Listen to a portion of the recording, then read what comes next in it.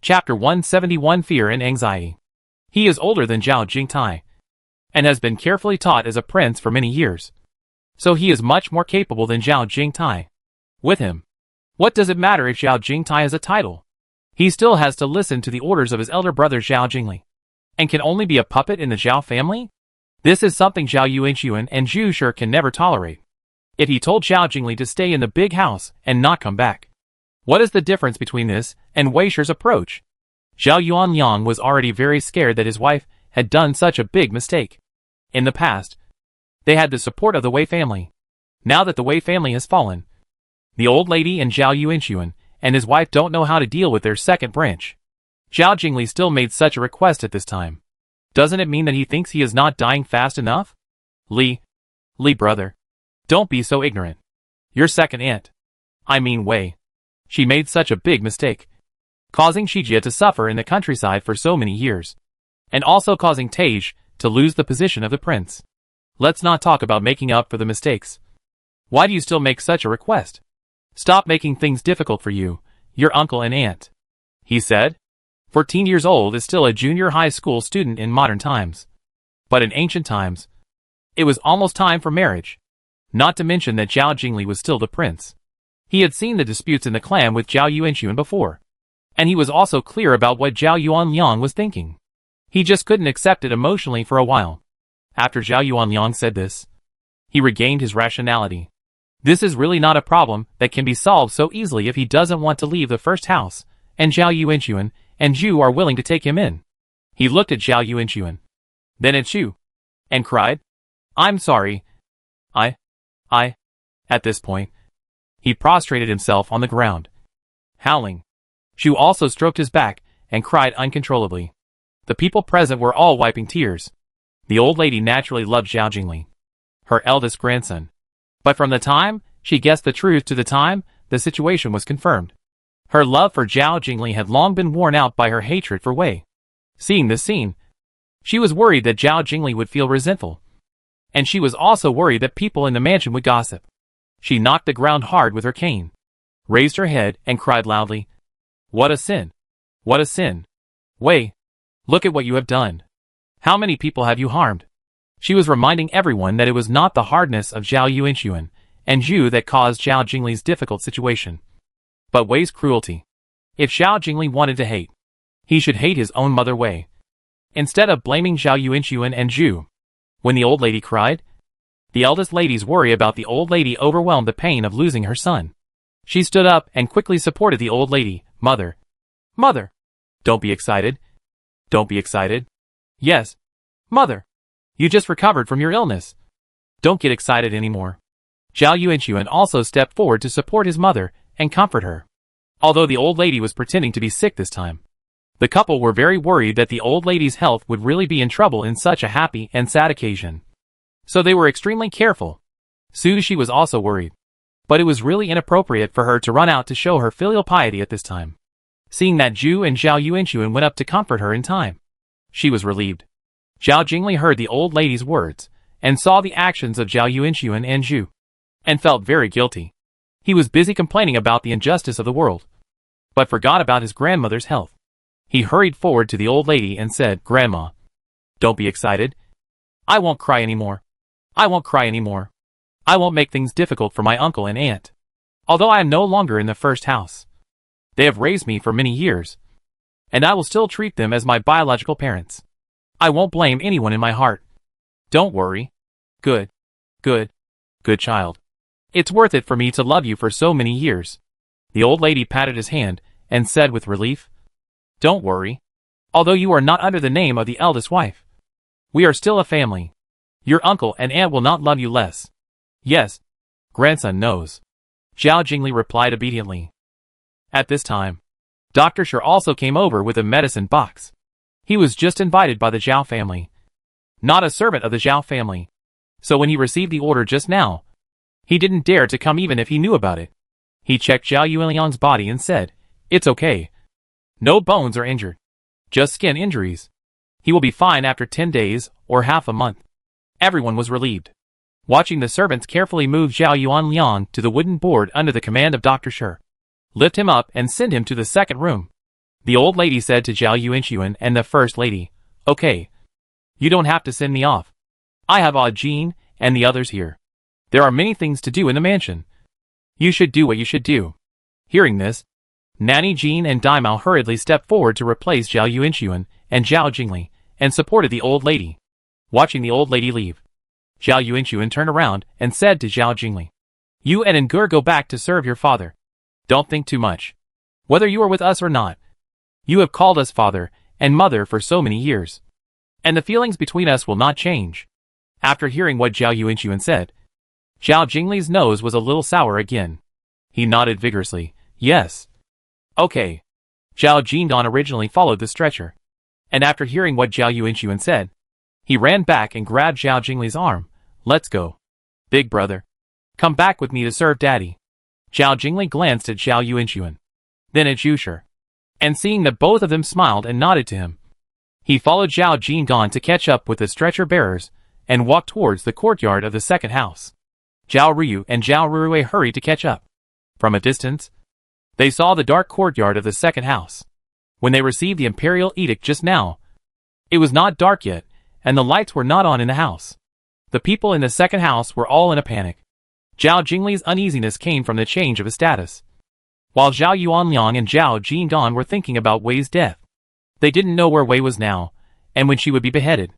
Should they go to see her? How should they treat the group of people in the Wei family? In the past, no matter what happened in the mansion, Zhao Yuanxun and the eldest lady would handle it, and they would be in the front. The second son and his wife only need to hide behind and don't have to worry about anything. But now, Zhao Yuanxun and the first lady can't go to take care of the Wei family, and the Wei family. Only the three of them can take care of it themselves. Zhao Yuanliang and Zhao Jing'an were panic-stricken and at a loss. Especially Zhao Jing'an, who suddenly felt that the burden on his shoulders was very heavy, and his heart was even more anxious. My father couldn't get out of bed for 10 days and half a month. He was willing but unable to do anything about the Wei family's affairs. The eldest brother has not accepted his identity at all. It seems that visiting his mother and grandparents in prison and sending them off for the last time all fell on him. Thinking of this, he turned to look at Zhao Ruyu.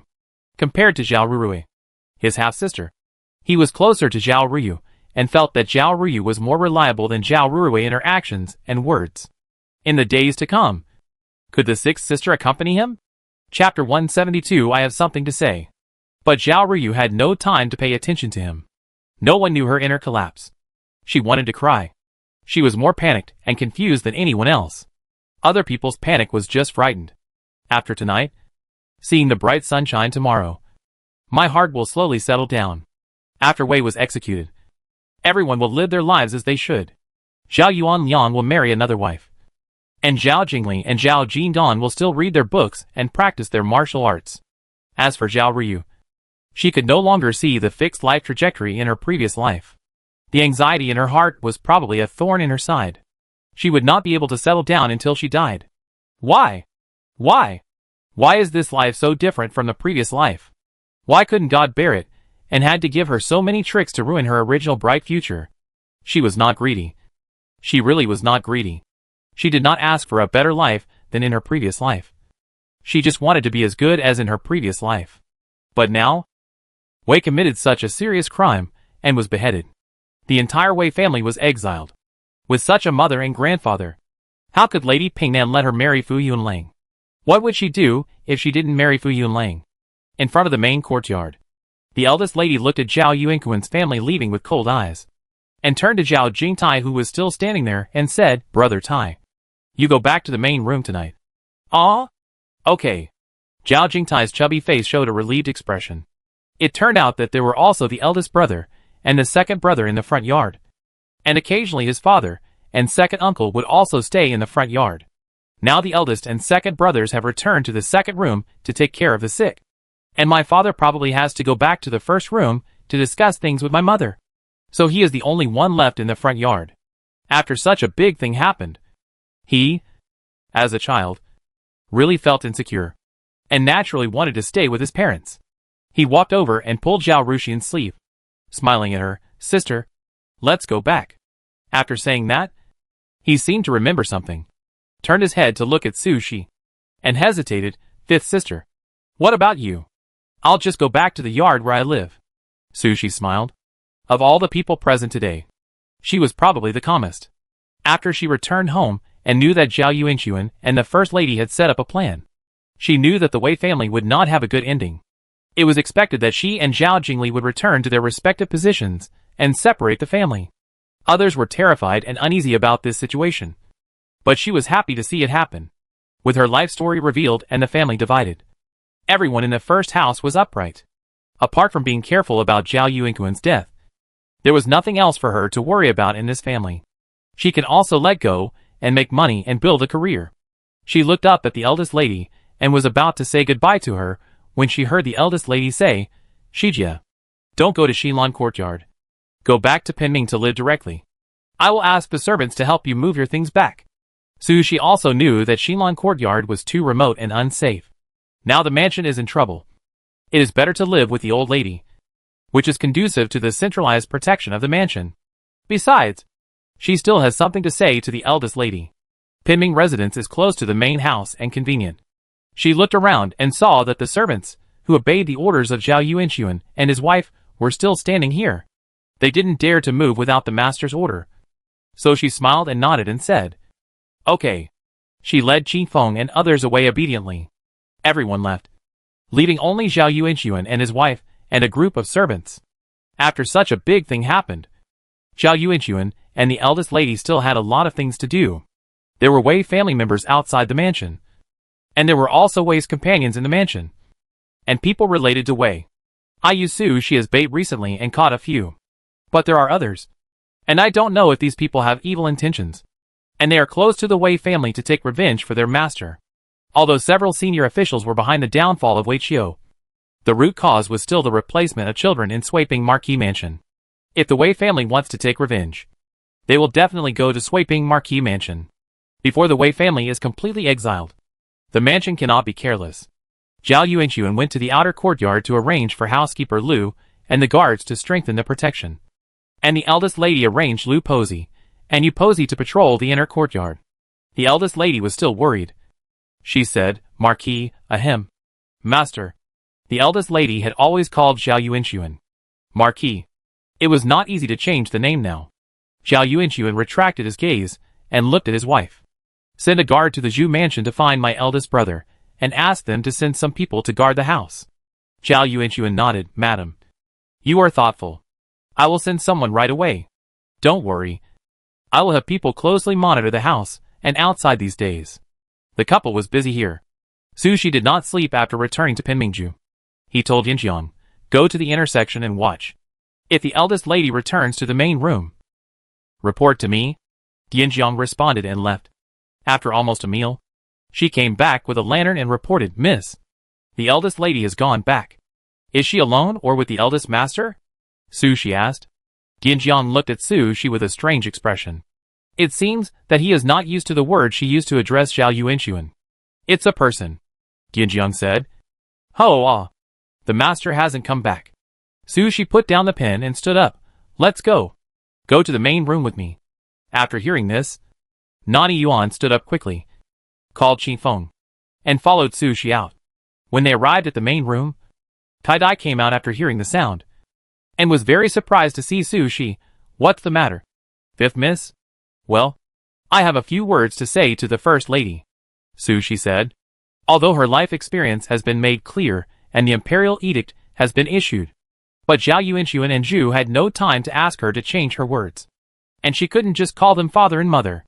But calling them uncle and aunt was not appropriate. So she simply called them master and lady. Madam is tired. She just took a bath and was about to lie down. Miss, if you have anything to say, just go in and say it. Originally, as a girl from the second house, Su Shi was treated differently by the old lady and the First Lady. So the servants did not dare to disrespect her at all. Now that they knew she was the eldest lady's child and Zhao Jingli was a fake, everyone sympathized with Su Shi and dared not neglect her. Otherwise, Kai Dai would not have let her enter the inner room without asking the eldest lady. Su Shi nodded and walked into the inner room. Kai Yun and Saixia helped the eldest lady take off her clothes and let her lie on the bed. When they were about to put down the curtain, they saw Su Shi coming in. But what happened? The eldest lady wanted to sit up as soon as she saw her. I'm fine. She hurried forward to catch her. I'll say a few words, and then I'll leave. The eldest lady still sat up, and put on the clothes handed by Kaiyun. You say. I heard that when Wei Shi first married into the family. The family conditions of the Wei family were not very good? She asked. The eldest lady nodded, yes. Wei Qiu was from a poor family. He passed the imperial examination, with the help of his father-in-law, who was a small landlord. They even rented a house at the beginning. And there were not many servants in the family.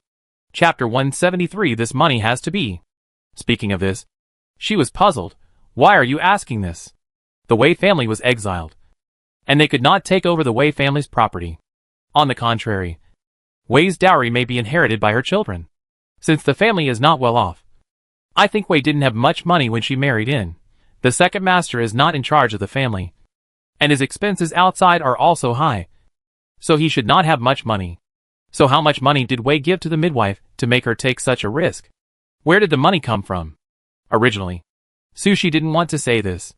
When Zhao Yuanxun and the first lady went to investigate the midwife, they found out that Wei had given her 3,000 taels of silver. The fact that the duke secretly gave silver to the two illegitimate sons was naturally exposed. But she had never heard the first lady mention this matter. And the family was going to be divided tomorrow. She was a woman, and couldn't participate in the division of the family. She was worried that if she didn't say it, Zhao Yuanxun and the first lady would not know. And the first house would suffer when the family was divided. When the first lady heard this, her expression immediately became solemn. She was the eldest sister-in-law, the wife of the prince of the duke's mansion at that time. It was she and the old lady who organized the wedding of Wei and Zhao Yuanliang. No one knew Wei's dowry, and the shabbiness of the Wei mansion better than her. When Wei married in, she had no more or less boxes, and seemed to be no worse than others in terms of quantity. But the boxes and boxes were filled with worthless things. At that time, because only her wed nurse and a maid were married in, the eldest lady sent a nanny and 2 maids to serve her. With them, Wei's money at the bottom of the box could not be hidden from the eldest lady. The Wei family was worried that it was too shabby, so they spent all their money on the dowry, and didn't give her any money to keep. The old lady was very wary of the 2 illegitimate sons, and restricted them very strictly. Apart from the monthly allowance of 50 taels of silver, they would not give her any extra money. They didn't have any private property. Zhao Yuanxun was lucky because he married Su, a merchant's daughter, with a rich dowry, which gave him money to spend. But Zhao Yuanliang, the second wife, had no extra money because Wei was poor herself. Wei was very vain, liked to dress up and loved to compare. Not only in the mansion, her food, clothing and expenses cannot be worse than those of the 2 sisters-in-law. But also the sister-in-law and brother-in-law of the Wei mansion cannot be better than her. So the monthly allowance of the second house was spent every month. If it weren't for the old lady not allowing them to buy on credit, they might have owed a large sum of money. It was not until Wei Qiu's official position became higher and higher, and the Wei family's financial situation completely improved, that Wei's mother was willing to subsidize her daughter, and gave 2 shops as dowry. And Wei Shi had working money in her hands, and she was much more comfortable. Thinking of this, the eldest lady felt that there was something strange about this matter. But Wei had been imprisoned, and would soon be beheaded. Even if they found out how much money she had given to the midwife, what would it matter? Could she still ask Wei for money? Thinking of this, the eldest lady asked Shi, what do you think? She knew that her daughter had always been good at making decisions. Otherwise, they would not have discovered that the child had been switched. Even if they had discovered it, they would have to endure the humiliation of Wei marrying Shi into the Wei mansion. Things had developed to this point today. Thinking about it carefully, it was all thanks to Shi's advice. Shi didn't expect Zhao Yuanxun to have not found out about this. At this point, she had to act like Zhuge Liang again. The midwife is not a fool. She has a big family, and it is impossible for her to take risks for a little profit. Without sufficient benefits, she would not dare to replace the bloodline of the duke's mansion. This is a matter of beheading. So I think that Wei gave her at least 1 or 2,000 taels of silver.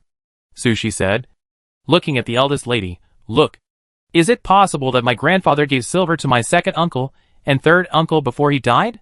Otherwise, how could Wei have so much money to give to the midwife? The eldest lady nodded repeatedly and praised, what you said makes sense. When my father-in-law was still alive, he valued the 2 illegitimate sons very much. especially Zhao Yuanxun. The Duke felt that this son was the most like him.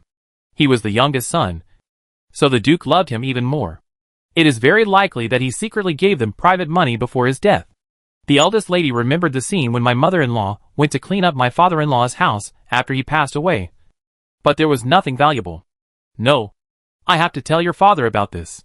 The eldest lady got out of bed.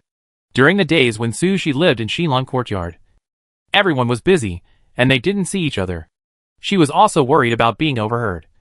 So she didn't ask She to change her words. But in her heart, she had already regarded She as her own daughter when she suspected this matter. At this time, she changed her words very smoothly. It's curfew outside now. Even if you tell Dad, he can't investigate this matter. But it will make him restless. Why don't we discuss it tomorrow morning? Anyway, the division of the family is not urgent. And it will be fine if it is postponed to the day after tomorrow. She hurriedly comforted her. Madame Zhou also advised, yes. What the young lady said makes sense. Let's go tomorrow. The eldest lady had to give up and looked at She and said, then you should go back and rest quickly. If there is anything, I will let someone tell you. She was itching to let She call her mother. But she always felt that such a light change of words was too disrespectful to the child. Wait until the clan members write her name on the family tree. And then let her change her words in front of the clan members. And she and her husband will give her a new gift. That is really love for this child. Well, okay. She even called him father. So she had no psychological barrier to calling him mother. Then you should rest earlier. Mother, I'm going back. She waved her hand and turned to leave gracefully. The eldest lady was sad and relieved because of her calling her mother. She laid down on the bed again, thinking about the money that Duke Sui might have left for his illegitimate son. She tossed and turned for a while before she fell into a daze. Before dawn the next day, the eldest lady sent someone to find Zhao Yuanxun and told him She's guess. I overlooked this, Zhao Yuanxun said in a deep voice. When he went to Gusu with Zhu Heyu, he only wanted to find out the identities of She and Zhao Jingli, and didn't think much about anything else. Later, the midwife turned herself in, and he didn't see her confession in the government office, and didn't know how Wei bribed the midwife. Now think about it. This is indeed a problem. Zhao Yuanxun didn't care much about money. He cared about the meaning of his father's action. How much he didn't trust his mother. Mother had invited famous doctors from all over the country for his illness. The family had already spent a lot of money because of the stupid things that father did. And the family was penniless. But during the years when father was ill, precious medicinal materials had never been out of stock. And it could be said that all the family wealth was spent. But what about father? He only had his 2 concubines in his heart. All these years, mother did not want to separate the family. She saw how upset the 2 concubines were.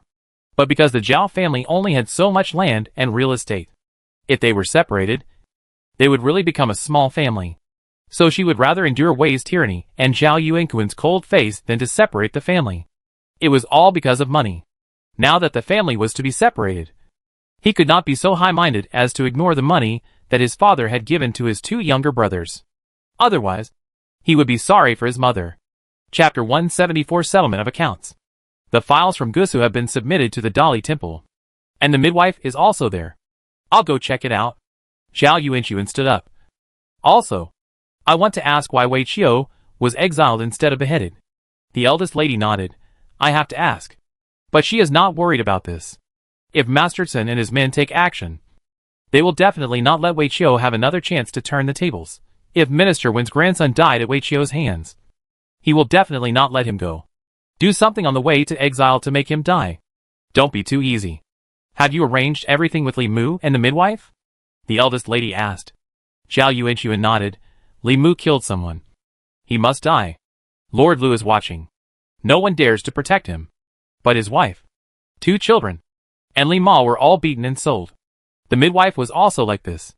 When the time comes, I will ask someone to buy them, treat their injuries, and set them free after their injuries are healed, which can be regarded as fulfilling my promise. The eldest lady said, they are the knife in Wei's hand. Although it was Wei who killed people with the knife, they are not completely innocent. But they helped us after all. And we said we would save their lives at the beginning. Now it is not considered a breach of trust.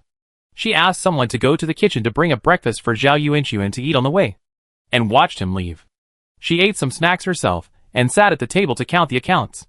Because she was going to divide the family, she had been collecting the properties and checking the account books during this period, fearing that Wei and Zhao Yuanxun would find out.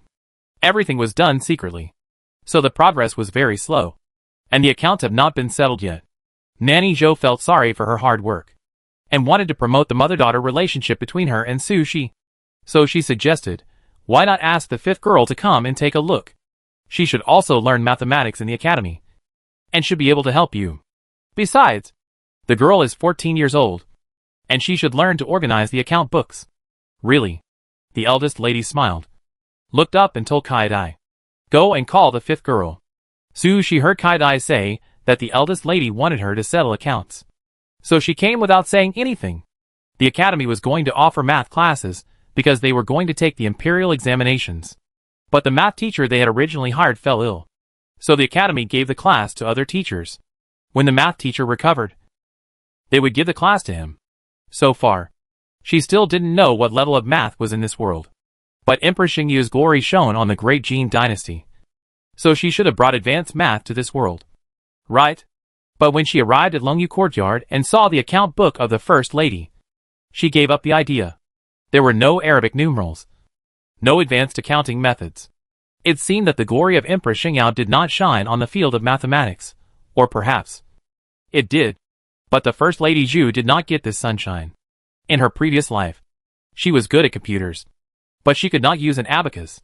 Mother, I can do mental arithmetic, but I can't use counting rods. Let me do it once and see if it is correct. If it is correct, I will do part of it for you with mental arithmetic. How about it? She said. The eldest lady asked her to come over, but she didn't expect her to help. Just like what Madame Zhou said, she just wanted her to come and learn how to manage the account book. Okay, then you do the math. The eldest lady smiled. I won't bother you. I'll go over there. Su Shi pointed to the corner next to her. If it were in the past, the eldest lady might not be happy. But this is her own child. It doesn't matter what he does. The eldest lady has the tolerance of an old mother. She said indifferently, go. Go. So several servants helped Su Shi move an 8-person table from the middle of the room to the corner, and put it in place according to Su Shi's request. They also moved a few account books to the table. They made her tea and served her a plate of snacks. Su Shi sat down, with the wall behind her and the window on the side. And the scenery outside the window was unique. The room was spacious, and it was a long distance away from the eldest lady, so it was very private. As long as the servants didn't disturb him, it didn't matter what method Su Shi used to settle the accounts. After sending Qin Feng away, Su Shi began to settle the accounts according to the eldest lady's request, because he had to teach painting. Su Shi was locked up in Xinlan courtyard and had nothing to do, apart from practicing calligraphy and reciting the 4 books and 5 classics to improve his grades. He also worked on his paintbrushes. The so-called paintbrushes were made by asking the kitchen staff to burn a lot of charcoal sticks with hard miscellaneous wood. Then they were asked to cut small bamboo sticks, split them in half, sandwich the charcoal sticks in the middle, and then wrap them tightly with cloth strips. And the primitive pencils came into being. This is the advantage of being an exploiting class. You only need to talk, and the servants will run around. Su Shi didn't even have to do it himself. Qi Feng, Tianjiang, and Itsue made 100 or 200 such simple pencils in a few days. Su Shi knew that she had to do the accounting, so she brought a pencil. She used the pencil to convert the capital Chinese characters into Arabic numerals on the paper, and then wrote the equation. In a few minutes, a page of accounts was calculated. The eldest lady was working hard with the abacus, and before she finished calculating 1 account book, Su Shi shouted, "It's done." When she looked up, the 5 account books she had taken were placed in front of her. You mean, you have calculated all these? The eldest lady asked in surprise. Yes, Su Shi said. There are 8 mistakes. Let me see. The eldest lady finished calculating her own page, wrote a number on the side, and then took the place where Su Shi had marked and calculated, in order not to disturb the mother and daughter. The servants were waiting outside, and only Madame Zhou was sitting in the corner in silence. Seeing this scene, she stretched her neck to look over here, as if she could see the eldest lady's account clearly this way. Huh? It's really wrong. The eldest lady checked her own numbers with the original account book, and then looked at Su Shi's numbers, and found that they were the same. She looked up at Su. She was surprised. Turned to the second mistake and calculated it again. After calculating, she let out a sigh of relief or regret and said to Su, my calculation here is different from yours. Well, it is also different from the original account book. Then please calculate it again. Su, she is very confident in herself. She always got full marks in mathematics. If she hadn't liked design, her math teacher would have forced her to apply for Tsinghua University's math department when she took the college entrance exam. The numbers in the account book were different, so the first lady had to calculate it again. When she reported the second number, her eyes widened. It was the same as Su Shi's. Now, she was convinced. When she finished calculating the 8 errors, her eyes sparkled when she looked at Su Shi. Parents always have a heavy filter for their children. If it were before, she would definitely ask Su Shi how he calculated it. But now, she doesn't even need to ask. There is only one result if she asks. That is, my child is smart. Chapter 175. Sweeping Marquis's house is poor. She pushed the account book in front of Su Shi. Calculate all these for me. Su Shi estimated and found that there were only a dozen account books, and agreed very straightforwardly. Okay. Calculate it in half an hour. Again asked. Is it in time? The ancient characters were written in large letters, and a dozen account books looked a lot. But in fact, there was not much content. It's in time. Don't worry. Calculate it slowly. The eldest lady stood up. Refreshed. I'll go see your grandmother. Su Shi said it would take half an hour. But it actually took no time at all. She finished the account in just 3/4 of an hour. After calculating all this, she looked at the Zhao family's property written in the general account book by the eldest lady, and found that the Zhao family did have 200 hectares of land, which were scattered in several counties around the capital. In addition, there were 6 shops. She just calculated the account books of these 6 shops. In addition to these lands and shops, the Zhao family had no other property in the account. 1 hectare is equal to 15 mu, and 200 hectares is 3,000 mu of land, which seems to be a lot. But in ancient times, the yield of the fields was not high, and the value created was not great. The 6 shops were engaged in the grain business, selling the grain produced in their own fields. The business was neither good nor bad, and the income was average. In ordinary families, with such a family background, they could live a very good life. But the Sweeping Marquis mansion was a noble family, and in order to maintain the appearance, the family kept many slaves. Each master not only had to pay monthly silver, but also had to make clothes and jewelry every season. Su Shi used the remaining 1/4 of an hour to roughly calculate the accounts for the Marquis mansion, and couldn't help but smack his mouth. The monthly allowance was 400 or 500 taels. This did not include the daily expenses of so many people in the mansion and the seasonal clothing, the expenses of the masters making clothes and jewelry, the expenses of the banquets from time to time, and the social interactions throughout the year. After doing the math, Su Shi felt bald for the eldest lady. The income was not enough to cover the expenses. At this time, Su Shi couldn't help but feel fortunate that the Bo mansion was going to be divided. After the division, the masters of the first house were only the old lady, Zhao Yuanxun, and his wife, and she, Zhao Jingtai. The number of servants to be supported was also reduced by more than half, although half or even more of the land and shops had to be allocated to the second and third wives. The family did not need to be so large, and life could be good if one lived within one's means. Weddings and funerals were the most expensive. The second wife had 4 children, all of whom were about the same age, and they had to get married in 2 or 3 years. Whether they were getting married or getting married, it would cost a lot of money. That was not all. Zhao Yuanxun also had to get married. This all required money from the eldest lady. The betrothal gifts for Zhao Yuanxun, Zhao Jingli, and Zhao Jingdan were paid by the public, but the dowries brought in by their wives were from their own families. This means a large amount of money has been taken out, but there is no income, not to mention the dowries of Zhao Ruyu and Zhao Rurui. After the family is divided, the eldest lady doesn't have to worry about these things. Otherwise it will really worry her to death. At this time, the eldest lady also came back and asked Su Shi, "How is the calculation?" "It's all calculated."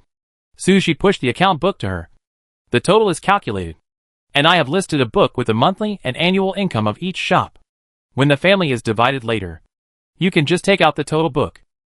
After that, she reported the account she had just calculated to the eldest lady and asked, Mother, is that right? The eldest lady and Aunt Zhou were already surprised that she could calculate accounts so quickly. After hearing her report, the two looked at Shi as if he were looking at rare jewels. What's wrong? Why are you looking at me like that? She couldn't help but touch his face. Could it be that she got ink on her face? Why are people different? The eldest lady sighed with emotion. Your second sister is Ruju, who got married not long ago. Although she is not the head lady after marriage, she has to know all the expenses in her yard, the farms and shops in her dowry, even if there are accountants and maids to help. She, as the head of the family, must know the general situation. The eldest lady sighed. Before she got married, I taught her how to manage the household, how to calculate accounts, and how to calculate the expenses of the mansion. But your second sister calculated for a few days, and was still confused. When asked about the various expenses, she either had no idea or reported the wrong number. And the error was quite outrageous. It gave me a headache. Shi's face was full of sympathy. Zhao Ruju must be a math idiot. In addition, the mansion probably trained her in music, chess, calligraphy and painting. The math level in this era was not high. And the accounts in the mansion were so trivial, which really made it difficult for her. Unlike you. The eldest lady looked relieved. You are good at math. That's natural intelligence. The most rare thing is that you have a big picture in your mind.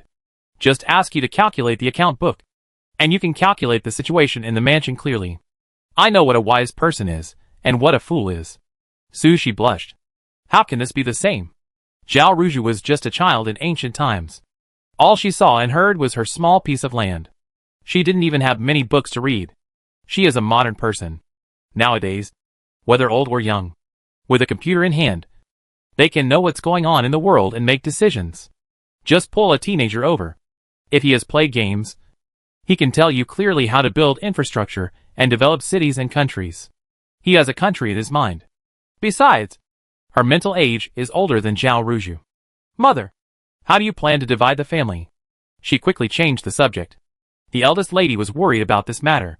When she heard Shi's question, her eyes suddenly lit up. Her daughter was very intelligent. You can tell from her analysis of the situation in the mansion just now. Not to mention that she discovered all the conspiracies of the Wei family. How do you think the family should be divided? She asked. Are there any rules for the division of the rich family? Shi first asked about the rules. There is no fixed rule for this. The eldest lady sighed. When there are elderly people, the eldest son takes care of them. If he has a title, he will take at least half of the property, and the rest will be divided among the other brothers. But there are also those who are mean and overbearing. The eldest son takes the lion's share and only gives a little to his illegitimate brothers.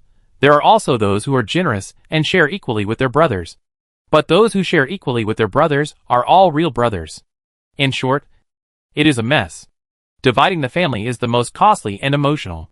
Shi heard it and shook his head. In this case, let's listen to Grandma and Dad. The eldest lady sighed. Your father is fine. He doesn't care much about money. It's okay if it's more or less. He doesn't want to be accused of mistreating his brothers. But your grandmother doesn't want to. The Zhao family can have such a family background because of the dowry brought by the wives of the first wives from generation to generation, and the careful management of the wives from generation to generation, in order to provide food, clothing and daily necessities for the family, and to make the family have more land and property. I don't know how much effort each wife has put in. Chapter 176. Each has his own plan. She smiled contemptuously. The mothers of illegitimate children are either slaves or members of the imperial family. Not only do they not have a dowry, but their families have to rely on the mansion for support.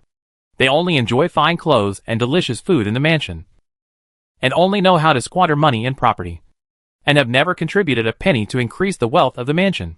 Why should their children enjoy the same treatment as the children born to the main wife? So your grandmother is not happy to give money and land to your second uncle and third uncle. Not to mention this house passed down from your ancestors. This house is in a good location and has a large area. It was given by the royal family. Once it is distributed, it will be difficult to get it back. Shi shook her head. If you want to keep the house, you have to give them more land and shops.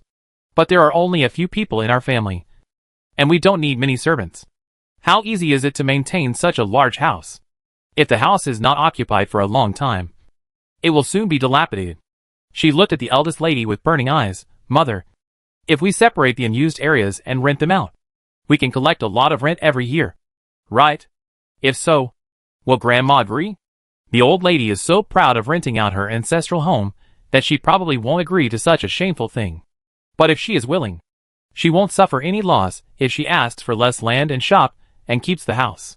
The eldest lady was stunned. She really didn't think there would be such a bold move. How can this be done? She was a little choked when she spoke. Su Shi's approach really subverted the thinking of the daughter of a wealthy family. The wealthy and nobles have a lot of real estate and don't care about money. Leaving the house empty and not renting it out is just for occasional stays in the house. And servants have to be sent to guard and take care of the house to prevent it from falling into disrepair. And there are more than one such house. There are 2 or 3 in the city, and 2 or 3 outside the city. This is called generosity.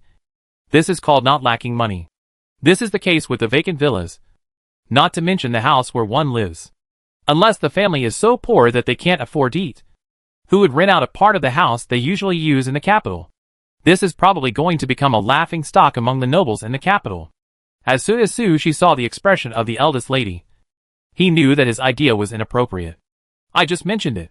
She smiled. Madam, the Lord is back and is with the old lady. He asked you to go over to discuss something. Saisha came in to report. Now the servants in the mansion are very embarrassed to address Zhao Yuanxun. In the past, they were used to calling him Lord Marquis. But now this title is definitely not allowed. Change it to Lord. It seems to poke the master's heart. Calling him master doesn't seem appropriate either. For the same reason as above. Anyway, it's really hard to be a man. Not to mention the servants. Even the madam herself is not used to it. She was stunned for a moment when she heard the word master. And then she realized that it was Zhao Yuanxun who was talking about him. Sister Shi, go back and have a rest. I'll go see your grandmother. The madam stood up and said. The two of them went out together and arrived near Rongshi Hall. Su Shi said goodbye to the madam and was about to turn around and go back to Pinmingju. But she saw a group of people coming from the direction of the second room. And she couldn't help but stop. What are they doing? The eldest lady saw the person coming and frowned. Several servants carried a stretcher with Zhao Yuanliang lying on it. The 4 children from the second room gathered around and came over here together. Su Shi glanced at Zhao Ryu and chuckled. I guess they don't want to split up the family. In the novel she read, the most glorious moment in the life of the heroine Zhao Ryu was when she married Fu Yunlang and later became the wife of Ping An Marquis. Now Wei was convicted and beheaded. And Sui Ping Marquis' family was split up. Zhao Ryu was already in an awkward situation. After the family was divided, she was no longer a noble lady. She also had a foster mother who was beheaded by the court. Would Lady Ping An allow her to marry? She wanted to marry Fu Yulang smoothly as in her previous life. But it was difficult. In Zhao Ryu's view, Wei's stupid behavior simply ruined her entire life. In the second room, Zhao Ryu was unwilling to split the family. And Zhao Jingli was also unwilling to split the family. And Zhao Yuanliang, who was the most capable of making decisions, probably didn't want to split the family either. If the family is not divided, Zhao Yuanliang does not have to worry about anything. Just eat and wait for death. After the family is divided, he has to arrange the marriages of the 4 children, the food, clothing and daily necessities of the whole family, and the interpersonal relationships. For Zhao Yuanliang, who has never worried about anything in his life, this is really more painful than death. As for Zhao Jindan and Zhao Rui, they may not want to divide the family. After the family is divided, according to Zhao Yuanliang's character of not worrying about anything, the family will definitely be in chaos. Wei was beheaded for a crime, so there is no need to pay attention to morality. Maybe Zhao Yuanliang can bring them a stepmother in Rexiali. With a stepmother, there will be a stepfather. Zhao Jinan can forget about his old life. Zhao Rui's marriage will be decided by a strange woman. In comparison, the generous aunt is more reliable. The eldest lady naturally wants to divide the family. But thinking about her mother-in-law and looking at this big family, her head hurts. Maybe this family can't be divided. Mom, do you want to divide the family? Su Shi asked the eldest lady before they approached. Of course I want to. Even in my dreams. It's just that your grandmother. The eldest lady shook her head. Su Shi rolled his eyes and turned to tell Kai Dai, go. Call the 3rd young master. Kai Dai glanced at the eldest lady and saw that she had no objection. So she picked up her skirt and ran towards the main room.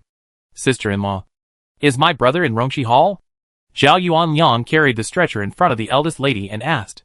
Yes. Why are you running around instead of taking a rest? The eldest lady scolded. Hurry up and carry it in. A group of people entered Rongshi Hall. And the old lady and Zhao Yuanxun were indeed sitting there talking. Without Zhao Yuanliang's reminder, the 4 children of Zhao Jingli knelt down to the old lady and Zhao Yuanxun on behalf of their father.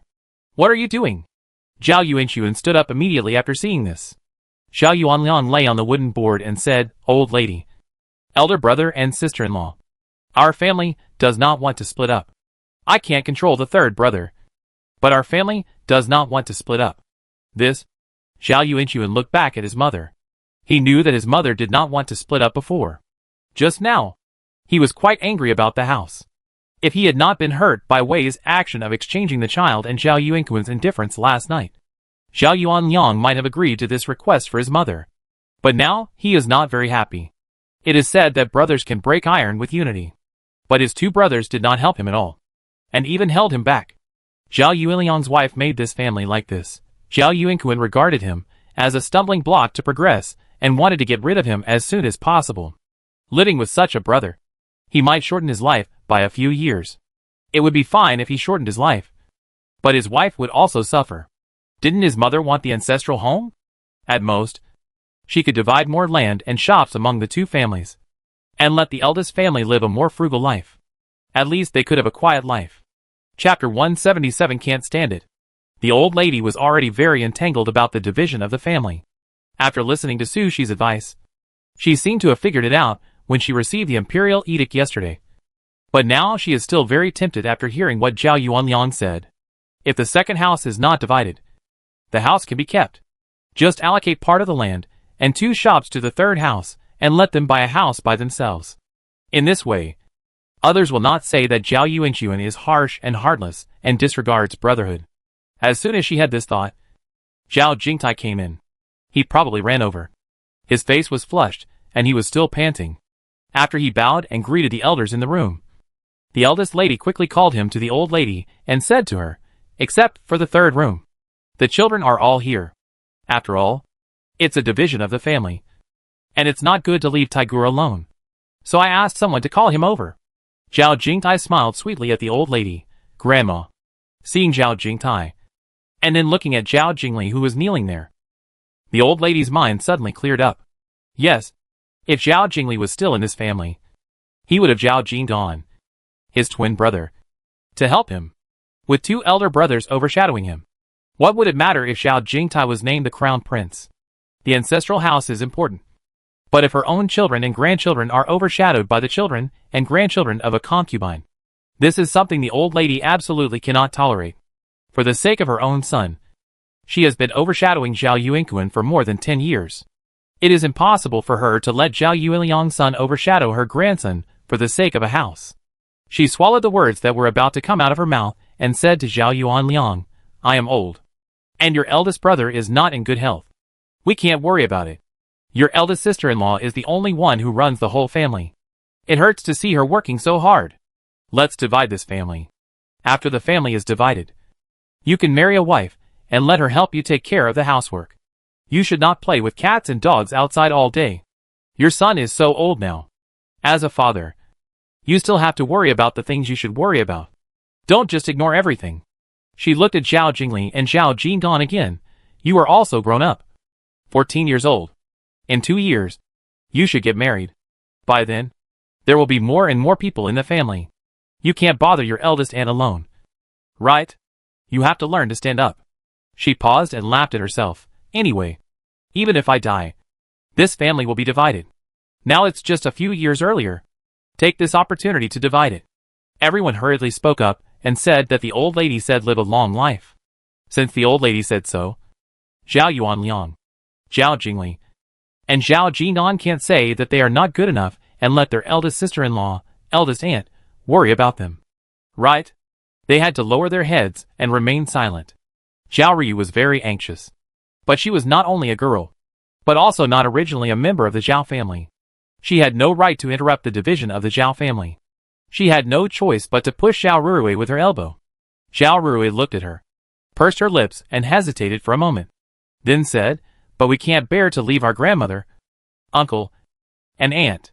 The four of them knelt there, and the eldest lady stood behind the old lady. She could see clearly what the four people did and what their expressions looked like. In order to prevent the old lady from wavering, the eldest lady quickly took over the conversation and said, "Even if the family is divided, we are still a family. If you are interested, come and visit the old lady often. Ruijie, you are grown up and can't stay at home for long. No matter how reluctant you are, you have to get married. We will still be separated at that time. Right?" Then she turned to Zhao Yuanxun and asked, "Master, have you invited the relatives? When will they come? We have to prepare." Zhao Yuanxun did not invite the relatives. After he came back from the government office to inquire about the news, he originally wanted to tell the old lady that Wei had given 3,000 taels of silver to the midwife, so that the old lady would be prepared in her heart, so as not to get emotional about this matter after the relatives came and cause trouble. But he understood what his wife meant. He said, "We have an appointment. You know, Uncle Joe is in poor health and has been taking medicine all year round. We have to wait until he drinks the medicine at home before coming." He looked at the sky. "It will probably take more than half an hour." The old lady saw that Zhao Jingtai had already made up his mind. Now, after listening to the conversation between Zhao Yuanxun and his wife, she knew that they still wanted to insist on dividing the family. Although she was the elder of the two, they still had to be the head of this family. She immediately said, "Okay, all of you get up. Tortoise, glass, pearl, agate, help them all up." The four maids hurried forward to help them up. Zhao Yuanliang wanted to say something, but the old lady and the eldest sister-in-law had said so. He thought about it and couldn't find a reason to stop them. He just sighed and gave up. Zhao Ryu had a lot to say, but she also knew that once she opened her mouth, no matter which of the three people, the old lady, the eldest lady, and Su Shi, disliked her, they would take the opportunity to ask her to go back to the Su family, and then she would be finished. So even though she was unwilling, she didn't dare to say a word. "Second brother, you go back first. I'll notify you when Uncle Joe and the others come," Zhao Yuanxun said. He said you, not you. If Zhao Jingli was still the prince, he would have to participate in the division of the family. But now he is not. He and Zhao Jing'an are not yet adults, and children are not eligible to participate in the division of the family. Originally, women were not eligible to participate, but the old lady and the first lady Zhu both had imperial edicts, and their status was higher than that of Zhao Yuanliang and Zhao Yuanxun, the two commoners. The old lady was the elder, and the first lady was the eldest sister-in-law and the actual manager of the Beau's mansion. The account books were in her hands, so she naturally needed to participate. Zhao Yuanliang had no choice but to lead everyone back to the second room in shame. As soon as they left, Su Shi also said goodbye tactfully. In modern times, women have inheritance rights, so they can naturally participate in matters such as family division. But it was not possible in ancient times. Besides, this family business was not earned by her, so she was too lazy to intervene. She was not even interested in sending people to inquire about the follow-up matters, and only asked Nani Yuan about the relatives. The Zhao family was not originally from the capital. The ancestor followed the emperor to conquer the world, made great achievements, and became a duke. But the people in the hometown had long been gone, so no one followed to the capital. However, the ancestors had many children, so they naturally separated.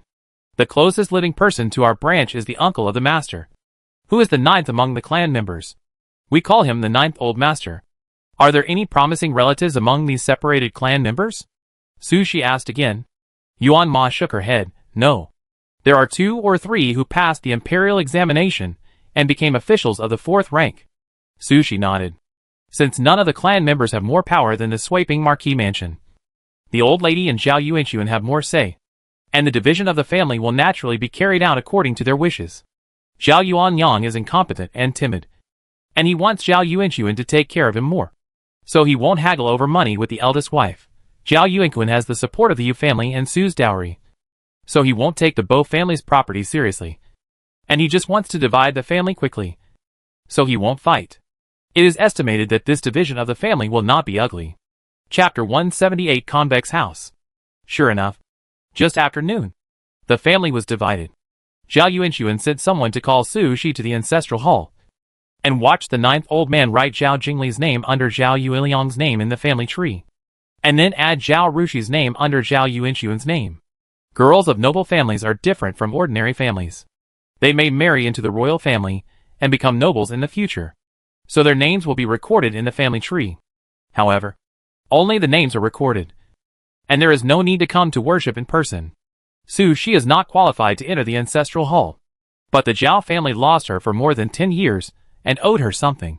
In addition, Zhao Yuanxun insisted again and again, so the clan members allowed her to enter the ancestral hall. At that moment, Zhao Jingli and Su Shi knelt down and kowtowed in front of the ancestral tablets in the ancestral hall. In this way, the two of them returned to their respective positions. After sending the clan members away, and the people from the second and third branches dispersed, Zhao Yuanxun said to Su Shi, "Our family's affairs have been heard by the gods. It is not good not to move your household registration back. Otherwise you will be reported, and you will be convicted. I will go to Baining County tomorrow, and move your household registration back. As for whether you can still study at the Backnan Women's Academy, I have to go to the academy to ask. Although we can also take advantage of the relationship with Princess Shangda, and ask someone to pass on a message to her. This matter involves a lot of things, involving the power struggle among the various factions in the palace. And it is not a matter of personal relationship, so it is better to ask through the academy. I will go to ask after I go to Backnin to register my household registration. If Princess Shangda thinks you can't stay there, you can go home. Your parents have specially hired a teacher to teach you at home." Su Shi was naturally reluctant to leave Baining Women's Academy. She also didn't want to be an ancient woman staying in a deep house. But the sweeping marquis's mansion had just angered the emperor, and there were many people in the court who were friendly with Wei Qiu and wanted to catch the marquis's pigtails. The Zhao family also had Zhao Yuanxun, who regarded the old lady and the first house as enemies, and might ask someone to report Zhao Yuanxun in the court. Su Shi naturally couldn't be willful because of her selfishness. She nodded and said, "Everything is up to Daddy's arrangement." Ever since he knew that this was his daughter, and heard his mother and wife praising her all day long. When Zhao Yuanxun went to the academy to pick her up that day, he felt that his daughter was good no matter how he looked at her. She was good-looking and smart, and his fatherly heart could no longer calm down. Seeing his daughter so obedient, he couldn't help but pat Su Shi's head and said with a smile, "Good boy." Su Shi was originally only close to the old lady and the first lady, and had little contact with Zhao Yuanxun, and felt unfamiliar. But now he patted her and heard this. Good. The word. Her only defense was broken at once. The eldest lady was very pleased to see her husband and daughter so close. After separating from her husband in the front yard and sending her mother-in-law back to Rongxi Hall, the eldest lady said to Su Shi, "Go to my place. I have something to tell you." Su Shi followed the eldest lady to the main room. After sitting down in the house, the eldest lady told her, "I will tell you the details of the division of the family." She pointed outside. "This house is divided into 3 parts. We occupy the large part in the middle. We will give them the courtyard where they live now. Just seal the archway leading to this side, and open a big door on the other side." Su Shi nodded.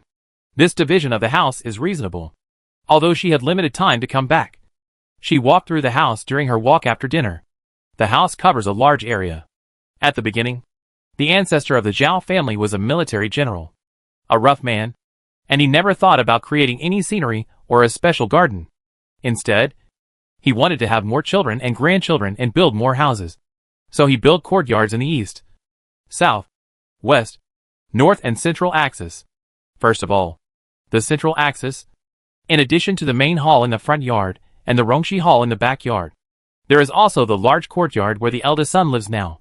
There is a large courtyard in the southeast corner and southwest corner of the outer courtyard. The southeast corner is now the study room for the gentleman, and the southwest corner is the guest house. The second room lives in the northeast corner of the house, and the third room lives in the northwest corner. The servants of each room live in a row of servant rooms built behind each room. In order to facilitate management, each courtyard was separated by a wall, leaving only an archway for people to enter and exit. After nightfall, each room will lock the door or send someone to guard the door, each responsible for their own safety. Now the houses of the second and third rooms are directly separated, and the remaining houses have become one-shaped. The remaining area of the house is also very large, and there are so many courtyards. In Sushi's opinion, it is already very good. At least the people in the big house can't live in it all. In the future, Zhao Jingtai will have 5 or 6 sons, and they will all live in a spacious place. But the ancients paid attention to building houses in a square shape, which is called 4 corners. It is unlucky that the house is missing 2 corners now. The old lady is probably a patient with obsessive-compulsive disorder. Otherwise she would not be reluctant to divide the family for a house. The 2 missing corners are probably making the old lady uncomfortable and unable to sleep at night. Each of them has a shop, which is small and located in an average location. The second branch of the farmland was divided into 250 mu. And the third branch was divided into 360 mu. Because the 2 plots of land are in 2 different counties. There are only so many mu. So they can only be divided like this to make it easier to manage. For the difference, your third uncle will use silver to compensate your second uncle. As she said this, she laughed and tapped Sushi's forehead lovingly, saying, "We can divide it this way thanks to you, child." "Ah?" Sushi blinked innocently. "What does this have to do with me? I told your grandmother about your idea of renting out the house." When your grandmother heard the idea, she quickly agreed to divide the house where the second and third rooms lived. She was worried that I didn't have money, and I listened to you and rented out the house, which made others laugh at our family. Sushi couldn't help but cover his mouth and laughed, as proud as a little mouse that stole oil. "There is still money," the eldest lady sighed. "There are still 5,352 taels of silver in the public treasury. We own about 80% of the land and shops. So this cash should also be divided. Fortunately, you reminded me that your father went to the government office and asked someone to copy the midwife's confession, and then put it in front of your second and third uncles. So they had nothing to say.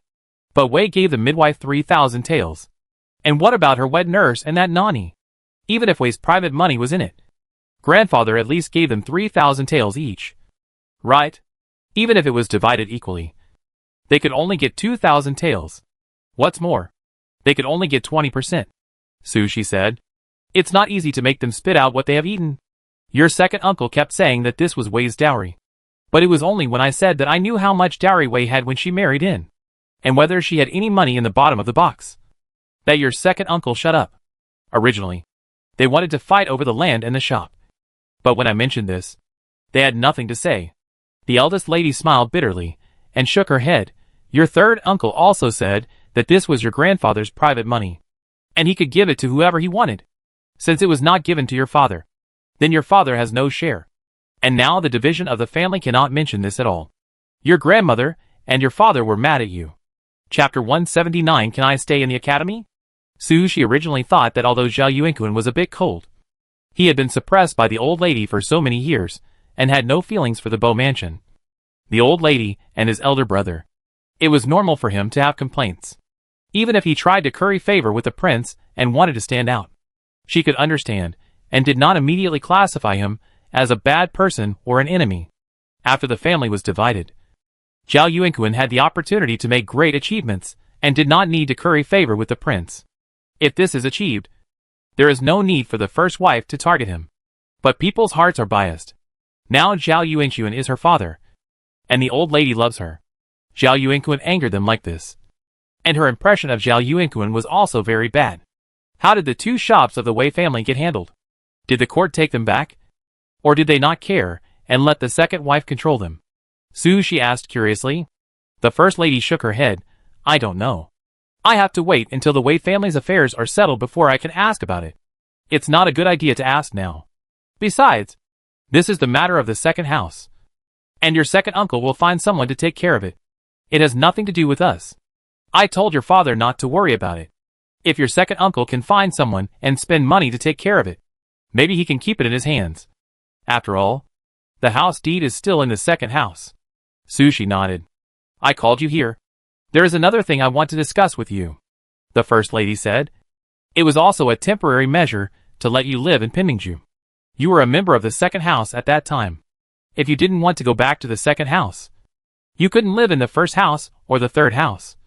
So you could only live there. Now that the situation has changed, you might as well move back to the main house." She pointed to a direction to the east. "There is a courtyard over there, called Xiaoju Courtyard, with a quiet environment, not far from here. Your third sister Xuanmei courtyard is also nearby. If you live there, you can get closer to your third sister. Su Shi thought about the location of Xiaozhu courtyard and nodded obediently. Okay. I'll follow my mother's arrangements. The main house courtyard is actually very close to Rongxi Hall, because the area of the Bo Mansion is very large. The courtyards in the courtyard group are not closely connected, but are separated by a distance. The same is true for Xiaozhu courtyard. Although it is located in the courtyard group of the main house, it is an independent courtyard, not adjacent to the Longyu courtyard of the First Lady and the Xuanmei courtyard of Zhao Ruxin. The First Lady was so happy that she said, "Then I will ask someone to help you arrange it first, and then we will move in." Okay. It was noon at this time. The lunch break time of Binding Academy had passed, and it was finally time for Mr. Kang's painting class. He entered the classroom excitedly, and found that Su Shi's seat was empty. He was immediately unhappy, and asked Su Shui, "Where is your sister? Is she staying in the north courtyard? Isn't she taking the painting class? Is it right to be cocky just because she knows a little about painting? Hurry up and call her over." Master, my sister is not in the north courtyard. She asked for leave. Her grandmother is sick, and she went home to take care of her." Su Shui stood up and said, "Taking leave to take care of her?"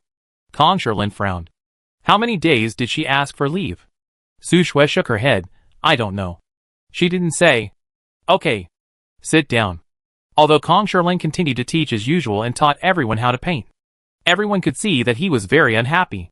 His sharp tongue was fully utilized, and he almost made the girls cry. After finally waiting until the get out of class was over, Kong Sherlin went to Mrs. Chui and found that she had indeed asked for leave to go home to take care of the sick. He was about to leave in a bad mood and almost bumped into a middle-aged man. Seeing Kong Sherlin, the man's body trembled slightly, and he quickly bowed to apologize to him. "I'm sorry. I didn't notice you were going out." Kong Sherlin had to return the greeting. "It's okay." Seeing Mrs. Chui stand up and Master Chen following behind the man, Kong Sherlin knew that this man came to the academy for something. He was about to leave when he heard the man say to Madame Chui, "I am Su Shi's father, Zhao Yuanxun, the Earl of Suiping. I came here today to discuss Su Shi's matter with Madame Chui." Kong Sherlin's legs, which had just stepped out of the door, retracted again. He turned around and looked at Zhao Yuanxun twice, without saying a word, and sat down on a chair next to him. Zhao Yuanxun first handed the note to the gatekeeper at the door, and Madame Chui knew his identity. He was the head of the family and a noble. So she asked Madame Chen to go out and bring Zhao Yuanxun in. At this time, seeing that the Suiping Earl was in his early 40s, although he was thin, he was handsome and elegant. When facing them, he behaved politely and neither servile nor overbearing, which made her feel more favorable. Mrs. Chui greeted Zhao Yuanxun and asked him to sit down.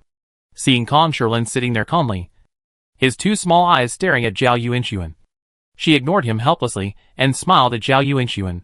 "I wonder what the Earl is here to discuss. I wonder if Madame has heard about my family's affairs."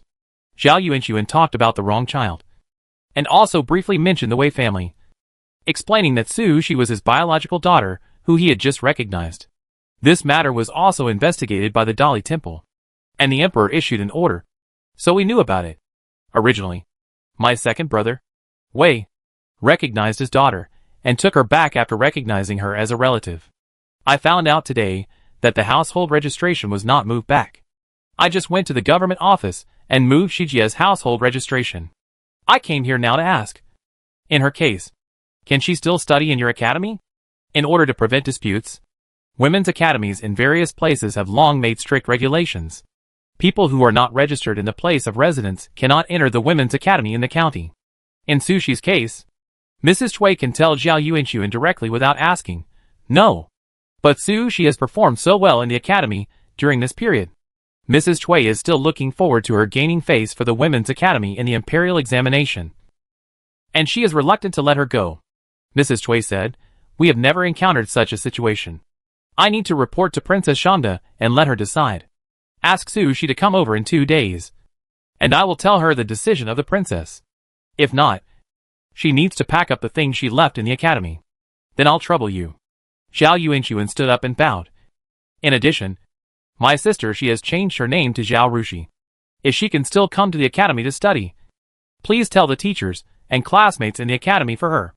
Zhao Yuanxun was a man who did things quickly and efficiently.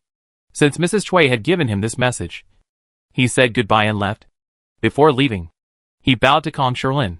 Kong Sherlin couldn't help himself, but at least he knew the importance of the matter and didn't interrupt.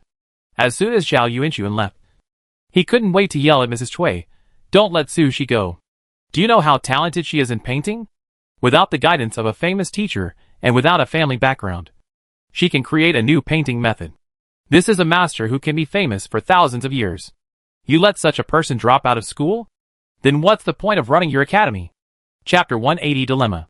He stood up and said, "I'll go talk to Shonda. This is really unfair." Before he finished speaking, he had already walked out the door. Mrs. Chen looked at Mrs. Cui. "Should we ask someone to stop him?" Mrs. Cui shook her head and smiled. "Since he wants to go, we don't have to run errands." "Okay. Wait here. Do you think the princess will agree?"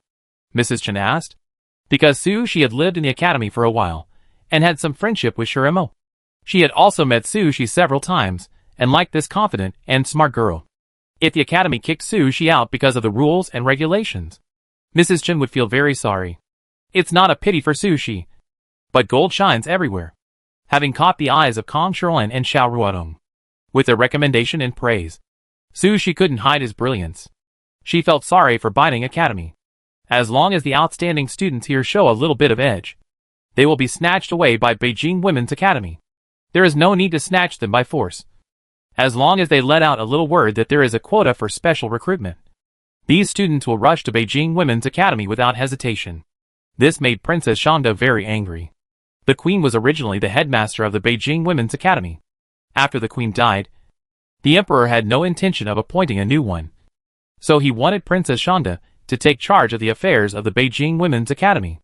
After all, Princess Shonda had been the headmaster of the Beijing Women's Academy for many years, and had rich experience. Her status was also noble enough, and she was fully qualified to serve as the headmaster of the Beijing Women's Academy.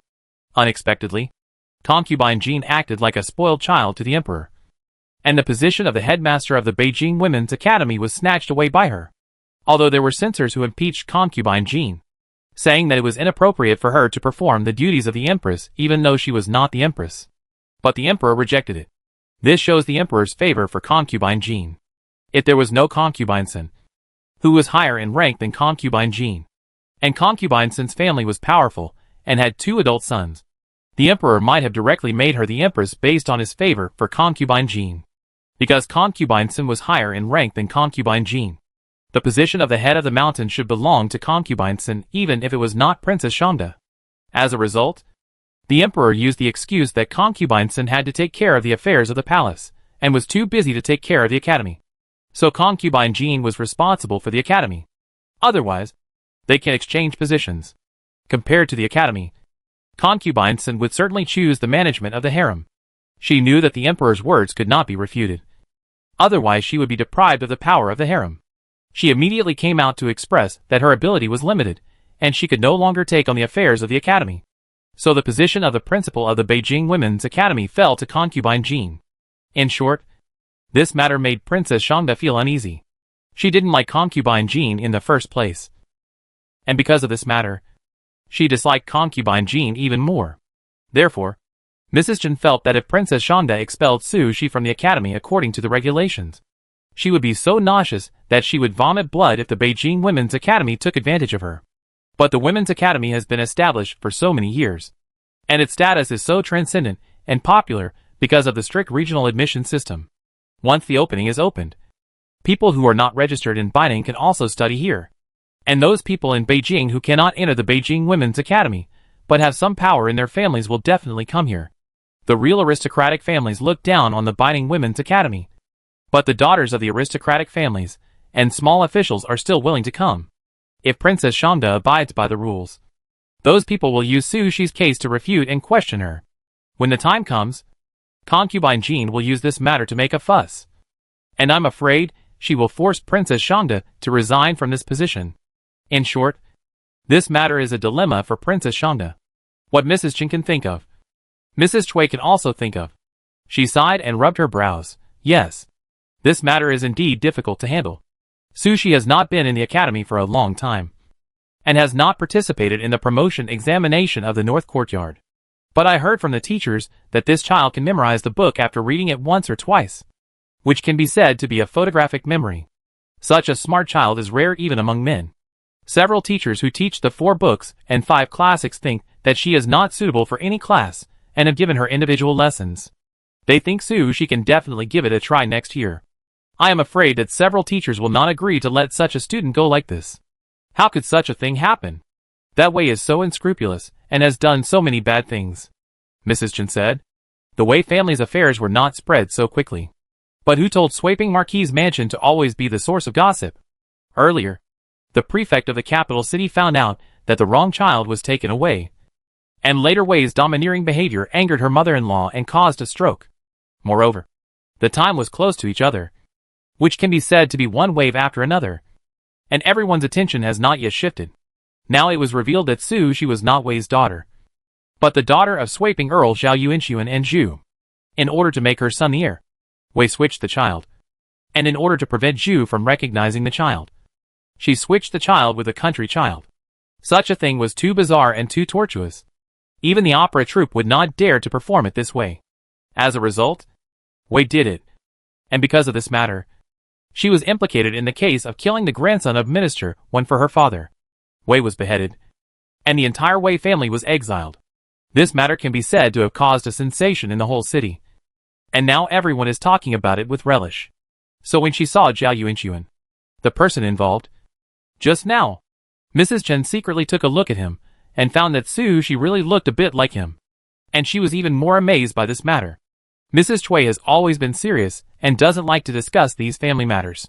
She dismissed Madame Chen with a few words, and after some thought, she took a carriage to go to Princess Shanda's residence. Kong Sherlin was an unreliable guy. If he made trouble and angered Princess Shanda, wouldn't it be counterproductive? She should report these interests to Princess Shanda herself, to prevent the princess from doing something she would regret. When Madame Cui arrived at Princess Shanda's residence, she found Kong Sherlin walking back and forth with his hands behind his back, like a millstone. As soon as he saw Madame Cui coming in, Kong Sherlin shouted, "Look! Look! This Shanda actually ran back to the capital. Why is he running around for no reason? We are missing him." Shin Feiyang, the youngest son of Princess Shanda, who was greeting Madame Cui, called Kong Sherlin helplessly, "Uncle, my mother didn't know you were coming. Otherwise she would have waited for you at home." That's right. Kong Sherlin, this ugly old man, has always been venomous. But he has lived to this age without being beaten to death, because his family background is also very prominent. His deceased mother was also a princess of the Great Jin dynasty, the aunt of the late emperor. Kong Sherlin is the cousin of the late emperor, the uncle of the current emperor and Princess Shanda. His father is the late Duke of Anghua, and the current Duke of Anghua is his nephew. Chapter 181 Aggression. People like Kong Sherlin and Xiao Ruodong, who were born into prominent families and were extremely talented and engaged in art, all had one common trait, which was that they were pure and noble, and ordinary people looked down on them. It was just that Xiao Ruodong was innocent, while Kong Sherlin was very aggressive. What kind of aggression? It was said that when the late emperor was 11 or 12 years old and was still a little prince, he went out to play with Kong Sherlin. The two of them fought fiercely on the ground because they were arguing about the ownership of a rabbit that they had shot at the same time. The late emperor was beaten black and blue by Kong Sherlin. He went home to complain to his father, and was punished by his father to kneel down. Although the two quarreled, they still liked to play together. 2 days later, they sneaked out to visit a brothel again. When they were discovered, their buttocks were both bruised. Later, when they grew up, the former emperor ascended the throne. Kong Sherlin disliked his vulgarity, and didn't like to play with him. But the friendship between the two since childhood.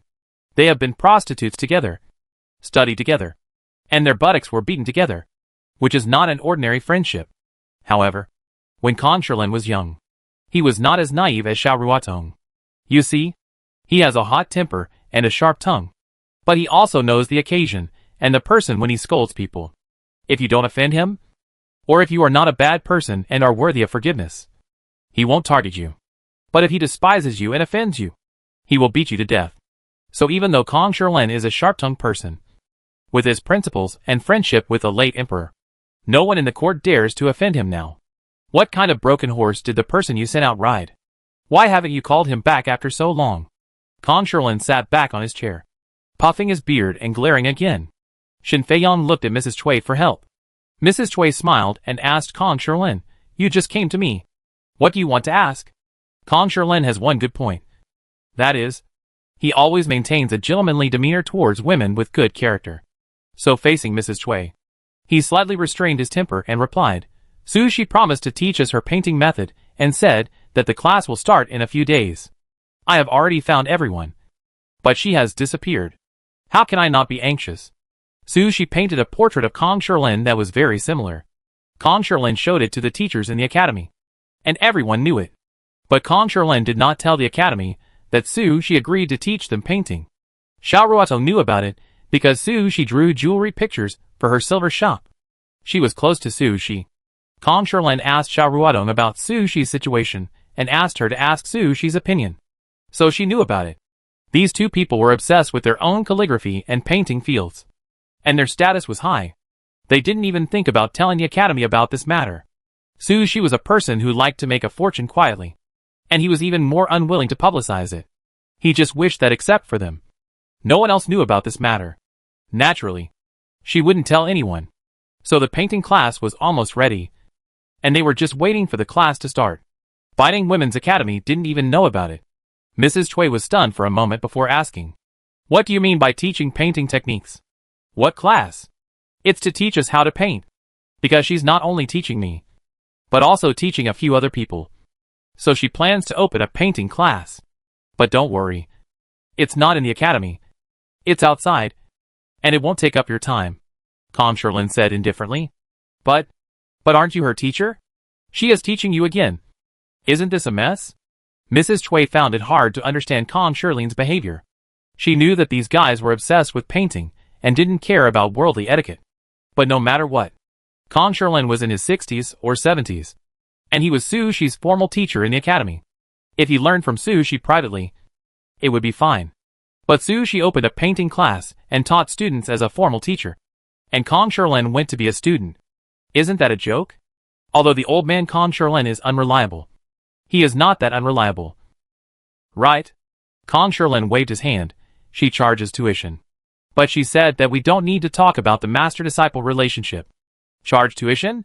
Mrs. Cui's eyebrows twitched again. How much? 3,000 taels. 3,000 taels each? Yes. Kong Shilin touched his chin and added. She said that she would only teach for a short period of time. And whether you can learn it depends on yourself. Mrs. Cui really didn't know what to say.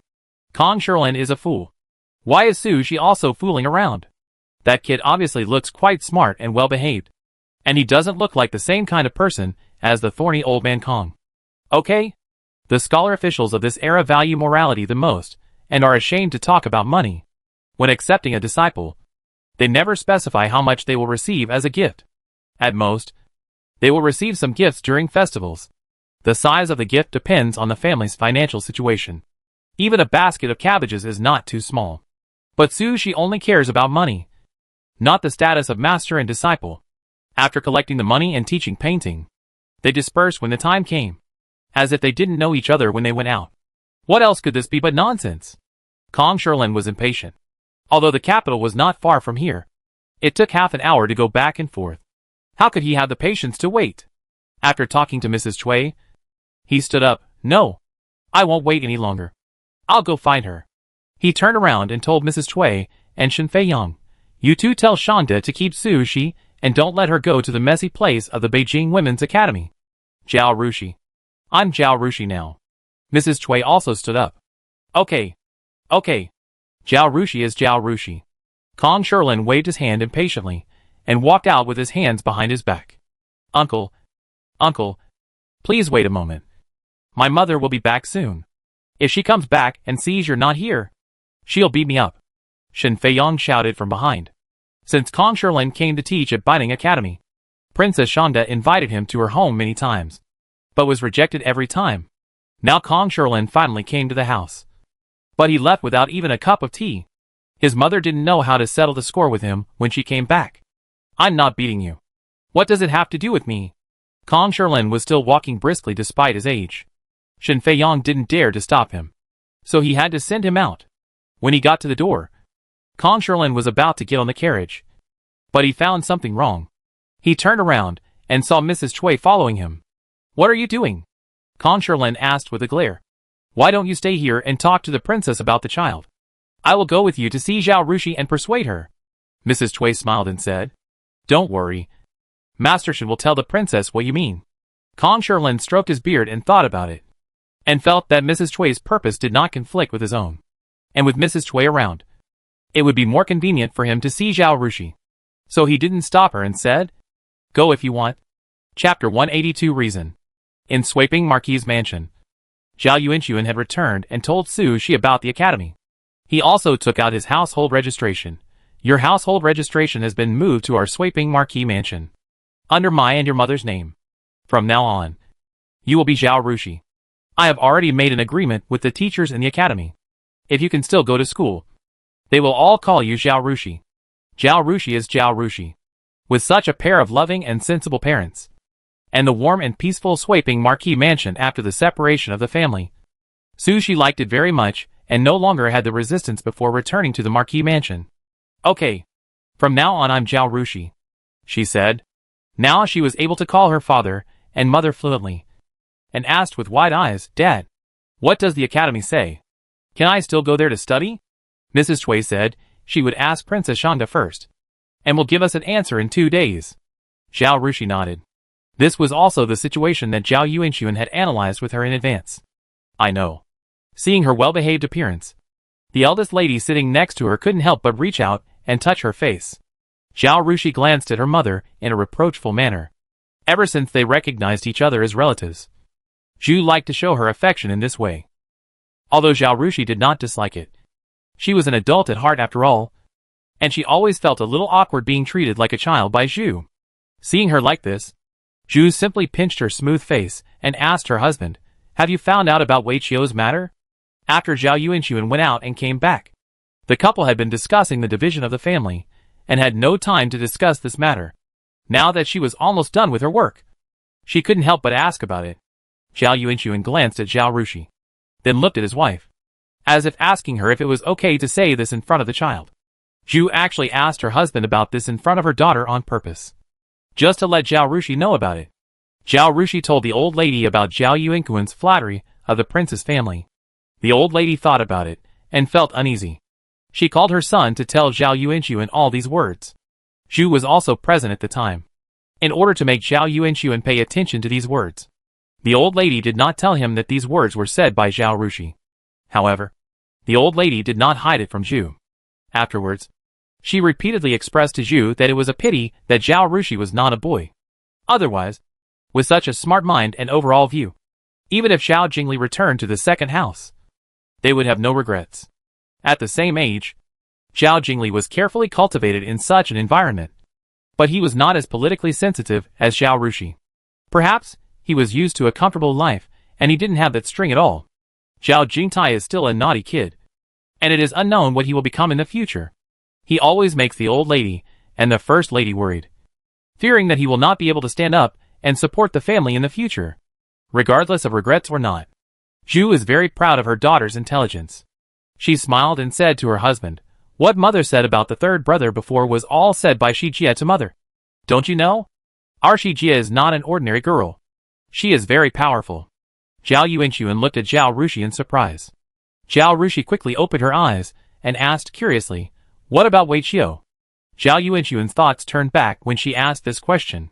He said, "Wei was arrested.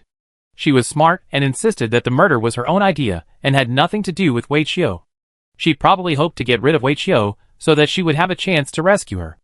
Otherwise her whole family would die. No matter how the Dali Temple interrogated her.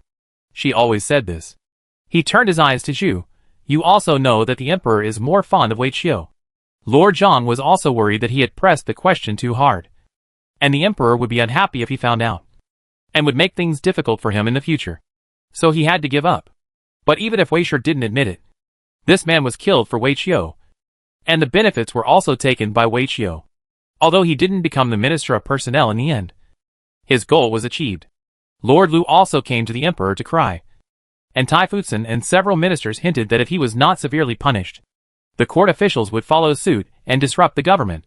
The emperor then sentenced their entire family to exile. He paused, originally, because Wei Shi took the blame. This incident would not affect Wei Qiu's family, but because Wei Qiu's head was not chopped off. The emperor was accused by the ministers of being a little guilty, so he simply exiled their family, worried that Zhu Shi and Zhao Rushi would be scared. Zhao Yuanxun comforted them, but they are not afraid of exile. They are going to the bitter cold land in the north, and it is questionable whether they can get there alive. Even if they survive, the sons of the guilty officials cannot participate in the imperial examinations, and the local officials keep a close watch on them, so they have no chance of turning the tables. He sighed. My health is not good enough. Now I have lost my job in the Wuqing military department. It will be difficult to know the news in the court in the future. He insisted on doing this job because he hoped to meet more people and know the news in the court, so as not to be blind and ignorant. If there is no job, he will stay at home all day and will not know what happened in the court. When he encounters problems and wants to ask for help, he is completely in the dark and does not know who to look for. For example, if he hadn't known that Wei Qiu had conflicts with others when he climbed from the 4th rank to the 3rd rank, he wouldn't have known to ask the Duke of Weigua to take Wei Qiu down. But now, he was dismissed by the emperor himself. Even if his relatives and friends wanted to help him find another job, they couldn't. He could only stay at home in the future. And Zhao Jingtai was only 10 years old, and it would take at least 10 years for him to support the family. In these 10 years, although the sweeping marquis's mansion still had a title that was neither high nor low, it was far away from the court and the center of power. Now the family has been divided again, and the population is sparse. The ancestral house is divided into 1/3 and half. The land and shops are only so much. And from the perspective of money, it has become an ordinary middle-class wealthy family. It is becoming more and more difficult for the children to get married. My mother has always been worried about the decline of sweeping marquis mansion. Zhao Yuanxun didn't think so before, but now seeing the situation in the mansion, not to mention my mother, even Zhao Yuanxun himself feels bad. Xu also sighed. Zhao Rushi saw the couple sighing at the side, and didn't know what to say. She didn't dare to pat her chest and promise that she could lead them to live a good life. Master, Madam, 5th Miss. 2 teachers from the academy came to visit, and said they wanted to see 5th Mississippi. Kai Dai walked in, and handed over 2 invitations. Zhao Yuanxun took them, took a look, and stood up suddenly. But after thinking about it, he sat down again, handed the invitation to Zhao Rushi, and said in surprise, I just saw these 2 in the academy. How come they came to your house? Zhao Rushi took a look and saw that the visiting card was signed by Kong Shilin and Shuiwen. Chapter 183. It's so hard to be a human. She stood up. Maybe something's wrong. I'll go and see. Zhao Yuanxun hesitated for a moment, then stood up. Let's go together. He glanced at Zhu. Your mother should go with us. The teacher from the academy came to visit, and as parents, they should naturally come out to receive him. But Zhu saw that her husband's expression was not right just now, and when she followed him out, she asked Zhao Yuanxun in a low voice while Zhao Rushi was not paying attention. What's wrong? Does the visitor have any questions? No. But one of them is Mr. Kong Shilin, Zhao Yuanxun said.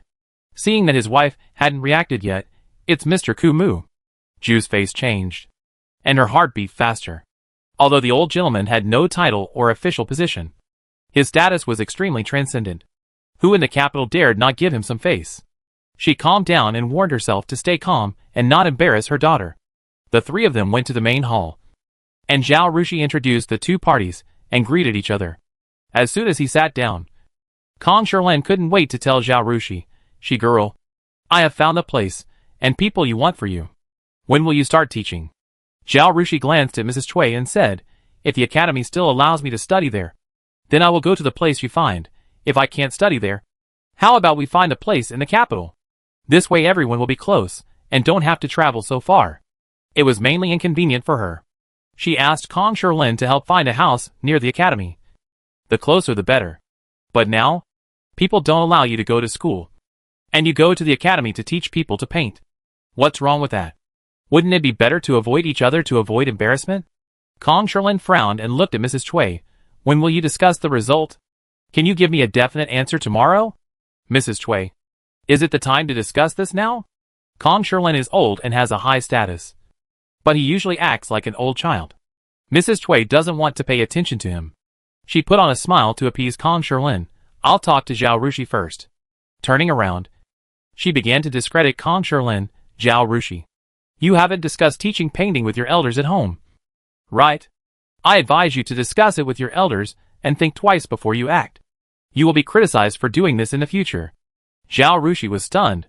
What criticism? When she first proposed this suggestion, Madame Xiao and Master Kong had no objection.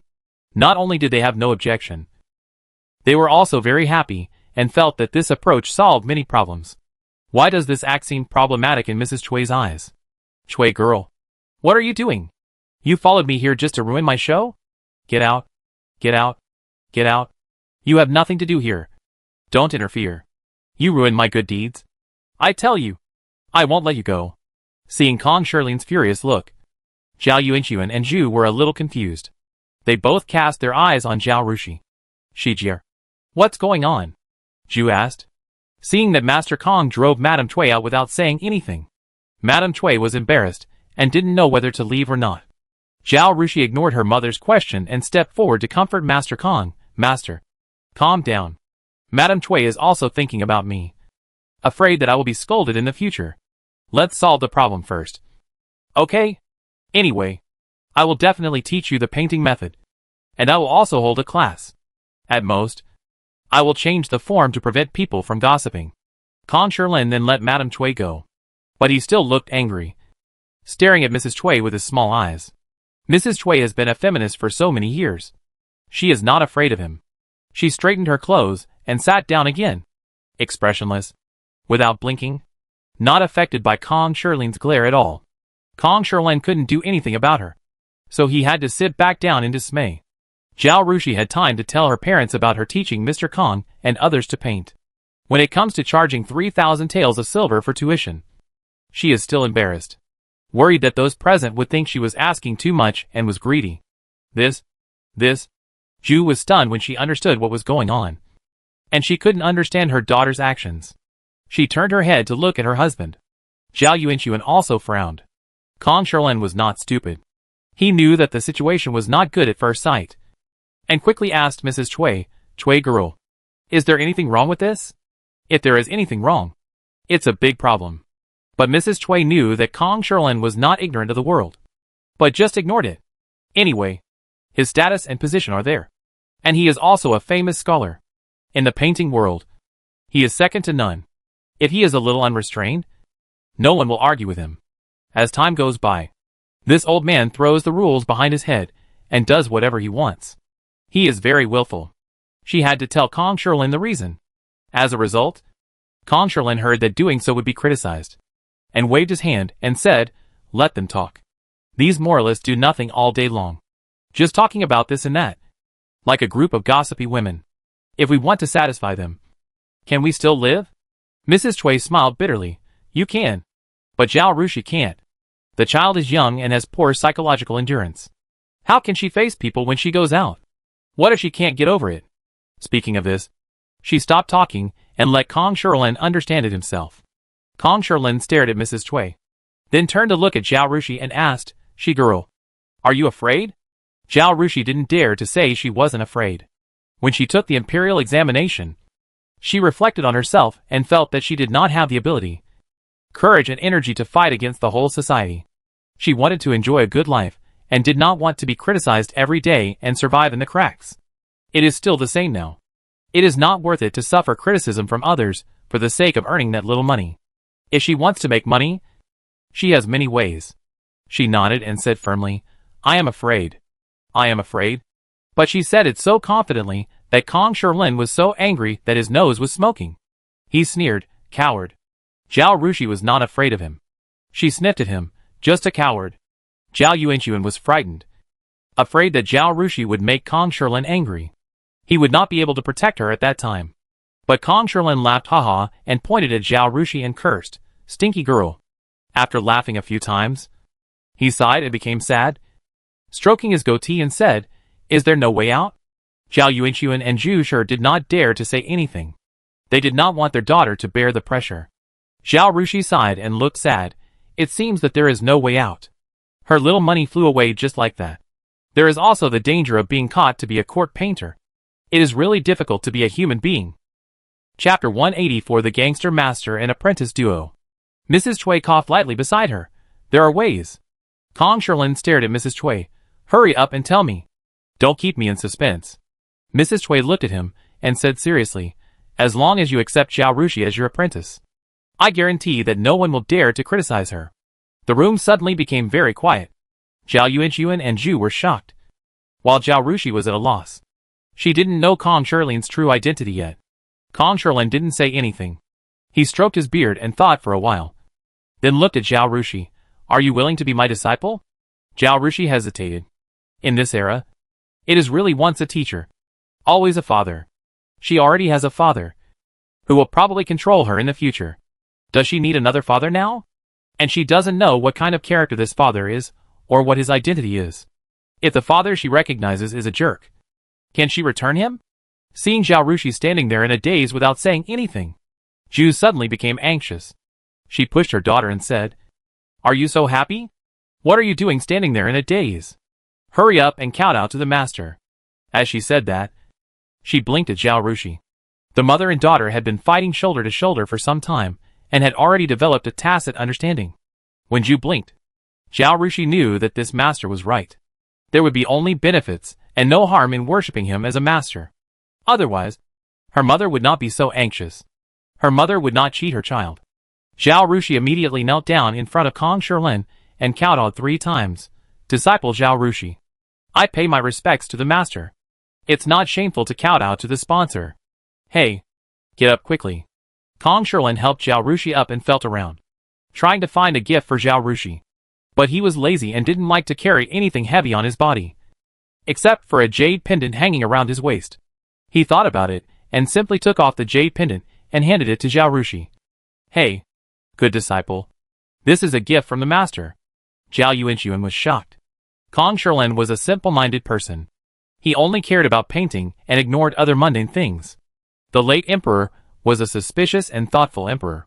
He could not tell his troubles to the queen and his children. Only Kong Sherlin was fine, because there was no conflict of interest. This guy was tight-lipped and never participated in court disputes. If someone tried to win him over, he would always fight him back. Therefore, the late emperor often went to Kong Sherlin for a drink and chat. As a result, Kong Sherlin received many rewards from the late emperor. Whatever good things the late emperor had, Kong Sherlin would give them to him as long as he liked them. This jade pendant was very popular with Kong Sherlin because of its color, texture, and carving. After the late emperor gave it to him, he had been wearing it all these years. Everyone in the capital knew this jade pendant. Now Kong Sherlin actually gave this jade pendant to Zhao Rushi.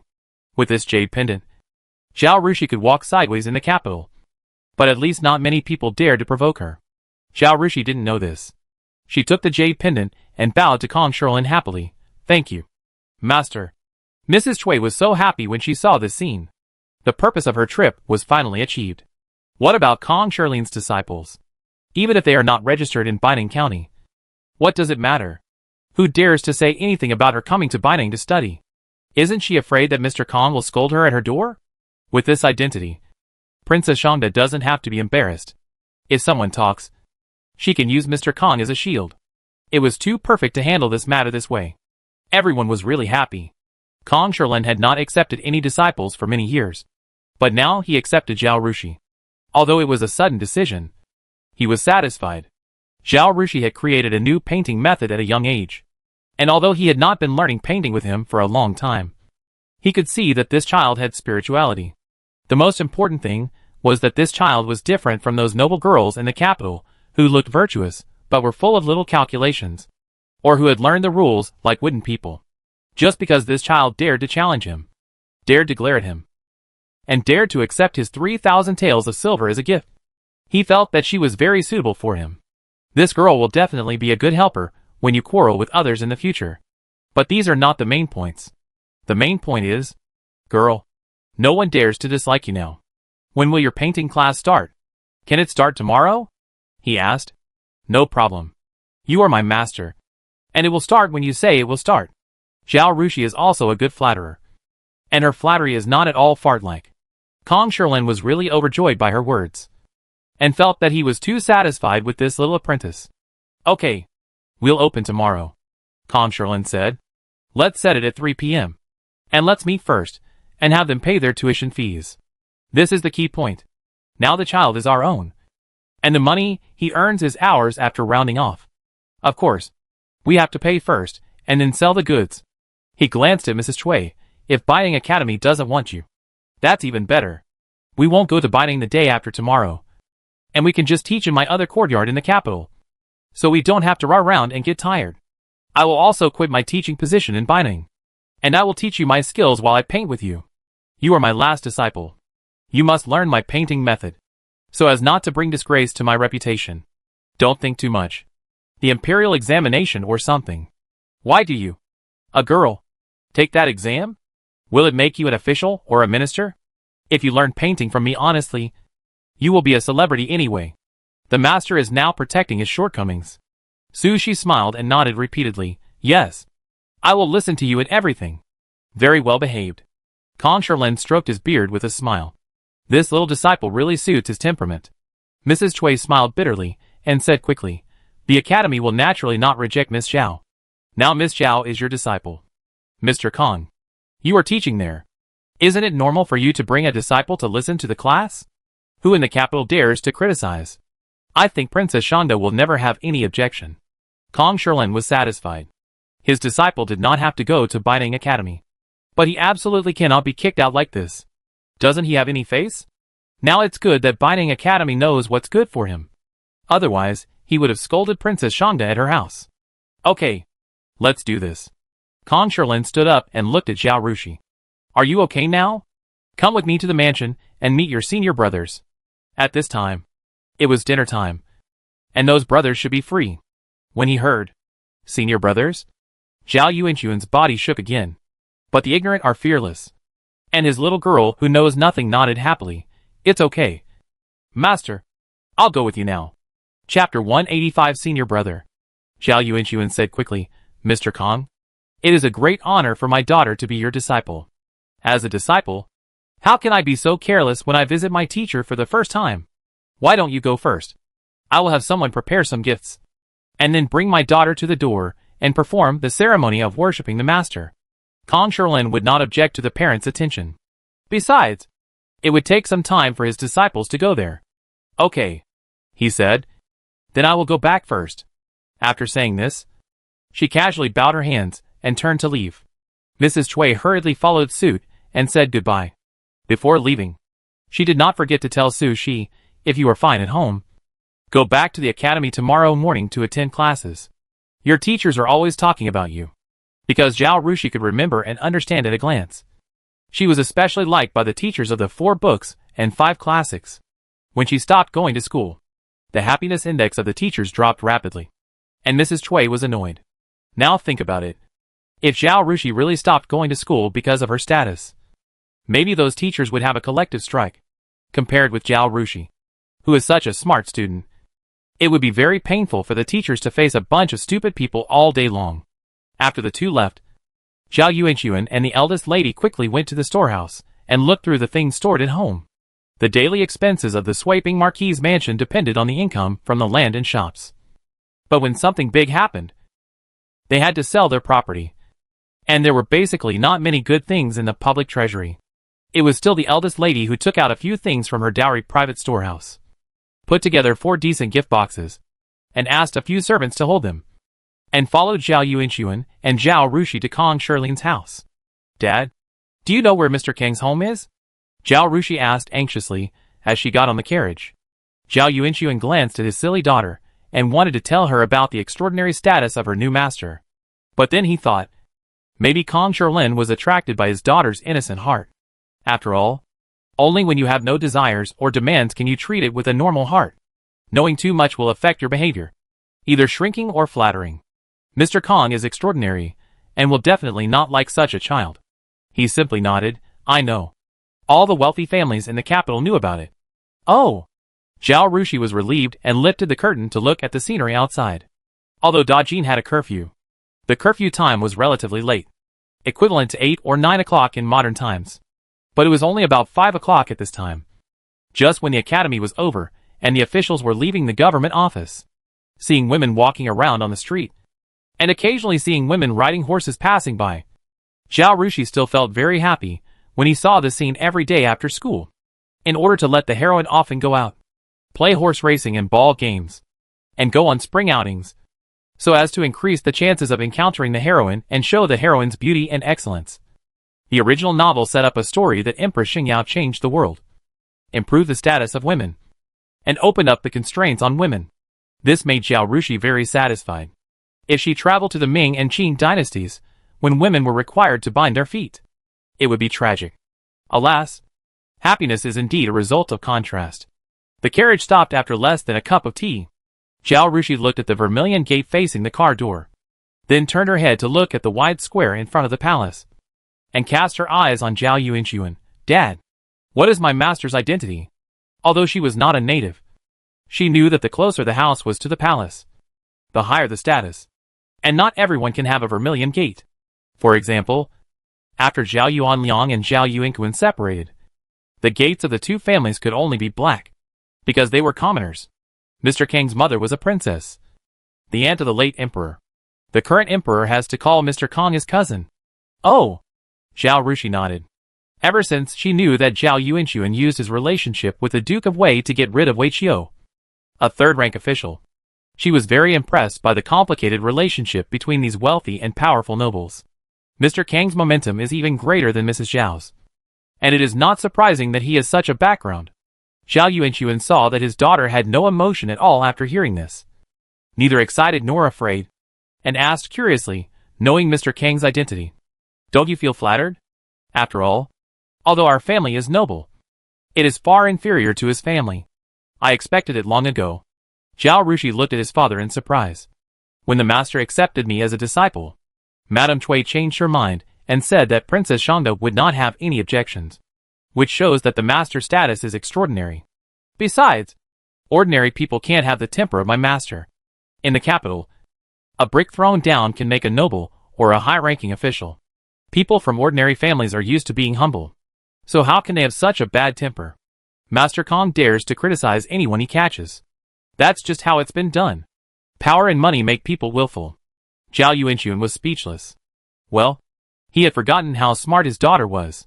It's not too much that she has a sharp eye and can see through everything. Otherwise, how could she find out all the clues of Wei's family? Kong Sherlin probably told the doorman. Zhao Yuanxun took out his name card and handed it over. The doorman didn't even need to report it, and directly led them to the main hall. There were already people sitting in the main room. In addition to Kong Sherlin, there were two middle-aged men in their 40s and 50s. Zhao Rushi didn't know anyone anyway, so he didn't react. But even though Zhao Yuanxun was prepared, he still shuddered when he saw these two people. It was because one of them was the brother-in-law of the Duke of Wei, the Minister of Personnel Wu Huixi. The other was the left Vice Minister of the Ministry of Works Gong Cheng. Think about how he had to borrow Wu Huixi's power, knock on the door of the Duke of Wei with a heavy gift, and then ask for favors from Wu Huixi. Whether he would pay attention to it or not depends on whether it is beneficial to him. Now that this person is going to be his daughter's senior brother, Zhao Yuanxun is trembling with fear. Then think about it. The current emperor seemed to have learned painting from Kong Sherlin when he was a child. And I wonder if he was included in the school. If he also formally worshipped Kong Sherlin as his teacher, it would be a big deal. Ignorance is bliss. Zhao Rushi didn't know that the two people present were big shots. She happily bowed to Kong Sherlin and called him Master. Then she looked at the two curiously. Kong Sherlin sat there happily, without getting up, and pointed at Wu Shangshu and said, "This is your senior brother Wu Huixi." His master was already 67 or 68 years old, so it was normal for him to accept a 50-year-old man as his eldest disciple. So Zhao Rushi accepted it well, bowed to Wu Huixi, and called him Big Brother. Wu Huixi was also helpless that his master gave him such a younger apprentice sister, who was younger than his granddaughter after more than 20 years. His master was still so unreliable. Chapter 186 But who told me to worship such an unreliable master? Wu Huixi had to return the greeting and gestured. A woman brought a brocade box to Zhao Rushi and opened it, revealing a set of 4 treasures of the study.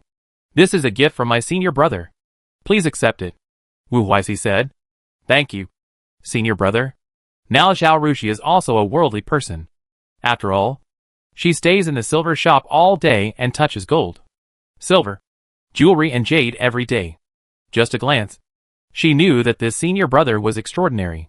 She couldn't tell from anything else. But the pair of jade paperweights in the brocade box, crystal clear and exquisitely carved, knew that they were worth a lot. What else could be worse than a set that could match it? This is your second senior brother Gong Chung. Kong Sherlin pointed at another person. Zhao Rushi bowed again. Although the second senior brother was middle-aged, he was a handsome uncle with a very kind expression. He smiled at Zhao Rushi and returned the greeting. Junior sister still presented a gift.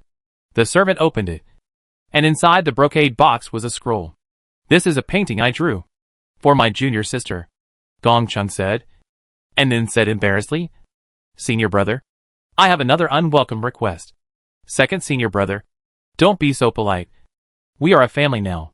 Just tell me if you have anything to ask. Zhao Rushi said. Hearing the word family, Zhao Yuanxun's mouth twitched. I want to ask my junior sister to draw a portrait of my mother, Gong Chung said. Also, I heard from Master that you plan to teach your painting method to others. I want to ask, can I learn from you too? No problem, Zhao Rushi said straightforwardly. It's okay to draw portraits. And it's okay to learn to draw. Originally, she didn't plan to draw portraits for others before teaching them how to draw sketches. After all, it's not good to agree to this and not agree to that. If she charges, people will say she's greedy. If she doesn't charge, won't she be exhausted? She works herself to death. And some people may not be satisfied. It was a thankless job. But this was his senior brother. And he was also a family member. He first gave her a gift and then made a request. So it was difficult for her to refuse. But she could also see that this senior brother had a clear vision and was not cunning. He was probably like the master, completely obsessed with painting skills and didn't pay much attention to worldly affairs. So he seemed a little ignorant of the ways of the world. Otherwise, he wouldn't have made such a direct request. And just after giving the gift, he could have asked the master to ask her afterwards. If she agrees, then she agrees. If she doesn't agree, then they won't be embarrassed. Thinking of this, she glanced at Wu Huaixi and saw his helpless face. It seemed that he was helpless with this second junior brother. But Gong Chung was very happy to see Zhao Rushi agree, and then raised his doubts. Little junior sister, can you only draw black and white with this painting method? Can you draw in color? He scratched his head and said a little embarrassedly, you also know that some old people are superstitious about black and white things, and always think it is unlucky. Although there were ink paintings in ancient times, they were mostly landscapes. People still use colored pencils when drawing figures. I really can't do this, Zhao Rushi said in embarrassment. Master also knows that I use charcoal to draw. Charcoal is black and paper is white. So it's black and white. I really don't know how to do color. Sketch is a Western painting method. When drawing figures using Western painting methods, of course there are colored ones. That is colored pencil sketches, gouache, watercolor and oil paintings. Zhao Rushi is studious and smart, and he has learned these painting methods in his previous life. It's just that she didn't spend enough time and energy on it, and she didn't master the skills well. If she had time in this life, she could practice it. But having time and knowing how to paint is not enough. You also need objective conditions. Whether it's colored pencils, gouache, watercolor, or oil paint, there's no way to talk about these painting methods. And she really doesn't know how to make Western painting pigments. If she wants to make it, she has to spend a lot of time thinking and experimenting. And it costs a lot of manpower, material resources, and financial resources. For her, it's a series in her lifetime. Why did you think of using charcoal to draw? Can't you use a brush dipped in paint now? Wu Huaixi also became interested in this topic. Zhao Rushi had already thought of a good reason. I was taken away by mistake after I was born. I think everyone knows it. Although my adoptive parents are good to me, their family is not well off. Although they did their best to let me read and write, there were still limited paper and pens. I like to draw, and I know that my family is in a difficult situation. So I hid it from my adoptive parents and secretly drew on the ground with charcoal while making a fire. Sometimes I draw bowls, sometimes I draw stoves, and sometimes I draw my adoptive mother. Hearing her words, Zhao Yuanxun felt sad. His daughter is extremely talented, and both in terms of talent and interpersonal skills, She is much better than Zhao Jingli, who they have carefully raised. If she had stayed in the Marquis's mansion and been well educated, I wonder what she would have become. But she was thrown to the countryside by that damn Wei. Hearing her words, Kong Shilin and others sighed. Especially Wu Huixi, who secretly felt lucky that he accepted Zhao Yuanxun's request to help him bring Wei Qiu's family to justice. Kong Shilin suddenly asked, "Do you know why I want to take you as my apprentice?" Zhao Rushi shook her head. "I don't know." Actually, she knows. Because she is smart. The person hit by the system is officially certified by the god of time travel. If she is not smart, who is smart? System, hee. Because you are spiritual. Not only in painting, but also in dealing with people. Free and easy. Unrestrained. And a pure heart. If you were raised in the mansion, you might be bound by rules and regulations. So, fate made you. Kong Shilin was very satisfied with this. There are so many children from wealthy and aristocratic families in Beijing. And some of them are very smart. But under the guidance of various rules, they follow the rules and are too rigid. The system sneered in Zhao Rushi's mind again. What a free and easy, unrestrained, innocent heart. This guy just doesn't know the identities of you big guys. If he knew, he would cry and beg for help. The most mercenary, calculating and stingy person is the girl in front of her. Although Zhao Rushi couldn't hear how the system was criticizing her, she knew what the system meant when she heard the sneer. If it wasn't for the wrong occasion, she would have wanted to drown this guy with her spit. But Kong Shilin's words did make her blush. "Master, you are too kind. I am a very worldly person. You will know after we get along for a long time. It is definitely filled with black sesame." After saying that, she hurriedly said, "But I have kowtowed to you, and you have accepted the gift of apprenticeship. You can't return the goods." Chapter 187 Meeting Zhao Ryu on the road. Ha ha ha. Kong Shilin laughed loudly, pointing at Zhao Rushi, and said to Wu Huixi and Gong Cheng, "Look, this kid is fun. Isn't he? Ah, I finally found a good apprentice." He then looked at the two with disdain. "Look at you. All of you have become old hands. And you are lifeless after becoming officials. Every time we meet, you don't make me happy. But it's good enough that you don't make me upset." The disliked duo. Wu Huixi was able to become the Minister of Personnel.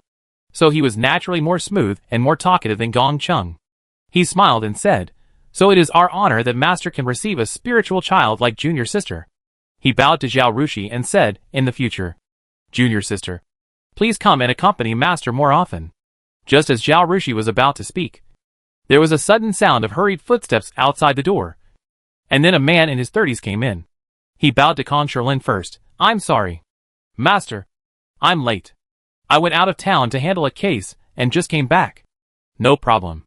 Kong Shilin waved his hand and said to Zhao Rushi, "Well, since your porter came out, the first person who pestered you to learn painting was your third senior brother. His name is Wu Zong, and he works in the Dali Temple. He often has to track down the murderer based on other people's oral portraits.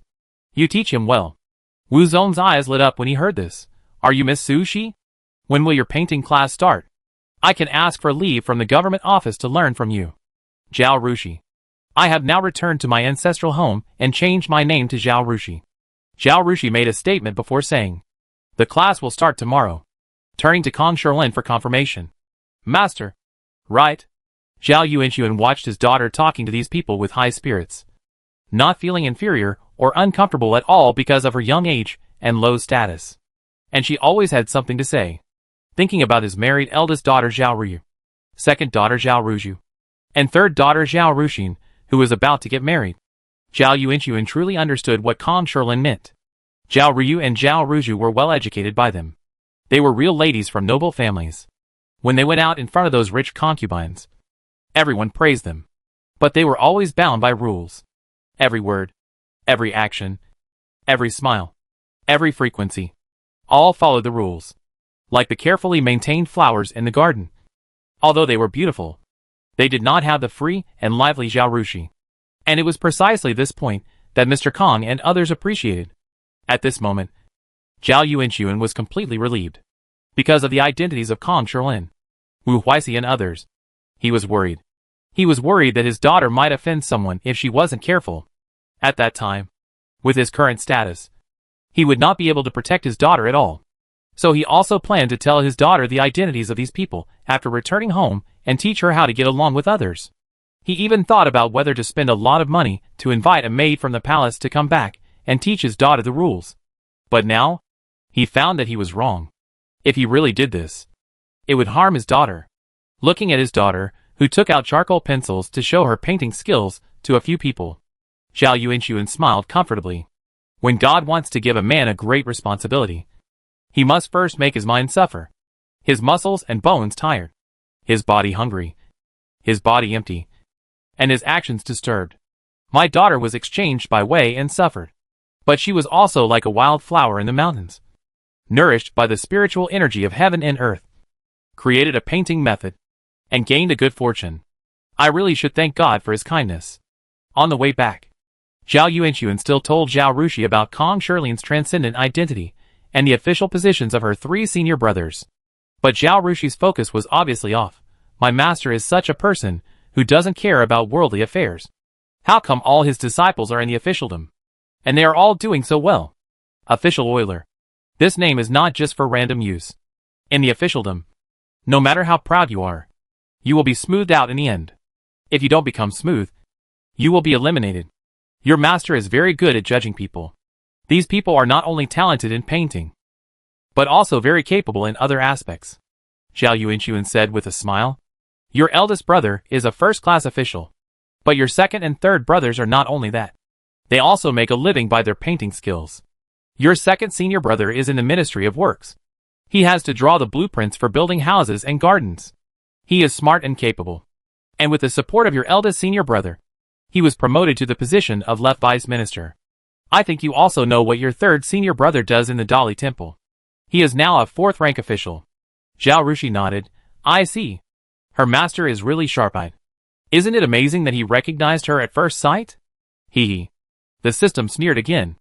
Zhao Rushi was about to say something to this idiot, but she heard Zhao Yuanxun continue.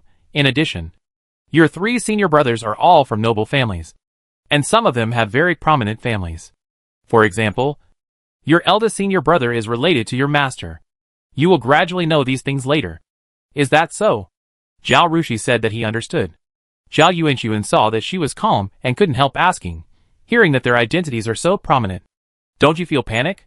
Zhao Rushi looked at him puzzledly. Why should I be panicked? Shouldn't I be happy? I can walk sideways in the capital from now on. Zhao Yuanxun was about to teach his daughter a few words, but his eyes accidentally caught a glimpse of the scene outside the window. His eyes fixed, and he sat up straight. Seeing him like this, Zhao Rushi couldn't help but turn her head curiously. What's wrong? She saw Zhao Ryu at a glance. She was walking out of a tea house, followed by Fushu. Zhao Ryu's eyes were red, as if she had just cried. Fushu raised his hand and signaled the driver waiting on the other side of the road to drive the car over, but suddenly saw the carriage slowly passing by with the sign of the Bo Mansion. Turning around again, she happened to meet Zhao Yuanxun's stern eyes in the car window. She was shocked and quickly pulled Zhao Ryu, signaling her to look at the carriage. Stop the car. Zhao Yuanxun ordered the driver.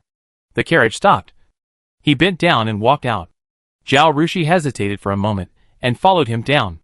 Zhao Rushi could guess why Zhao Ryu was here. In the novel, Zhao Ryu and Fu Yinlong's trysts were described many times.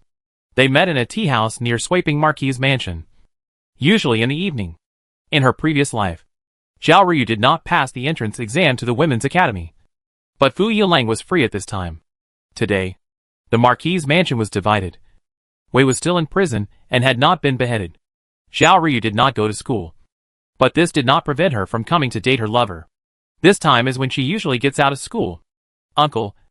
Uncle. Zhao Ryu called Zhao Yuanxun tremblingly. Chapter 188 Zhao Jingtai's Future. What are you doing here? Zhao Yuanxun asked with a serious face. Zhao Ryu held the hem of her skirt tightly and stammered, Meet my classmates from the Women's Academy. As she spoke, she glanced at Zhao Rushi. Until now, Zhao Ryu didn't know who this Zhao Rushi was. Was she the reborn Zhao Rushi? Or was she possessed by some demon or ghost? She was not afraid of Zhao Yuanxun. She might have been a little afraid in her previous life, but she was not afraid in this life. She knew that Zhao Yuanxun looked serious, but he was actually a very gentle person and was very good to his family. She was afraid of Zhao Rushi. She didn't sleep last night, thinking about the changes in this life and the next. Finally, she knew one thing. That is, the reason why many things in this life have changed is because of the existence of this Zhao Rushi. She didn't know why this demon came here, and why she occupied Zhao Rushi's body. But she knew that it was because of her that the child swap was exposed. Because the child swap was exposed, Wei was arrested. So Li Mu's affair was exposed. And the Wei family was finished. It is for these reasons that the old lady and Zhao Yuanxun insisted on splitting up the family. A series of chain reactions, in the final analysis, are due to the existence of this Zhao Rushi. She now does not know what the purpose of the Zhao Rushi in front of her is. Is it to target her with a reborn soul? Or something else? Regardless of whether it is targeted at her, the existence of Zhao Rushi has seriously affected her life.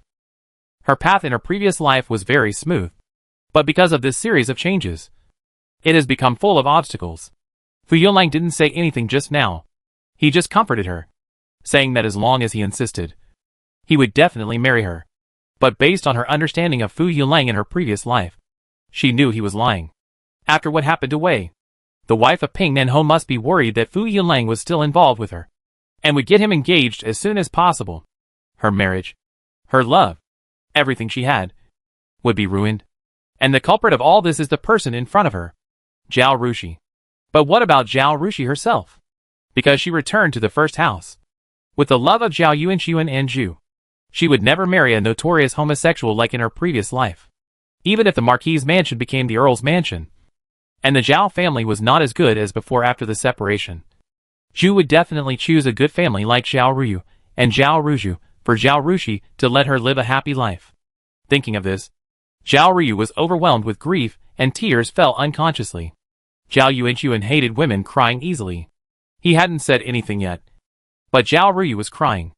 If someone saw it, they might say that he treated his niece harshly. His voice also became colder. Okay, let's go home quickly. As he said that, he turned around and got on the carriage first. Zhao Rushi raised her eyebrows, looked at the blooming white lotus, and followed her father into the carriage. Let's go!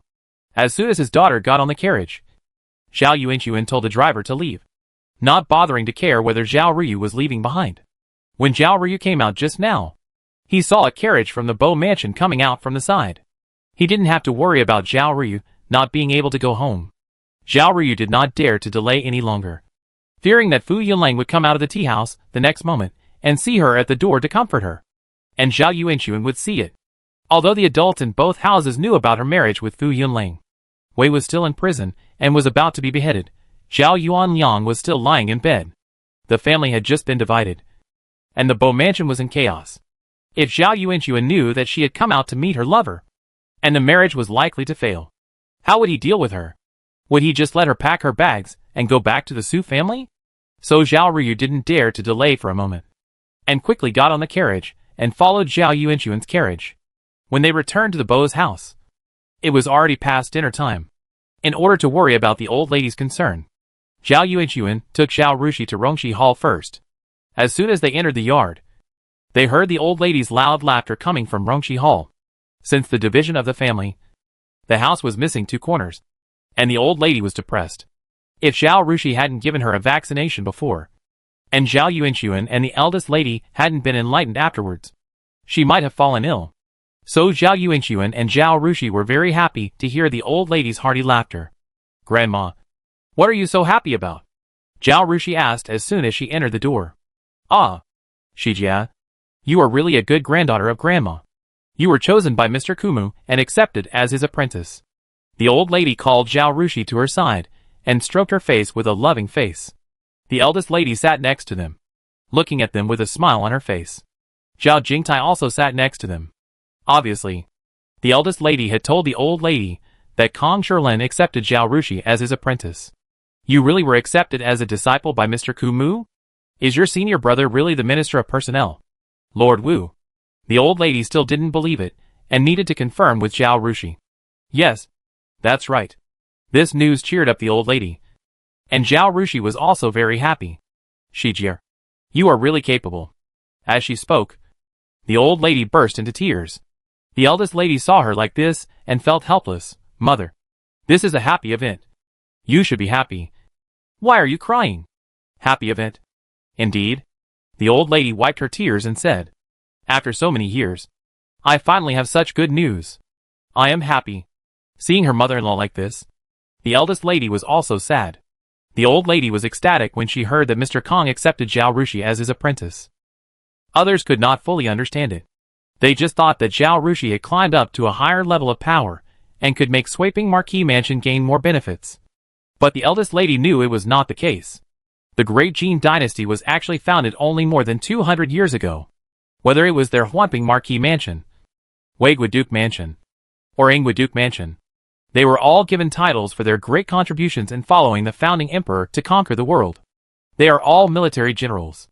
Although there are still some nomadic tribes on the border of Dajin now.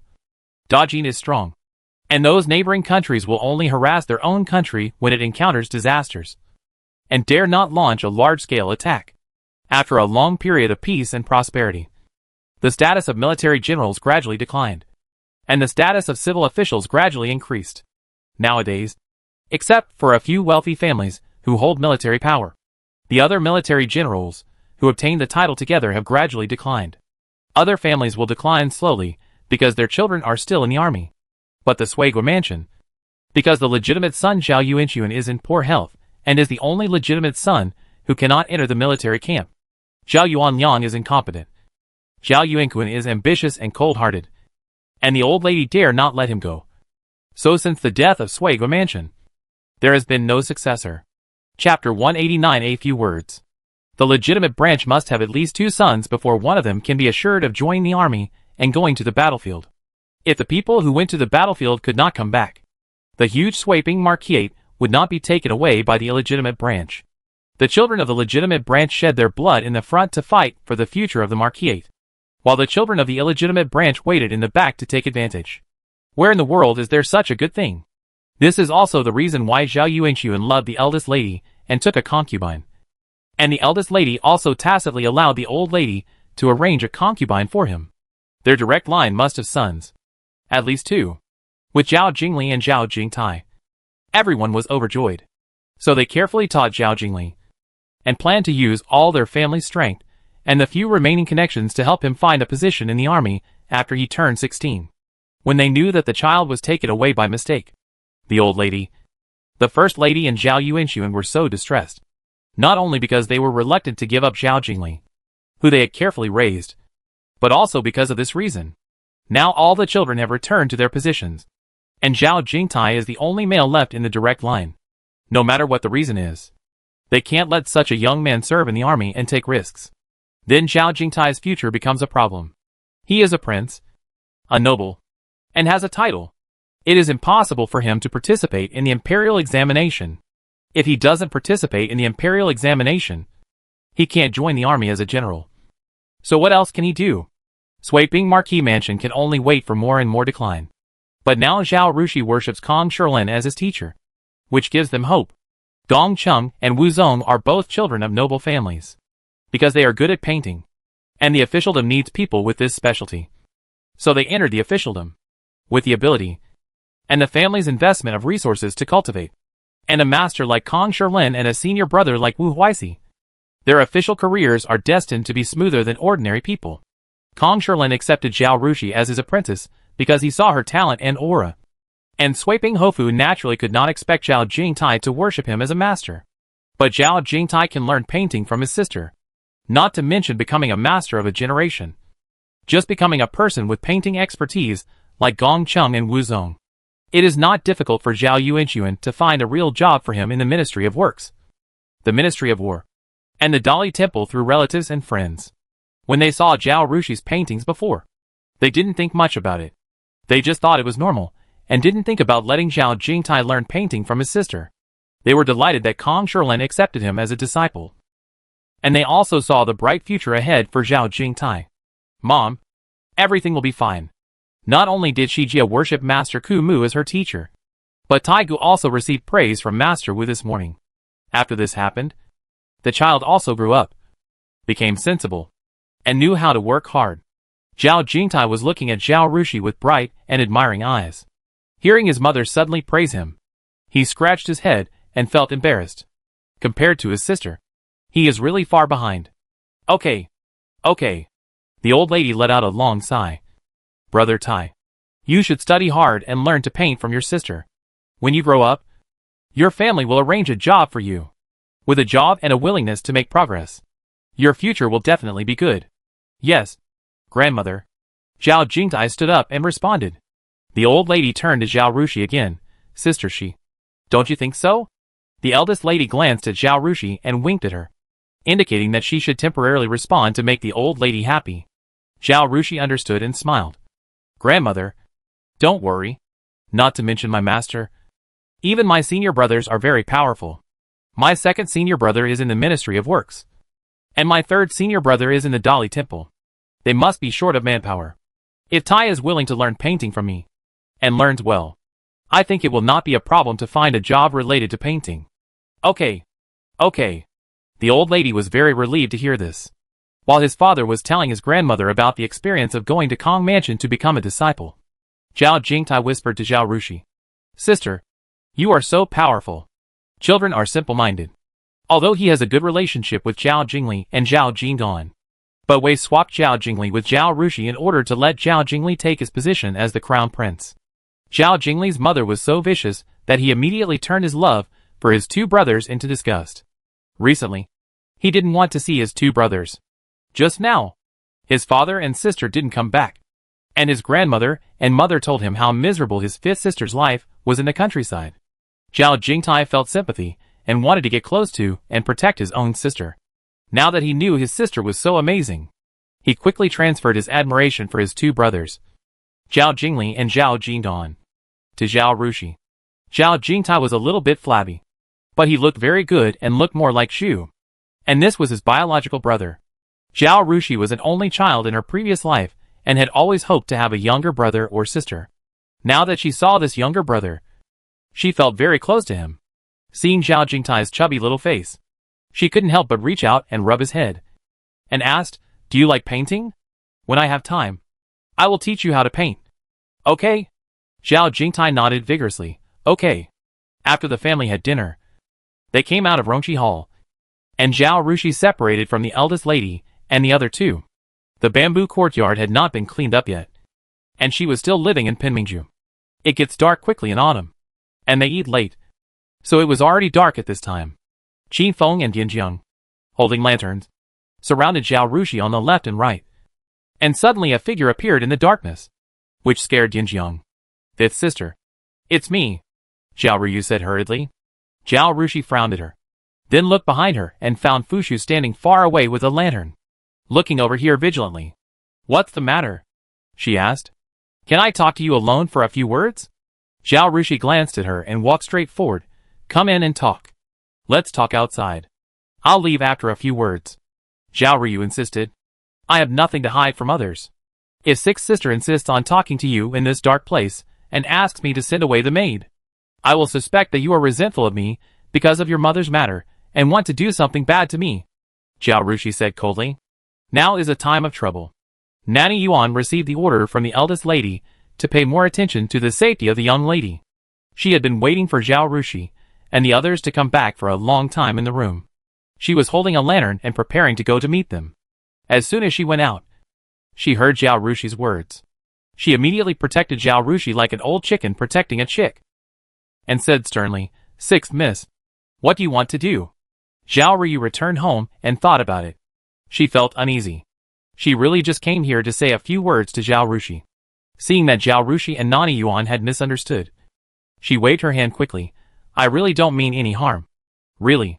Weisher is not good to me. Why should I resent you for her? Am I too old to live? I just have a few words to say to my sister. You can go inside and say it. Chapter 190 Zhao the Big Fraud. As she spoke, she looked at Zhao Rushi with her big watery eyes. Zhao Rushi ignored her and walked straight ahead. When she was almost at the door of Pinmingju, she said, Come in. She was very curious about what Zhao Ryu wanted to say to her. To be honest, in the novel, Zhao Ryu was the heroine, shining brightly. All the female supporting roles close to her. The lucky ones became the green leaves that set off her red flower, and the unfortunate ones became cannon fodder. But now that she has entered the novel and has been with Zhao Ryu for such a long time. Zhao Rushi really doesn't like this heroine.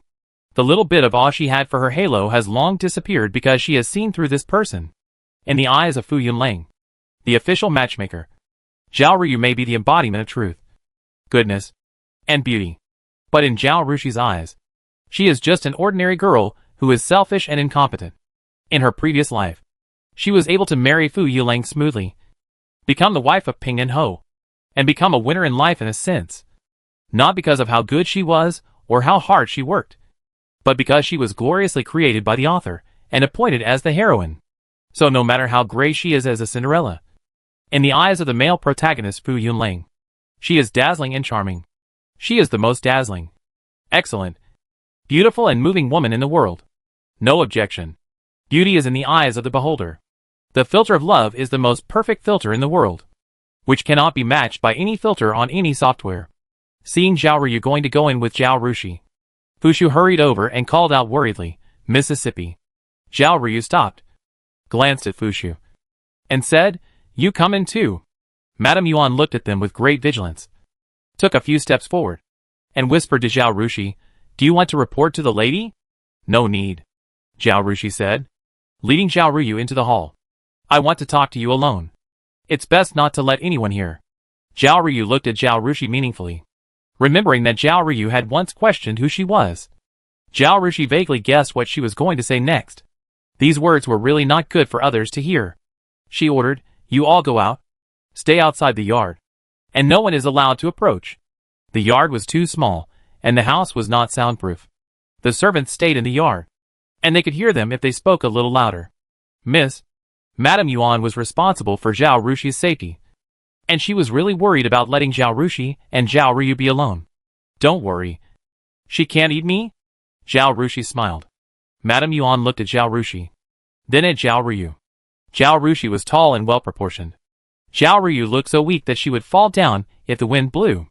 Madame Yuan felt that if the two really fought, her daughter would definitely be able to pin Zhao Ryu to the ground. So her worries were reduced immediately, and she said yes, and led the people out. Empress Xingyao made glass, and the windows of Sweeping Marquis' mansion were installed with glass, in order to prevent mosquitoes. Another window was inlaid inside the glass window, and this window was covered with a layer of gauze, in order to prevent someone from eavesdropping outside the window. Zhao Rushi directly opened the gauze window to reveal the wall behind the yard. "Okay, if you have anything to say, just say it," she said. Zhao Ryu bit her lip, looked at Zhao Rushi, and said, "Who are you? Why do you want to ruin my life? You've done so much to ruin my marriage with the Fu family. What good will this do for you?" Zhao Rushi looked at her and raised her eyebrows. Her personality is completely different from the original owner. Others don't know, but Zhao Ryu, who has been reborn, can't hide it. Zhao Ryu spoke in such a firm tone. Is she trying to make her admit that she is not the original owner?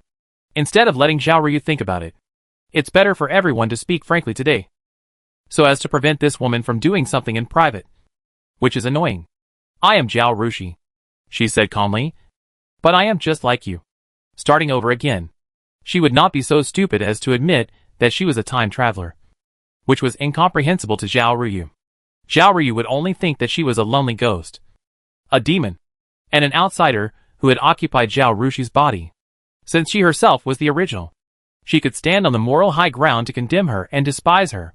Even if she herself was not happy, she might expose her in front of the old lady, the first lady and others, and let her fall into the terrifying public opinion. Zhao Rushi won't give her this chance. "Aren't you reborn?" "Me too. You are the original one. And so am I. You can start your life over again. So why can't I start my life over again? Who is more noble than who?" "No. You are not. Zhao Rushi in the previous life was not your character at all," Zhao Ryu retorted excitedly. Zhao Rushi looked at her quietly for a while and smiled. "Yes, I am not," she said lightly. "I am not Zhao Rushi in the previous life. To be more precise, I am not Zhao Rushi before I died. I am Zhao Rushi who has been a wandering ghost for several years after I died." "You? What do you mean?" Zhao Ryu stared at her with wide eyes, unable to believe it. Zhao Rushi looked out the window. Her tone was calm and low. "In my previous life, after I died, perhaps because I was too unwilling, I did not fall into reincarnation, but drifted in the world as a soul. I watched you live a good life for 2 years, and watched you die in childbirth when giving birth to your third child.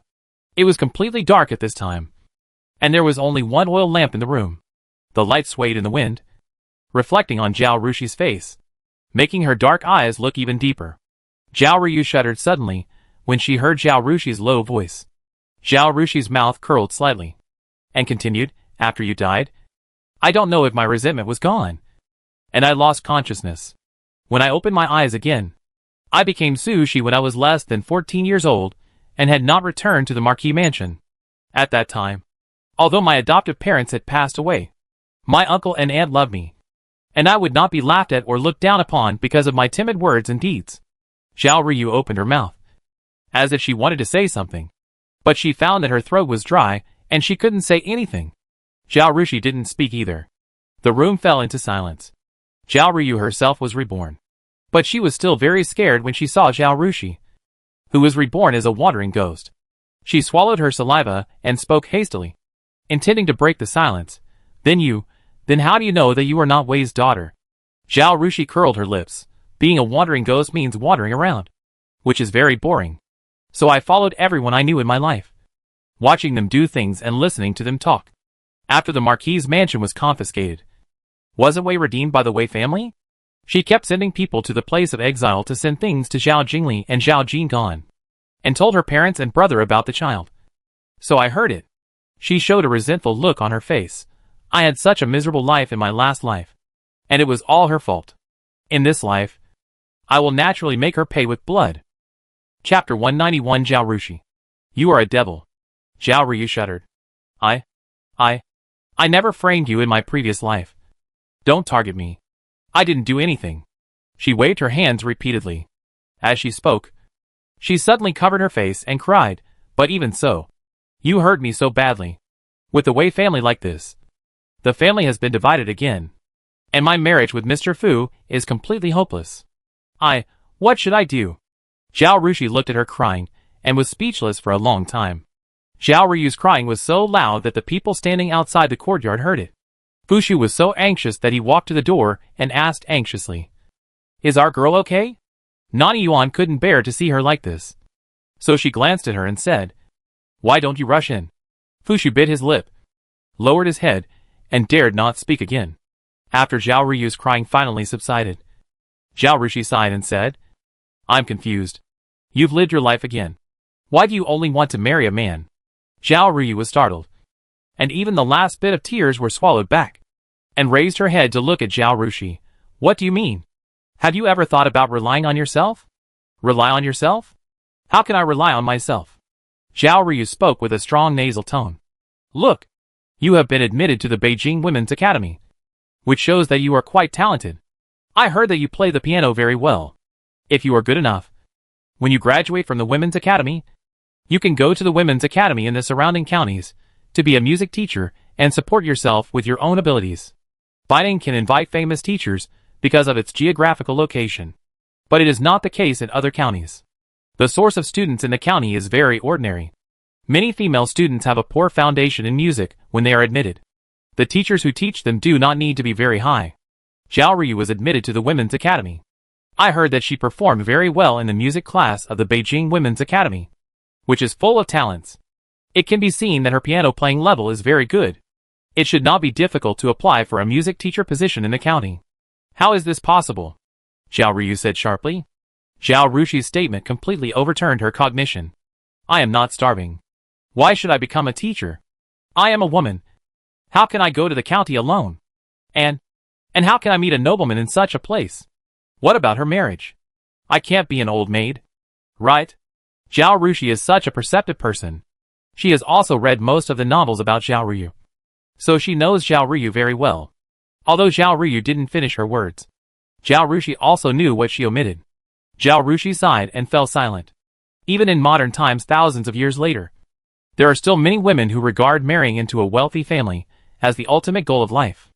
Zhao Ryu has lived 2 lives, and her worldview has long been formed. She thinks marrying Fu Yulang is the happiest, and Zhao Rushi really can't say anything. In the novel, Fu Yulang is indeed very good to Zhao Ryu. Zhao Rushi is not interested in being the dean of teaching and correcting Zhao Ryu's worldview. Okay. You decide on your own. That's all I'm saying, Zhao Rushi said. But you can see that I didn't mean to target you.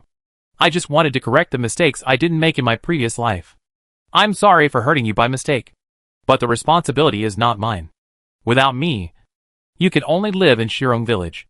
As a village girl, you can't live a life of luxury for more than a decade. And you can't meet Mr. Fu.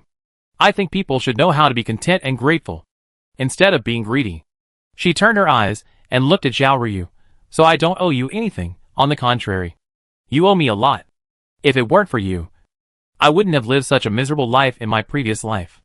I didn't specifically target you in this life. But you still come to accuse me of ruining your life. Zhao Ryu, do you have any shame? Zhao Ryu wanted to say something. But she was speechless and couldn't say a word.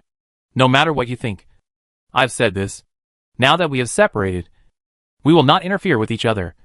So take care of yourself. Zhao Rushi looked calm. After a pause, she said, in addition, you also know about the disaster 3 years later.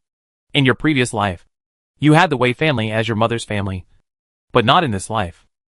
If you don't find a way to save the Zhao family, no matter who you marry, you will not have an easy life with your mother's family in constant trouble. So please find a way to stop the disaster from happening. Zhao Ryu suddenly looked up. Her eyes full of shock. You want me to stop it? How can I stop it? I have no power and influence. And I don't even know anyone in the royal family. How can I stop such a disaster? There are always more solutions than problems. If you can't stop the court event, can't you stop your third uncle from participating in that event? Not only you. I will also work hard together, Zhao Rushi said lightly. Zhao Ryu lowered her eyelids and stopped talking. After a long while, she said, okay, I will try my best. If you have any problems in the future, just come to me and ask. Don't guess. And don't do anything behind your back. If I know that you hid 136 taels of private money in the hole at the right front foot of your bed, I can kill you without anyone noticing. Zhao Ryu was stunned, looking at Zhao Rushi with her mouth half open, her eyes wide as copper bells. And she couldn't speak for a long time. Okay. Go back. Fushu must be worried about you outside. After Zhao Rushi finished what she wanted to say, she started to drive people out. Zhao Ryu walked out woodenly. And when she reached the door, she turned around and looked at Zhao Rushi. Her fists clenched tightly. She must transfer her private money to a safe place when she returns. And she must never offend Zhao Rushi in the future. This Zhao Rushi is simply a devil. Originally, Zhao Ryu had not thought of Zhao Rushi as the cause of Wei Qiu's downfall. After all, Zhao Rushi did not have such power. She thought that Wei Qiu's downfall was just a chain reaction of the Wei family incident. But now Zhao Ryu has confirmed that this is definitely Zhao Rushi's work. It's terrible. Host. You. As soon as Zhao Ryu left, the system that had not come out for a long time suddenly spoke. But it fell silent halfway through the sentence. Zhao Rushi was very proud and asked in a calm voice. What's wrong? I really didn't expect you to speak to Zhao Ryu openly and honestly. The system's heart was complicated. It added. You even deliberately tried to scare people. After spending so much time and energy reading novels, you naturally have to make reasonable use of its content. Zhao Rushi smiled. Please don't think of going to the county to be a teacher and living alone for the rest of your life. If Zhao Ryu married into a wealthy family, she could crush you with just one finger. Humph. Zhao Rushi snorted. If I had listened to you from the beginning, what would have happened now? At this point, do you think I am the winner or Zhao Ryu is the winner? Don't you still admit that I am a wise man and you are a mentally retarded person? The system was silent and started to play dead again. Chapter 192 Waste of Quota. Zhao Rushi did not let it go. Speak. Stop playing dead. The system said reluctantly, well, you are right. After saying this, it became confident again. Isn't this as it should be? When I bound you, I chose the one with the highest IQ. If you were not smart, why would I choose you? Since you are smart, isn't it natural for you to turn the tables? Since you admit that I am smart, then what I want to do has my own reasons. And the final result must be to reach the pinnacle of life and become a winner in life. And your idea is wrong. So don't come to me and talk nonsense in the future. But if you go to that county to be a teacher, you can only marry a scholar or a Jiren at most. Right? At most. He is the son of a county magistrate. And Zhao Ryu married Fu Yunlang and became the wife of Pingnan Marquis. She has money, power and status. She can kill you with just a flick of her finger. Can you admit this? Zhao Rushi was powerless to complain. This system is definitely the product of sweet pet articles. There is no doubt about it. Zhao Rushi is a person who likes to struggle for herself. Although she often talks about salted fish, she really can't understand the heroines in sweet pet articles. Reborn, with the life experience of the previous life, and the foresight that others do not have, you can seize the opportunity. What can't you do? You make your own money and spend it yourself. If you like a man, just live well. If you don't like him, you can kick him out. But these women don't say that they make their own money and reach the peak of their lives. Instead, they have to use all kinds of tricks and methods to beg and beg to marry a man who will become a big boss in the future. Even if he doesn't like them, they still lick their boots in various ways. They are just like the daughter into the oak tree, who must borrow your high branches to show off themselves. For such people, what is the meaning of rebirth or time travel? Isn't it a waste of rebirth and time travel quota? However, she was too lazy to tell the system these words. This system is the same as Xiaoryu, both of whom have been instilled with feudal remnants. Talking to them is exhausting. She only said one harsh word to the system. Wait. I will earn you a title with my own ability. I want to prove to you that I don't marry into a rich family. I am a rich family. After hearing this, the system was not frustrated by the criticism, but was full of excitement as if it had been injected with chicken blood. Come on, host. You can do it. Zhao Rushi rolled her eyes, called out the screen, and took a look at the points displayed on it. After making friends with Xiao Ruodong, she shamelessly asked Xiao Ruodong for a copy of Master Ming Song's calligraphy that Mrs. Xiao copied. She had a strong comprehension ability, and she practiced calligraphy morning and night, so she worked very hard for points. In just a short period of time, she made rapid progress, and now she can earn 6 points for each piece of calligraphy she practices. Not only does she earn points by practicing calligraphy in the morning and evening, she also insists on taking notes when studying the 4 books and 5 classics. She has just started to learn chess, and although her level is low, she can only earn 1 point for winning a game. But she plays chess with her classmates in chess class, and even a mosquito leg is meat. In this way, she can earn 200 to 300 points a day. Add the points awarded for creating a new painting method, minus the points debt she owed before, and the light screen shows that she has 3,256 points. Looking at the lonely icon on the screen, Zhao Rushi raised her fist and waved it to cheer herself up. 20,000 points is not a dream. The agility pill is waving to her. After a while, her calligraphy points can still increase, and she worshipped Mr. Kong as her teacher to learn his painting skills, and then combine modern painting with ancient painting to create a new painting method. No matter whether it is good or not, at least she can get points. In this way, it only takes 1 month for her to afford the only product of the system, agility pill. When the time comes, learn from the martial arts master in the mansion and take the light force route. Host.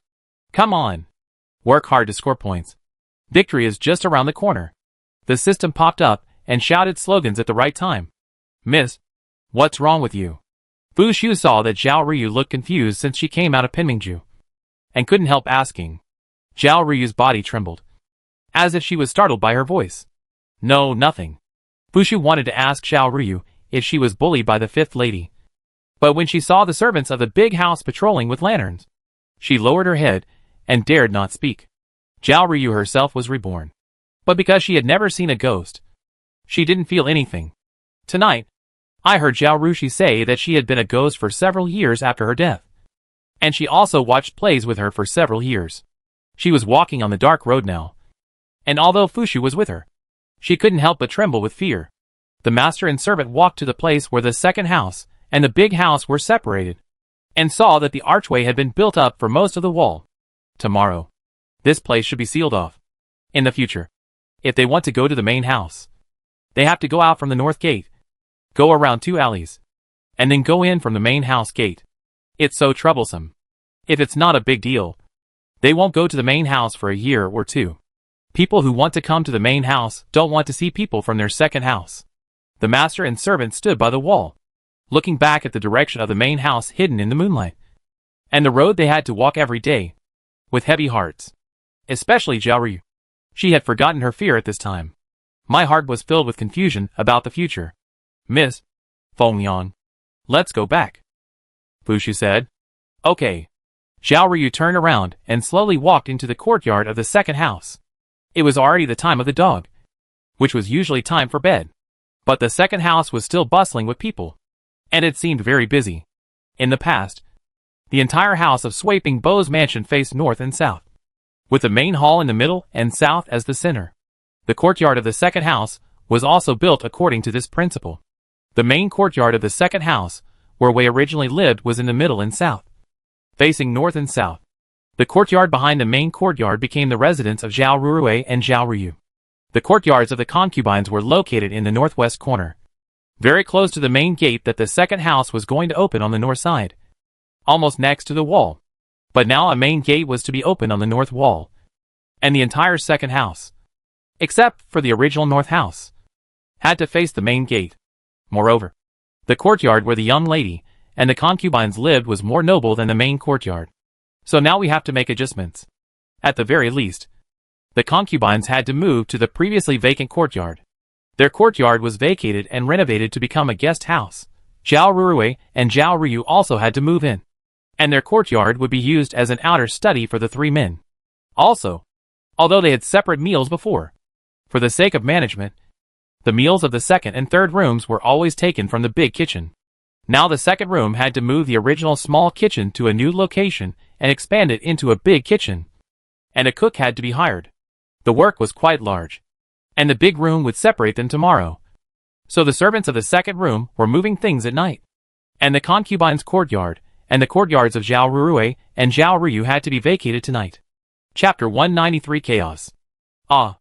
A woman's voice came from a distance, followed by a crisp sound. Bang! Then came a quarrel. What are you doing?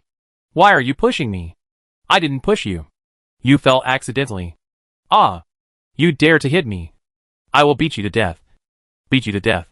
Hearing the noise coming from her own yard, Zhao Ryu didn't care about the sadness anymore, and quickened her pace with Fushu.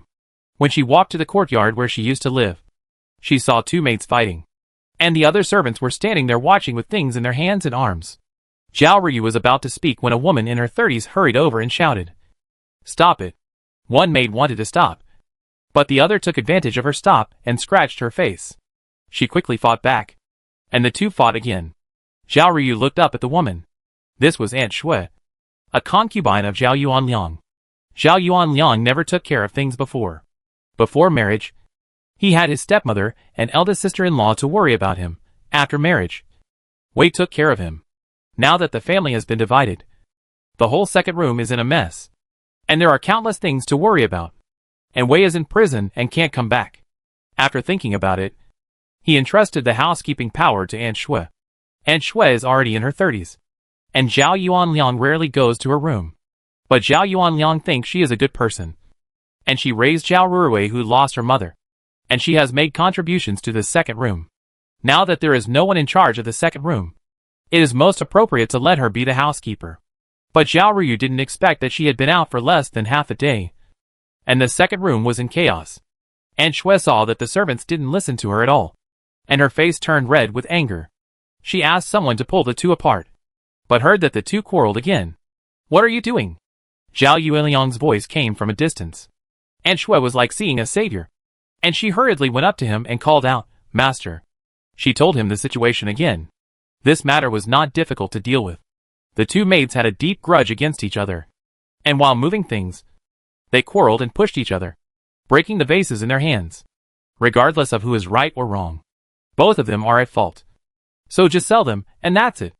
Anyway, now that the second house has been divided, except for the little land and a small shop they got, and the 400 or 500 taels of silver compensated by the third house, they have no more property. The second house has 5 proper masters, and several concubines of the second master, and there are 60 or 70 servants in total. It costs a lot of money to pay the monthly allowance and the food for the whole house. In addition, the second house has to build a kitchen, buy kitchen utensils and cooks. So it is estimated that the 400 or 500 taels of silver can only last the second house for 2 or 3 months before selling off the property and going hungry. The second house must sell off some of the servants. Now that these 2 servants have made mistakes, it is a good opportunity to sell them off. Firstly, to save money, and secondly, to make an example of them. But after seeing who these 2 women are, Zhao Yuanxun hesitated. One of them had served his biological mother, Shen Laoinong, and the other was the wife of a servant he had to use. If he sold the former, he would be accused of being unfilial. If he sold the latter, he would be resented by the servant and his children and grandchildren. Master, why don't we give each of them 20 slaps in the face, lock them up in the woodshed, and deduct their monthly salary for 2 months? The woman who followed Zhao Yuanxun suddenly spoke up. This beautiful woman, who was about 18 or 19 years old, was the pregnant concubine Wang who was searched by Wei and brought to Rongqi Hall, causing the old lady to have a stroke and a series of accidents. Zhao Yuanxun was at a loss. And when he heard this, he said repeatedly, yes, yes, yes, let's do it. Seeing that concubine Shui was stunned, he frowned. Why don't you go quickly? Yes. And Shui agreed and quickly asked the nanny beside her to slap the 2 of them. The 2 women didn't listen to Aunt Shui because they took advantage of her, because she was not favored and had no status. And she was also soft-tempered. On weekdays, she was not as respected as the 2 of them. Now that Zhao Yuanxun, the real master, came, they didn't dare to move. After being slapped, they went to the woodshed obediently. Aunt Wang pulled Zhao Yuanxun's sleeve. Zhao Yuanxun then coughed lightly and said, Aunt Shui can't manage the household alone. I think Aunt Wang should manage it with you.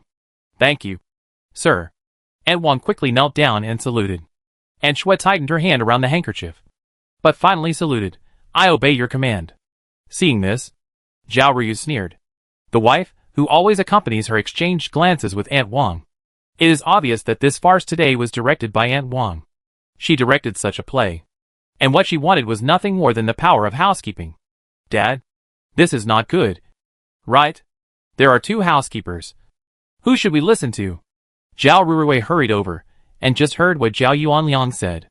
Besides, Aunt Wang is pregnant, and shouldn't work hard. I'm grown up now, and can help my father. Why don't I help my aunt manage the household? She said again. She naturally hoped that Aunt Shui would manage the household. Although she was not Aunt Shui's biological daughter, she was raised by Aunt Shui. As Aunt Shui was managing the household, her status rose, and the servants respected her more. When she saw her daughter coming to help, Aunt Shui hurriedly said, yes, seeing that Rurui is growing up and will be in the in-laws' house. It's a good opportunity to learn how to manage the household. With her help, I can definitely manage this family well. She saw Zhao Ryu standing beside her and added, and Ryu, learn to manage the family like Rurui did. Sister Shui, I'm not saying anything bad about you. Look at what you have done. This family is a mess. I don't know what the 2 girls will become if they learn from you. It's better for them to learn from me. Auntie Wang covered her mouth with a handkerchief and laughed. She turned to Zhao Yuanxun, Master, although I am pregnant, it's fine. Didn't you hear what Dr. Shi said? You should move more. And you should use your brain in the process of managing the household, so that the child will be smarter in the belly. As she said this, she also pulled Zhao Yuanxun's sleeve, and her eyes were full of light. Zhao Yuanxun wanted to agree to Zhao Ruruwei and Aunt Shui, but when he saw his concubine like this, he wavered again. He scratched his head and sighed, okay. You 2 aunts can manage it together. Rurui, Ryu, you can watch and learn from the side. Having said that, he fled without waiting for the women to say anything. Returning to the main courtyard, he called the steward named Zhao Xing and asked him, how is the news I asked you to find out? Master, the matchmaker doesn't have a suitable candidate at the moment. She asked the master to give her some time, and she would go to find out and tell the master when she had the news. After Zhao Xing finished speaking, he looked up at Zhao Yuanxun and stammered, Master, the former second wife, has not been executed yet. If you marry right away, I'm afraid people will gossip about you. Zhao Yuanxun pointed outside and said irritably, Look, this family has no mistress. And it's a mess in just one day. I didn't say I would marry right away. I just asked the matchmaker to inquire. I'm married to Wei, and I will marry after I bury her. Zhao Xing was about to speak when he heard a report from outside, Second master. Third master is here. Chapter 194 Seeking an official position. Zhao Yuanxun was startled and stood up quickly. Please come in quickly. The maid who came to report was embarrassed. Where should I go? Zhao Yuanxun was speechless for a moment. Yes. Where should I go? He didn't have his own room in the inner courtyard. In the past, if he didn't want to stay in the inner courtyard, he would stay in the study room in the outer courtyard. But now the outer study room is included in the main room. He moved all his things back today. And the outer study room has not been decorated yet. The place where he was staying now belonged to the inner courtyard. Even though Zhao Yuanxun was his younger brother, he was still an outsider. So it was really inconvenient for him to come here. He sighed. Please come here. After a while, Zhao Yuanxun was led in by the maid. The two brothers greeted each other and sat down as host and guest. Zhao Yuanxun smiled bitterly and said, Second brother, it's a mess here. Please don't be surprised. Third brother, it's the same over there. Zhao Yuanxun said. Zhao Yuanxun smiled and said nothing. Can it be the same? At least the third house still has the mistress. On the surface, Su seems weak and incompetent. As if she can't do anything and can't do anything well. But every time she fights with Wei, she never loses. This shows that she is also very powerful inside. She looks weak and incompetent. But she is just pretending. In addition, his third brother is also a capable person. Zhao Yuanxun glanced at Zhao Yuanxun and asked, Why are you here? Third brother? Although the two brothers are both illegitimate, they don't have a good relationship with each other.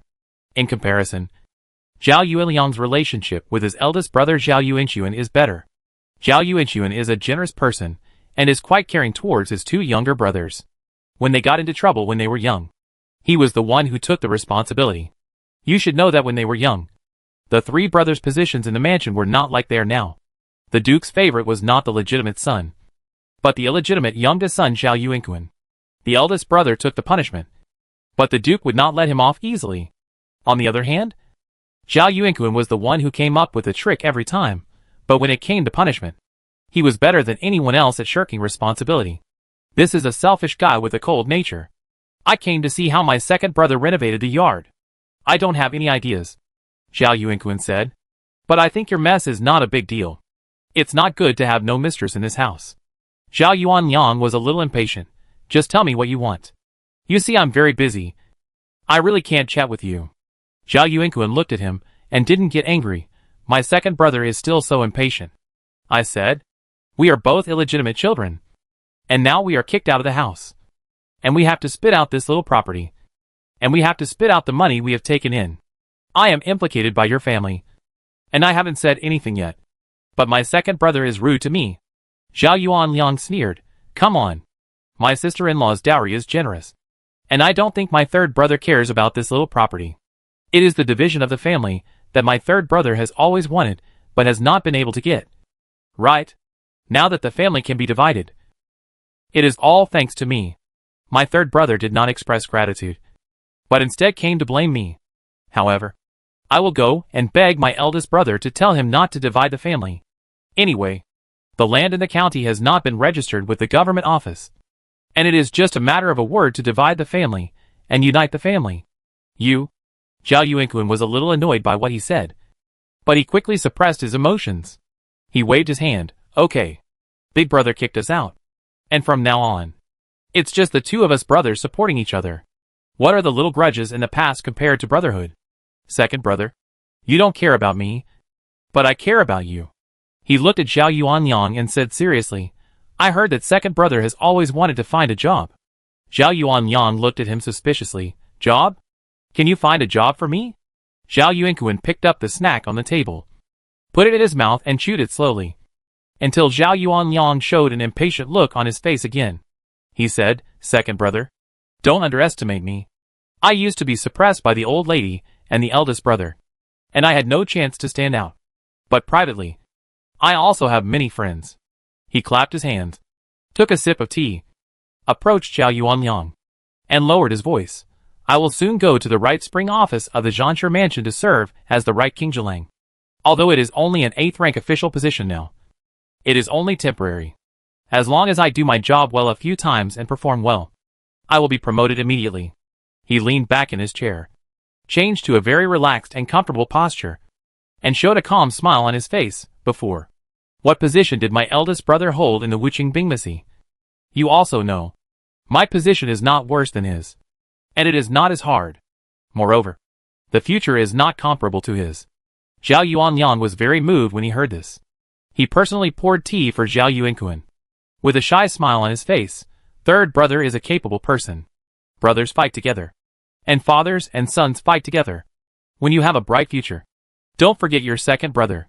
Although your second brother is not very useful, he is wholeheartedly helping you, which is not comparable to outsiders. Zhao Yuanxun nodded. That's what I think. So I came to you. Zhao Yuanxun was very excited. Sat up straight and looked at Zhao Yuanxun with burning eyes. What position? Deputy Envoy of the Beijing Guard Command. Zhao Yuanxun was stunned. Isn't it a position in the Zhanshe mansion? Zhao Yuanxun shook his head. There is no vacancy in the Zhanshe mansion. I had to ask for this position of the Jingwei Commandery Officer's office by asking for favors from many people. Zhao Yuanxun was very disappointed. He knew that the Deputy Envoy of the Jingwei Commandery Officer's office was an inferior position. There was no rank, and the work was hard. When he first started working as an official, he knew that it was impossible to get the 6th or 7th rank right away. For example, Zhao Yuanxun spent a lot of effort and money to get the 8th rank of Right Kingjilang of the Zhanshe mansion. Since they were not even in the mainstream, it would be better to work under Zhao Yuanxun. It's easy, and the responsibility is not big. And the Zhanshe mansion seems to have no power now. But when the prince ascends the throne in the future, the first to be promoted will definitely be the Zhanshe mansion's own people. By then, the 5th or 6th rank official positions will be within easy reach. Right? He still didn't give up and asked, why don't you ask for me again? If I enter the Zhanshe mansion, I can help you. Right? Zhao Yuanxun shook his head. No. You also know that there are many people eyeing this area. The superiors gave me an official position. How can I give it back? Besides, he glanced at Zhao Yuanxun. You know the most taboo thing in the officialdom is that the whole family stays in the same government office. Zhao Yuanxun looked embarrassed. In order to prevent corruption and fraud, the court would not let people who are very close to each other stay in the same government office. He knew this. In the past, Wei Shi often used this reason to stall him and prevent Wei Qiu from seeking an official position for him. Seeing that he was picky, Zhao Yuanxun became impatient and said, are you going to take this position? If not, I will directly refuse it. Go. Go. Go. Zhao Yuanxun said hurriedly. There are very limited official positions in the court, and many children of wealthy families are eyeing them. There was no way to get a job in Swaping Marquis' mansion before. Even if there was a vacancy, it would have been filled before they got the news. Now there is finally an opportunity. Even if it is hard. Zhao Yuanxun accepted it. Now that the family has been divided, he can't just sit back and eat up all the money. He must have some income. Chapter 195 Another Matchmaker. 500 taels of silver. Zhao Yuanxun said again. What? Zhao Yuanxun's eyes widened.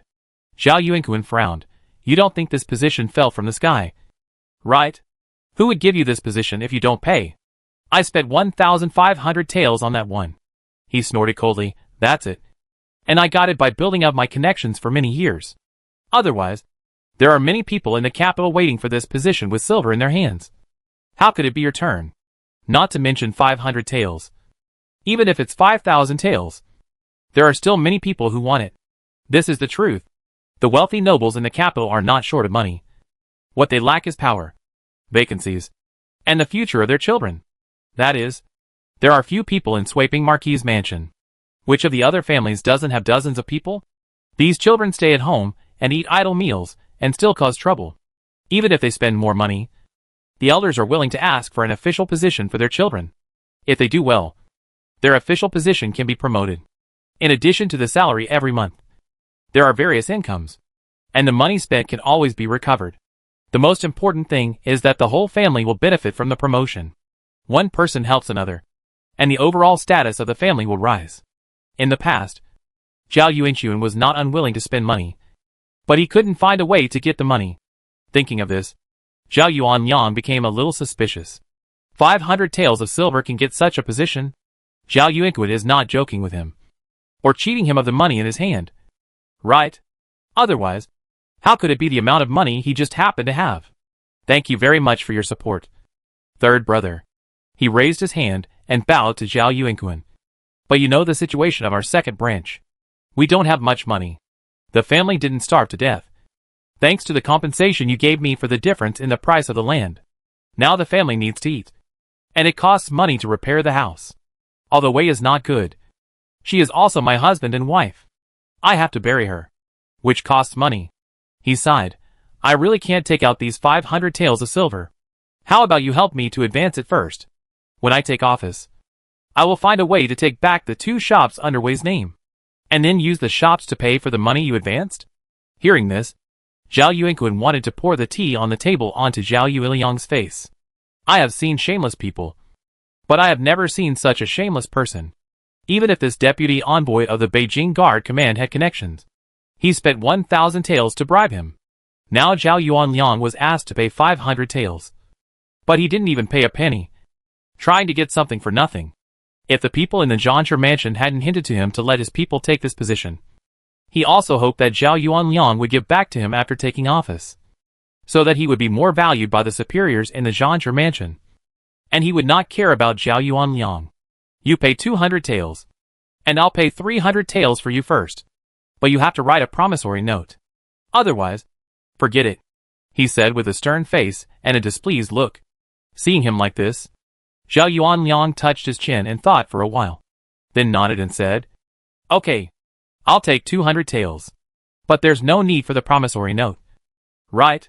We are brothers. And writing a promissory note would be too formal. Don't worry. I'm not dishonest. If you borrow, you must pay it back. Besides, I have to use the shop as collateral when the time comes. Zhao Yuanxun suppressed his anger. Okay. Hurry up. If you keep on nagging him, he will not be able to resist hitting you. Zhao Yuanliang then signaled Zhao Xing to bring the box, and counted out 20 silver ingots for Zhao Yuanxun. This was the money Zhao Yuanxun had just given him yesterday. Zhao Yuanxun asked the servant to bring the bag of silver, stood up and said, Tomorrow I will go to the county with my elder brother to sign the household land deed.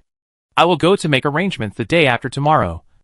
And maybe you will be asked to take office the day after tomorrow. Don't run around these few days, or you will be lost. Zhao Yuanliang was thinking about how he should go to his house and make a scene, and bring his family to his house to eat and drink if Zhao Yuanxun broke his promise, and took his 200 taels of silver, and did not follow up. When Zhao Yuanxun heard what he said, it didn't seem like he was lying to him. He was overjoyed and said, Then I will wait for your good news at home. Zhao Yuanxun calmed down a little and stood up. It's getting late, so I'll take my leave.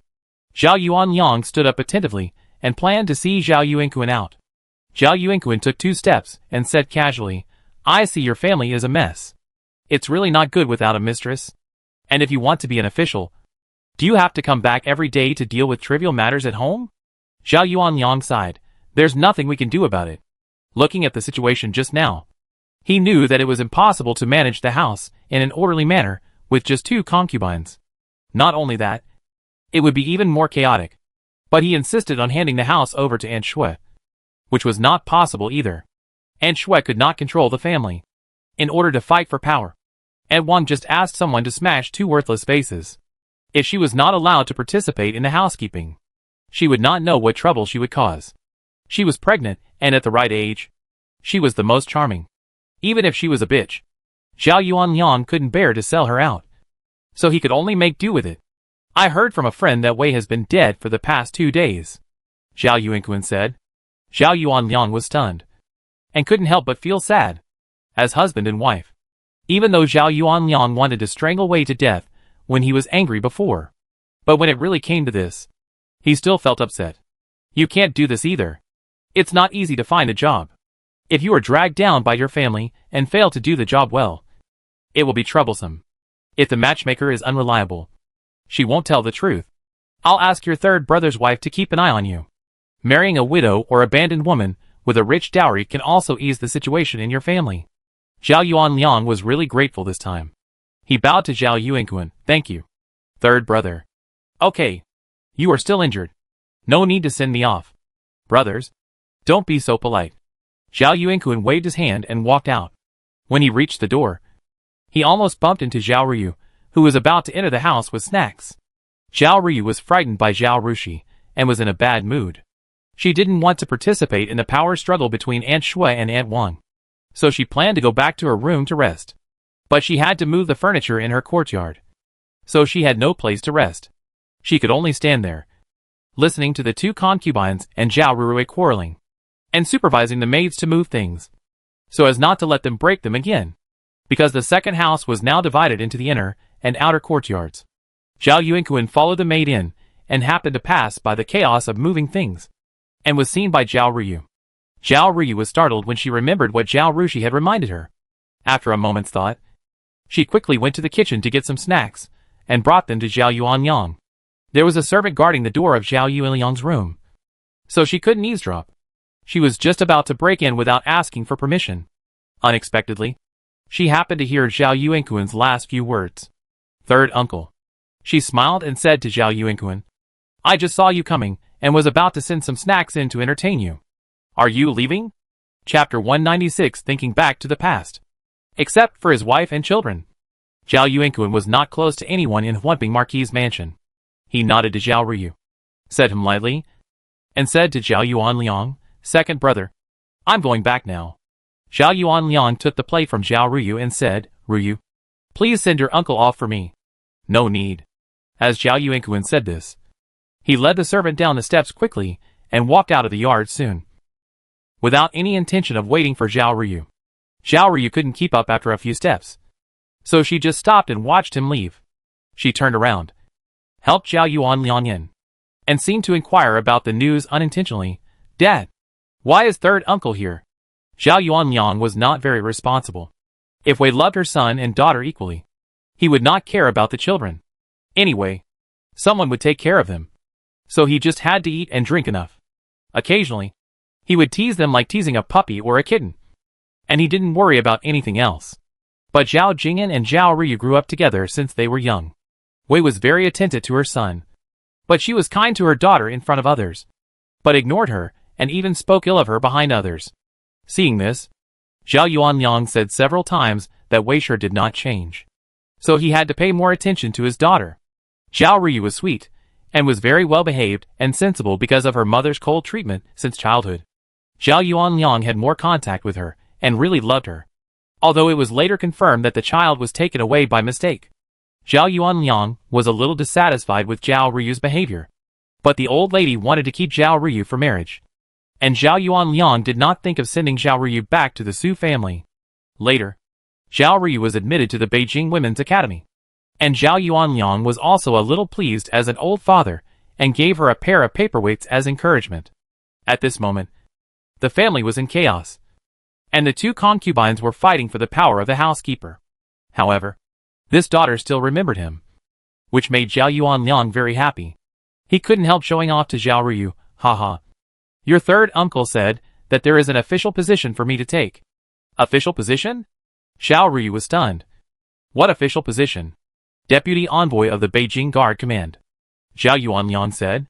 Zhao Ryu was the wife of Pingnan Marquis for several years in her previous life, and she knew that this official position was not a high-ranking one. But this did not prevent her from widening her eyes and exclaiming, "Wow! It sounds so great. Dad, so you are an official now? And it is more powerful than the original position of your uncle?" "That's right. The Jingwei Commandery is much more powerful than the Wuqing Bingma Division. The Wuqing Bingma Division deals with hooligans and thieves all day long, catching some small thieves," Zhao Yuanliang said proudly. Zhao Ryu handed Zhao Yuanliang a piece of dessert, and said with a puzzled look, "Why didn't third uncle go for such an opportunity himself, but gave it to you, Dad?" Afraid that Zhao Yuanliang would misunderstand, she quickly explained, "I'm not saying that Dad shouldn't be an official, but third uncle doesn't seem to be so kind. Hey, you're right. He gave me this position because he has a better job than mine. The right Kingjilang of the right spring office of the Zhanshe mansion." Zhao Ryu's heart snapped. In his previous life, Zhao Yuanxun got in touch with the prince through the staff around him, and he started out as such an official. Later, his talent was appreciated by the prince, and he was highly valued by the prince. His official position in the Zhanshe mansion was promoted very quickly, and he finally participated in the rebellion. She was restless and too lazy to deal with Zhao Yuanliang anymore, So she asked first, "Where are you going to go on duty?" "It's too early. The matter has not been decided yet. You can only take office after your uncle has arranged everything." Zhao Yuanxun was worried and reminded her, "Ruyu, you are a tight-lipped child. So daddy told you this? Don't spread it out. Don't tell anyone. If it gets to your grandmother's ears, if she doesn't want our family to rise, she will definitely disrupt the work of me and your uncle." He tempted her again. "Do you think that if daddy becomes an official, you will be a daughter of an official family? It will be easy to get married in the future, right? When daddy makes money, I will buy you a generous dowry. Don't worry, daddy. I won't tell anyone." Zhao Ruyu promised. She stood up. "Dad, it's getting late, and you are still injured, so you should rest early." After leaving Zhao Yuanxun, Zhao Ruyu stood at the gate of the courtyard, looking at the courtyard illuminated by lanterns. Her heart was in a mess. According to the timeline of her previous life, she would get married next year when she reached the age of marriage, and become the second young lady of the Pingnan Marquis mansion. The year after, Pingnan Marquis and the Prince Fu Yukai died in battle at the border, and Fu Yulang became Pingnan Marquis. Because Pingnan Ho and Fu Yukai died in battle, the second prince rushed to the border and was also killed in battle. The husband of Princess Shangda was dismissed and imprisoned for failing to provide adequate care. The fifth prince heard that his brother had passed away and had a high fever. He died soon after. The year after that, the crown prince quarreled with the fourth prince and killed the fourth prince by mistake. The emperor dismissed him from the crown prince position and imprisoned him. The crown prince somehow escaped from the imprisonment and forced the emperor to abdicate in anger. The emperor was assassinated during the palace chaos. The crown prince, who was seriously injured by the imperial guards, was captured by the third prince and then committed suicide. The third prince ascended the throne.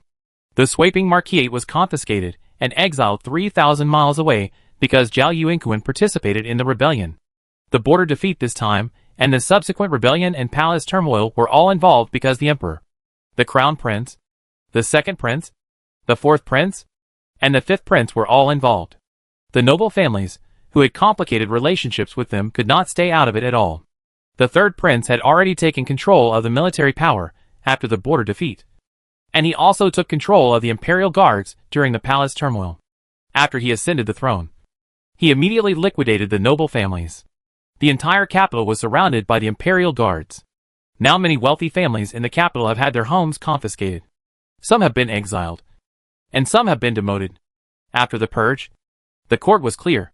Those who held power were the third prince's confidants, and the poor people who passed the imperial examination.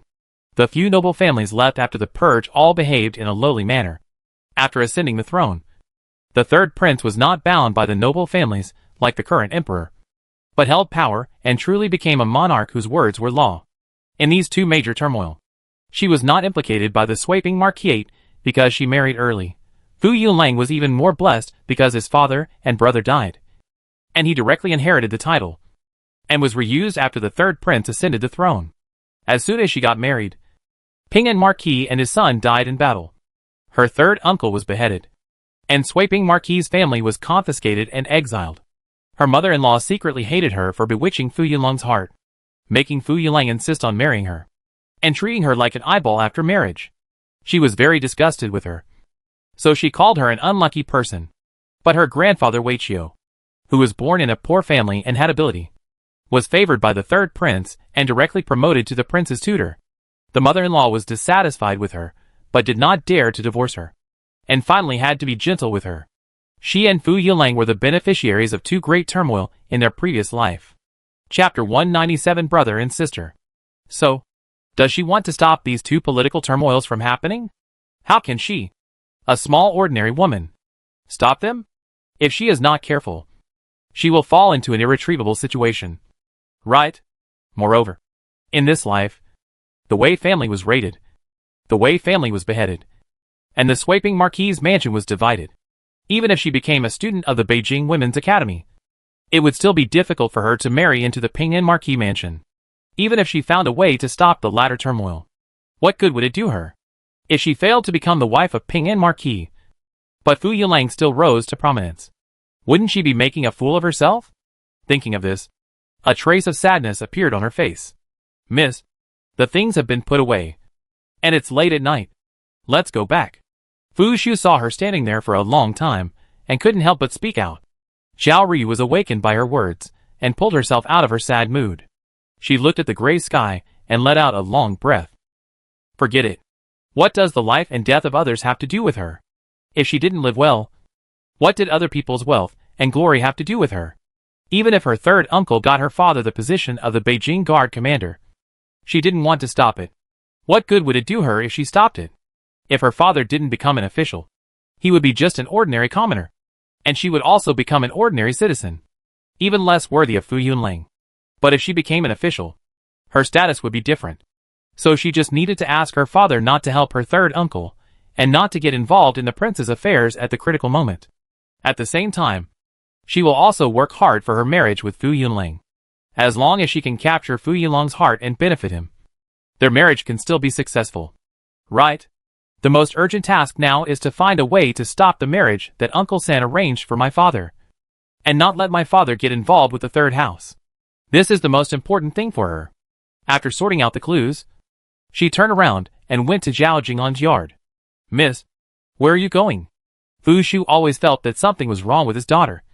But there were so many people everywhere, and she couldn't ask, seeing that the girl did not return to her new courtyard, but went to Zhao Jinglan. She had to follow with a lantern. I'll go see my brother, Zhao Ryu said. Zhao Jinglan had been running a high fever since he went to the prison to see Wei yesterday, and was taken home in a daze. Zhao Jingli silently accompanied him to inquire about the news, silently accompanied him to visit Wei, and silently stayed by his bedside. Since he moved back to the second room from the first room, he had not said a few words. The courtyard of the second room needed to be adjusted. After Zhao Jingli moved in, he did not go to the courtyard arranged by Zhao Yuanliang for him, but moved directly into Zhao Jinglan's place. Zhao Ryu followed the servant in, and saw that Zhao Jingli's clothes were still very neat, but his eyes were full of bloodshot. His face was haggard, and his expression was indifferent. Seeing Zhao Jingli like this, Zhao Ryu felt a complex emotion of sympathy. Zhao Rushi's rebirth has changed a lot in this life. Apart from her, the biggest impact is Zhao Jingli. In the previous life, Zhao Jingli was still doing well in the big house as the prince of his marquis's mansion. When he was 16 years old, the eldest lady sold her dowry, found a job for him, and arranged a good marriage for him. At that time, Zhao Jingli had a bright smile and was full of vigor and vitality. But within a year, he was implicated by Zhao Yuanxun and exiled 3,000 miles away, and the rest of his life was miserable.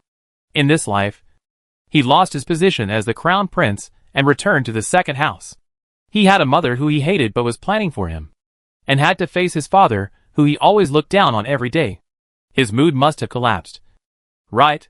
But after falling from the clouds, he no longer had to be implicated by the third house, and was spared the fate of being exiled. So this change is still a good thing for Zhao Jingli. Right?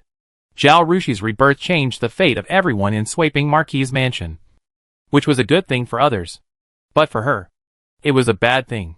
Thinking of this, Zhao Ryu's mood suddenly fell to the bottom again.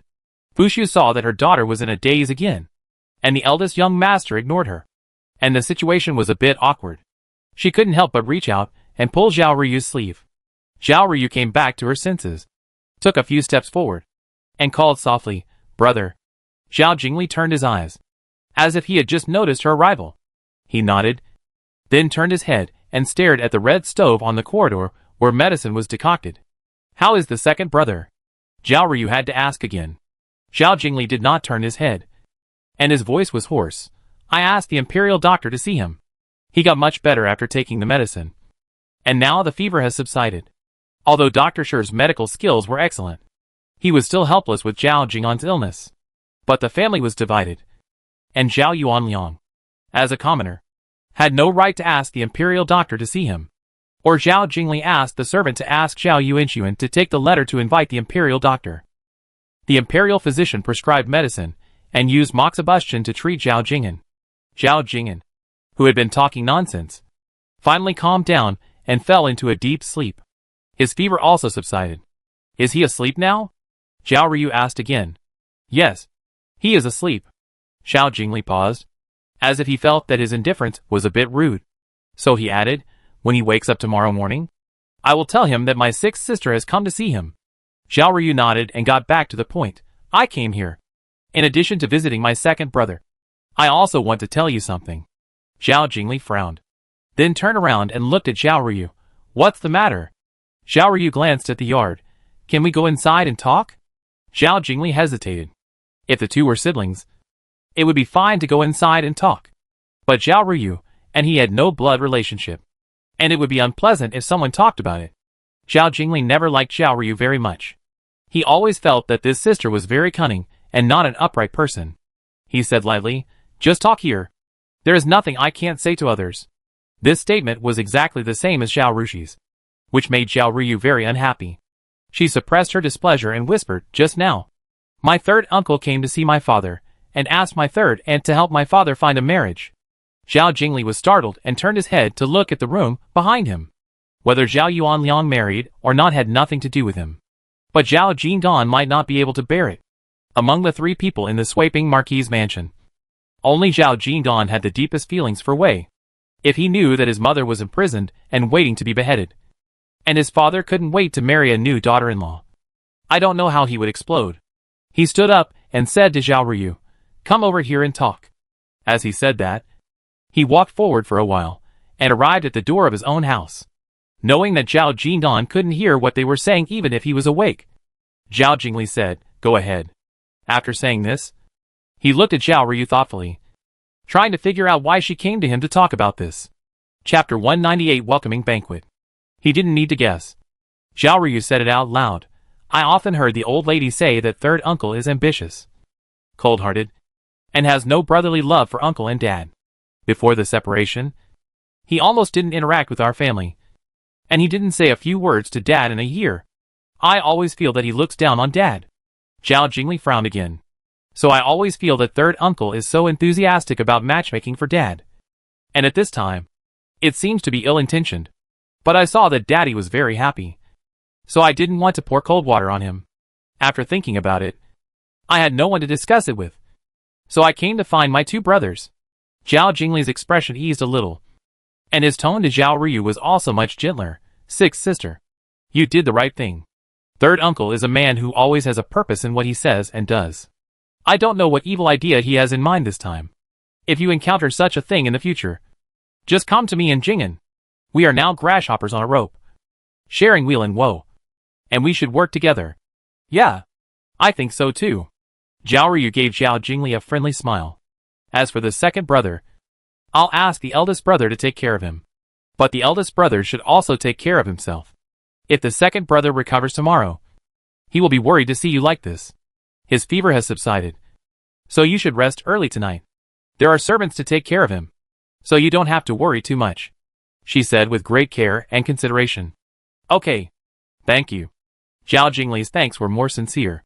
Coming out of Zhao Jingli's yard, Zhao Ryu looked at the moon emerging from the clouds in the sky and exhaled deeply. She missed Fu Yulang very much now. She wanted to tell Fu Yulang everything. Let him share her worries, and let him help her analyze the situation. She wanted to be the little woman who didn't have to worry about anything in her previous life, just nestling in Fu Yulang's arms like a little bird, and let him protect her from the wind and rain. But she couldn't. If Fu Yulang knew that she was not the Zhao Ryu before, but a reborn one, would he be scared? After parting with Zhao Ryu, Fu Yulang, who was remembered by Zhao Ryu, went directly to a house owned by the second prince Xiaolingpu to attend a welcoming banquet. Some time ago, he went to Jiangnan with the fifth prince and returned to the capital today. Xiaolingpu held a banquet to welcome them.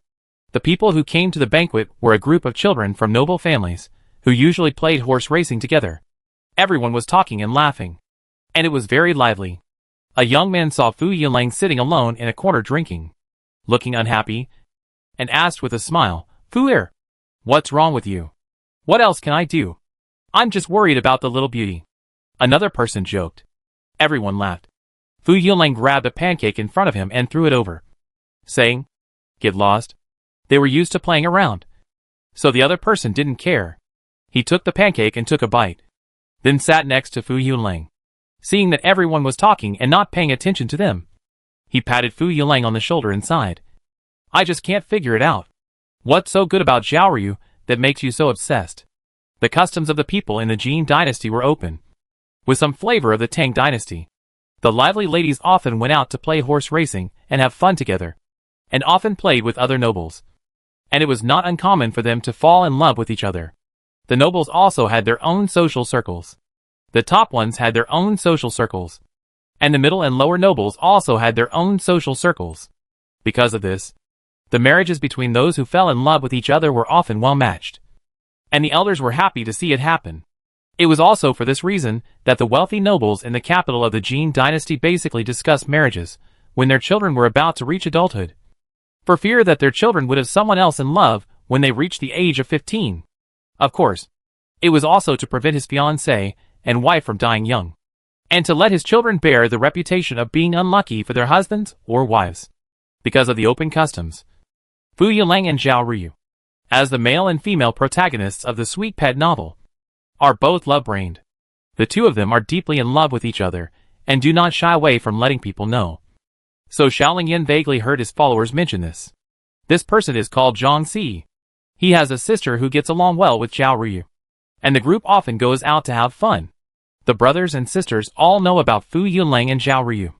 Seeing Fu Yuanlang's face darken after hearing what he said, and obviously unwilling to listen to such words, Zhang Si felt bored.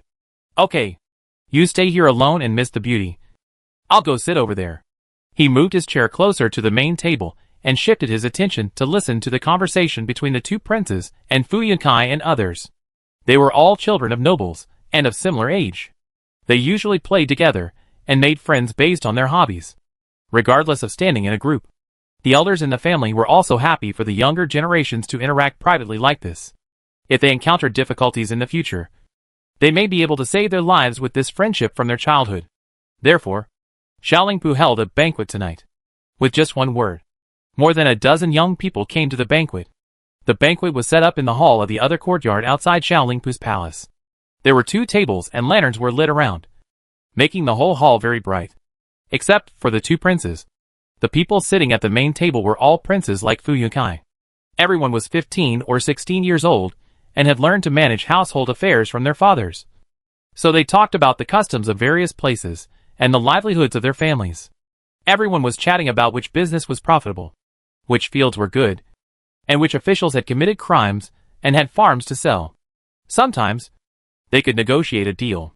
The negotiated deal was taken home and told to the elders, which sometimes had a great impact on the family business and brought a lot of profit. These children themselves were increasingly valued by the elders and praised by the elders. Therefore, more and more sons of noble families in the capital wanted to join the banquet. Unfortunately, the 2 brothers Xiaolingpu and Xiaolingyan acted cautiously, in order to avoid being rebuked by the emperor's father and impeached by other princes out of jealousy. The number of princes was limited to 5 or 6. Other princes who did not hold power at home were also included in this number. Otherwise, they would be accused of forming a clique for personal gain. I don't know when the property under Wei Qiu's name will be sold. I heard that he has 2 large manors in Baining, and several in other counties, as well as many shops and houses in the capital. In the past 1 or 2 decades, he has made a lot of money. Sitting below Xiaolingyan was Sin Song, the son of the Sin family. He was a cousin of the 2 princes, so he had a seat at every banquet and spoke relatively casually.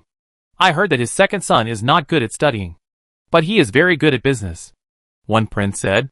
Another prince immediately looked down on him. What do you mean he is good at business? This is just to scare outsiders. Everyone in the court knows that Wei Qiu is good at scheming and calculating, and he has worked in a lucrative position for many years. The origin of his family business is not simple. Chapter 199, Playing Tricks. After hearing these words, Fu Yuanlang became more depressed and poured himself a glass of wine and drank it all. Zhang Si saw this and rolled his eyes. He approached Fu Yuanlang and said, "Didn't you get the favor of the 5th master and follow him to Jiangnan? Why don't you beg him to talk to the imperial concubine? If the imperial concubine can say a word for you, this marriage will be successful." Fu Yuanlang was immediately moved and looked up at Xiaolingyan when he went to Jiangnan this time. Although the 5th prince had little time to talk to him, he was always very caring towards him, and asked his subordinates to arrange everything for him, and personally taught him the ways of doing business. If he asked the 5th prince for help, the 5th prince would not ignore it. Right? Because of the curfew, the banquet did not last long, and everyone dispersed not long after. The two princes had high status, so naturally they went first. When Fu Yilang followed Fu Yankai to see the two people off to the car, he deliberately hung his head and showed a gloomy look. As expected, the fifth prince Xiaolingyan asked when he saw him, "What's wrong with Yunlang? He was fine when he just returned to the capital. Why do you look so sad now?" Fu Yankai glanced at his brother and frowned. He was about to stop Fu Yunlang from speaking when he heard Fu Yunlang say, "I just returned to the capital and heard about the Wei family. Wei Qiu deserved the punishment. But my marriage has encountered twists and turns." "How is your marriage related to the Wei family?" Xiaolingyan asked, and suddenly remembered something. "Oh, the girl you are discussing marriage with is from the Huanping Marquis mansion. Could it be that her maternal grandfather is Wei Qiu, and her mother is the executed Wei?" "That's right," Fu Yulang said dejectedly. "I think you also know that Miss Xiao was actually the one who was taken away by mistake, not Wei's biological daughter. She is a very kind person, completely different from her adopted mother. How can you deny her because of this?" He bowed deeply to Xiaolingpu and Xiaolingyan. "Please forgive me. Yulang dare not delay your rest with personal matters. Please get in the car and return to the palace." He is not stupid. He knew that if he made a request directly, he would certainly upset the two princes. How many people in this world would ask the two princes for help? He was not so shameless. Even if he helped him for the sake of his father and brother, the two princes would still feel resentful. In the future, they would definitely become distant from the Ping'an Marquisate. Moreover, he made the request because his mother did not agree with him marrying Zhao Ruyu, and his purpose was to let them use force to suppress his mother. This behavior was unfilial. The two princes and concubines would definitely be disgusted, and they would not help him even if they asked. So he only needed to show a trace of sadness and melancholy. If the fifth prince really wanted to, he would definitely mention it to concubine Sun. Xiaolingyan said goodbye to Xiaolingpu and got on the carriage. Fu Yunkai was a military commander, and Fu Yulang had also practiced martial arts since he was a child. The two brothers always rode horses when they traveled. Only tonight, they drank wine, and the family prepared a carriage. The two brothers watched the two princes leave, and then got on their own carriage. Zhang Si mixed in the crowd and followed the two princes. Now that he saw the Fu brothers get on the carriage together, he showed a hint of coldness and got on his own carriage. As soon as he sat on the carriage, Fu Yankai glared at his brother and said, "Tell me, what are you planning?" Fu Yulang had been depressed all night, and now facing his brother, he couldn't help crying. "Half true and 8 false, brother. Please help me. The Wei family had such a thing, and Wei was beheaded. Mother must not agree to my marriage. Brother, help me." Although Fu Yankai usually spends less time with his brother, he still knows about his marriage with Zhao Ruyu. "Shut up," he shouted in a low voice. "What kind of words are you crying for a woman?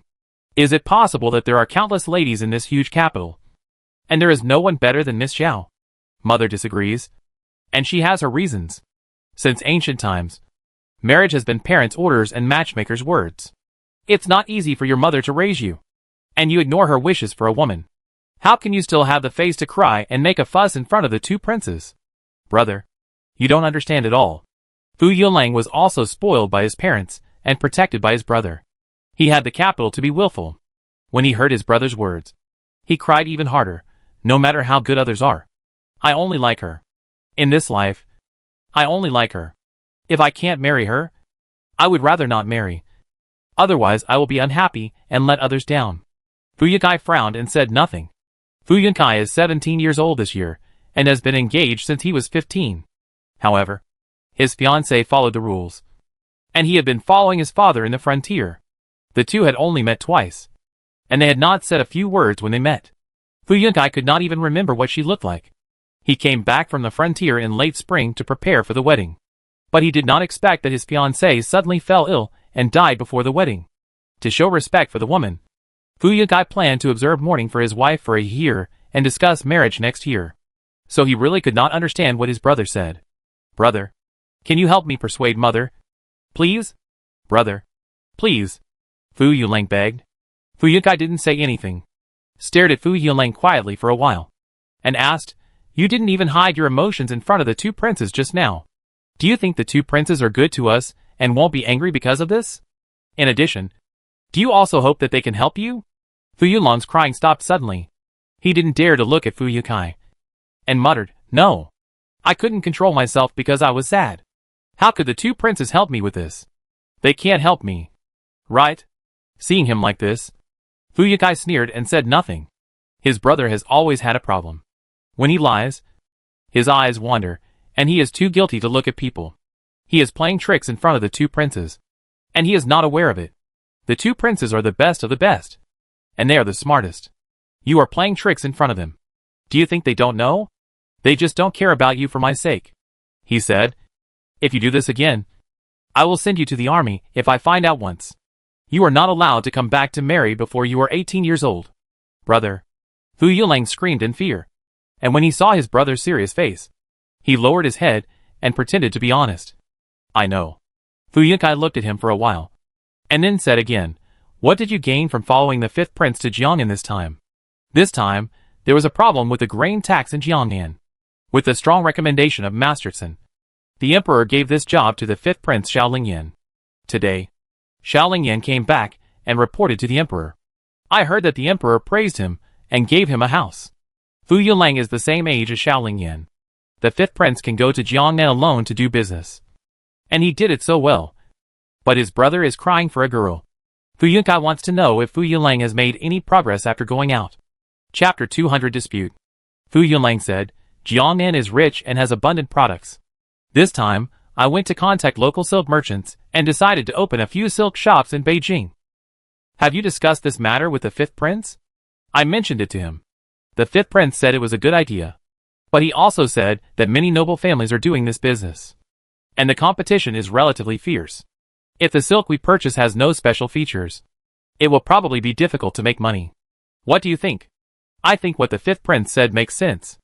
So I specially selected several merchants with unique patterns and different weaving methods to cooperate with.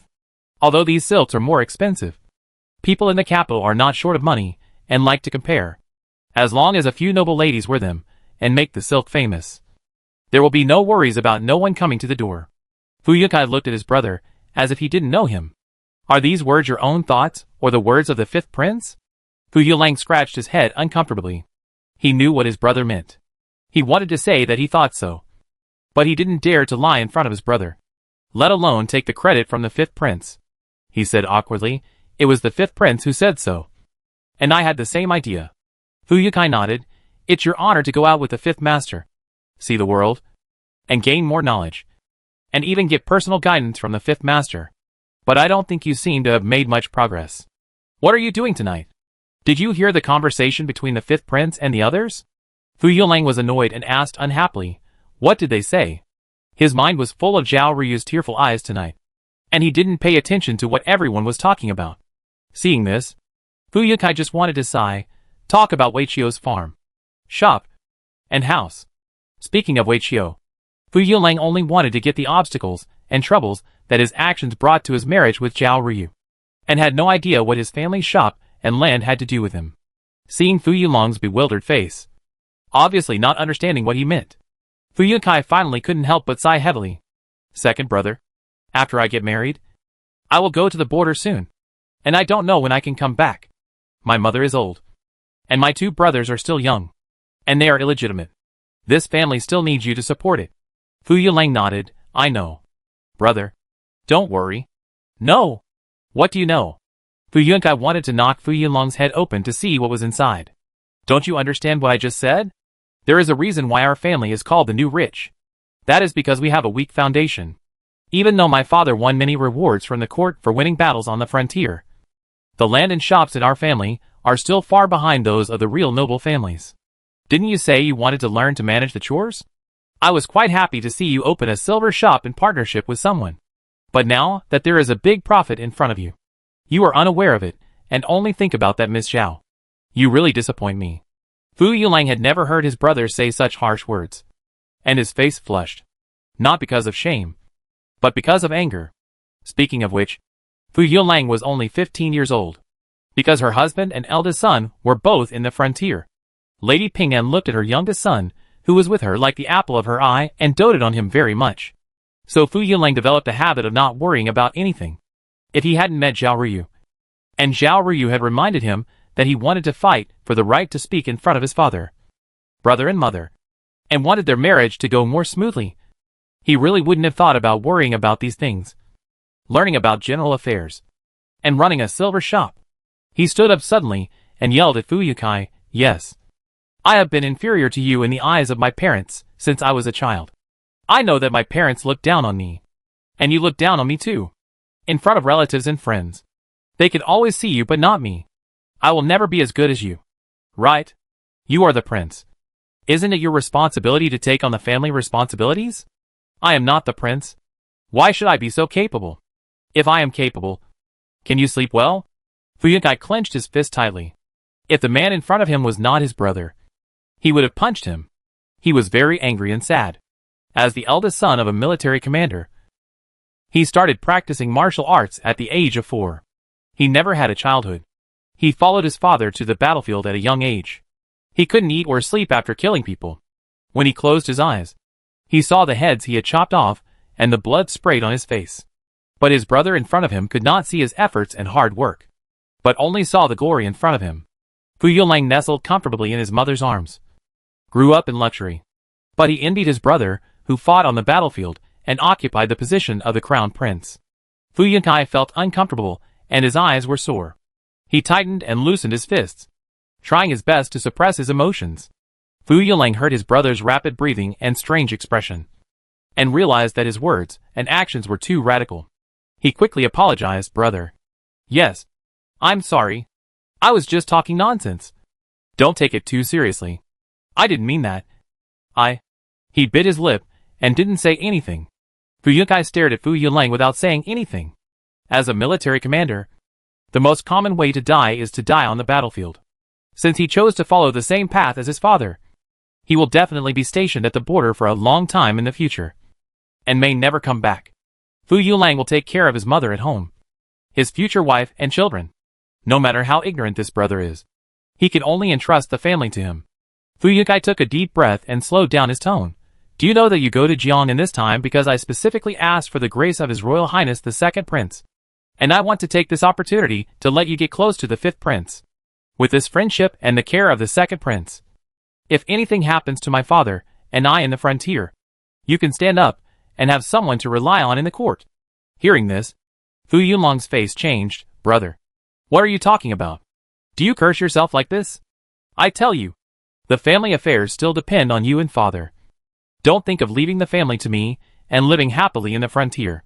He was a little jealous of his brother, but he didn't want his brother to die. Seeing the concern and nervousness revealed by his brother's reaction and words, Fu Yuankai felt much better. "Okay. If you don't like to hear it, I won't say it. Talking too much will hurt feelings." Fu Yuanlang's tone also softened. "Brother, I know you are doing this for my own good. But if I can't marry Ryu, I will never be able to settle down, and nothing I do will work. Please talk to mother for me. Anyway, you are the eldest son, the prince, and you should marry a girl of equal status. As the youngest son, I can just marry anyone I like. I don't need to inherit the title. So why should I marry someone of such a high status? There is no need to argue with my eldest sister-in-law. Don't you think?" His tone was very sincere. Chapter 201, Asking for Advice. Fu Yuankai shook his head, feeling helpless towards this love-brained brother. "Okay. I'll try to persuade mother. If mother doesn't listen, then I can't do anything." Fu Yuanlang was overjoyed and bowed to his brother. "Thank you, big brother." The carriage stopped in front of the Ping'an Marquis's mansion, and the two brothers got off the carriage and entered the gate. "My lord, second young master, are you two back?" The doorman saluted the two and said, "The shopkeeper Huang Xing of Baining County has been waiting here for a long time, since he heard that second master has returned from Jiangnan." Fu Yuanlang's heart tightened. He stopped and asked, "Where is it?" A man came out of the hallway and saluted to Fu Yuanlang and his brother, "Prince, second young master." It was Huang Xing. Fu Yuankai was not interested in business matters, and he also wanted his brother to be independent. If he was there, his brother might want to rely on him again. He waved his hand and said, "You guys chat. I just drank a little wine and feel dizzy. I'll go in first." With that, he walked away. Fu Yuanlang watched his brother leave, then turned around and said, "Go to the side hall." A few people entered the side hall, and the servant brought tea. Fu Yuanlang frowned and asked, "Why did you come to see me at this time? Is there something serious going on in the silver shop?" Huang Xing said with a sad face, I am incompetent. During the time when the young master went to Jiangyan, the silver shop didn't make many deals. Fu Yilang paused with the teacup in his hand and looked up at Huang Xing in surprise. What happened? The silver shop used to have a good business. Even if Zibozai opened, how can a new shop compare with these old shops? Huang Xing then told the story. The sign of Zibozai across the street was newer and more eye-catching than theirs, and the clerk in front of the door was smarter. Anyone who came to Yulong Pavilion to look at jewelry was first attracted by them and became curious. They wanted to see what new jewelry the new store had and whether the price was discounted. So they naturally went to Zibozai first. And then, nothing happened. After entering and coming out of that door, the customers left directly, without even looking at Yulong Pavilion. After finally not being attracted by the new store, and still willing to trust their century-old store, 80% of them would not make a reservation first after coming in to look, but would find an excuse to go out and go to Zibozai to compare prices. As a result, they would not enter their Yulong Pavilion again. Therefore, Yulong Pavilion's business has been very difficult these days. They also asked unfamiliar clerks to pretend to be customers and go to Zibozai to inquire about the news. As a result, the clerk came back to report that Zibozai's jewelry styles were better than their Yulong Pavilions, more novel, and slightly better in quality. But the price was about the same. In fact, the clerk didn't say one more thing. That is, the clerks over there entertained guests more warmly and attentively. The house was more spacious. The decoration was more luxurious. And even the tea and snacks were a level higher than those of Yulong Pavilion. Originally, Yulong Pavilion belonged to Su Xinda, who had lived in this small county town all his life and had limited vision and mind. Huang Xing was not particularly capable, and had never been involved in the silver shop business. Fu Yilang had no more capable people under him, so he was sent to guard the silver shop in partnership with others, because he was the tallest among the short people. And Wang, the shopkeeper of Zibozai, was the most shrewd and capable shopkeeper among the dozens of shops in the Jinan Palace. He also deeply understood the words of the princess. It doesn't matter whether you make money or not, but the business must be prosperous. So even though Zibozai's jewelry is newer, better looking, and of better quality than other stores, he only sells it at a reasonable price, and will also add a little extra, such as a pearl flower or a silver ornament, based on the value of the items purchased by the customer. He is also willing to spend money on house decoration and refreshments for guests. And the waiters who entertain guests will receive a corresponding commission for each successful business, with the customer base provided by Yulong Pavilion. How can Zibozai's business not be prosperous? But Yulong Pavilion is in a miserable situation. Its customers have been snatched away without leaving any residue. And it uses. The door is deserted. It is the most appropriate description. Fu Yilang frowned. He asked, didn't the fifth master introduce a master who drew jewelry for concubines? Is the jewelry he made worse than that of the 14 or 15-year-old Miss Su? Oh, don't say it. Huang Xing sighed. That master specializes in drawing jewelry for the ladies in the palace. The jewelry styles are complicated, and the craftsmanship is extremely high. Ordinary craftsmen can't make it at all. Moreover, the jewelry he drew was made of valuable gems and jades. Just one hairpin cost thousands of taels of silver, not to mention a set of headgear. Sir, you know that Uncle Su is just a small businessman. Although he opened a silver shop, he was not very courageous. When he saw the jewelry drawing of the master, he refused to let him make it. He was afraid that if it was made, it could not be sold, and our silver shop's working capital would be all spent on it. And then the silver shop would go bankrupt. So when the master's jewelry drawing was brought to us, we didn't dare to ask anyone to do it without asking you, sir, worried that Fu Yilang would blame him. He explained, we are dealing with customers from Baining, whose standards are not high. Even if there are customers from Beijing who can afford the price and like this style, how many times a year can we meet them? But if concubines can let us tell the customers that these jewelry are the works of the master craftsman who made them for her, I think the concubine in Beijing will be willing to buy them and wear them. It would be even better if the concubine could say a few words for us. After saying that, Huang Xing looked at Fu Yilang eagerly, waiting for him to make a decision. Fu Yilang's face was very ugly. He didn't even dare to ask concubine Sin for help with his marriage. And Huang Xing dared to bring it up. Don't mention it. You dare to use the name of the royal family. Are you afraid that you won't die soon enough, or what? He glared at Huang Xing. Wang Xing immediately shrank his neck and bowed his head. Yes. Yes. It's because I'm not sure that I came to ask you for advice. Sir. Fu Yilang asked him to stand up and asked again, where is that Mr. Ming? Didn't you say he was very powerful? Mr. Ming draws very slowly, always saying he needs inspiration. We pressed him so hard that he finally handed in one, which is not much different from the jewelry we usually sell, and is not worth 120 taels of silver at all. The picture he drew is far from that of Miss Su. Even if he draws it, it probably won't be competitive. Speaking of Mr. Ming, Wang Xing's expression was very unpleasant. It was obvious that he had a very unpleasant experience dealing with Mr. Ming. Fu Yilang frowned and asked, what are you doing here? Do you want me to give you some advice? No. No. No. Wang Xing waved his hands quickly. He knew that Fu Yilang was a pampered young man in the past. He didn't worry about anything except going to school and practicing martial arts with a martial arts master. He was interested in setting up such a silver shop for a while, and was only inspired by his brother to make a career to prove himself. Anyway, the second young master is not short of money. If he asks everything and lets him make decisions, maybe the second young master will find it troublesome and return the silver shop to Su Xinda directly and stop worrying about it. He finally got the trust of the second young master and got this job. He must not leave a label of incompetence in the second young master's heart and let him take back this job. Otherwise, he will never have a chance to stand out in the future. Chapter 202 Plan. Wang Xing wiped the sweat from his forehead and said with a shy smile, I came here today. In addition to discussing the idea just now, I also want to ask you, Mr. Su, that Miss Su, I wonder if you are still willing to cooperate with her. Fu Yilang frowned. Cooperation? How to cooperate? Thinking of this person, who was not sure whether it was Su Shi or Zhao Rushi, he felt very uncomfortable. In the past, Ryu was always happy every time she met him, without any worries. But since Zhao Rushi returned to the Marquis Mansion, she has been depressed.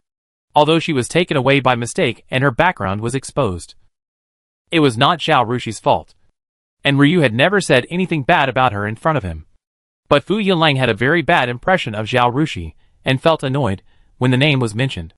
Now his silver shop's business is not good. Isn't it because of Zhao Rushi? If she hadn't run away without saying a word and cooperated with Zibozai across the street, how could their business be so bad? Wang Xing didn't know Fu Yilang's inner thoughts. He said, I think that since Zibozai across the street has a good business, it is all thanks to the jewelry drawings drawn by this Miss Su. Then we can bribe Miss Su to draw pictures for us, with one side gaining and the other side losing. Won't the situation be reversed? So why not use huge profits to recruit Miss Su?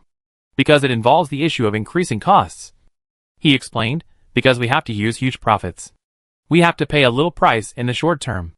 But when Zibozai goes bankrupt, we can change the cooperation conditions with Miss Su. Without Zibozai, even if we reduce the conditions, Miss Su can do nothing. After all, the silver shops in the capital all have their own familiar illustrators, and they may not necessarily cooperate with her. Even if she runs away, it doesn't matter. If Zibozai is squeezed out, we will have no competitors, and the business will be restored to normal. He also didn't like Zhao Rushi, so he came up with such a bad idea. When Fu Yilang heard Wang Xing say that he would use Zhao Rushi first and then abandon her, he felt inexplicably happy. His face turned from gloomy to bright, and he nodded, okay. This is a good idea. Wang Xing felt relieved and happy after receiving the master's affirmation. I think that if Zibozai is willing to give her 100 taels of silver for a drawing, we can also give it, and add a share.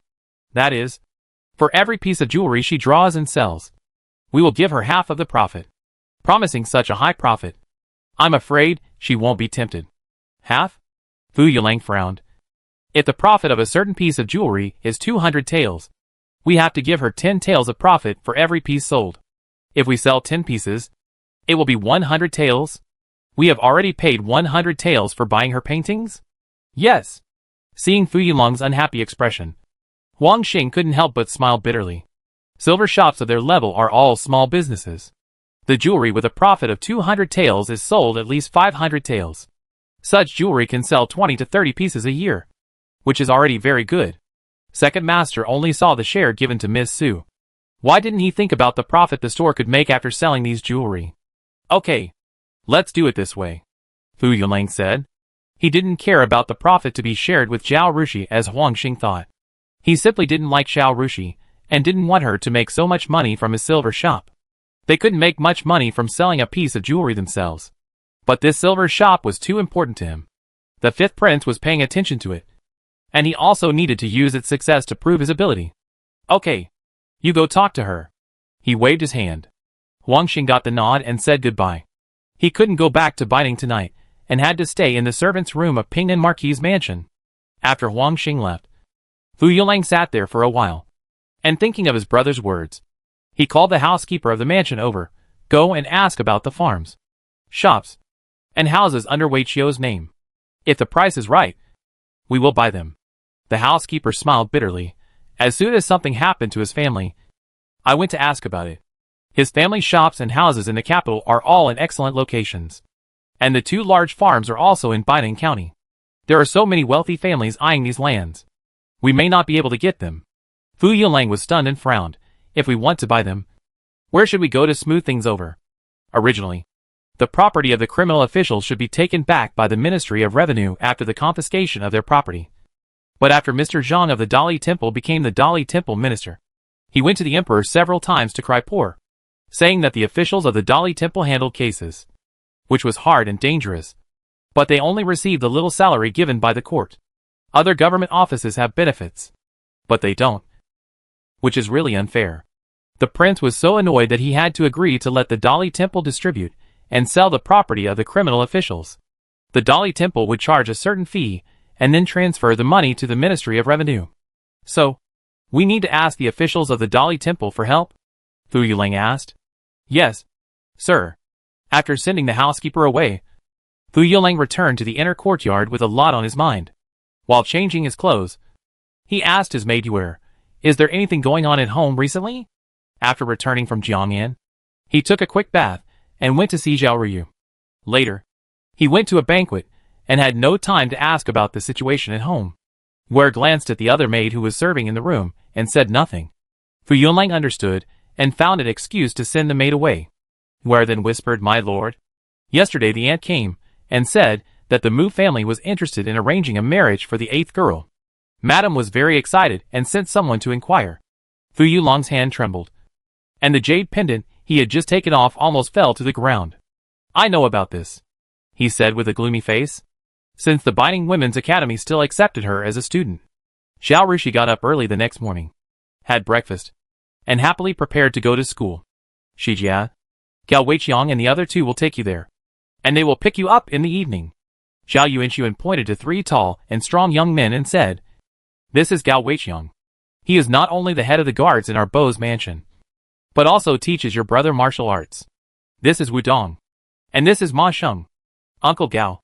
Uncle Wu. Uncle Ma. Zhao Rushi greeted them. She turned to Zhao Yuanxun and said, thank you, Dad. But I will go to Su's house at noon, and paint with my master in the afternoon. So I plan to let Lu Bo and Qin Feng stay in the county, and not come back. Otherwise, it would be inconvenient for me to go out at noon. Uncle Gao and the others can send me there and come back, and pick me up in the evening. There is no need to stay there for a whole day like Lu Bo and Qin Feng. Hearing this, Zhao Yuanxun deeply felt that they should have a house in Baining County. Since Zhao Rushi still had to study there, it would be much more convenient to have a house to stay. He secretly made a note of this in his heart, and said to Zhao Rushi, let Ma Sheng stay there with Lu Bo and the others.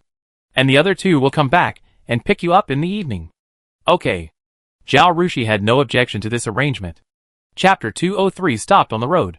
After the discussion was completed, everyone got on the carriage and rode out. Gao Weiqiang and the other 2 were on horseback. Soon after the carriage entered Baining County, it was stopped by someone. Mississippi. Gao Weiqiang, the head of the guards of Swaping Bo's mansion, rode over and told Zhao Rushi, Manager Huang of Yulong Pavilion wants to see you. Zhao Rushi frowned and said nothing. Zibo's eye opened before she was put in solitary confinement, and business was booming, although she didn't go to see it yesterday, and she didn't mention it to Xiao Ruodong last night. She saw Manager Wang's ability and style of doing things, and this prosperity would only continue and even become more prosperous. In this case, what does it mean that Huang, the shopkeeper of Yulong Pavilion, came here to stop her? If Huang had come before Wei was arrested and the Wei family had not collapsed, it might be because of the relationship between Fu Yunlang and Zhao Ruyu, and he was plotting her marriage with the Wei family. But now the situation has changed, and the affairs of the Wei family are irreversible. Fu Yunlang and Huang can't be so stupid as to plot against her. Right? I have to rush to the academy, and I can't get off the carriage to talk to him. Let him say whatever he wants, she said. Gao Weiqiang went over to pass on the message, and soon Huang Xing came on foot. He bowed deeply to Zhao Rushi in the car and said, Miss Zhao, I am sorry for what happened last time. My master heard about this and severely reprimanded me, and ordered me to apologize to the girl. Now we finally meet on the road. Please allow me to apologize to the girl. As he said this, he bowed deeply again. Zhao Rushi frowned deeply and said in a cold voice, Shopkeeper Huang, there is no need to be polite. It's just a small matter. Just tell me. Now I have to go to school, so I won't say more to Manager Huang. Goodbye. She raised her hand, made a bow, and was about to lower the curtain. Miss Zhao, as an apology, I present a small gift. I hope you will accept it. As he said that, the waiter next to him hurriedly put a box in front of Gao Weiqiang. Gao Weiqiang didn't take it, but looked up at Zhao Rushi, waiting for her instructions. Zhao Rushi's expression became even colder. No need. No merit. No acceptance. Uncle Gao, let's go. As he said that, he lowered the curtain. Gao Weiqiang turned around and walked to the horse, climbed on it, and prepared to leave with the carriage. Huang Xing didn't care about his face, and shouted to the carriage that couldn't start immediately, Miss Zhao, our silver shop is willing to pay 150 taels of silver for a picture and half of each piece of jewelry, and hire you to help draw the jewelry pictures. I'm busy with schoolwork and can't spare the time. Sorry. Zhao Rushi's crisp voice floated out of the window, and the carriage slowly moved forward and soon drove away. Huang Xing stared at the direction where the carriage was going, and was stunned for a long time. They had already offered a very high price. Why didn't Miss Su even turn her head back? How much did Zibozai give her for a jewelry painting? It couldn't be 200 taels. Right? They had such a good plan. Why didn't Miss Su take the initiative? What should he do? When Zhao Rushi arrived at the academy, he did not go directly to the north courtyard, but went to find Mrs. Cui. Although Mrs. Cui's words yesterday were very certain, she was not the headmaster of the academy. She had no say on whether Zhao Rushi could study here or not, and she had to ask Princess Shangda for help after she came back. If Princess Shangda didn't agree, Zhao Rushi wouldn't be able to study. Although she came to the academy very early, Zhao Rushi had lived in the academy for a few days a while ago, and was very familiar with Mrs. Cui's schedule. Mr. Cui, good morning. As soon as she entered the door, Zhao Rushi smiled and greeted her. But before she finished her words, her expression paused. Not only Mrs. Cui and Mrs. Chen were sitting in the room, but Princess Shangda, who had met her once during the entrance examination, was also present. Zhao Rushi reacted quickly and calmed down in time. She greeted Princess Shangda, Student Zhao Rushi. I pay my respects to Her Royal Highness. She also asked how Mrs. Cui and Mrs. Chen were. Are you she girl? Come and sit down. Princess Shangda smiled and waved her hand, pointing to the seat below her. Zhao Rushi felt relieved when she heard the three words she girl, which expressed intimacy. I dare not, Zhao Rushi said, and sat down at the last seat.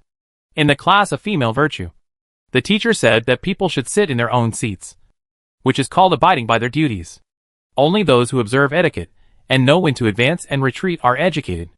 Now her status is far lower than that of Princess Shangda, so she should sit farther away, using her humbleness to highlight the dignity of Princess Shangda, so as to show her respect for the princess.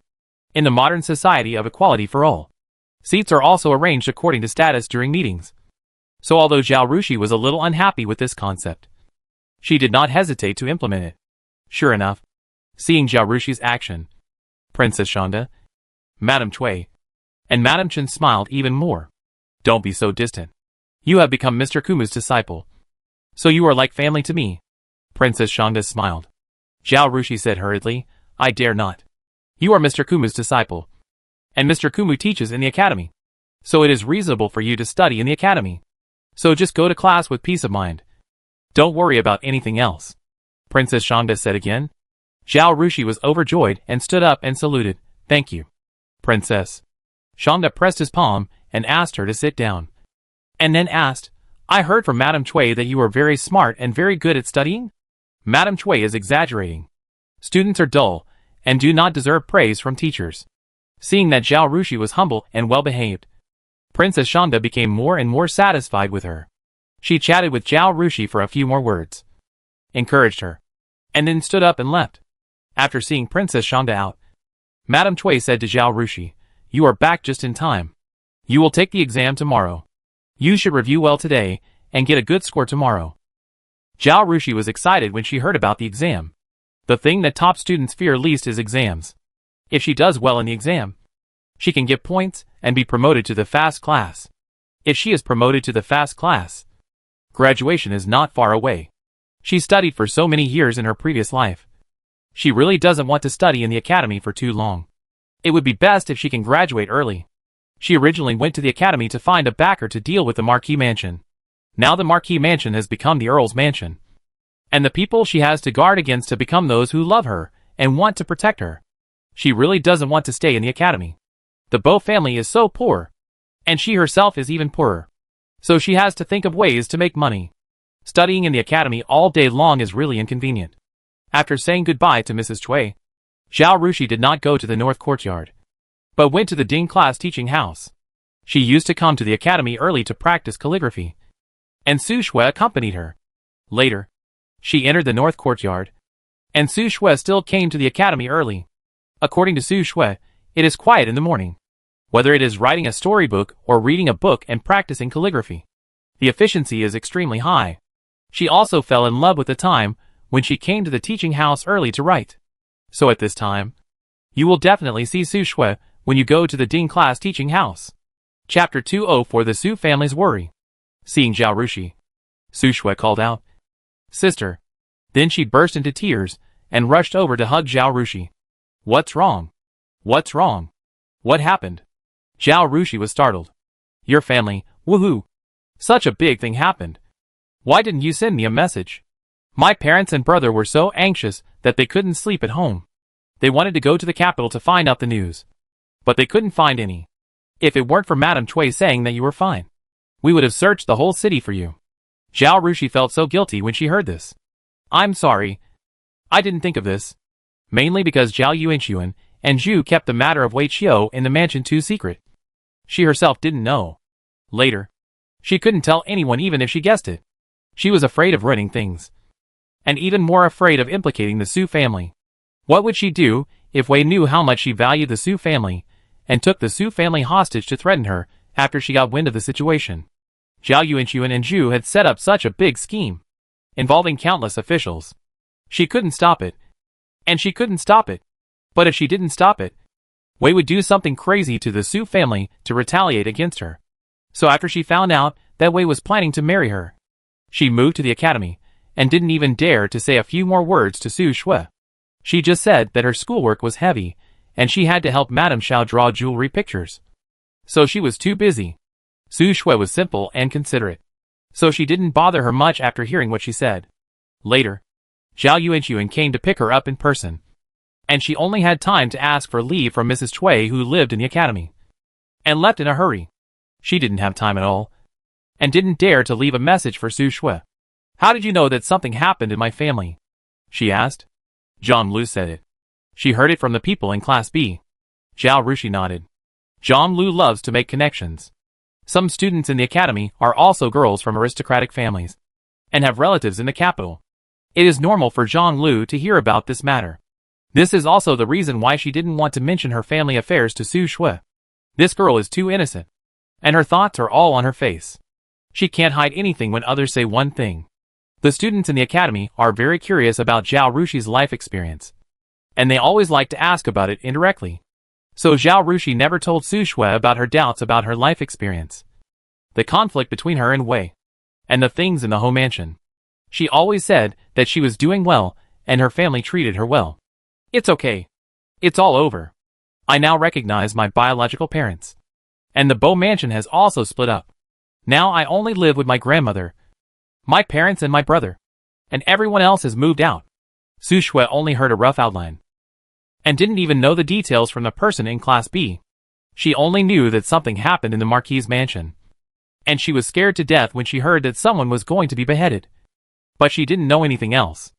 Zhao Rushi roughly told her what happened. Su Shui was relieved. I'm glad you're okay. Remembering that she had to go to Mr. Kong to teach painting after school in the evening, and had no time to go to Su's house. Zhao Rushi thought for a while, and said, I'll go home with you at noon. It would also reassure my uncle and aunt. Okay. Su Shui nodded. The two sisters actually had a lot to say. But when they saw someone entering the classroom, Zhao Rushi was now the center of attention. The Wei family's child exchange was even more bizarre than before, and was widely spread. She didn't want to be surrounded and questioned. So she said something to Su Shui and hurried out the back door. When she returned to the north courtyard, she was still surrounded and talked to for a long time until the teacher came to class. And she was free. The lunch break was short. So we had to make a quick decision. In addition, the academy had a rule that no one was allowed to leave the academy without someone from home to pick them up. Fortunately, Zhao Rushi had lived in the academy for a few days. She was good at handling things and had a relationship with Madame Xiao. So she had a good relationship with the maids on duty in the academy. During the break, she asked a maid who was not on duty to hire a mule cart, and went to Su's house with the maid at noon after school, because she was worried about Zhao Rushi. Xia was so anxious that she had blisters on her mouth for the past 2 days. When she saw Zhao Rushi coming home, she hugged her and cried bitterly. Zhao Rushi comforted her, and she stopped crying. Your uncle went to the capital to get information. Xia wiped her tears and said, You have been back to the mansion for so long. We were afraid that the Zhao family would misunderstand us as asking for money. So we didn't go to meet them. When school is over tonight, you must ask your uncle to go back with you. Otherwise, if something happens, you can't be found. She raised her tearful eyes and looked at Zhao Rushi. What's going on? Tell me. It's hard to explain in the academy. Now there is no one in the Su family except Xia's mother and daughter. So Zhao Rushi told them what happened during this period. Of course, what she said was only the well-known version. And she would not talk about the twists and turns inside. How can this woman be so vicious? No wonder. When she came to pick you up, she insisted on recognizing Xiaoxiu as her daughter. And we felt something was wrong at the time. Sure enough, there was something fishy here. After the mother and daughter scolded Wei indignantly, Zhao Rushi asked, How is uncle's business going? Speaking of this, Xia smiled. It's pretty good. The business in the county is particularly good. In addition to those stalls, some people also come to buy. After your uncle considered it, he also sold it to them. Since the price was the same as those stalls anyway, we have also negotiated with several restaurants, and have been delivering it for a few days. The response is good, and they are increasing the quantity every day. Your uncle has also visited the capital, and he plans to do the same. In fact, after being stimulated that day, Su Yongyi decided to work hard. And the next day, he visited several restaurants in the county, and went to the capital in the afternoon, planning to set up some stalls according to the county model, and then sell them to the restaurants. But when Zhao Rushi's incident happened, he didn't have the heart to do these things. He was worried at home for 2 days. But Zhao Rushi didn't send any letters. He hired a mule cart to go to the capital to inquire about the news. So the plan in the capital has not been implemented yet. However, Xia didn't plan to tell Zhao Rushi about these. But even if she didn't say it, Zhao Rushi could guess it. Uncle and aunt really love her like their own daughter. That's great. She took Xia's arm affectionately. Our family's life is getting better and better. But boiling chili oil is hard work. It's okay when the business is small. The amount is not much. Now the business is getting bigger and bigger. And you and uncle are busy. I'm afraid you can't take care of it. Isn't it? Xia sighed. I'm worried about this with your uncle. Now the county is enough for your uncle and I to be busy. What should we do if the capital city becomes popular in the future? I won't let your brother and sister come back to do this job. But I'm worried about hiring outsiders. By people. Zhao Rushi, who has fallen into the exploiting class, gave a solution right away. Chapter 205 Painting Training Class opens. Mrs. Xia was stunned. By people? Yes. Zhao Rushi nodded. You bought people. And their indentures are in your hands. Unless they become runaway slaves, their lives and deaths are in your hands. They share the same interests with you, and are closely related to you. If you live well, their lives will also be good. If you live badly, They will either live worse or be sold by you again. So slaves are more trustworthy than any relatives. Of course, you have to be selective when buying people. And look at their character. But, where will they live after buying them? Sia said. It's not her fault that she is short-sighted. It's just that the business is developing too fast. They are still thinking like farmers or small vendors. And suddenly they have to do business involving the entire county, or even the entire capital. They can't adapt to it all of a sudden. And they can't make a turn.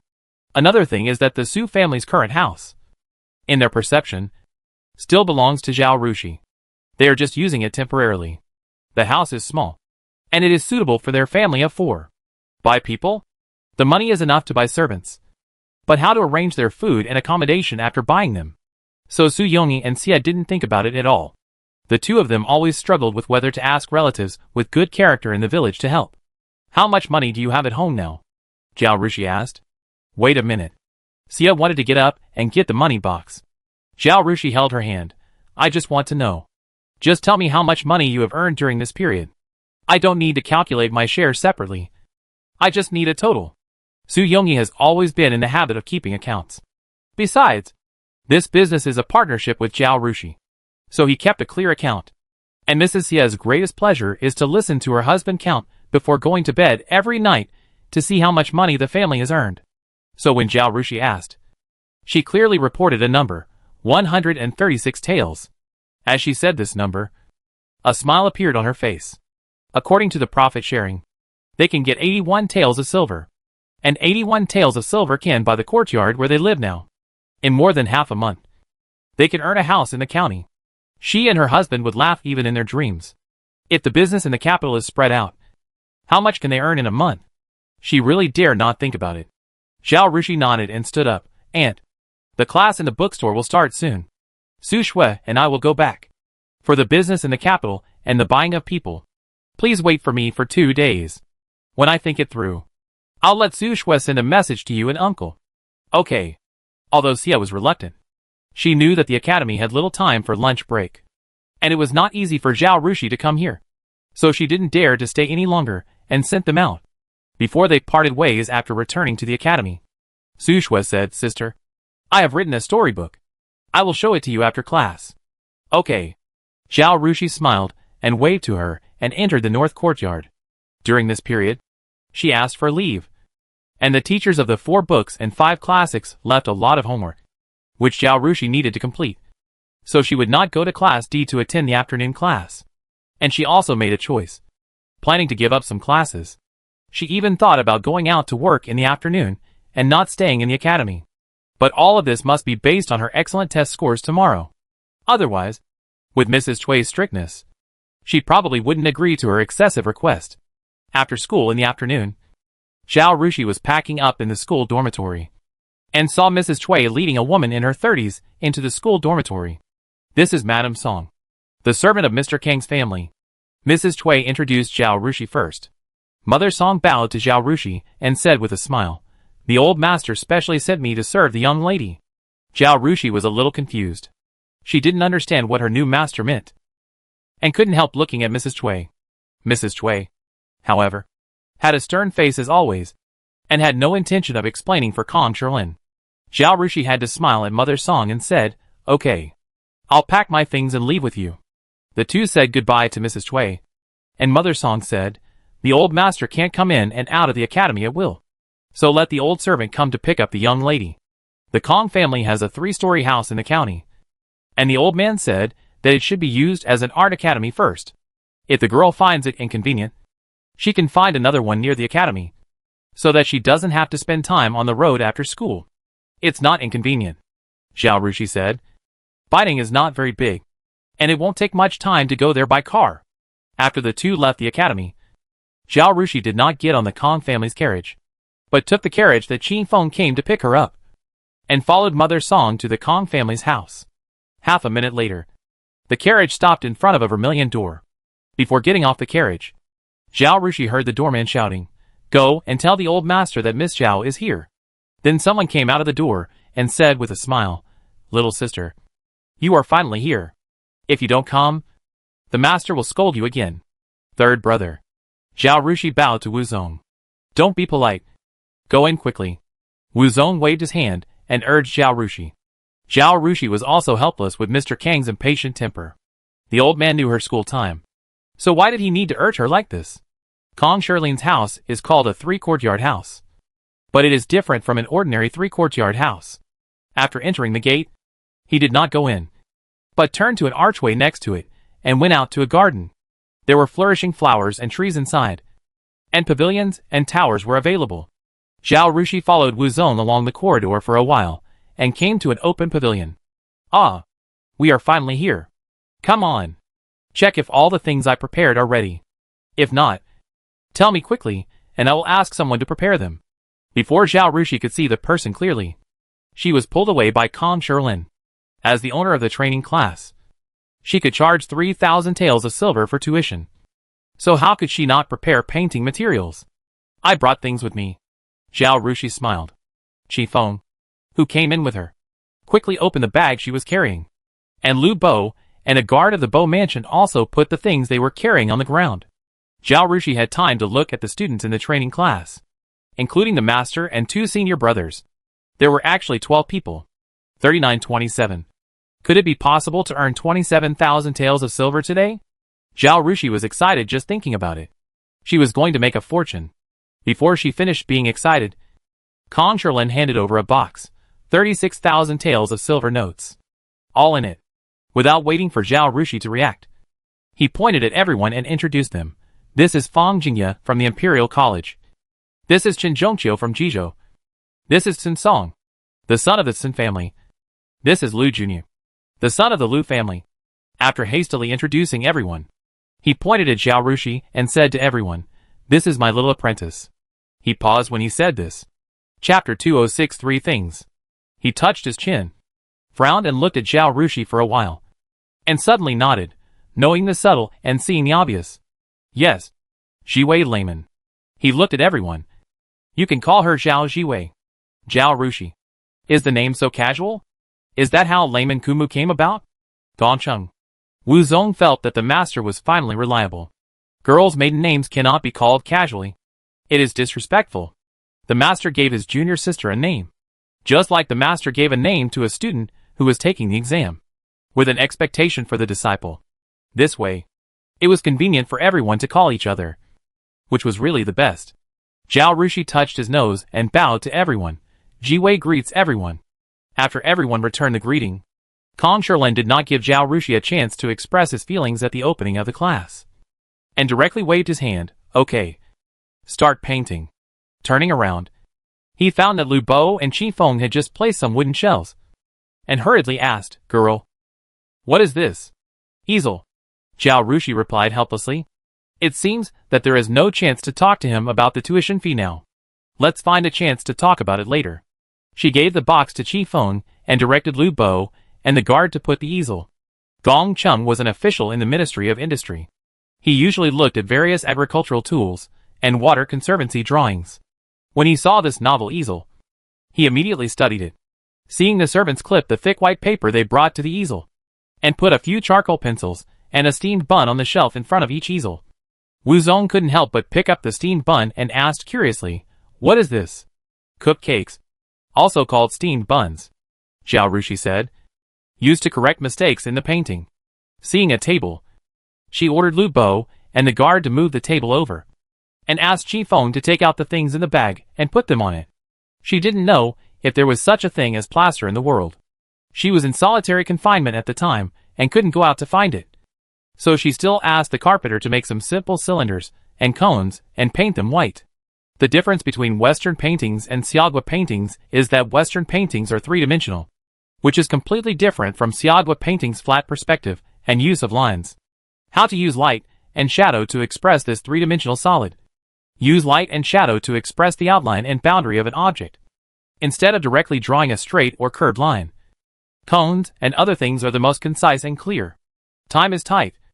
Zhao Rushi picked up the charcoal pencil and started to draw, drawing and talking at the same time. Others gathered behind her and listened. After Zhao Rushi drew the cone in no time, they also picked up the charcoal pencil and started to draw. In fact, the best people to learn this kind of painting are those who have never been exposed to painting. They have no inherent knowledge of painting. If you talk about it, anyone who is not too stupid can understand it. As for the people in the painting academy, not to mention the three of Kong Sherlin and his apprentices, even the others are famous in the painting world. Otherwise they would not be in Kong Sherlin's eyes, and he would not let him join this painting class. They have all been painting since they were young, and it has become an instinct to directly express objects with lines, and the hard pen of charcoal pencil is completely different from the soft brush that everyone usually uses. It is difficult for them to accept new concepts and learn the correct pen holding posture. In a flash, half an hour passed. Zhao Rushi saw that the time had come, ran to Kong Sherlin and called him softly, "Master, come! Don't make noise." Kong Sherlin was obsessed with the new painting method. He was the oldest, but he was no slower than the young people in accepting new things. Now he had found the door, and was slowly adapting. This was the most addictive time. Zhao Rushi looked at him helplessly. "It's too late. I have to go back." She wanted to discuss something with him. Kong Sherlin stopped and looked away from the drawing paper. He looked at Zhao Rushi, then at the drawing paper, and finally reluctantly put down the charcoal pencil in his hand. "What's the matter?" Zhao Rushi pointed to the other end of the corridor. "Let's go over and talk." Kong Sherlin had no choice but to follow her. Zhao Rushi now knew the old man's impatient temper. In order to prevent him from getting impatient, she first stated, "I want to talk about 3 things." Okay. Hurry up." Kong Sherlin withdrew his gaze from Wu Zong and others, and finally looked at Zhao Rushi. "First, I want to ask, why didn't Mrs. Xiao come? Didn't she say she wanted to learn painting? Is it because of the difference between men and women that she didn't come? When it comes to this," Kong Sherlin frowned, "she didn't come to class the past 2 days. It seems that something happened in her family." He waved his hand. "Don't ask me what happened. I don't know." Zhao Rushi had to swallow the question that was about to come out of her mouth. She made up her mind to ask about it later. She asked again, "The second thing is about my schooling. I am your disciple now. Can you tell the academy that I will not attend the afternoon class? When you have time, I will learn painting from you in the afternoon. When you don't have time, I will do my own things. That's no problem." Kong Sherlin thought it was a small matter. "But what else do you want to do? You won't always go to Xiao Yata to draw jewelry pictures, right? You are not short of money now, so there is no need to waste time there." "Yes and no," Zhao Rushi said. "I will go there when I have time, but I won't stay there all the time. I want to paint, practice calligraphy, and maybe do something else." Kong Sherlin naturally agreed when he heard that he would use this time to paint. "Okay, I promise you this. The third thing is the money you gave me. You are my master, and the second and third brothers are my brothers. How can I take your money? I can never take your money." Kong Sherlin became impatient when he heard about this. "Just take it if I give it to you. Why are you being so fussy? How can I save 3,000 taels of silver? Do you know how much one of my paintings is worth? The same is true for your 3 senior brothers. None of them are short of money. You should sell the painting your senior brother gave you last night. Don't sell it if you don't have 2 or 3,000 taels." Zhao Rushi was envious when she heard it. "This is the winner in life. Relying on your own ability, you can live freely by painting a few paintings." She said seriously, "How can this be possible?" Just after saying these few words, she was interrupted by Kong Jinlin impatiently. "People of our generation should stop talking about such mundane things." "Okay, I'll go paint." He turned around and left. Very quickly, Zhao Rushi knew his temper. If she refused again, she would become a vulgar person in the eyes of the master, and would definitely be disliked by the master. She had no choice but to follow him and said, "Thank you very much, master and brothers. I will present good things to the master and brothers in the future." Kong Sherlin was satisfied. Chapter 207 Visiting Xiaoruodong. Zhao Rushi reminded again, "Don't forget to tell the academy that I won't be attending classes this afternoon." "I won't forget. Go back." Kong Sherlin waved his hand and went back to continue painting. After leaving the academy, Zhao Rushi asked Lu Bo to go to Zibozai. She was supposed to take Su Yongyi back to the Marquis mansion today, but it was too late, so she asked Lu Bo to explain. Su Yongyi was just worried about her, and he was relieved to know that she was fine. She said she would go when she was free, and there was no rush anyway. "Miss, it's getting late. If we don't leave now, it will be dark before we get back to the capital, and it will be bad if the city gates are closed and we can't get in." Qin Feng reminded. Lu Bo, who was always silent, also said in front, yes. Miss, you can't delay any longer. You don't have to take a detour. Just turn around. I'll say a few words and leave. It won't take long. Zhao Rushi said. Xiao Ruodong helped her when she was in the most difficult time. And now she is in trouble. Zhao Rushi can't help but ask. Her schedule was full. If she didn't go now, she might have to wait until when she had time to ask.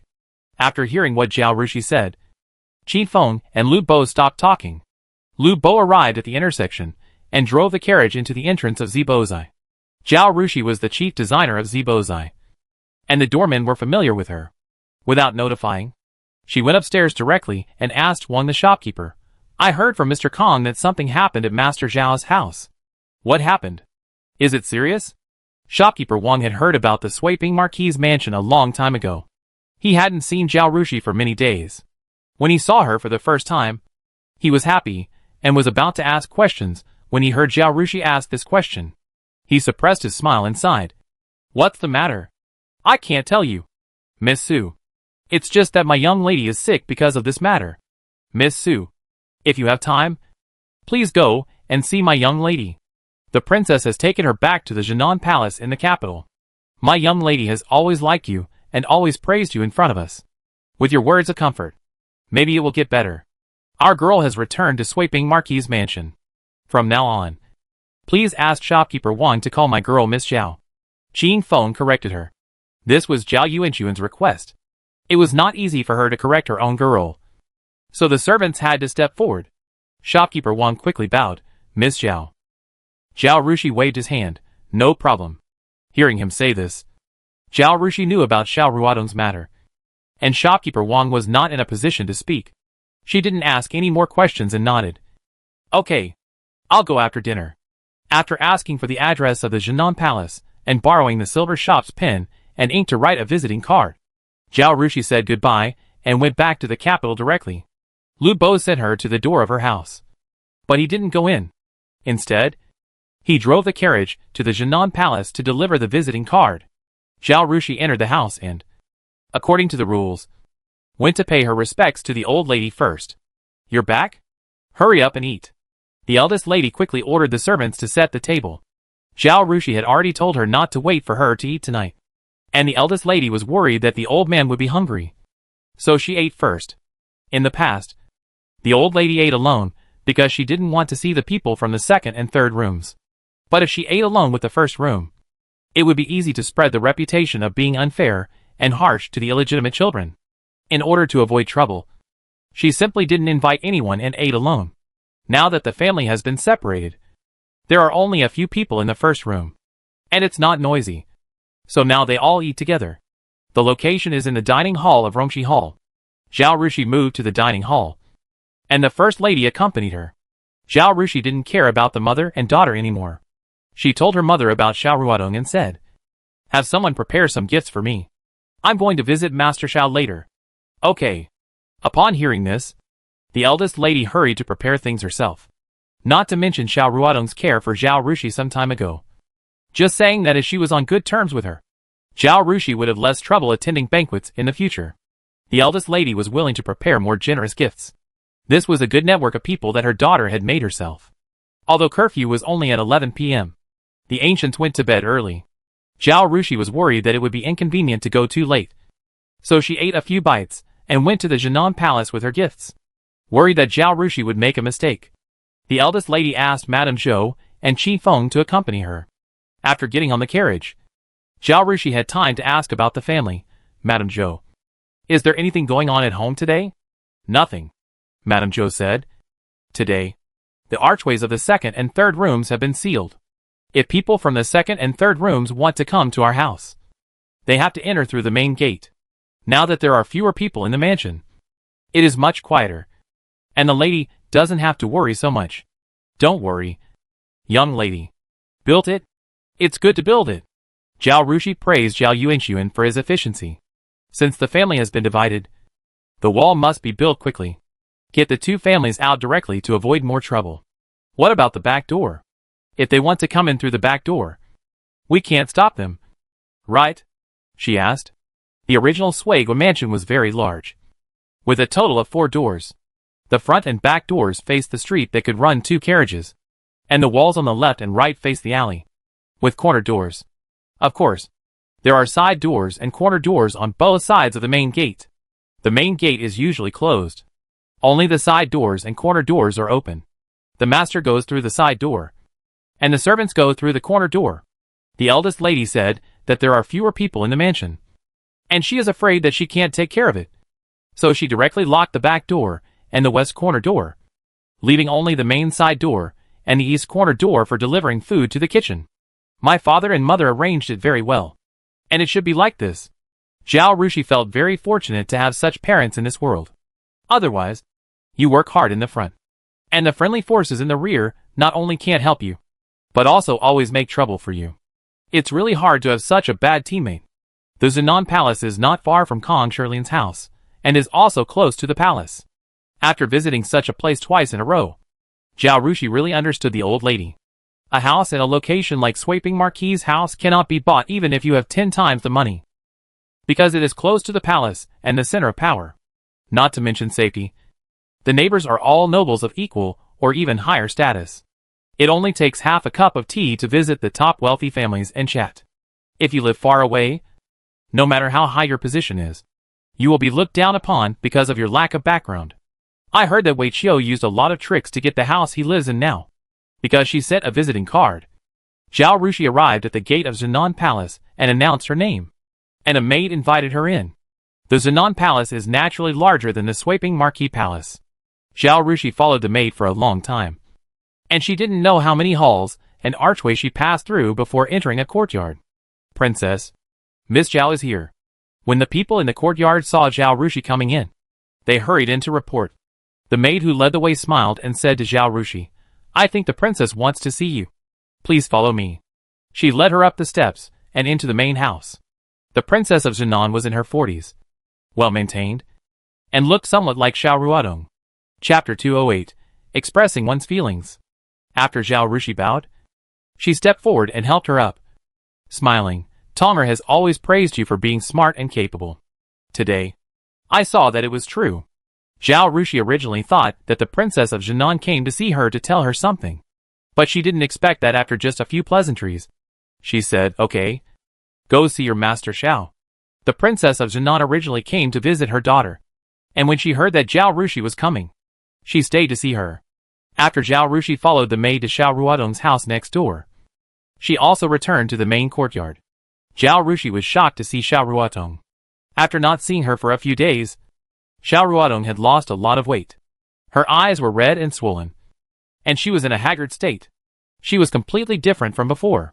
Thinking of the princess of Zhenan she had just seen, Zhao Yuanxun vaguely guessed that it was not the Zhenan palace that had an accident, but the conflict between Zhao Yuanxun and her husband's family. Madame Yun sighed softly and patted Zhao Yuanxun, who was lying on the bed. Miss, please talk to Miss Zhao. I will go out for a while. Zhao Yuanxun nodded slightly.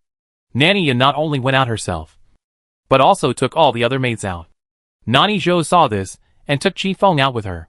When Zhao Yuanxun sat down on the stool in front of the bed, she and Zhao Yuanxun were the only ones left in the room. Master, what are you doing? Zhao Yuanxun sighed when she remembered what the system had told her about Zhao Yuanxun's situation. Zhao Yuanxun smiled bitterly. I'm fine. Thank you for coming to see me. Zhao Yuanxun smiled. It's my duty. She advised, no matter what, the body and hair are given by parents, and we dare not damage them. Filial piety begins. You are like this. The prince and princess are worried. You should relax and get better soon. Zhao Yuanxun nodded. You are right. I shouldn't let my parents worry about a man. Zhao Yuanxun's heart moved, and she looked up at Zhao Yuanxun. Zhao Shi, although you are young and have not yet arranged marriage, but I see that you have a lot of insights in what you say and do, which is much better than me. Seeing Zhao Yuanxun, Zhao Yuanxun suddenly wanted to talk. In the past 2 days, many kind elders and peers came to visit her, but she couldn't listen to a word they said. Even her mother advised her to swallow her anger. This was definitely not what she wanted to hear. As for Zhao Yuanxun, the two of them had a lot of contact because of the silver shop. She found that although this child was young, he spoke and acted unconventionally, and the two of them actually got along very well. Therefore, she had an impulse to confide her thoughts. Do you think I should continue this marriage? He actually hidden it from me and let the maid give birth to a child. He didn't come to pick me up some time ago, just waiting for the child to be born. Now he said he wanted to divorce the mother and keep the child, and asked me to raise the child as my own. He also said that this was for my own good. Zhao Yuanxun's tears fell again. I have known him since I was 4 or 5 years old, played together, and grew up together. He said that he only has me in his heart, and will never take a concubine or a concubine in his life. But now, she shook her head, my mother, other elders, and my former sisters all advised me to take a step back, return to the Duke of England's mansion, and raise the child well. He was helpless to do so. After all, there are 3 unfilial acts, and the worst is to have no offspring. If I hadn't been unable to give birth, why would he have taken this step? This is all for me. He was able to leave the mother and keep the child, which is the greatest friendship for me. But I am not willing to accept it. She shook her head and covered her mouth with a handkerchief. The oath of the past is still ringing in my ears. And in the blink of an eye, he gave birth to a son with another woman. And you hid it from me for so long. Seeing Zhao Yuanxun crying uncontrollably, Zhao Rushi patted her hand soothingly. Zhao Yuanxun continued, everyone told me to endure it. Saying what if I didn't endure it? Even if my family is in power, and the Duke of England allows me to divorce. What should I do next? Do I have to marry again? I can't have children. So do I have to marry someone as a stepmother? Instead of being a stepmother, it's better to raise this child. At least I am the original wife. The child has no mother, and doesn't even know his own mother. I just need to raise him as my own child. The prince will feel guilty about me, and will treat me better. Zhao Rushi sighed inwardly when she heard this. Zhao Yuanxun's family was rich and powerful, and the princess of Yanai loved her daughter. So she would definitely ask the best doctor of the time to see her. If this is the case, Zhao Yuanxun still can't get pregnant. Most likely, she will not be able to have children.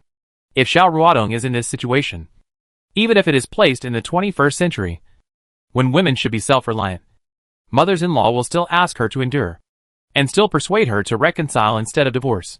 If a woman does not have a husband and children, even if she is successful in her career, she will be pitied by those people. Not to mention the ancient times. This kind of thing depends on how you think.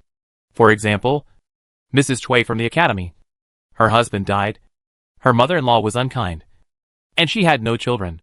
She did not remarry, but went to the women's academy to be a teacher and manager.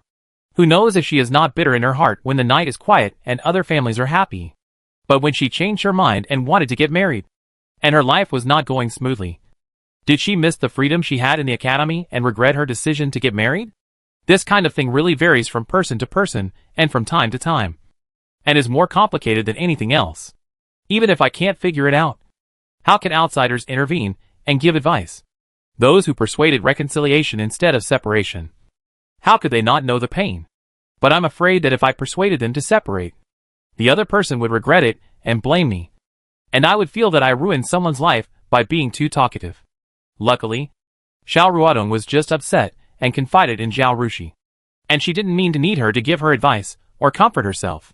She cried for a while, and said what was in her heart, then wiped her tears and forced a smile. Look at me. I'm confused. Telling you these things. You are a little girl. You haven't even made up your mind yet. There's no need to scare you into getting married. After a pause, she added, not all men in the world are like this. As she spoke, her tears flowed again. Zhao Rushi couldn't help but say, Master, you and the prince should still have feelings for each other. Right?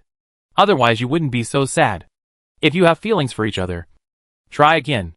If it doesn't work out, it's not too late to divorce.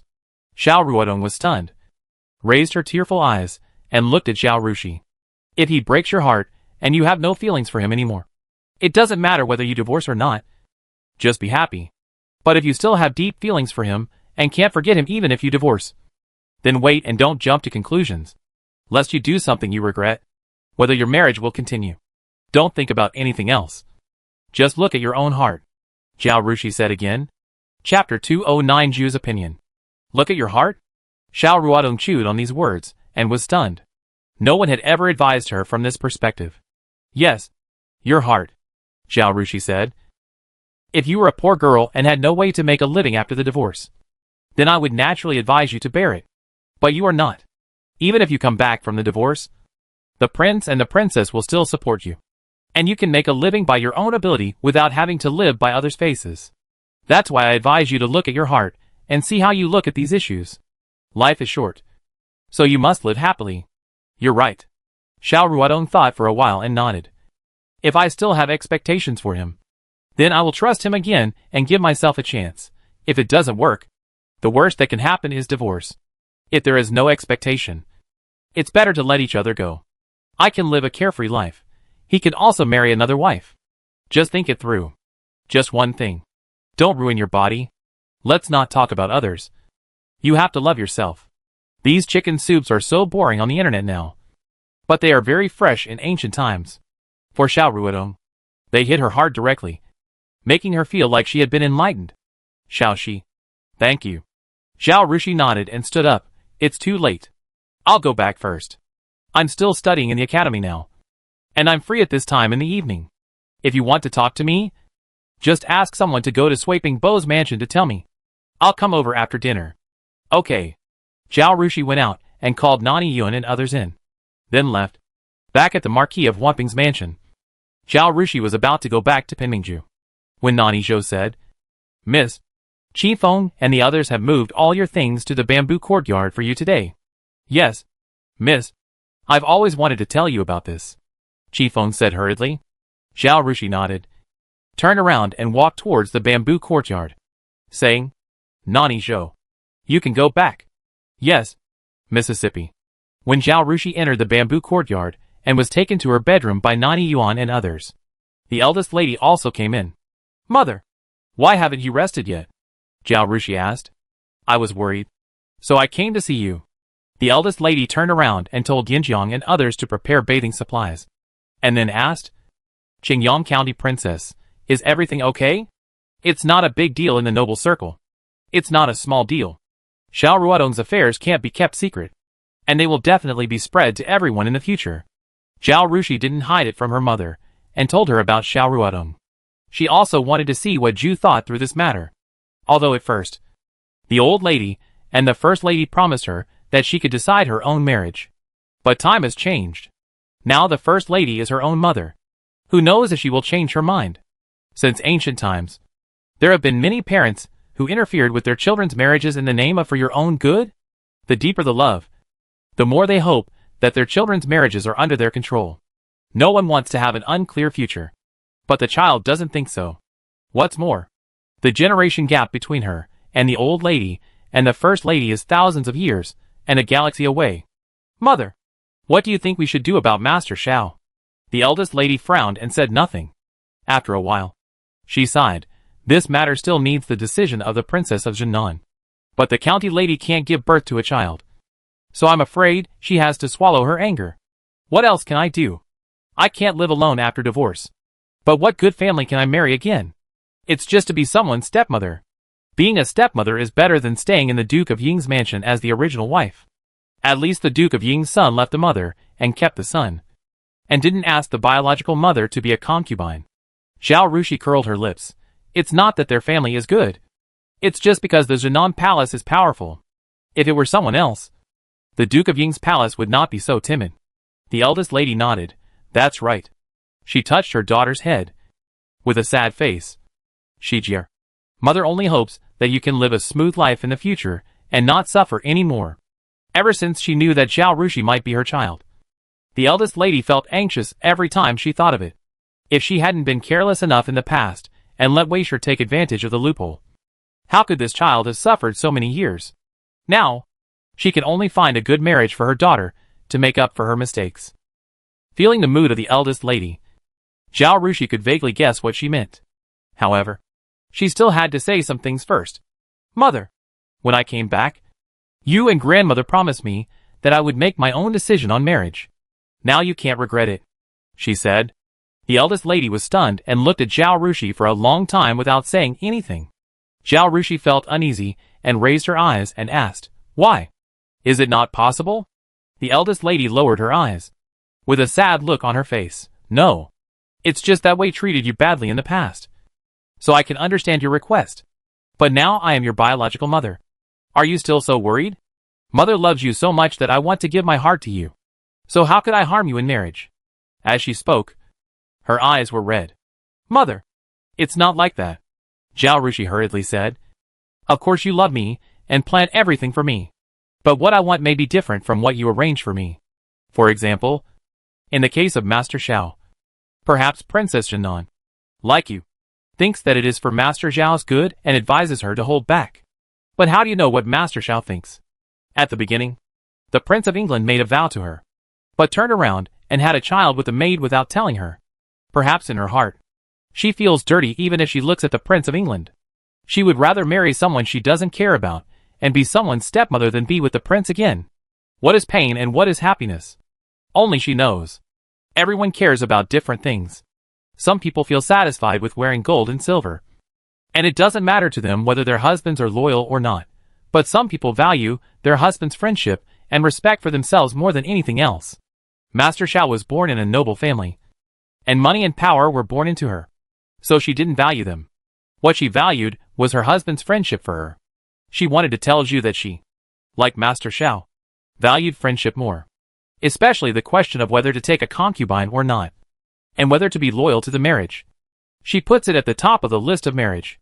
For modern women, there is no more important issue than this when they travel back to ancient times to face marriage. But she really couldn't tell Zhu these words too clearly. Otherwise it would hurt her heart. After all, Zhao Yuanxun also had concubines and concubines. Zhu's marriage seemed quite happy from the outside. But after she gave birth to 2 daughters, her husband began to take concubines and sleep with her, even when she was pregnant and needed her husband's care and concern the most. Even if this was a last resort, for the sake of offspring and the future of the Marquis's mansion. But if her husband asked other women to accompany him every day, there must be a thorn in the wife's heart. Right? Chapter 210. A lot of money. The eldest lady was stunned for a moment. Then she smiled bitterly. Obviously, she also thought about her marriage. But after she finished her bitter smile, she looked at Zhao Rushi as if she was looking at an ignorant child. Is there any marriage in the world that is perfect? You also said that the Prince of England made a vow to the Princess of Qingyang County. But now this has happened. It shows that people's hearts will change. What friendship? Respect? How long can such ethereal things last? It is right to hold on to the real things. She took Zhao Rushi's hand and said softly, at your age, you naturally value friendship more than anything else. But when you get married, you will find that friendship is nothing but sweet words from men. Only status, money and family background are the most important. Seeing that Zhao Rushi still disagreed, she said, for example, you and the 4 sisters Rushin, Rurue and Ryu. Because you are the legitimate and illegitimate. You are the most honorable in the family. But if you only listen to the sweet words of men and marry someone without considering family background and status, when you go to a banquet or go home to your parents' home, you will find that your sisters, who were not as good as you in the past, are wearing gold and silver, have a noble status, and are flattered everywhere, while you are shabby and can hardly buy new clothes, and are looked down upon everywhere. What will you do then? In this world, you should respect the clothes first and then respect the people. Zhao Rushi was speechless. So when I choose a marriage for your elder sister and second sister, I will not only consider the inside but also the outside. At least the status and position should not be too low. The family tradition should be upright. And the son-in-law should also be talented, sensible and motivated. It's hard to have such a perfect marriage. Right? There are so many noble ladies in the capital. Who wouldn't want such a good marriage? Zhao Rushi muttered. It's hard. So when I was 11 or 12 years old, I started to look around. I am a woman myself. How could I not know the difficulties of women in marriage? I naturally have to carefully consider what kind of marriage is the most suitable for my biological daughter. Zhao Rushi was originally trying to convince her mother. But after hearing what Zhu said, she was actually convinced by her mother. She was not really a girl of 13 or 14. But she was almost 30 years old inside. In her previous life, she had not only read many posts complaining about marriage in the forum, but also seen the marriages of her classmates, friends, and besties. She had to admit that what Zhu said made sense. She sighed heavily. If that's the case, why bother getting married? Can't you live alone? Live alone? Mrs. Zhu couldn't help laughing. She stood up. not wanting to pay attention to her innocent daughter. What you said is just childish talk. Okay. In the future, your mother will listen to your opinion on your marriage and won't make a decision for you without authorization. You don't make your own decisions either. Anyway, you just need to know one thing. Your mother won't hurt you. Go to sleep quickly. Don't think too much. Being treated as a child again. Zhao Rushi was helpless. Mother. Wait a minute. I have something else to tell you.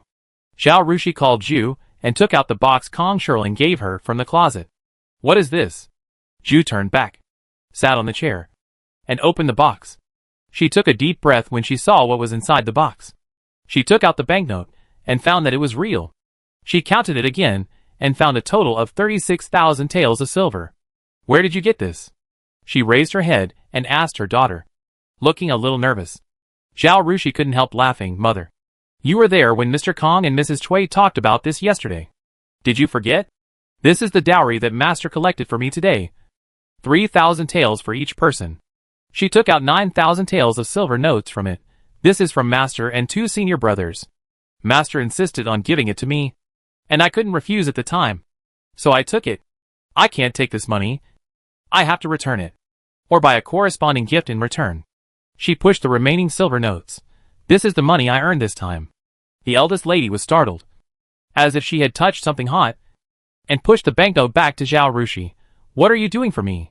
Take it yourself, she said solemnly. My child, you have suffered a lot over the years because of your mother's negligence. As she said this, her nose was a little sour. Father and mother don't know how to make up for it. How can they ask for the money you have worked hard to earn? Supporting the family is the responsibility of father and mother. You take your money yourself. Last night, after Zhao Yuanxun brought Zhao Rushi back, he was too excited and did not stay in the outer courtyard, but went directly to the backyard and stayed in the eldest lady's room, and talked to the eldest lady for half a night. Zhao Rushi told Wu Huizi that she was poor and didn't have any brushes, ink, paper, or inkstone, so she used charcoal sticks to draw. Zhao Yuanxun told his wife all these things. As he said this, even a grown man's eyes turned red. Not to mention Zhu, who had a kind mother's heart. The couple shed tears, and discussed how to treat Zhao Rushi well in the future, and never let her suffer any grievances. When she got married, her family would try their best to prepare a dowry for her. As for the money she earned, naturally, they would not take a penny. They were already ashamed of her. How could they have the audacity to touch the money that the child had worked hard to earn? In other words, children from wealthy families, such as Zhao Jingli, Zhao Jingdan, Zhao Ruxin and Zhao Ryu, whether legitimate or illegitimate, whether adopted or not, would not think about making money, because they have no worries about food and clothing. They have no such needs at all. But what about Zhao Rushi? First, she went to draw jewelry pictures for the princess of Qingyang to make money. Even though she knew that her life experience was strange, and she was very likely the legitimate daughter of the Marquis family, she still worked hard, and came home late every day just to make some money. This time, she didn't care about her reputation or status. When she was teaching painting, she wanted to collect 3,000 taels of silver per person as a tuition. This was also because the child wanted to make some money. Why did she want to make money? Because she was afraid of being poor. She had no money and felt insecure. This was all because of poverty. Facing such a child, they, as parents, felt guilty and didn't have time to ask for the money that their children had worked hard to earn. Mother, if the family's income is not enough to make ends meet, it will be very hard for you to manage the household expenses. It's better to use some money to buy some shops and fields. If I can't make money, that's fine. But since I can make money, I can't bear to watch you work so hard, Zhao Rushi said. She is not a saint. She is actually very selfish. If it were modern times, she would definitely buy a house or a shop, or invest, and occasionally give some money to buy something to honor the elderly. But this is ancient times, and women have no property rights. Even if she gets married, the dowry list will be filed in the government office for future division of property when she gets divorced. If she hides these tens of thousands of taels of silver now, she will not be able to get away with it before or after getting married. And because the amount is too large, it is not easy for her to take it out and use it. Chapter 211, can join the clan school. Besides, this matter cannot be concealed at all. Last night, They talked about the 3,000 taels of silver in front of Zhao Yuanxun and Zhu. If she took the money and kept it in her pocket without saying anything, what would the old lady and Zhao Yuanxun and his wife think of her? The family must be alienated.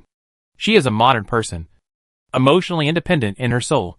In this ancient time, she does not have much sense of security, and will not trust anyone 100%. And the old lady, Zhao Yuanxun and others are also selfish, and they have a distinction between her and Zhao Jingtai. Compared with Zhao Jingtai, she was not only a latecomer who came back later, but also the water that would be poured out in the future. The elders might not have any idea about a few hundred taels of silver, but this was tens of thousands of taels. Therefore, she took out this money to test the three elders and even Zhao Jingtai, if they wanted to divide the money into two parts, leaving the big part to Zhao Jingtai and a small part to her as a dowry. Then, she would only be able to keep these people for face in the future. Every penny she earned in the future would be firmly held in her own hands. She did not deny that she was suspicious, selfish and cold-hearted. She could not devote everything she had to the sweeping Marquis' mansion.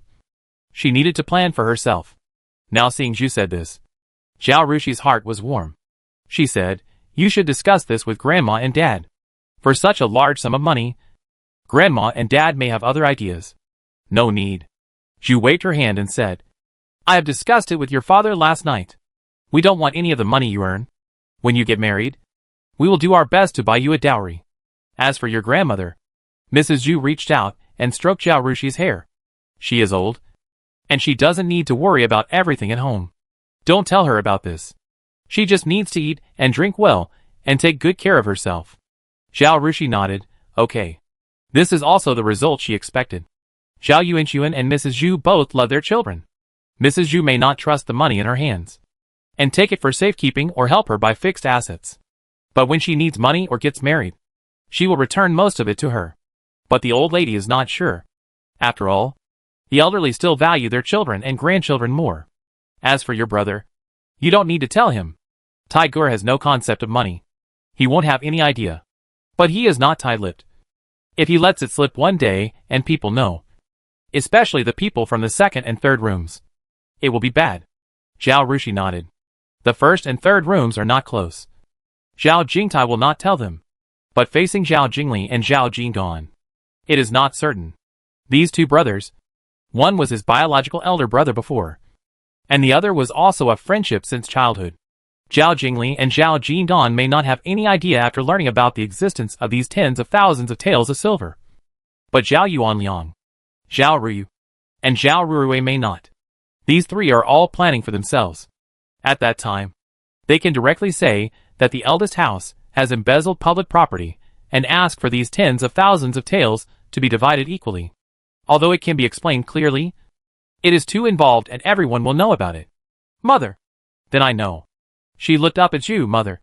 Since I can make money, I naturally have the ability to keep this money well. I won't just leave it there. I will buy some assets or do what I want to do. What should I do with these shops and houses when the time comes? Put them in my name first, together with my dowry." As Zhu said this, she wanted to mention the farms and shops sold under Wei Qiu's name. But when she thought about the many wealthy families in the capital, these things were not something they could touch. So she swallowed the words that were about to come out of her mouth. Zhao Rushi knew her mother's character. Besides, she had said before that she would give the money to Zhu for safekeeping. And she trusted her. Hearing that it would be put together with Zhu's dowry, naturally no one would refuse. "Okay." Seeing Zhu wanted to get up, Zhao Rushi quickly grabbed her. "There is another matter that I need to discuss with you." "Mother." "You say. The Su family is my uncle and aunt who took care of me, because I suddenly didn't go to the academy. They later heard about our uncle's house. They were so anxious and worried that my aunt became haggard and had a layer of blisters on her mouth. My uncle hired a carriage to go to the capital for a few days to inquire about our news. I felt so guilty when I heard about it today, when you invited them to the mansion. They were worried that their clothes and behavior were inappropriate and would make the servants laugh at me. So they refused to come. They were also worried that you would misunderstand them as coming to ask for money and treat me badly. So they didn't even come to the capital to introduce themselves. This time, they didn't even know where we lived. So they wandered around the city." She looked up at her mother, her eyes full of seriousness. "Mom, should we formally invite uncle and aunt to our home?" I wanted to bring my uncle here tonight to meet him. But I feel that it is not respectful enough. It is better for you to formally invite them. They don't want to get anything from us. They really love me. Ju's eyes were filled with tears when she heard this. She wiped her tears with a handkerchief and said, "Your uncle and Aunt Sue really love you. I am also very grateful to them. It's just that you were not my daughter at the beginning." And Wei didn't say anything. I said people to give them money, but they didn't want it at all. I can understand their backbone, so I didn't force them to give it. Later, the Wei mansion and the Wei family had a lot of things going on. If this matter is not settled, your father and I will not be able to come forward to thank the Su family. Now that the matter is settled, I discussed with your father last night to invite your uncle and aunt from the Su family. I didn't expect you to bring it up today. She touched her daughter's head. I am especially grateful to them. Not only did they not abuse you, they also carefully educated you and didn't let you suffer at all. You see? Now, whether it is temperament or knowledge, you are much better than my own carefully educated children. This is all the credit of your adoptive parents and uncles and aunts. I can't thank them enough. Zhao Rushi felt relieved when she heard this. I discussed with your father that your uncle and aunt would definitely not accept the money. Although they are poor, they are very strong-willed and are afraid of being looked down upon and thought to be asking for benefits. It would be a humiliation to force them to give money. So we plan to find a good school for Su Chongwen. Seeing her daughter looking at her with bright eyes, Zhu reached out and stroked her head, Jingli. Jing'an didn't go to school because he wanted to be a military general. You may not know about our Zhao family's clan school. It was established with the proceeds from the sacrificial land left by our great-grandfather. And we invited a retired fellow Jin Shi and 2 Juren from the clan to be teachers. Although the school used the proceeds from the sacrificial land, the cost was still not enough. So every year our family would subsidize the school with another 500 taels of silver. For so many years, we have only paid, but have never enjoyed any benefits from the school. It is not a problem to let someone go to study. Chapter 212. You are very talented. Mother, you are so kind. After saying this, Zhao Rushi added, Dad is also very good. This is exactly what she was going to tell Zhu, wanting her to find a good school for Su Chongwen. Su Yongyi and Xia's biggest hope is that their children will have a promising future and live a good life. Su Shui entered the women's school and learned to write storybooks. She can support herself with her own skills, so she doesn't have to worry. But Su Chongwen still stayed in that private school and studied hard. As a top student, Zhao Rushi was very curious about the teaching mode of private schools run by ancient students and scholars. She specifically asked Su Chongwen after she came here. Then she found that Su Chongwen's teacher's teaching process was like this. The teacher reads aloud. The students follow. The students read by themselves. The students recite. The students copy. And the students write silently. Over and over again. In a cycle. Interpretation? It doesn't exist. If you ask, the teacher will tell you, read a book 100 times. And its meaning will become clear. Study hard and don't do anything weird. Otherwise you will be punished with a ruler. Zhao Rushi deeply suspected that these people themselves did not understand the meaning of the book. So they did not explain it to the students, but only asked them to recite it. Compared with such private school teachers, the teachers in her women's academy were of high level, knowledgeable, and very particular about teaching methods, which was far inferior. But think about it. It should be. The teachers in their academy are all great. They easily passed the imperial examination and ranked high, while the teachers in Su Chongwen's private school are all failed scholars or students. There is a huge difference in IQ, knowledge, and experience. So everyone wants to go to a prestigious school. Therefore, Zhao Rushi wanted to repay the Su family. She felt that it was not enough to just come up with a recipe for cold dishes. She needed to find a good private school for Su Chongwen, which was the only way to repay the Su family for their heartfelt kindness to her. Unexpectedly, Zhu's idea coincided with hers, and she even helped choose a private school. With such a mother and father, she was willing to do more for this family. Then I will tell them about this tomorrow? She asked. Okay. Go ahead. Your father has already gone to the private school to say hello today. They said there's no problem. Zhu said. Zhao Rushi nodded. Mom, ask Dad to ask if anyone in our family has a house for rent. Brother Chongwen can live in the rented house when he comes to school. My uncle also has a place to stay when he does business in the capital. Business? Zhu asked. What business? That's what I want to tell you. Zhao Rushi smiled. Some time ago, I thought of a recipe for my uncle and asked him to sell cold dishes. Now his business is doing well, and he can earn dozens of taels of silver a day. This business is a partnership between me and him. I provide the prescription and the cost, and I get 40%. They work hard and take care of the business, and they get 60%. Originally I didn't want this money, but my uncle and aunt are both honest people.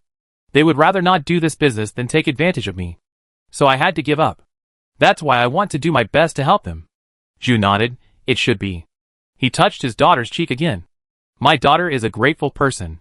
Your father and I are very pleased and more grateful to the Su family.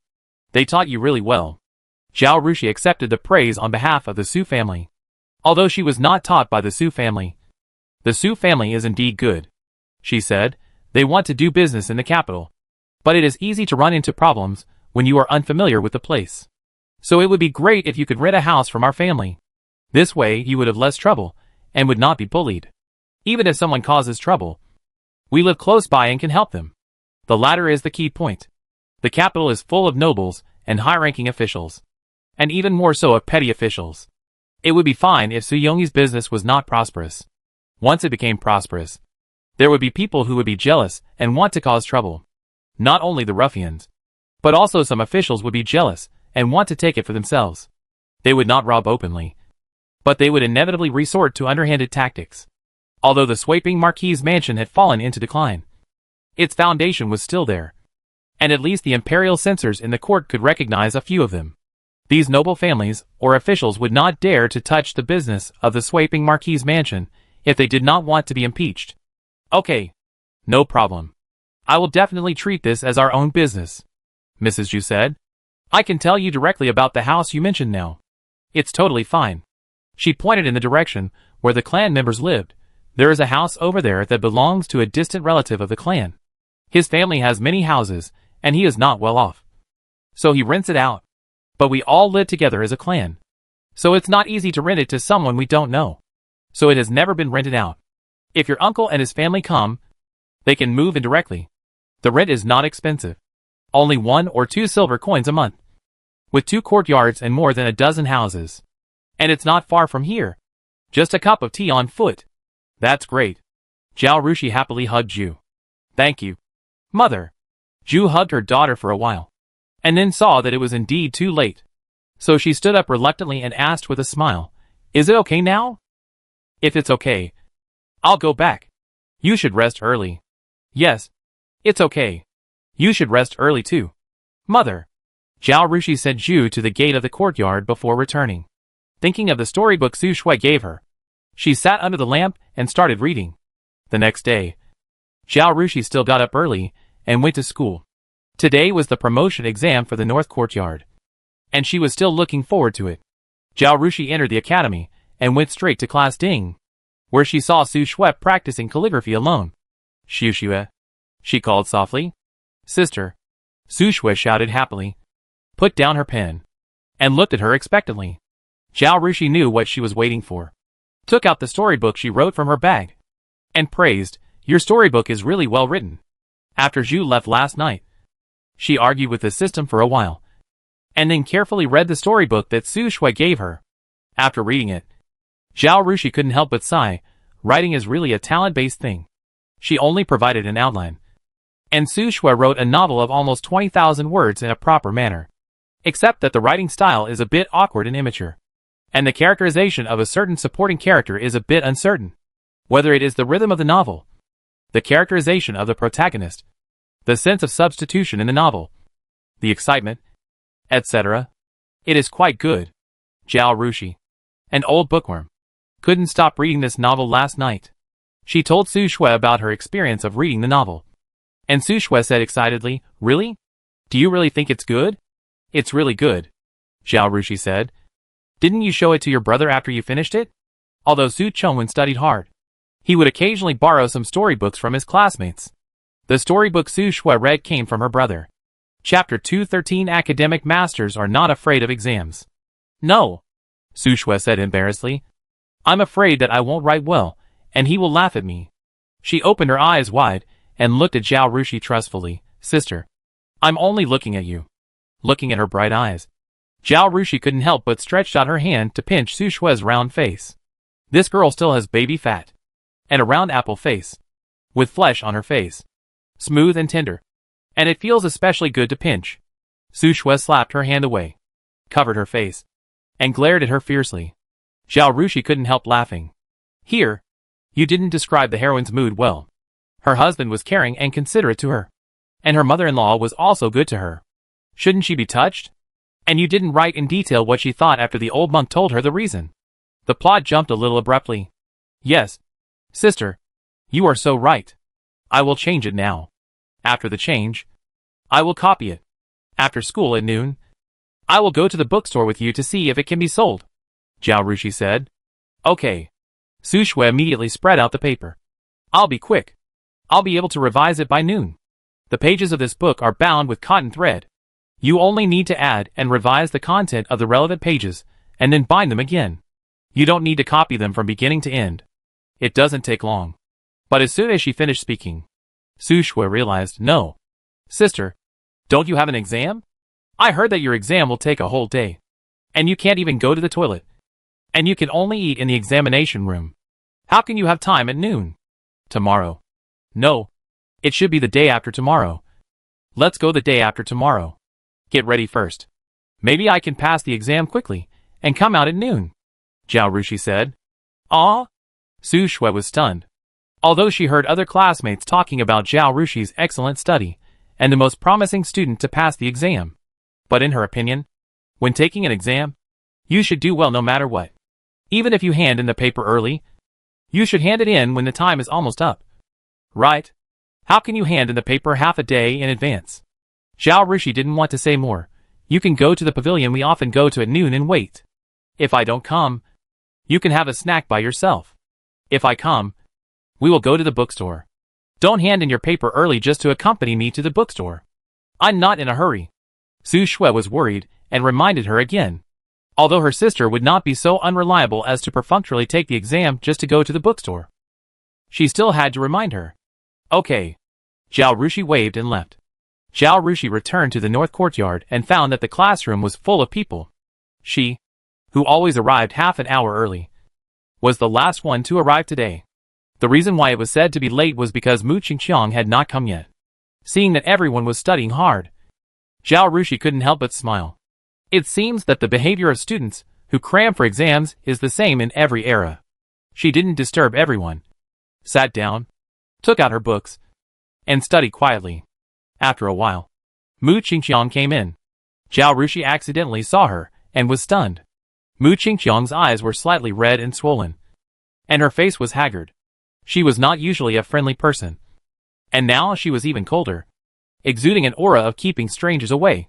She came in and sat down at the table next to Zhao Rushi, slowly taking out her things, staring at the book. But she didn't turn a page for a long time, obviously in a daze. After getting along for so long, Zhao Rushi also knew that this girl looked arrogant and aloof, and didn't like to talk to people. But in fact she just had a low emotional intelligence and was not good at talking. So it was easy to offend people. Over time, she closed herself off and was unwilling to interact with others. So she seemed more and more arrogant. Zhao Rushi thought about it, and was about to get up and approach Mu Qingqiang to ask her a few questions, when she saw Madame Cui and another teacher leading the maids holding the test papers in. It's time for the exam. Put away all your stuff, leaving only your writing brush, inkstone and inkstone, Mrs. Cui said. Zhao Rushi had no choice but to give up. Seeing that everyone had packed up, Mrs. Cui signaled the maids to start handing out the exam papers. Because all students entering the north courtyard had to take the imperial examination. In order to let everyone adapt to the imperial examination as soon as possible. The examination mode of the north courtyard was based on the Tongxing examination mode of the imperial examination. The Tongxing examination required 3 tests. 1 test, 2 tests, and 3 tests. Whether or not you pass the exam depends entirely on the first test. And the second and third tests are related to your ranking. The Women's Academy did not follow the rules, but only prepared to test them. The content and format of the questions were the same as those in the imperial examination. When the test papers were handed out, Zhao Rushi checked them first and found that there were no mistakes or omissions. And the questions were not difficult. She picked up her pen, dipped it in the brush, and started writing. Zhao Rushi is a top student in modern times.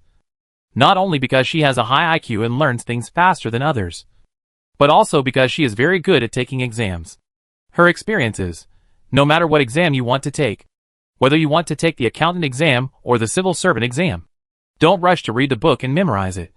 But you should first study the questions and question types. What content to focus on, how deep the content of the exam is, and how to test it. With a thorough study and a clear goal, she could read books with a targeted approach and achieve twice the result with half the effort. So during this period, after quickly completing the homework assigned by the teacher, she asked the teacher for the imperial examination papers of previous years to practice, including the tonsure, county, provincial, and even the huisher papers. She was not picky about anything and practiced whatever she could get, completely ignoring the teacher's dissuasion. She had already practiced the most difficult papers, so the tonsure level paper in front of her was not difficult at all, and she wrote it very quickly. Seeing Zhao Rushi writing quickly without thinking, the two invigilators looked at each other and smiled knowingly.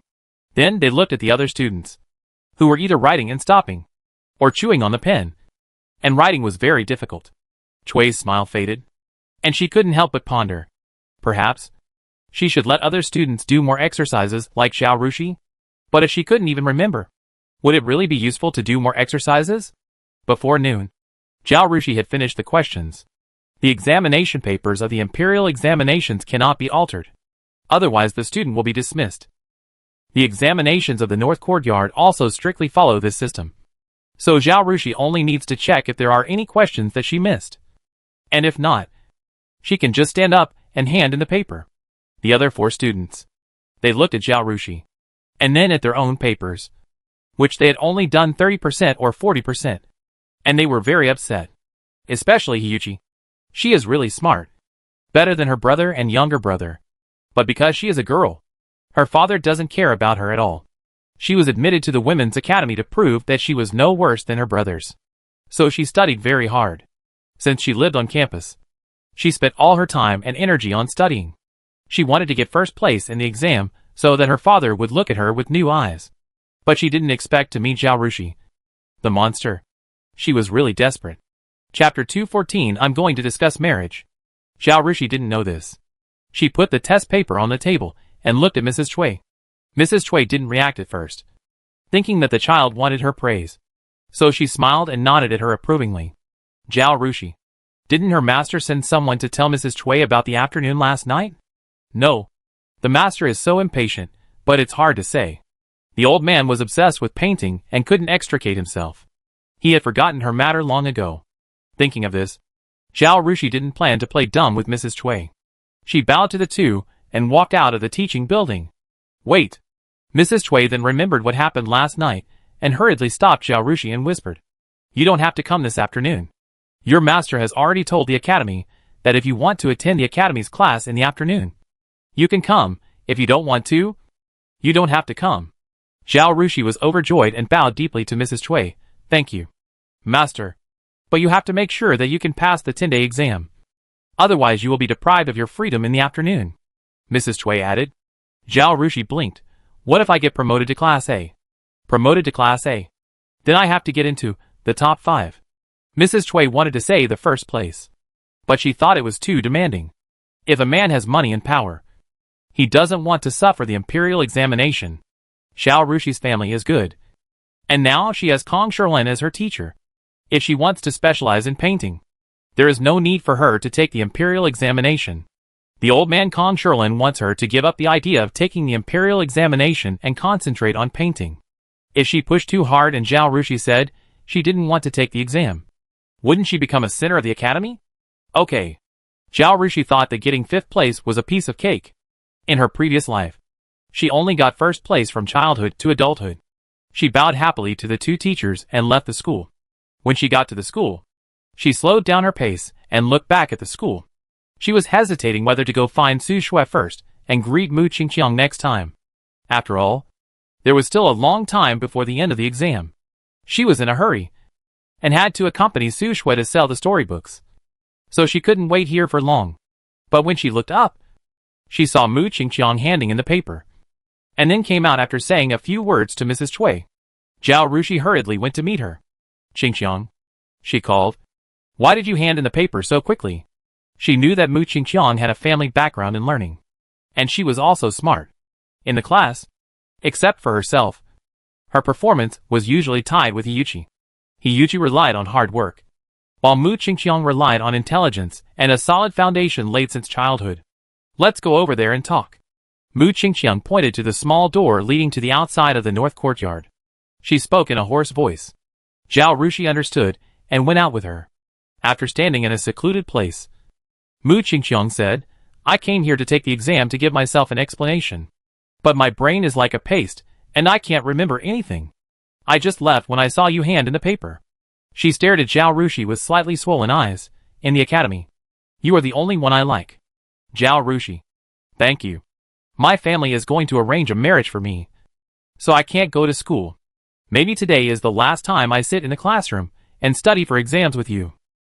Zhao Rushi was stunned. Can't go to school after the marriage? It's just an arranged marriage, not a wedding. Mu Qingqiang shook her head. My family has strict rules, and girls who are arranged to be married can't run around outside. Zhao Rushi was silent. What about your cousin? Mu Qingqiang smiled bitterly. She postponed the marriage because of me. This time, she will be locked up at home like me. She looked at Zhao Rushi.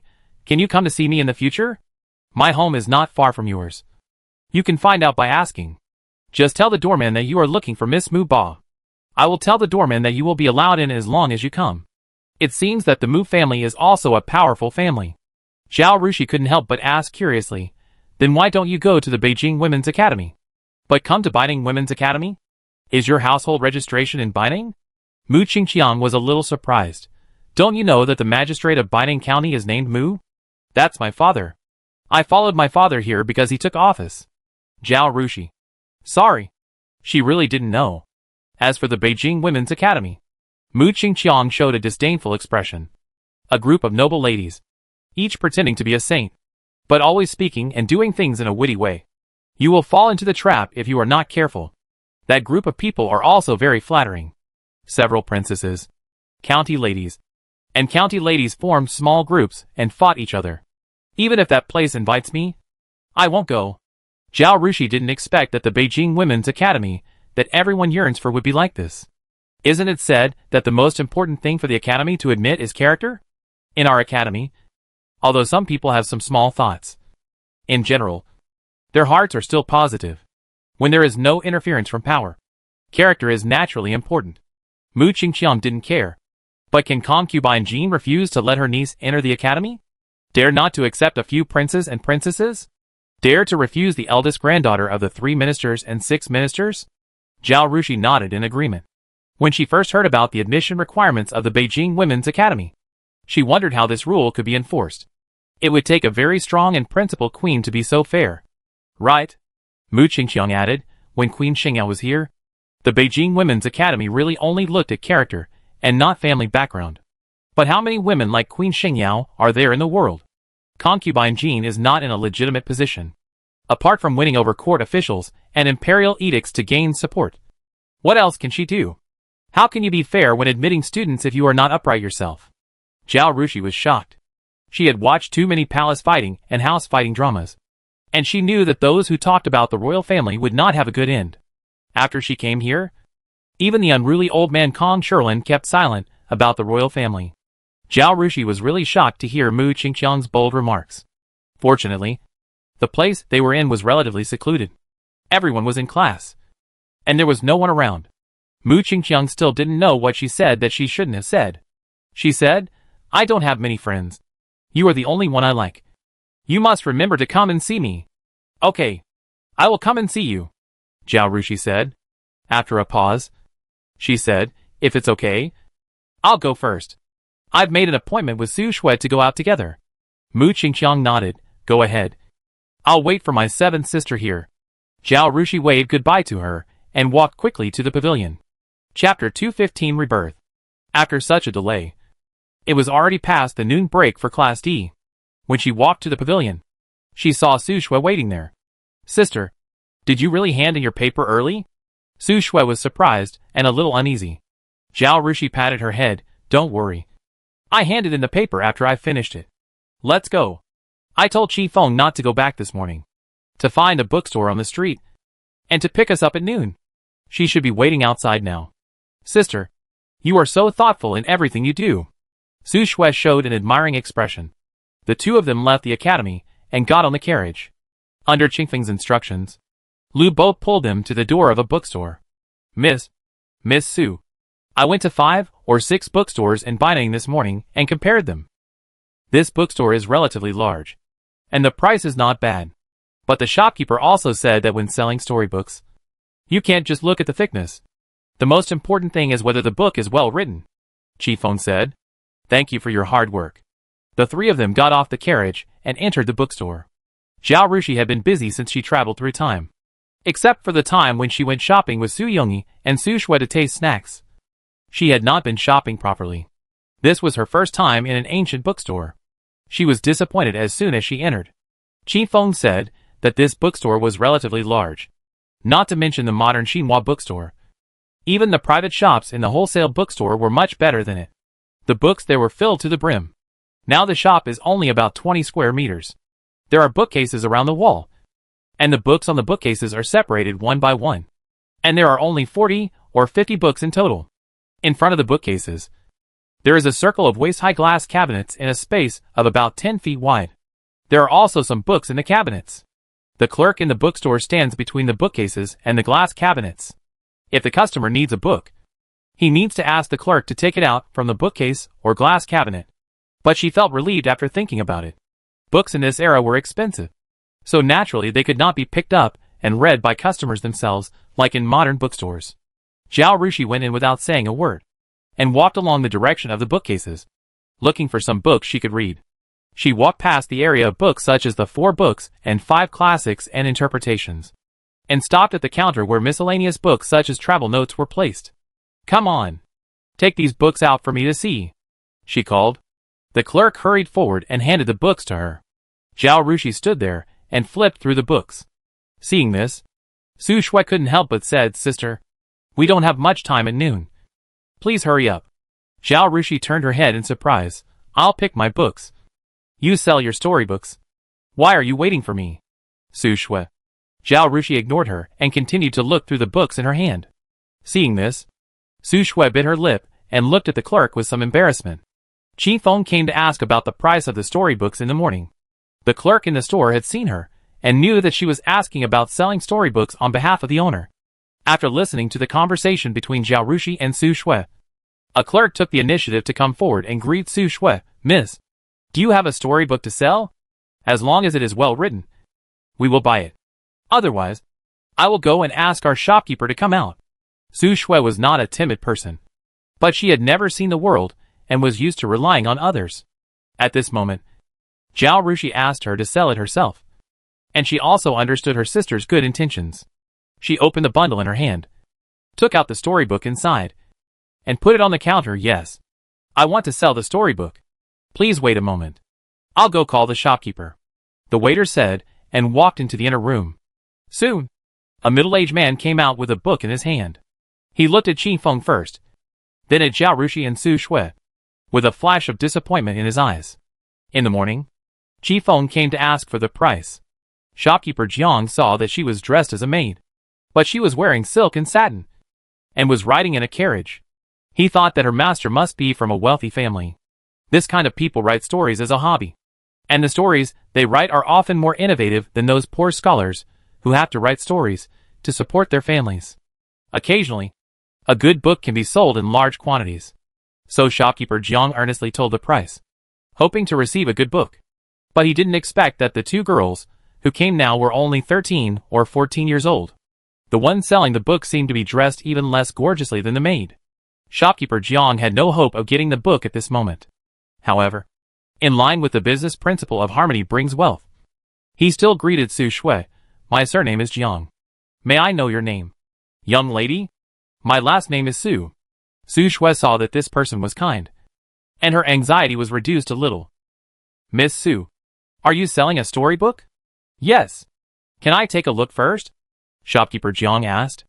Su Shui didn't know that this gentle shopkeeper in front of her actually didn't trust her at all. She saw that the other party had a good attitude and treated her as a person with courtesy. And she was immediately grateful and touched. She picked up the storybook on the counter, handed it to the shopkeeper, and said with a smile, "Please show it to me." "Shopkeeper." The shopkeeper nodded, picked up the storybook, and started reading.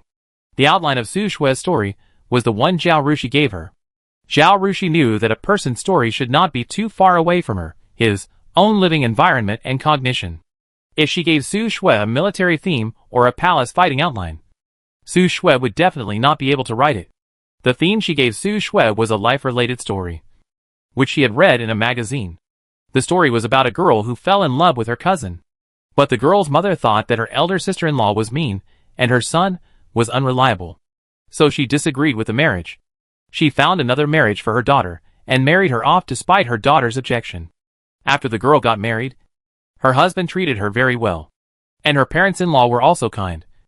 But the girl could not forget her cousin and was depressed. The mother was worried that her daughter would do something stupid. So she took her to burn incense, hoping that she could untie the knot in her heart. The girl fell asleep unknowingly while listening to the sutra. She dreamed of a woman who accidentally fell into the water while washing clothes by the river. The body floated down the river, and because of the river water, it became a naked corpse. The body was washed to the shore, and pedestrians crossing the river saw it and took a detour to avoid it. Only a scholar stopped, untied his coat, covered the female corpse, and continued on his way to the exam. After an unknown period of time, another man passed by. He saw the female corpse, sighed, found a high ground on the shore, dug a pit and buried the body. At this point in the dream, the girl woke up faintly, and saw that the original listener had left, and only the old monk and her mother were in the room. "Awake?" The old monk smiled. "Do you remember the dream you just had?" The girl nodded. "The dream just now was too real, and it is still vivid in my mind." The old monk sighed slightly. "The female corpse is your past life. The passing scholar who covered you with clothes is your cousin in this life. He gave you a piece of clothing, so you are destined to fall in love. And the one who buried you is your current husband. He gave you a new life, so you are deeply destined to be together in this life."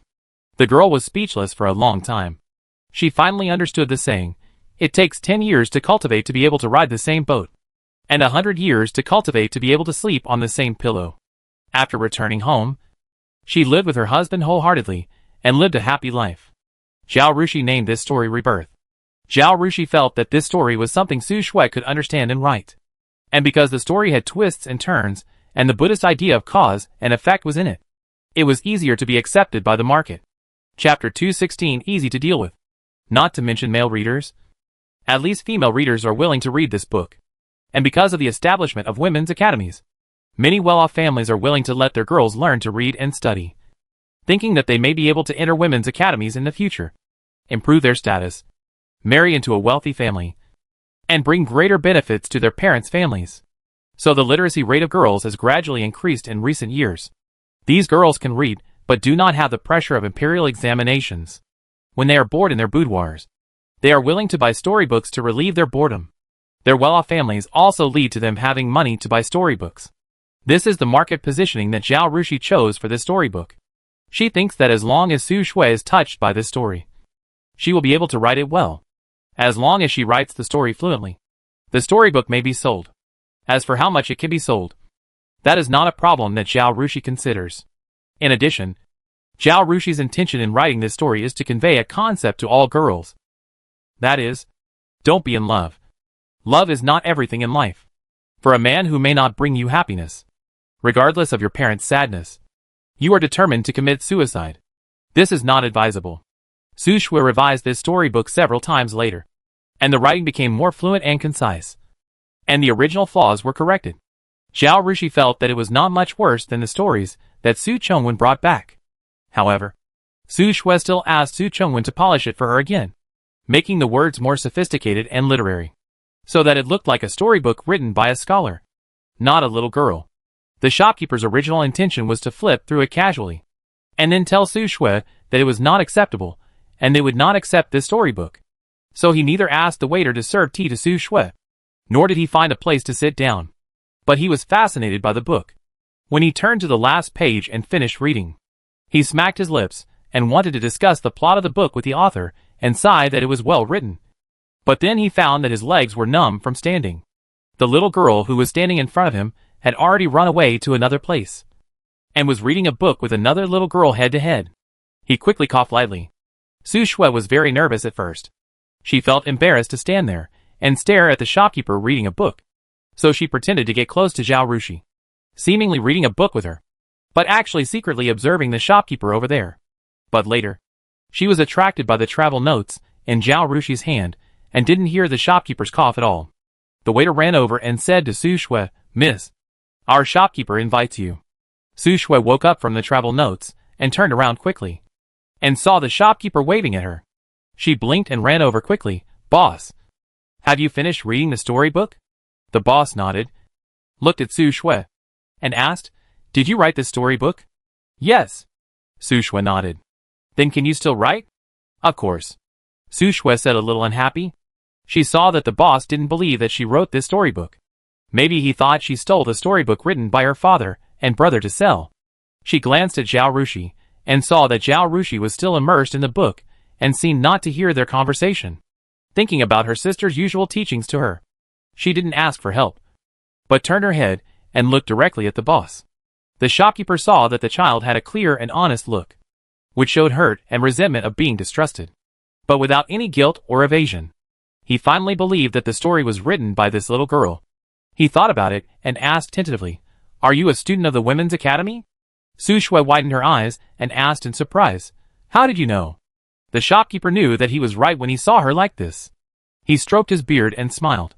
Only students of the Women's Academy can have such a high talent as this girl and write such a good story. Su Shui was immediately embarrassed by his praise, and her face turned slightly red. But she was in a very happy mood. The shopkeeper said that she wrote a good storybook. So could it be sold? Seeing this, the shopkeeper felt more determined. This is a young girl who is not familiar with the world. It seems that today I can get an excellent storybook at a good price. And if I say a few more good words, maybe we can have a long-term cooperation. Although he is doing business honestly, he is a businessman after all. Right? If he could get the book at a lower price, he would not buy it at a high price. Having made up his mind, his smile became even warmer. Come on, girl. Please sit here.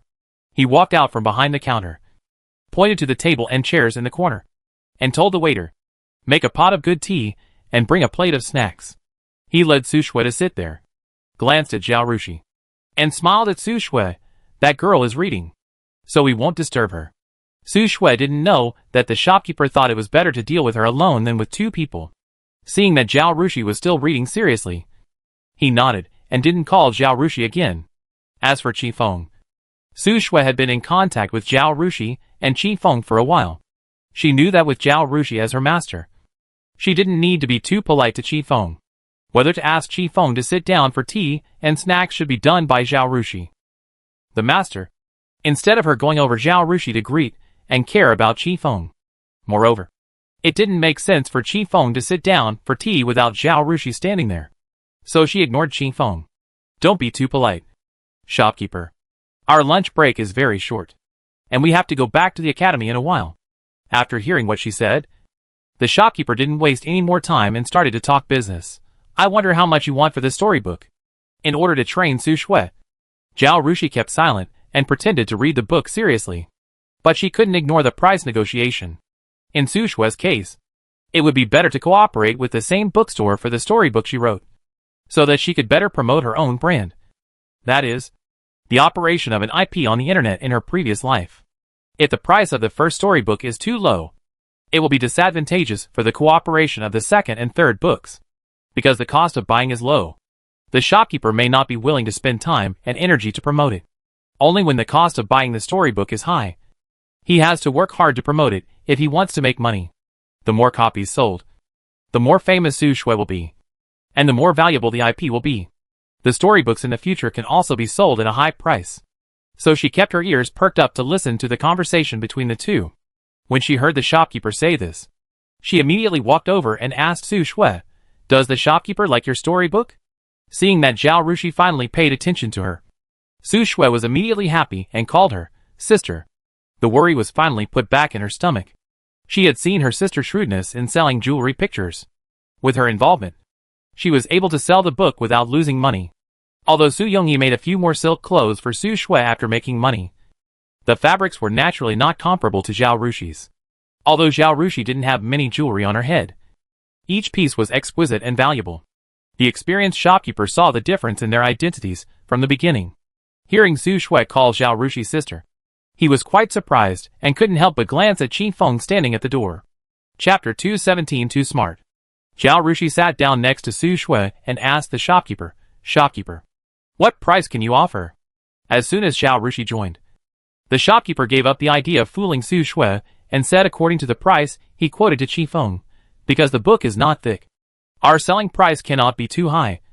So our general purchase price for such a thick book is 5 taels of silver." Su Shui was very excited to hear that her book was really sold, and she could get 5 taels of silver. This was the silver that their family could not even spare in a year before. At least, she could earn the tuition fees in the academy by herself. And this was just one book. If she could sell one book, she could sell 2 or 3 books. In a year, she might be able to earn dozens of taels of silver. However, after witnessing Zhao Rushi selling jewelry pictures, she knew that she could not let others see her emotions. She quickly suppressed her excitement, pretended to be calm, and took a sip of tea from the teacup, giving Zhao Rushi the opportunity to speak. "You also said it was average." Zhao Rushi smiled. "I have read a lot of your stories. My sister's story is novel in theme, and it is completely different from those old-fashioned stories about talented scholars and beautiful women on the market. And it is written quite well. I think as long as you market it properly, it can set off a wave of enthusiasm, especially those literate ladies. And," she glanced at the shopkeeper, "the profit from selling this storybook is not just from this one, right?" After a few words, the shopkeeper could tell that although this little girl was not much older than Su Shui, she was a powerful character. "This storybook, I am afraid it cannot be bought at a low price." Seeing that she stopped talking, he raised his eyebrows and asked, "What do you mean, young lady? I would like to hear the details. If this storybook sells well, it will attract some readers to your bookstore. When they come here, they will not only buy storybooks, but also buy some pens, inkstones, and books. Just from this point, your bookstore can make a fortune. And if you treat my sister well, she can continue to cooperate with you in the future, and even sell exclusively to your bookstore. This kind of traffic is long-term. Think about how much you can earn in these aspects." She smiled, "But on the contrary, if we sell the storybooks to your peers, this wave of traffic will be transferred to other bookstores. People who usually buy books and pens in your bookstore will go to his bookstore, and your traffic will be less." She smiled, "This in and out. You are a smart person. You can calculate it without me saying it, right?" After hearing this, the shopkeeper laughed. "Are you so sure that your sister's story will be popular and bring me a huge amount of traffic? I have received many storybooks, and the writers are all old scholars or even Jiren. But they are not as good as you say." He glanced at Su Shui. "She is a little girl, and she has just started writing storybooks. There are some things I don't want to say, so as not to make the little girl cry. This girl's storybook, although the subject matter is a bit novel, the writing is immature, and the character portrayal is also average. And it is precisely because of the novelty that I have to take the risk. After all, it is not the most popular subject matter on the market, and it is still unknown whether anyone will buy it. So what the girl said, I can only say is just the girl's good wishes." After saying this, he did not wait for Zhao Rushi to speak, and directly said, "Let's do this. Both of you are students of the Women's Academy, and this girl has some talent in writing novels. I am willing to support her. If the girl can promise to sell all the novels she writes to me instead of selling them to others in the future, I will add another 1 tael of silver to the purchase price." Qi Feng had already told Zhao Rushi and Su Shui the price that each bookstore could offer in the carriage. So when Su Shui heard that it was a 1 liang increase, she thought it was completely fine. But Zhao Rushi knew that Qi Feng was talking about the general purchase price, not the content. And the storybook wins with its content. If the story is good and well written, the price will naturally be different. I won't ask the shopkeeper for more. Take this storybook for 20 liang of silver," she said. No. I have been doing business for so many years, and I have never received a storybook for 20 liang of silver. Unless you are a famous writer, or your storybook is very thick. You can sell it as 4 or 5 copies. The shopkeeper shook his head when he heard it. 6 taels of silver is the highest price I can offer. Your storybook is too thin. So I won't set a high price. If I sell it at a high price, I don't know how many copies I have to sell to make back my investment. And I won't make any money at all. Zhao Rushi was not in a hurry, and smiled and said, if 20 taels is not enough, I have another way to cooperate here. That is to share the profits. For every storybook you sell, my sister can get 20 cents. How about it? If the storybooks don't sell well, you won't lose money. If they sell well, you'll make a lot of money. This is actually the most beneficial to you. The shopkeeper was stunned and calculated in his mind. For storybooks like this, they usually sell for 200 coins. After deducting the cost, he can make about 60 coins per book. At the purchase price of 6 taels of silver, he has to sell 100 books to break even. After that, it's pure profit. But if it's divided according to the share, the girl in front of him can only get 2 taels of silver for selling 100 books. And he himself can get a profit of 4 taels of silver. The most important thing is that there is no risk. Even if she sells more, the little girl can make more. But it is impossible to make as much as 20 taels of silver. And if she sells more, she can also make more. Thinking of this, he felt that the purple-clothed girl in front of him seemed smart. But in fact she was confused. And she was cheating her classmate or sister to death. He turned around and asked Su Shui, Miss, do you agree with her idea of 20 cents per copy? Su Shui nodded without hesitation. I agree. Her sister's idea is definitely not wrong. Being able to come up with this method is definitely more cost-effective than taking 6 taels of silver. She believes in Zhao Rushi. Okay, let's do it. The shopkeeper tapped the table and made the decision directly. When the shopkeeper asked the clerk to grind ink and prepare to write the contract, Su Shui whispered to Zhao Rushi, Sister, how do we know how many books they sold? The fact that Su Shui could think of this shows that she considered the problem very comprehensively. Zhao Rushi gave her a look of approval, then turned to the shopkeeper and said, we have no way of monitoring how many books are sold in the bookstore. Then take the number of prints in the contract signed between your bookstore and the printing workshop as the total number. And then subtract the inventory in the bookstore to get the number of sales. How about that? We must write this sentence in the contract. The shopkeeper was also an honest businessman, and had no intention of concealing the number of sales. So he naturally agreed. Immediately, he praised. The girl has thought it through very carefully. It's really great that you can think of using the contract of the printing workshop as the total number. Chapter 218 Big Disadvantages and Little Benefit? If there is no such thing, it would be very easy for the bookstore to cheat. After all, the two girls cannot send someone to stay in the bookstore every day to count how many books are sold in a day. Although the bookstore can also cooperate with the printing workshop to cheat the two, it is difficult to drag a workshop into the water to help them cheat. The agreement is written into the contract.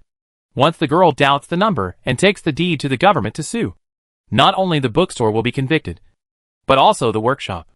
For a few or even dozens of taels of silver, no printing workshop would agree to take such a risk, unless they offer a very tempting price. But it would be a waste of money to bribe the printing workshop. They didn't get any benefits, but they still took a huge risk. Thank you for your praise, shopkeeper.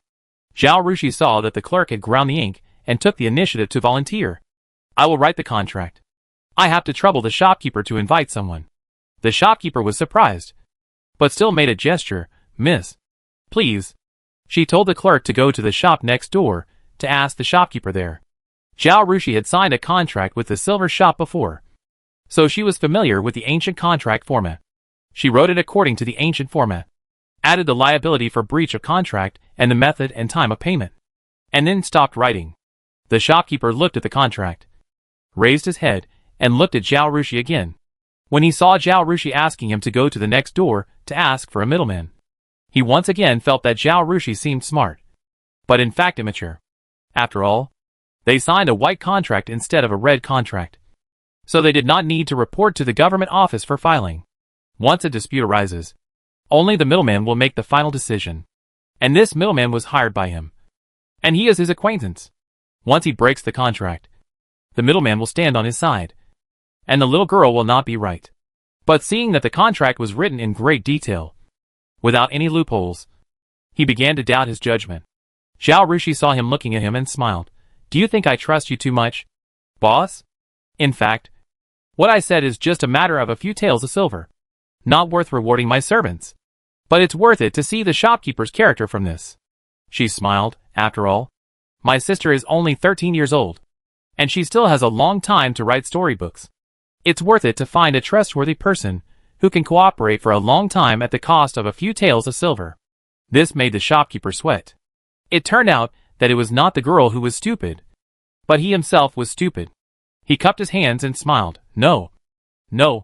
The shop is run with integrity. And I don't mean to deceive the two girls. He secretly wiped the sweat from his forehead. But you have to add one more clause to the contract. That is, the next copy must be sold to our store and cannot be sold to others. Zhao Rushi looked at him with a smile. Manager Jiang is really good at calculating. Do you think I can add this clause to you under such conditions? Are you trying to cheat us because we are young and don't know anything? Manager Jiang sweated again. No. It's really not. The girls are so smart. How dare I cheat the two girls? But this? He looked at the contract and hesitated. In the eyes of shopkeeper Jiang, if this storybook is sold to the ladies in the city, it will definitely be very popular. The female elders in their families will definitely hope that their daughters can read this storybook. Therefore, even if this book is not a big hit, it will at least be sold well. And it is also in this way of cooperation. Since these female guests are literate, they naturally need to read and write. So pens, ink, paper and inkstones need to be purchased.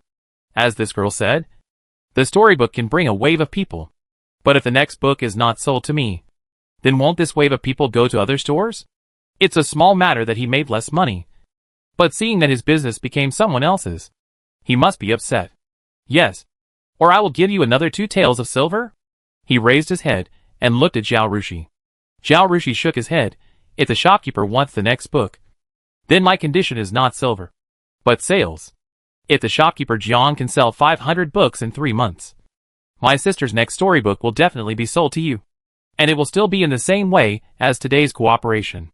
Shopkeeper Jiang frowned and pondered. Because books are expensive, many people are reluctant to buy storybooks and would rather borrow others to copy. So the best-selling storybook in his store is 800 copies. But he sold that book for at least half a year to achieve such sales. No. 500 copies are too many. If the time is changed to 1 year, it is still possible. Selling 500 copies in 3 months? Miss, you think too highly of our business. Let me tell you the truth. No one in these bookstores in Baining can sell 500 copies of a storybook in 3 months. Not even one. If there is none in Baining. What about Beijing? Zhao Rushi asked. Shopkeeper Jiang. The ladies and noble ladies in Beijing are not short of money. It is possible to sell 500 copies of such a storybook in 3 months. But his shop is in Baining, not in Beijing. Shopkeeper Jiang. Please don't be embarrassed. Just sign it. Zhao Rushi saw him shaking his head, and knew that he had no courage. So she didn't want to delay any longer. Their lunch break time was really limited, and they couldn't waste it like this. Seeing that manager Jiang was still struggling, she advised, try one book first.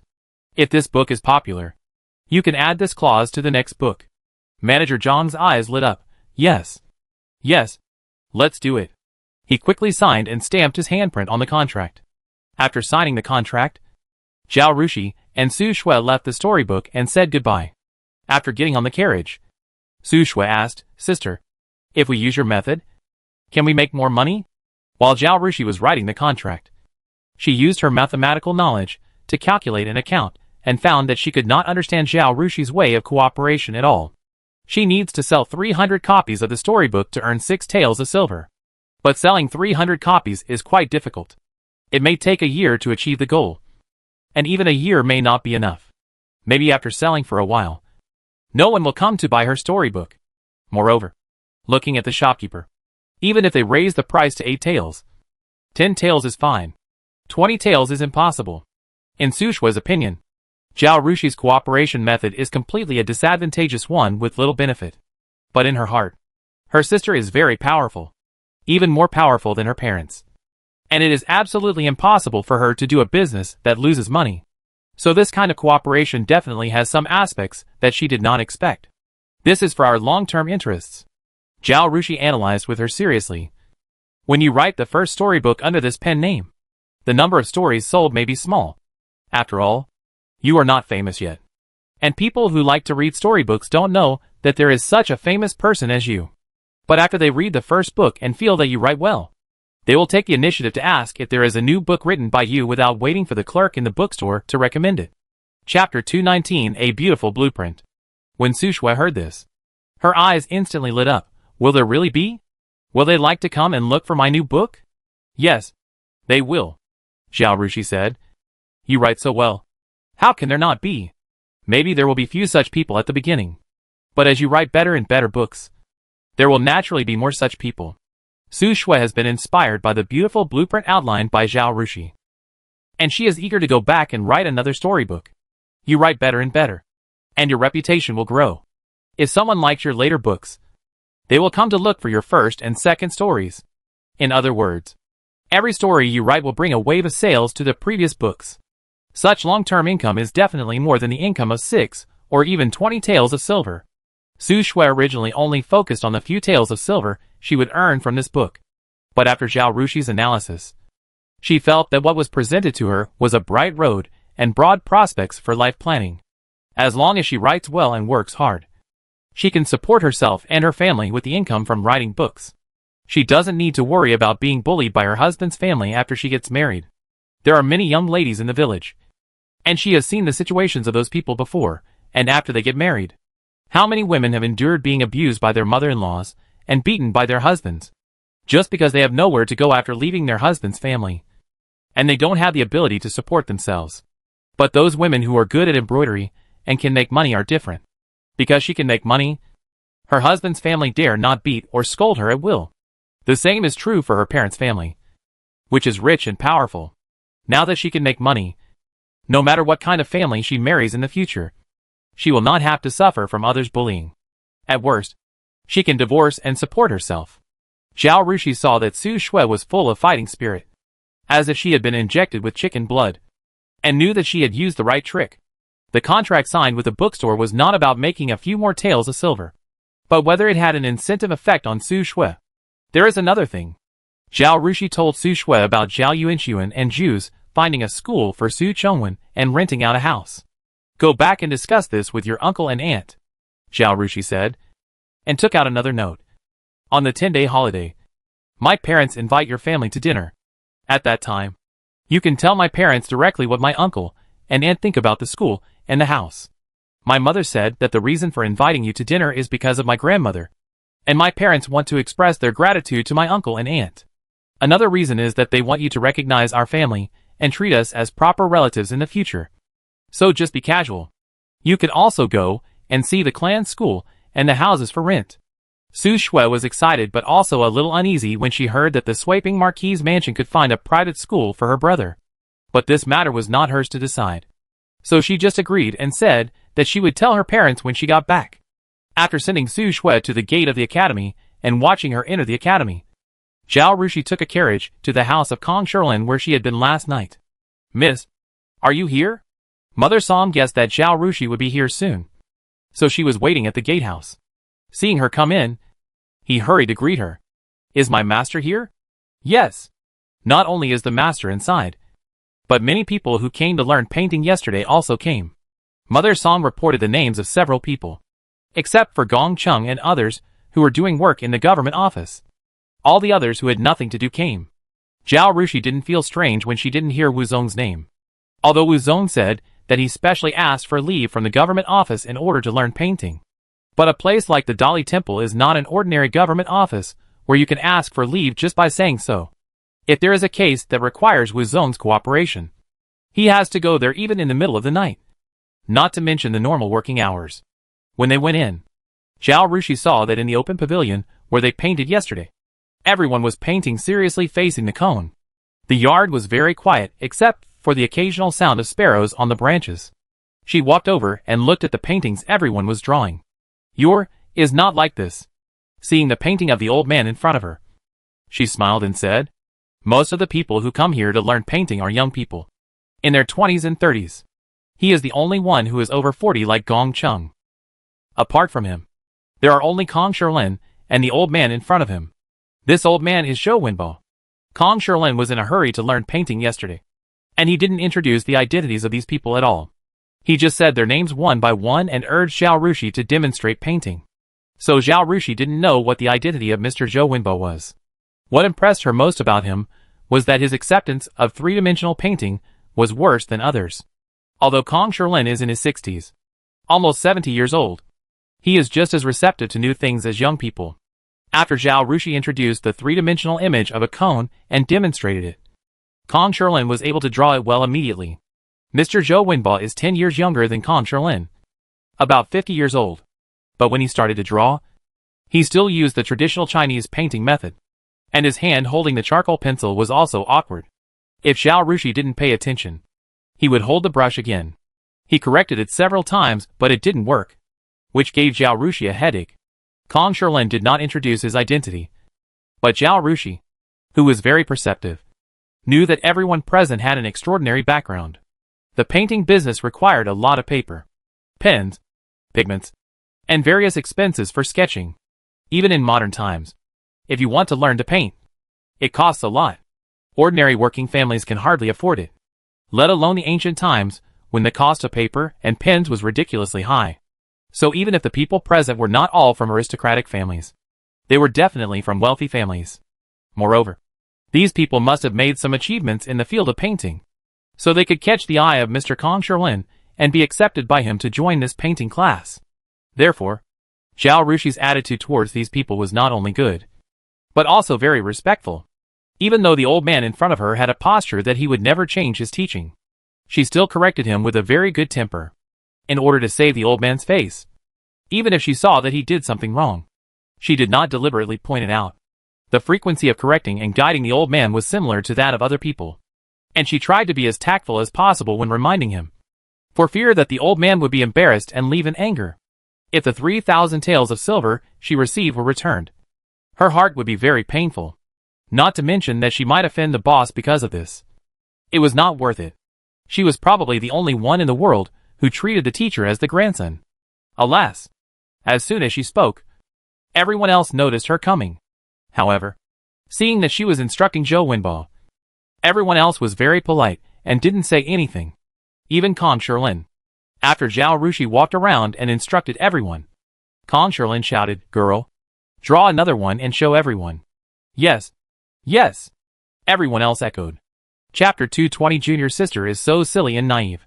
Okay. Zhao Rushi stood in front of an empty easel, put a piece of paper on it, and began to draw. While drawing, she explained and pointed out the mistakes everyone had made just now.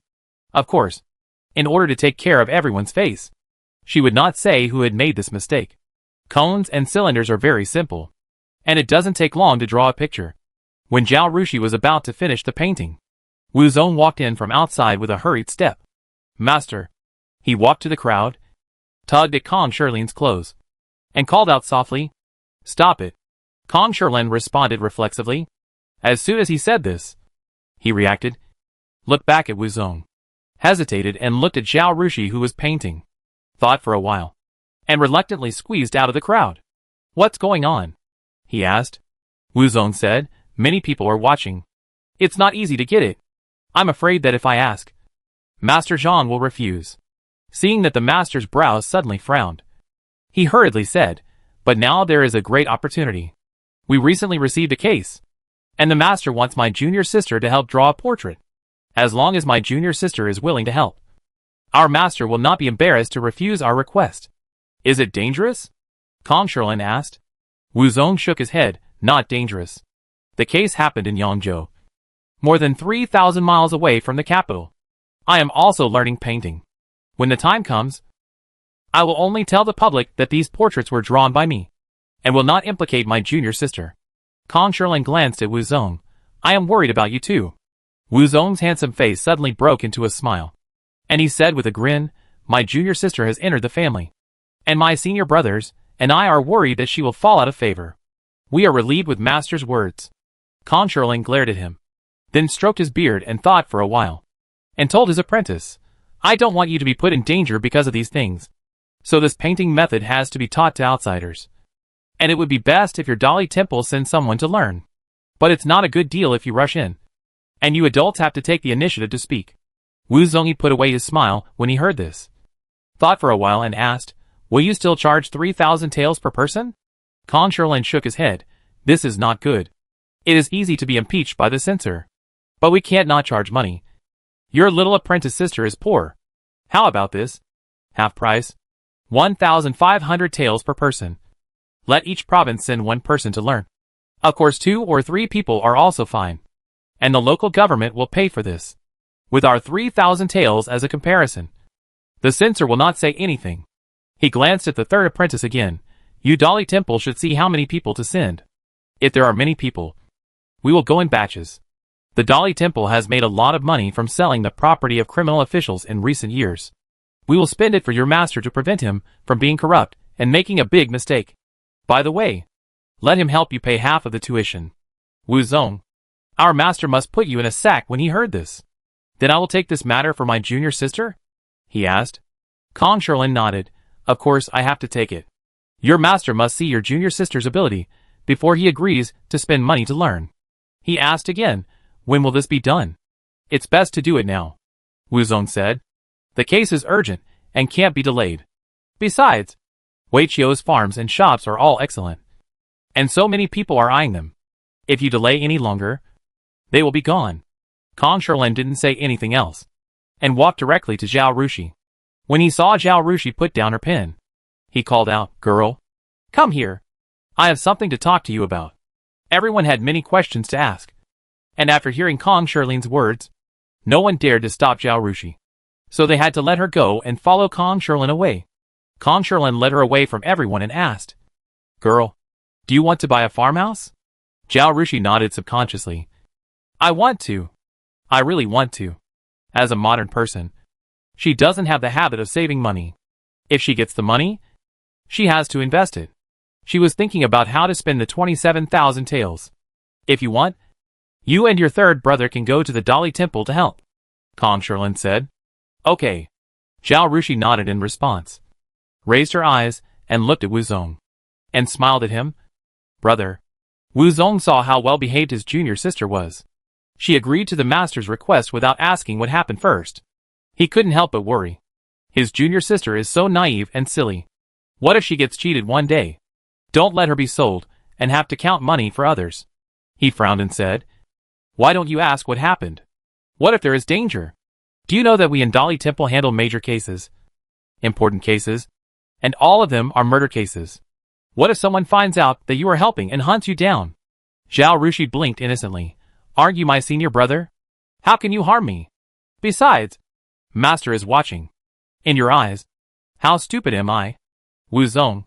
Okay. I am stupid. He originally wanted to talk to the junior sister about the case, and let her decide whether to go or not. If the little girl is timid and afraid, forget it.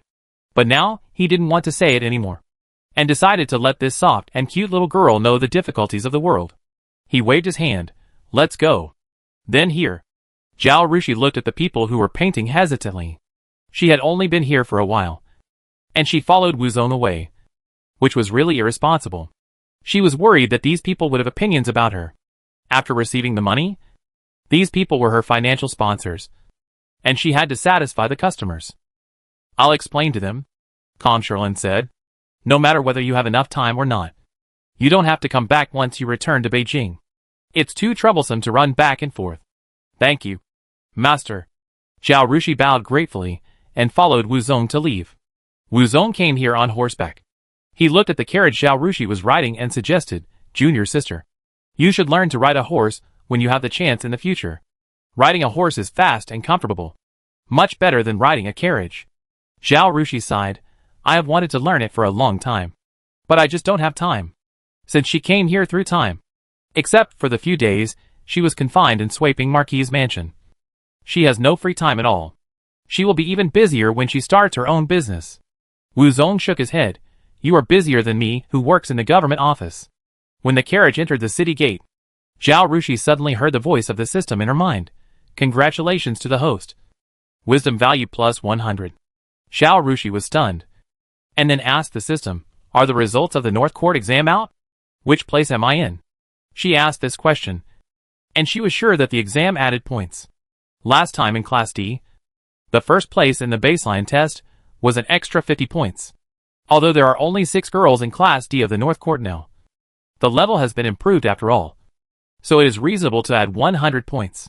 However, there is really nothing to brag about for 6 people to get the first place. Chapter 221, Drawing the Murderer. The system remained silent, probably checking the exam results.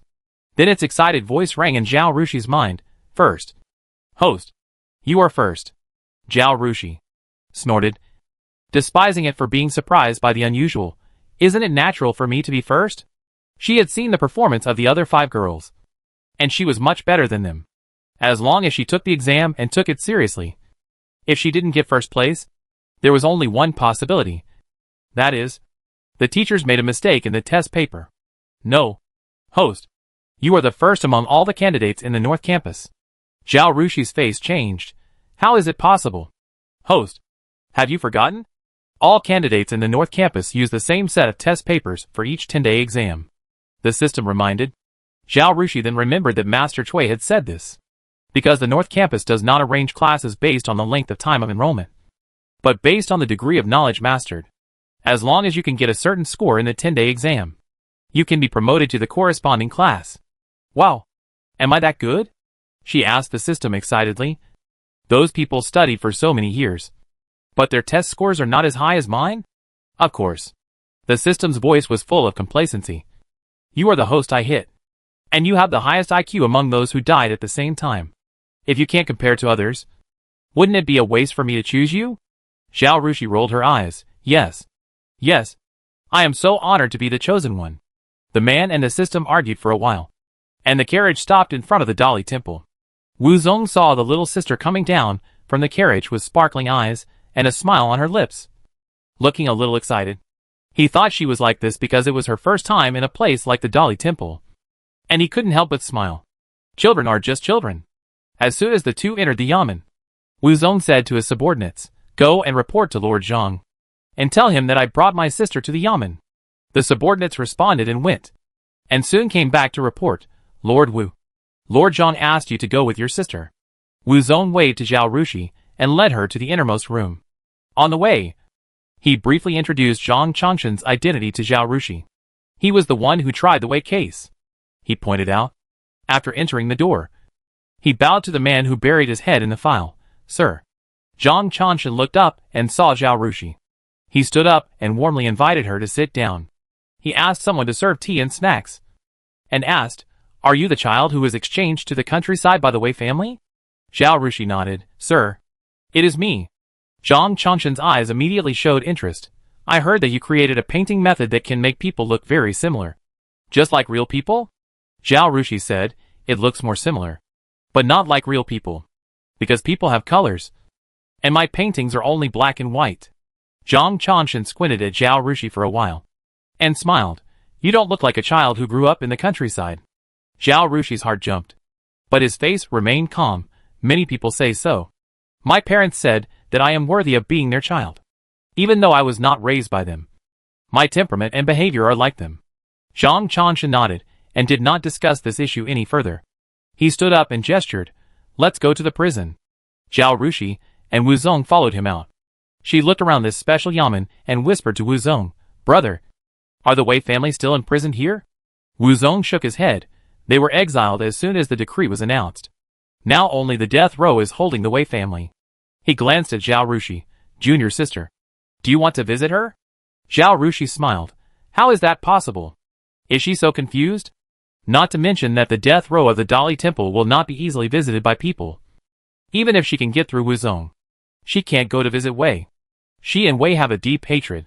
At least that's what outsiders think. If she goes to see Wei at this time, I don't know how much gossip will spread in the capital.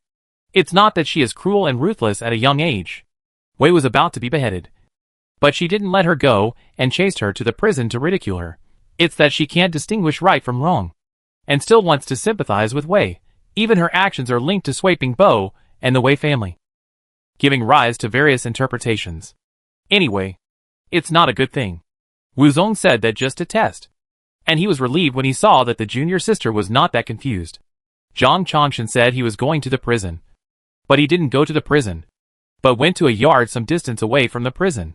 In order to avoid suspicion, he didn't take Zhao Rushi and others into the house, and asked people to move the tables and chairs to the corridor to sit, and said to the warden who came after hearing the noise, "Bring Sun Jiawang up." The warden agreed and retreated.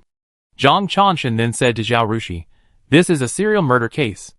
In the past year, 6 murders occurred in Yangzhou, all of which were, the whole family was killed. And there was no sign when the case happened. After the case, there was no other clue except a bloody palm print on the wall. The local government investigated for a full 6 months and had no clue. Seeing that the murders continued to occur and the number of deaths increased, the case was transferred to the Dali Temple. Just recently, the 6th murder occurred, and the case was exactly the same. The only difference was that the family that was killed just bought a new mother and son. Because the family was full of girls, the owner placed the newly bought little boy servant alone in the woodshed next to the vegetable garden. On the night of the murder, the little boy servant got up and heard the noise in front of him. He quietly went to the main house to check. He saw the murderer holding a lamp and smearing bloody palm prints on the wall. His mother and the master's wife and daughter had been killed and fell to the ground. Perhaps because he didn't know there was such a little boy in the house. The murderer left without searching. After the murderer left, the little boy servant ran to the city gate to wait overnight. As soon as the city gate opened, he went to the government office to beat the drum to report the case. In this case, all women were killed and raped, and the families where the murders took place were either widows with daughters, or only women were at home, while the men were temporarily out. However, Zhao Rushi was a little girl, so Zhao Yuanxun couldn't tell her about this. So he skipped some of the explanations. This case involves a lot of people, and the people in Yangzhou are in a panic. Now we have finally found an eyewitness to the murderer, and we are very cautious, fearing that we will alert the enemy and let the man hide. That's why we want to trouble Miss Zhao to draw the appearance of the bandit for us," Zhao Yuanxun said, and bowed to Zhao Rushi.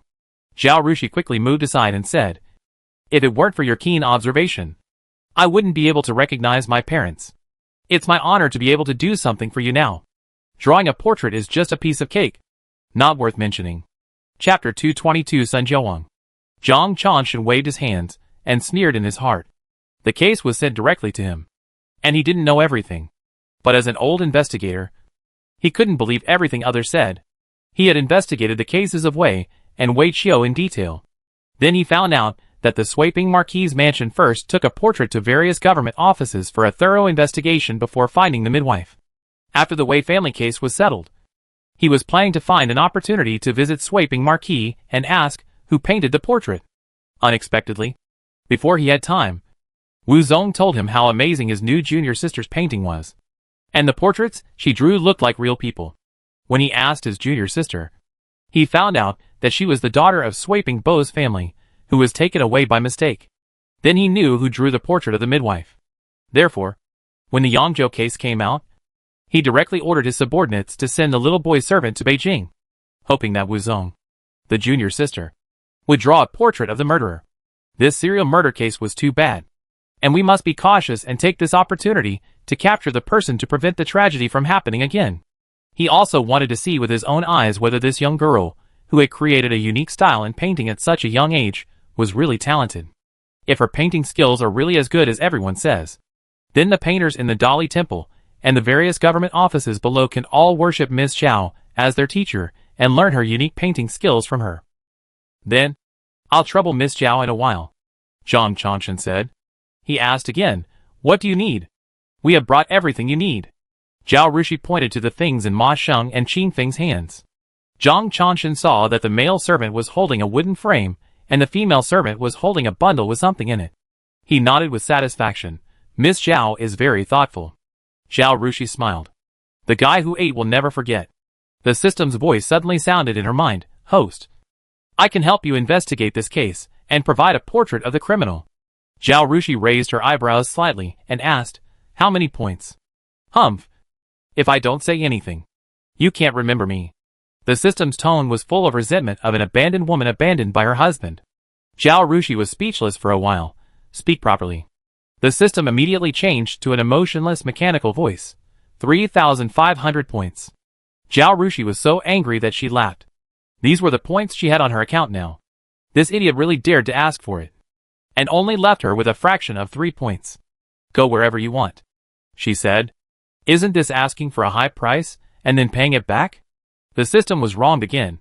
Can we still have fun together? No. The system was silent for a while, thinking about the importance of this matter to Zhao Rushi.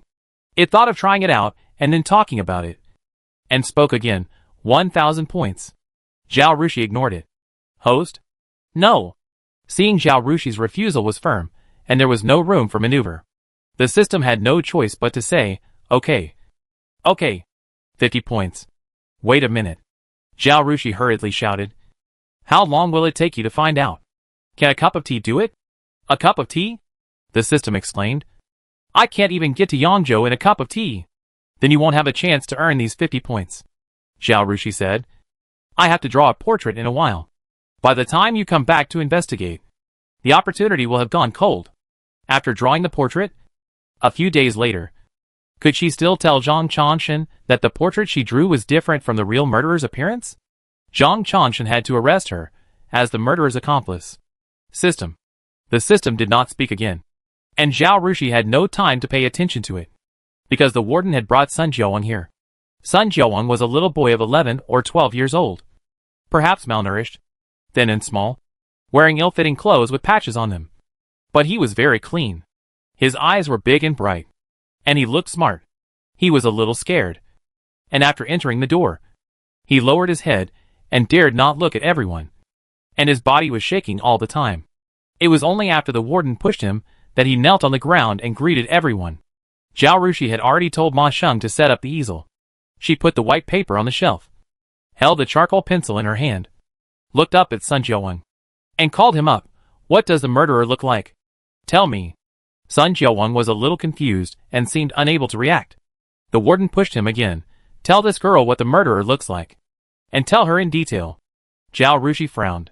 The little boy was so thin that it would be difficult for him to be a serial killer suspect. Not to mention that he had been interrogated by Yangzhou officials and Zhang Chanshan, and he must have been ruled out as the murderer. That's why she was asked to draw a portrait to find the real murderer. In other words, this person was an eyewitness, not a suspect. The warden was really too much to treat him like this. However, Zhang Chanshan and Wu Zong didn't say anything, and she didn't say anything either. She just said to the little boy gently, don't be afraid. Think about his appearance. I want to draw him. Once the murderer is caught, you can go home. Sun Jiawang looked at her gratefully, then lowered his head. Yes. Yes. Zhao Rushi saw that the warden was standing, and it was not easy to ask Sun Jiawang to sit down. So he asked him directly, what do his eyes look like? Can you describe them?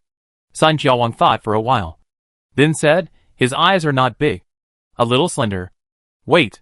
Zhao Rushi interrupted him, quickly drew a few pairs of eyes on the white paper, and called Sun Jiawang. Come over and see which pair it is. In her previous life, she had watched many detective movies and TV shows, where the police who could draw used this method to draw portraits based on other people's descriptions. She had also used this method when drawing the portrait of the midwife. When she said this, not only Sun Jiawang, but also Zhang Chanshan and Wu Zong came over. There were 5 pairs of eyes on the drawing paper, all of which were slender, but with many different details. Sun Jiawang looked at them for a while, pointed at one of them and said, this one. Zhang Chanshan and Wu Zong looked at each other, and saw unusual excitement in each other's eyes. Zhao Rushi's method is really great. When they are investigating a case, they often ask eyewitnesses to describe the criminal's appearance. But people's memory is biased, and there is a difference between what they say and what they see. Therefore, even if Wu Zong's painting skills are quite good, there is still a big gap between the portrait he draws and the real criminal. But Zhao Rushi's method is much better. At least it won't be too far off.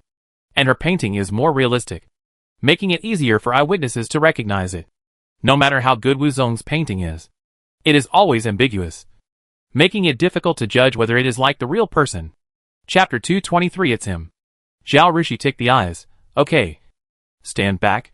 When Sun Jiawang returned to his original position, she said, go on.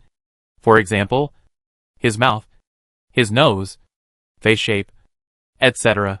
Just say whatever you think of. Don't be nervous. Think slowly.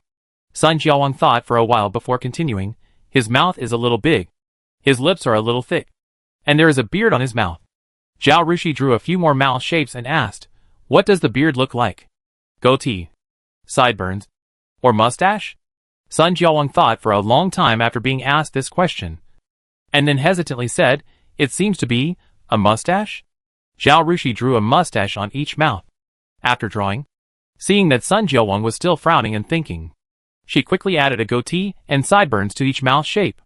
She used the technique of quick drawing. And the lines were simple but very vivid. Wu Zong stared at the pen in her hand. His eyes fixed. The expression on his face was very excited.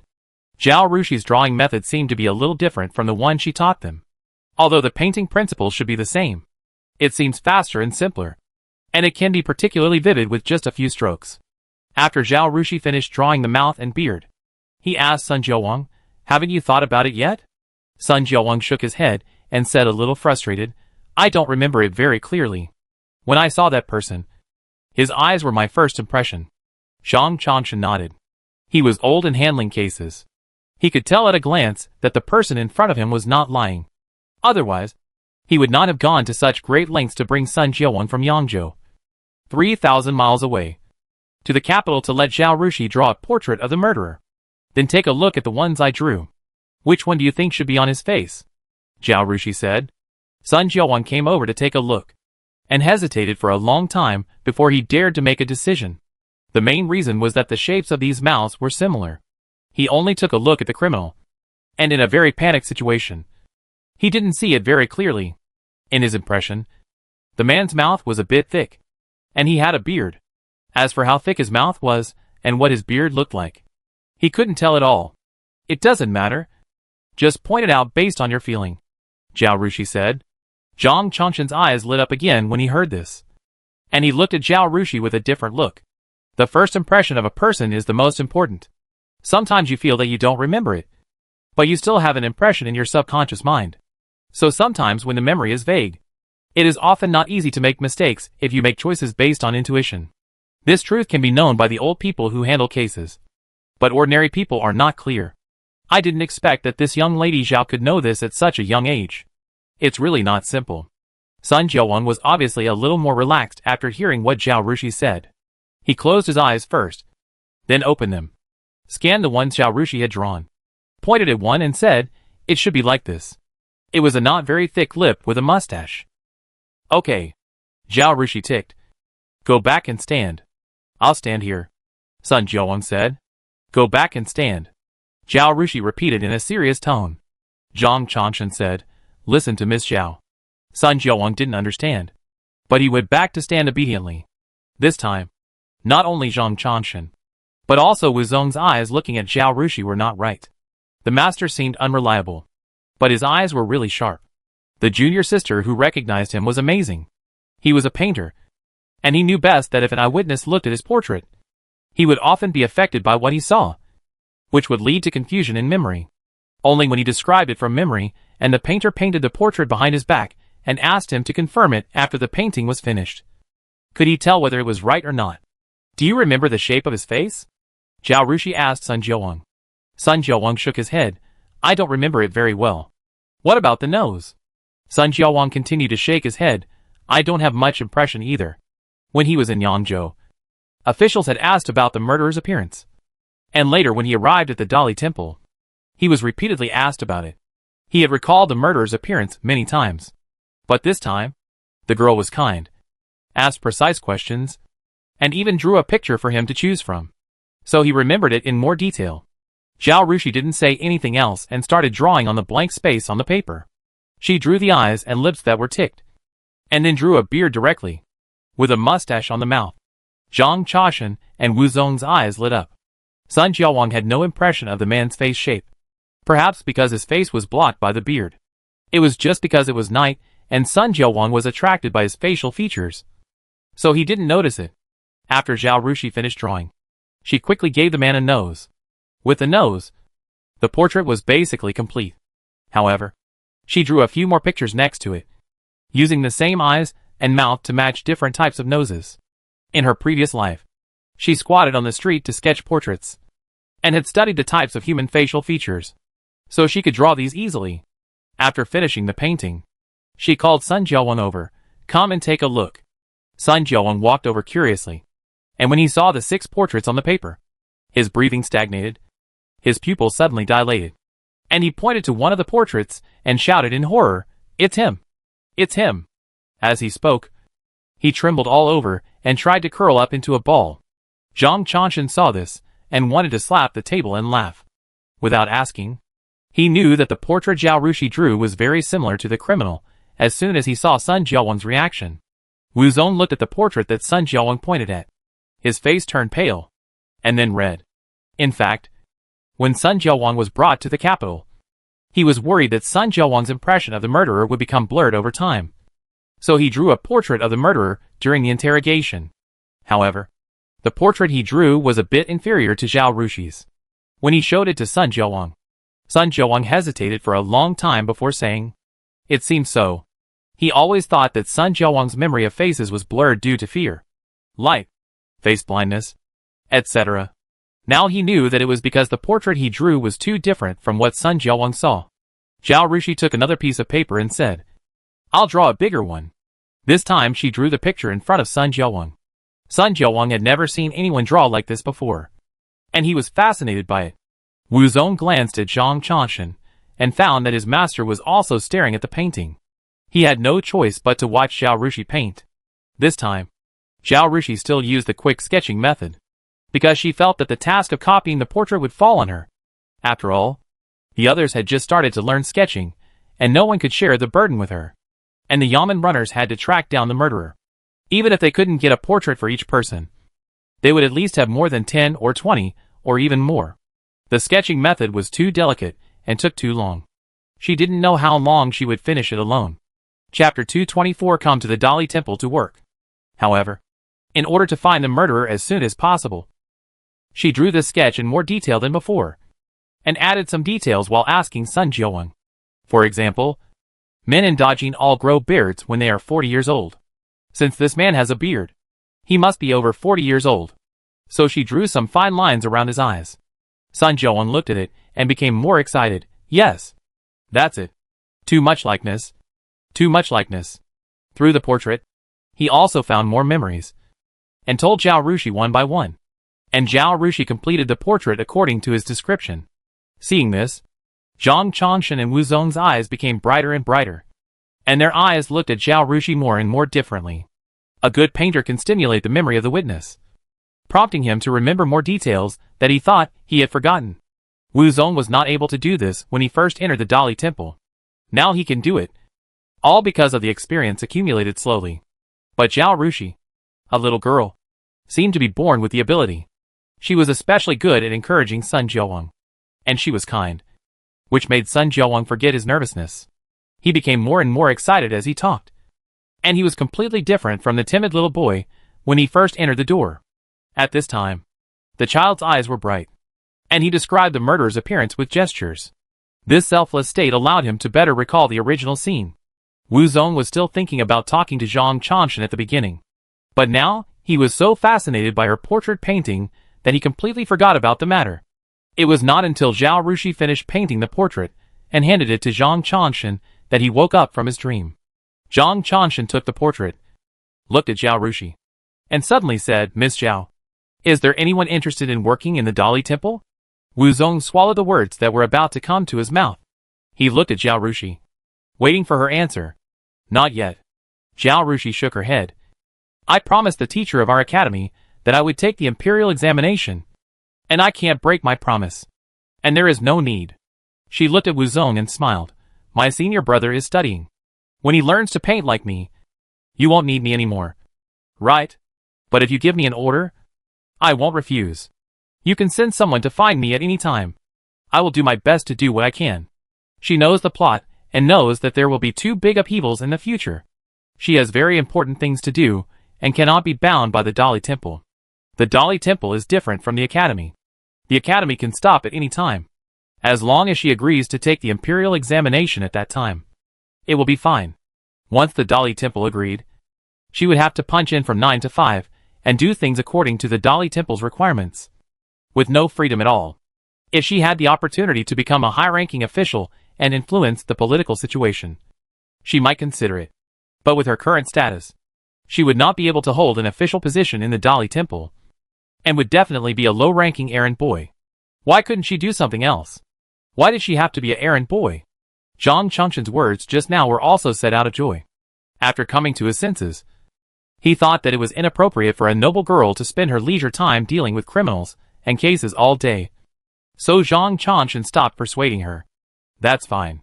If I have a request, please help Miss Zhao. He cupped his hands.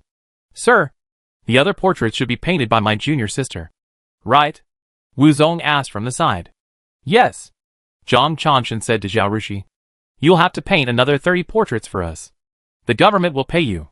You don't need to pay me. You work day and night for the safety of the people of Dajin. How can I accept payment for doing such a small thing? Zhao Rushi smiled. Wu Zong praised his junior sister in his heart. That's a nice thing to say. 30 portraits? I'm sure I can't finish them this afternoon. These paintings can't be taken home. But the case is urgent. Junior sister, tomorrow is your day off. Can you bear the trouble and come over to finish the portraits? I'll ask Qin Chong to arrange a safer place for you. You don't have to stay here. Wu Zong asked. Qin Chong is his subordinate, and he is also a child of aristocratic family. The elders in his family found this job in the Dali Temple for him, which is to do odd jobs for officials like Zhao Yuanxun and Wu Zong. And it is considered a miscellaneous official without a rank. I will invite the Su family to dinner tomorrow. However, Zhao Rushi thought that she could paint very quickly, and should be able to finish the painting in half a day. She nodded immediately. No problem. Wu Zong turned to look at Zhao Yuanxun. Sir, do you have anything else to tell me? If not, I will go to work. My little sister can paint here alone. I will leave Qin Chong here to run errands for her. Miss Zhao, I will trouble you. Zhao Yuanxun first greeted Zhao Rushi politely, then patted Wu Zong on the back. Let's go. I have something to tell you. Wu Zong raised his mouth and smiled at Zhao Rushi, then followed Zhao Yuanxun. When they arrived at Zhao Yuanxun's office, he motioned Wu Zong to sit down, and then said to Wu Zong, Do you have any conditions for learning painting from Miss Zhao? Wu Zong was originally reaching out to take snacks on the table, but when he heard this, he paused and looked at Zhao Yuanxun warily. No. We are not learning painting from my junior sister. I am learning painting from my master. Zhao Yuanxun wanted to throw the snacks in his hand at him. Don't fool me. How dare I fool around with adults? Wu Zong threw the snack into his mouth and smiled. If I learn painting from my junior sister, I have to be polite to my junior sister. Right? Wouldn't that be a mess? Zhao Yuanxun looked at him without saying a word. Zhao Yuanxun probably dealt with criminals for a long time, so he usually looked smiling and easy to talk to. But as long as he stared at you with his eyes, it would often make you tremble. Wu Zong felt uncomfortable when he was looked at by him, and threw down the bamboo stick in his hand and said, Okay. I'll tell you everything. My master, as you know, has been obsessed with painting all his life. When he saw my junior sister's painting method, he clamored to learn from her. My junior sister refused to agree. He waved his hand. It's not that my junior sister is too proud of her own skills, but because of the relationship between master and apprentice. Think about it. My junior sister was a student at Binding Women's College at that time, and my master was a teacher there.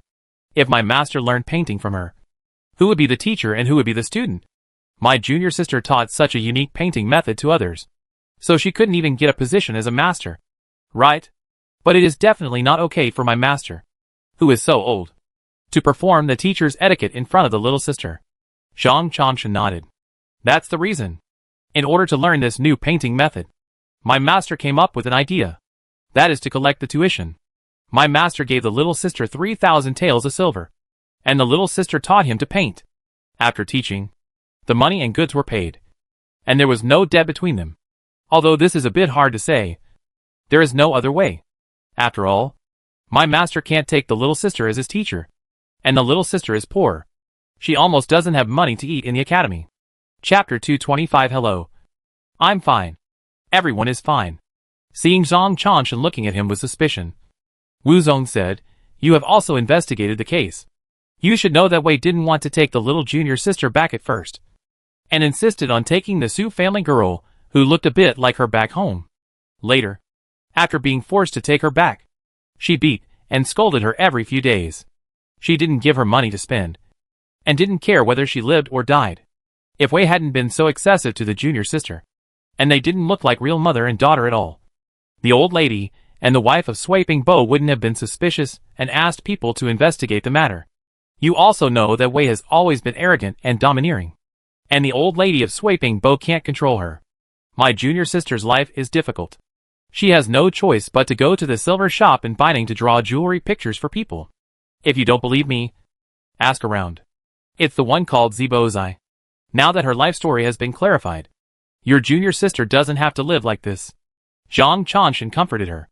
The Sweeping Bo mansion was originally poor, and now that the family has been divided, there is even less property. Wu Zongdao. Now my junior sister still goes to the silver shop to draw jewelry pictures. How many of you are going to learn painting? Zhang Chanshan asked. Including me, master, and second senior brother. There are 12 of us. My junior sister didn't want to take the money from the 3 of us, but my master forced it on her.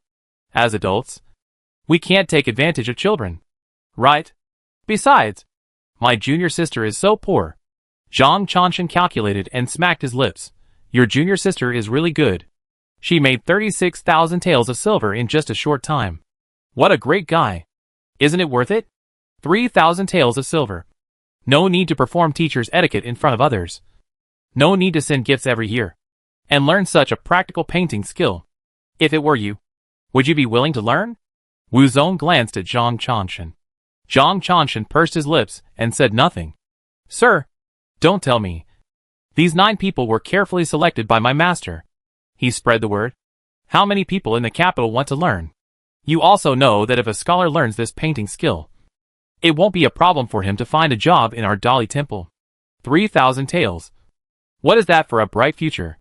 After he said that, Zhang Chanshan also felt that 3,000 taels was not much. It was simply too cheap.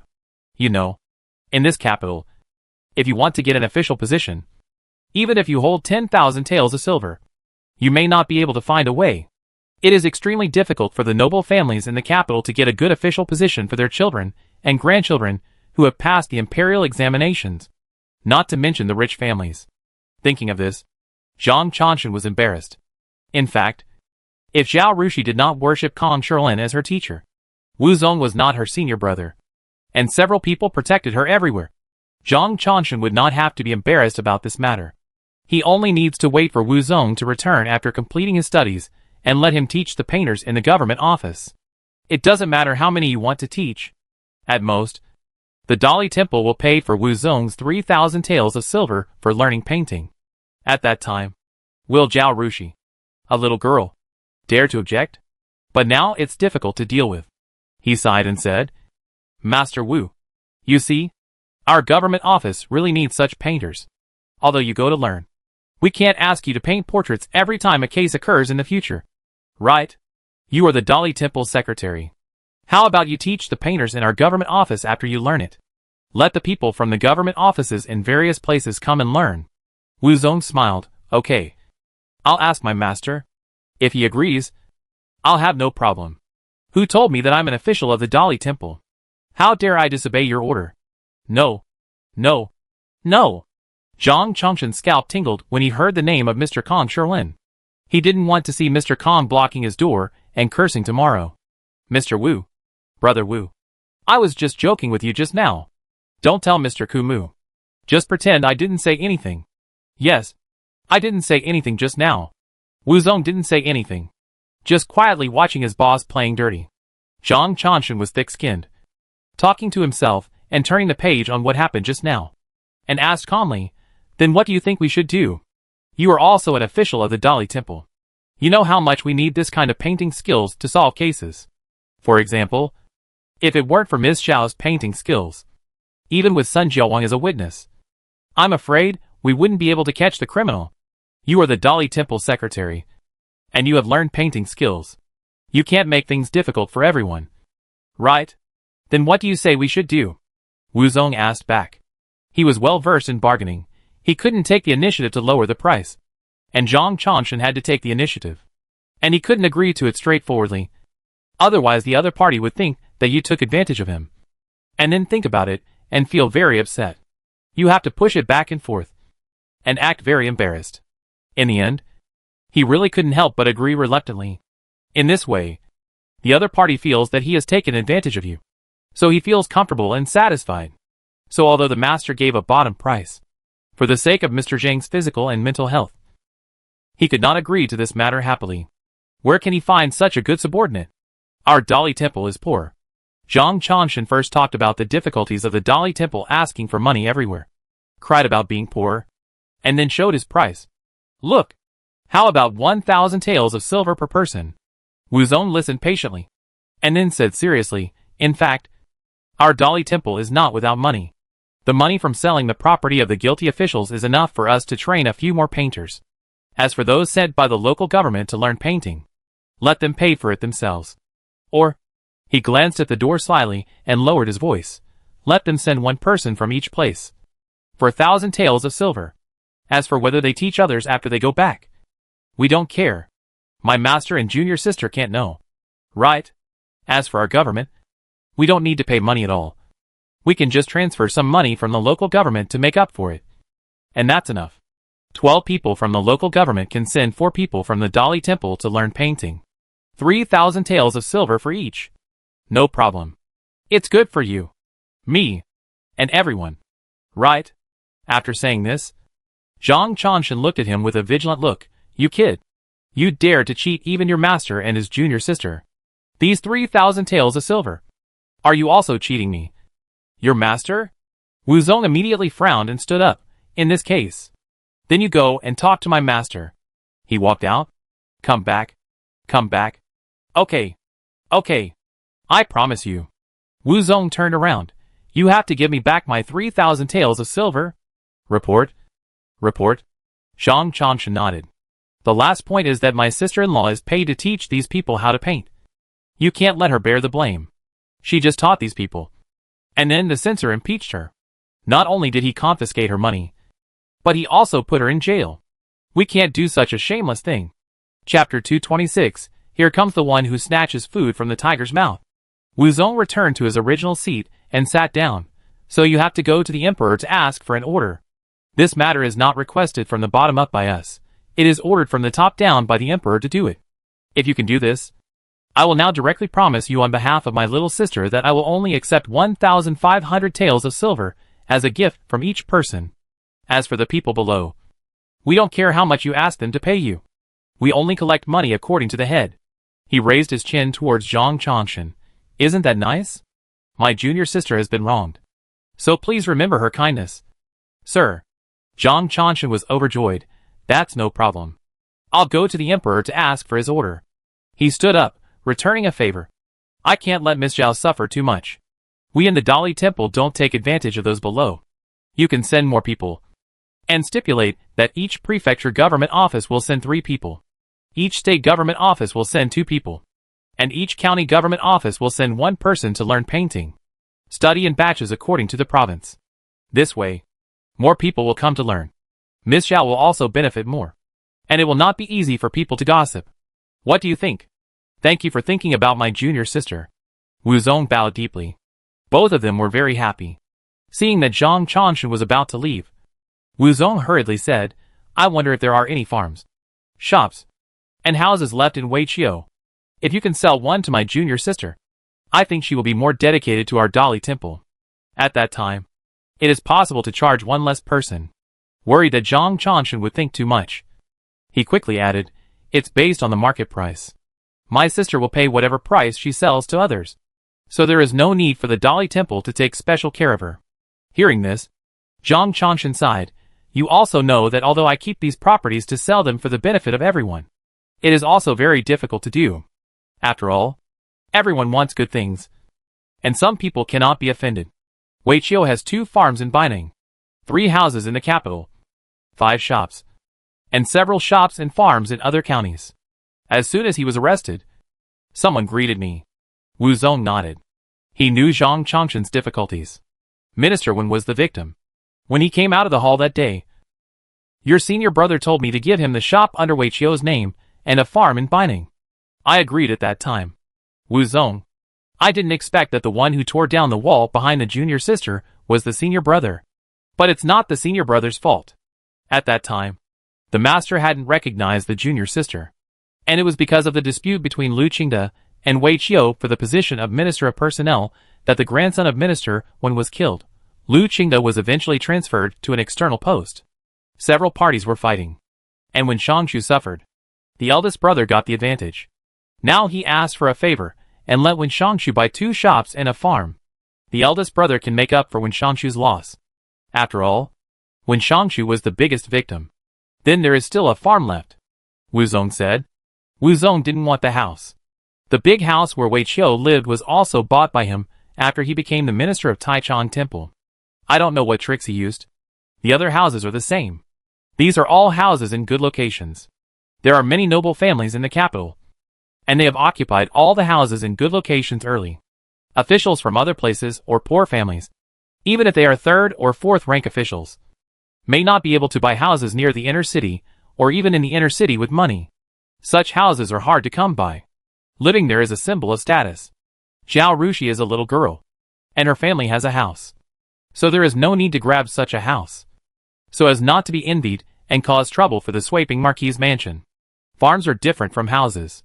Although farms in Baining County are hard to come by, they are not a necessity. If you have money, you can just buy one in a farther place. The income is the same. It is just not convenient to take care of it. So it is not so important. Even if Zhao Rushi buys it, it is not easy to offend people. The farm is still in my hands. Although a few people have said hello to me. But with your master and your face. And Miss Zhao has helped the Dali Temple a lot. This farm will be sold to her. Wu Zong nodded with satisfaction. Thank you, Mr. Zhang. Zhang Chanshan hesitated for a moment. Can Miss Zhao really not come to our Dali Temple? She took the imperial examination to become an official. Right? If so, why bother to go far away? Even if she is smart, it will take many years to pass the imperial examination. Not to mention the Jinshi. So there is no need to waste time and energy on it. It's better to come to our Dali Temple. She has no official title, so I can't give her a high-ranking official position. But she has the ability, and we are here to protect her. So no one dares to bully her. Wu Zong worked under Zhang Chanshan, so he naturally knew why he wanted his junior sister to come to the Dali Temple. The cases taken by the Dali Temple sometimes involved wives of high-ranking officials. These people were only witnesses, not suspects of crimes. They could not be arrested for trial, so they had to be questioned at their homes. Although the customs of the Jin dynasty were open, there were differences between men and women. Some people were reluctant to pay attention to male officials, not to mention that they sometimes asked some private questions. Although his junior sister was young, she was experienced in dealing with people. She thought carefully about problems, had strict logic, and had good painting skills.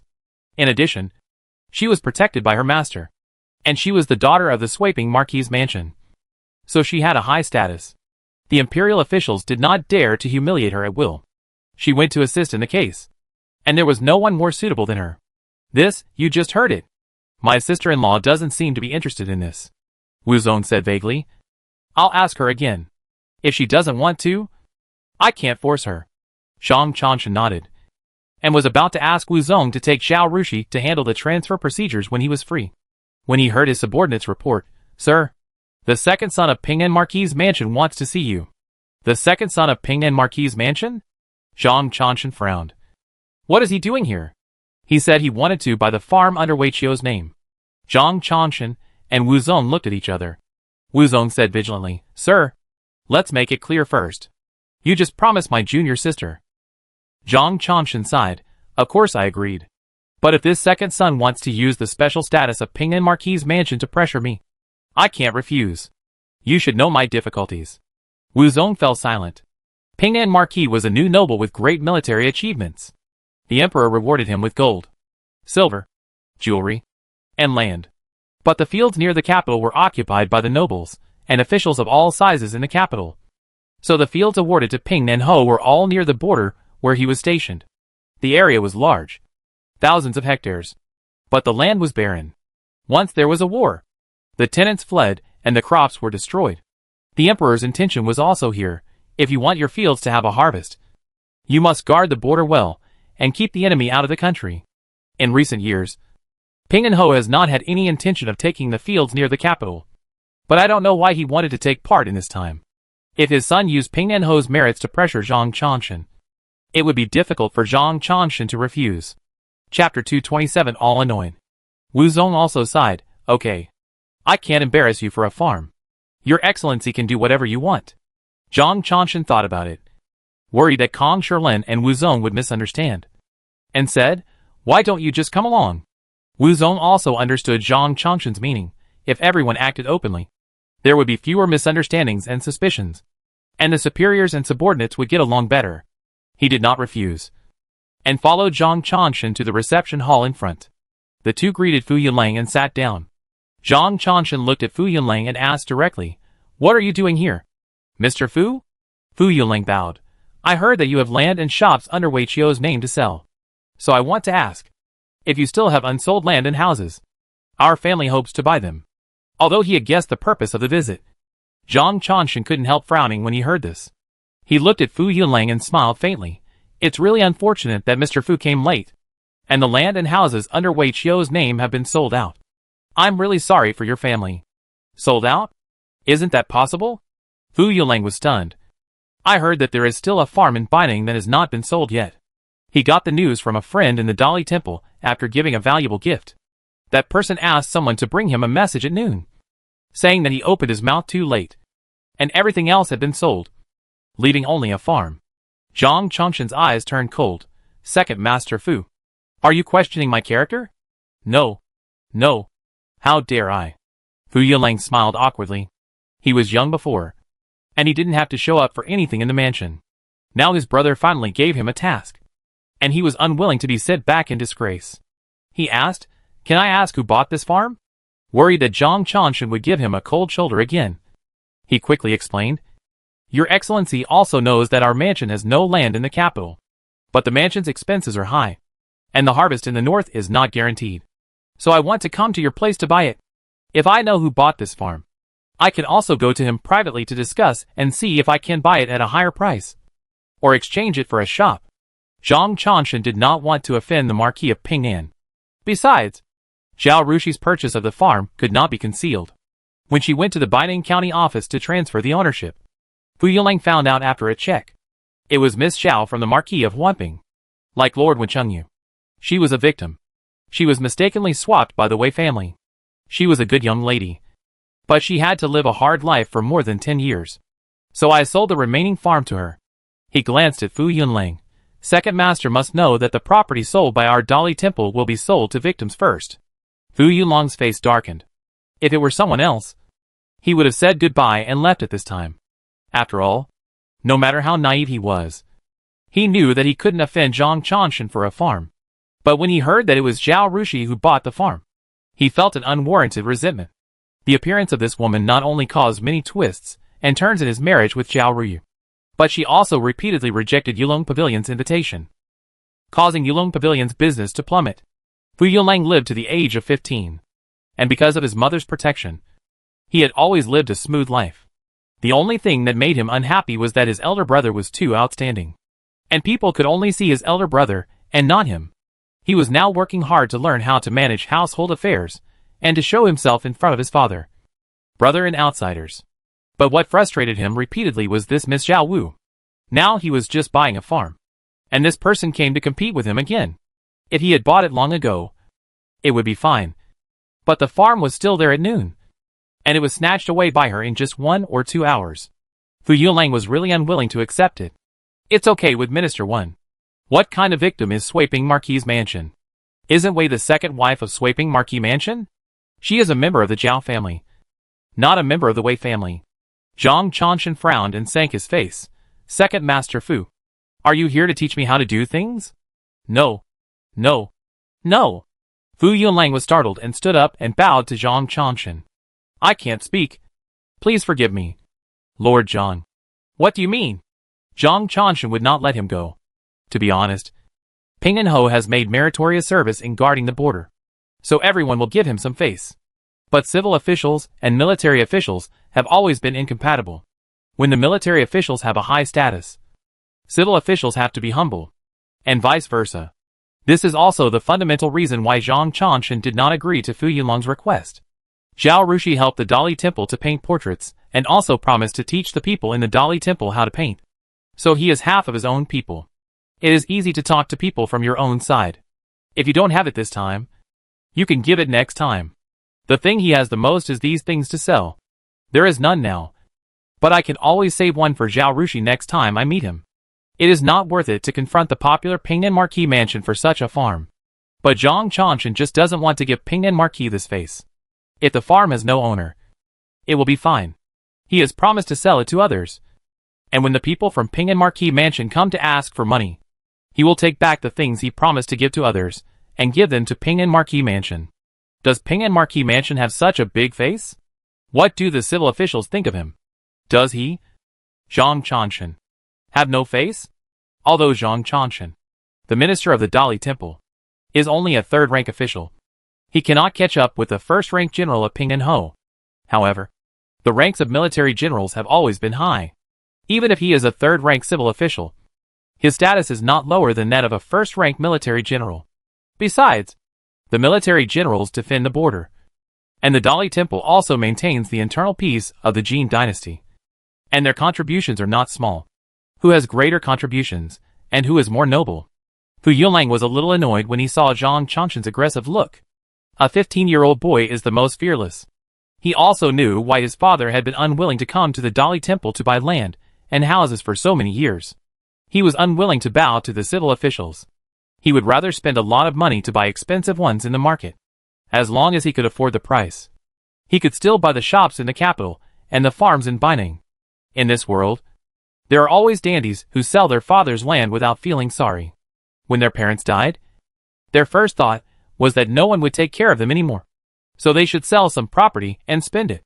Although Fu Yunlang was young and had never interfered in the family affairs, let alone the affairs of the court, he had often heard his father and elder brother lament the embarrassing position of military generals in the court. This time, when his elder brother brought up this matter, he guessed that this was a test. Because the border has become increasingly unstable in recent years, he wanted to test whether the civil officials in the court have changed their attitude towards the military generals after repeatedly making military achievements. The elder brother did not come forward himself, but asked him to come, which was the extent of the test. Anyway, if things are not done well, it is just that the children are ignorant, and the military generals will not lose face, and the conflict will not become a big deal. If it is the elder brother who comes forward to buy the land and house, once Zhao Yuanxun refuses, the military generals will lose face, and the civil officials and military generals will be in opposition again.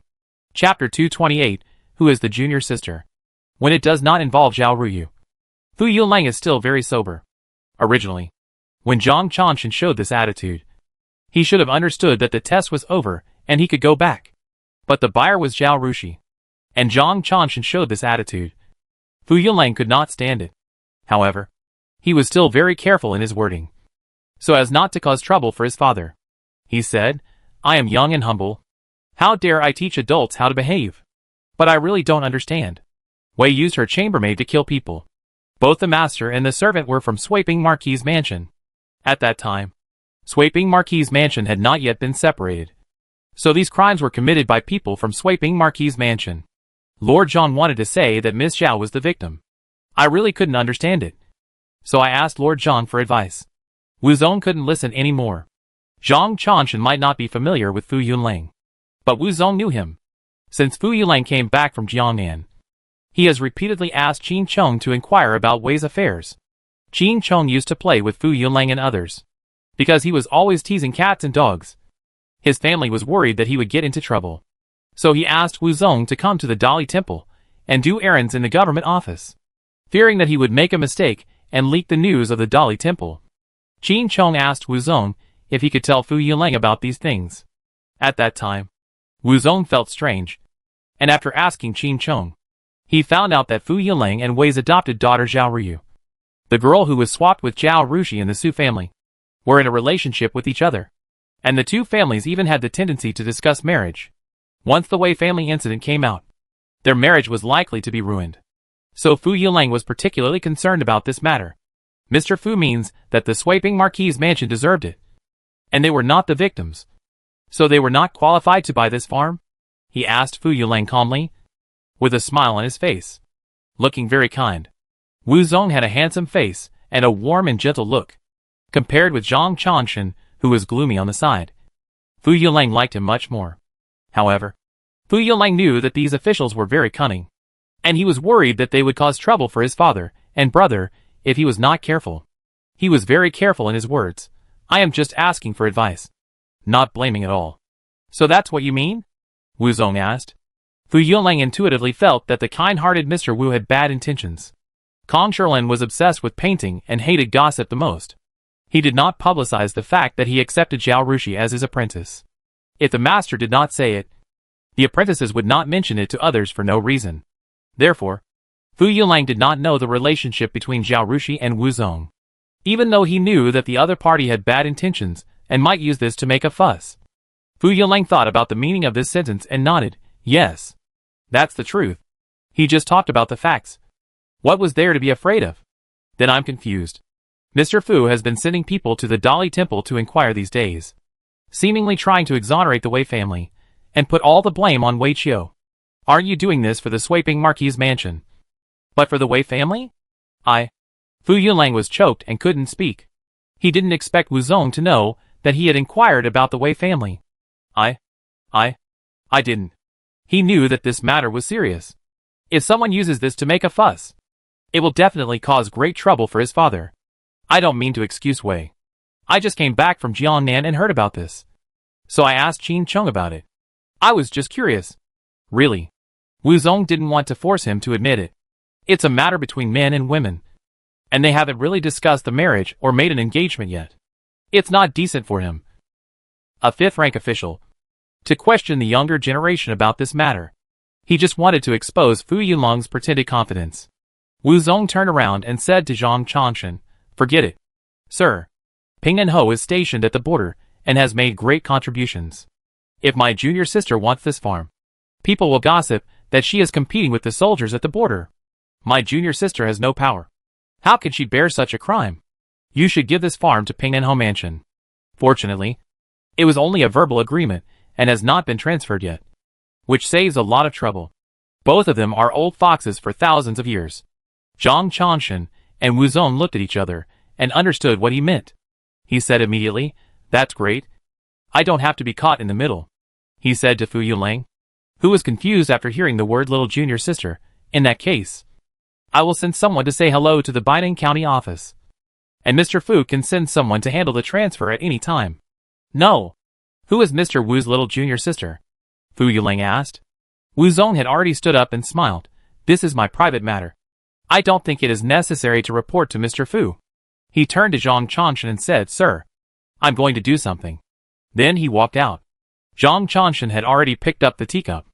This was to send the guests away. Fu Yulang felt that he had done something stupid, but he didn't know what was wrong. So he had to say goodbye. As he walked out, he wondered, when did Zhao Rushi become Wu Zong's junior sister? Who is Wu Zong's master? Oh, yes, it's Mr. Ku Mu. Why did Mr. Ku Mu accept Zhao Rushi as his apprentice? Was it because she was good at drawing jewelry? He walked out of the Dali Temple in a daze, got on the carriage, and sighed. Should I tell my brother about what happened today?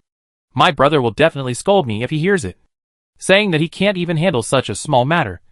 Right? Forget it. The matter has been settled, so there is no need to tell my brother. The process is not important. What is important is the result. Mr. Zhang and Mr. Wu still give face to their Ping and Marquis mansion, don't they? My brother will be happy if he knows? Zhang Chanshan came out of the reception hall and went directly to Wu Zong's room. Wu Zong put down the pen in his hand and looked at him without saying a word. Zhang Chanshan tapped the armrest a few times and said, I'm going to the palace. You go. Wu Zong refused. No. I'm not going anywhere. He raised the things in his hand. I'm busy and don't have time. Zhang Chanshan looked at Wu Zong for a while, and seeing that he was unmoved, he had to stand up. Okay. I'll go to the palace. He walked out with his hands behind his back. Wu Zong raised his eyebrows, stood up refreshed, and waited until Zhang Chanshan walked away before going to the place where Zhao Rushi was painting. He waved his hand to signal the people in the corridor to stand further away, and then lowered his voice and said, "Junior sister, I have already discussed with the master about teaching people to paint. He has gone to the palace now. And you can start the class when the emperor's order comes down. 1 class for each province. I will help you arrange the time when the time comes." Zhao Rushi's eyes sparkled when she heard it. She understood the meaning of 1 class for each province. A class should have at least 10 people. How many provinces does Dajin have? Anyway, it's no less than the provinces of the flower-growing family. The flower-growing family has 23 provinces, 5 autonomous regions, 4 municipalities, and 2 special administrative regions. Dajin must have at least 20 or 30 provinces. Right? Senior brother didn't bargain for the price. So he must have followed the price given by master. 1,500 taels per person. Wow. She seemed to see a sky full of small coins flying towards her. Chapter 229, on the technique of applying eye drops. She smiled at Wuzong. "Thank you, senior brother." Wuzong waved his hand. "Don't be happy yet. There is one more thing. It is the farm and shop. We are late. Mr. Zhang no longer has the farm and house. But don't worry. I have already made an agreement with Mr. Zhang. If there is one, I will leave one for you." Zhao Rushi bought the farm and shop to make money. Now that she can see a large income, why would she care about this? It's okay. If there is one, buy it. If not, forget it, she said.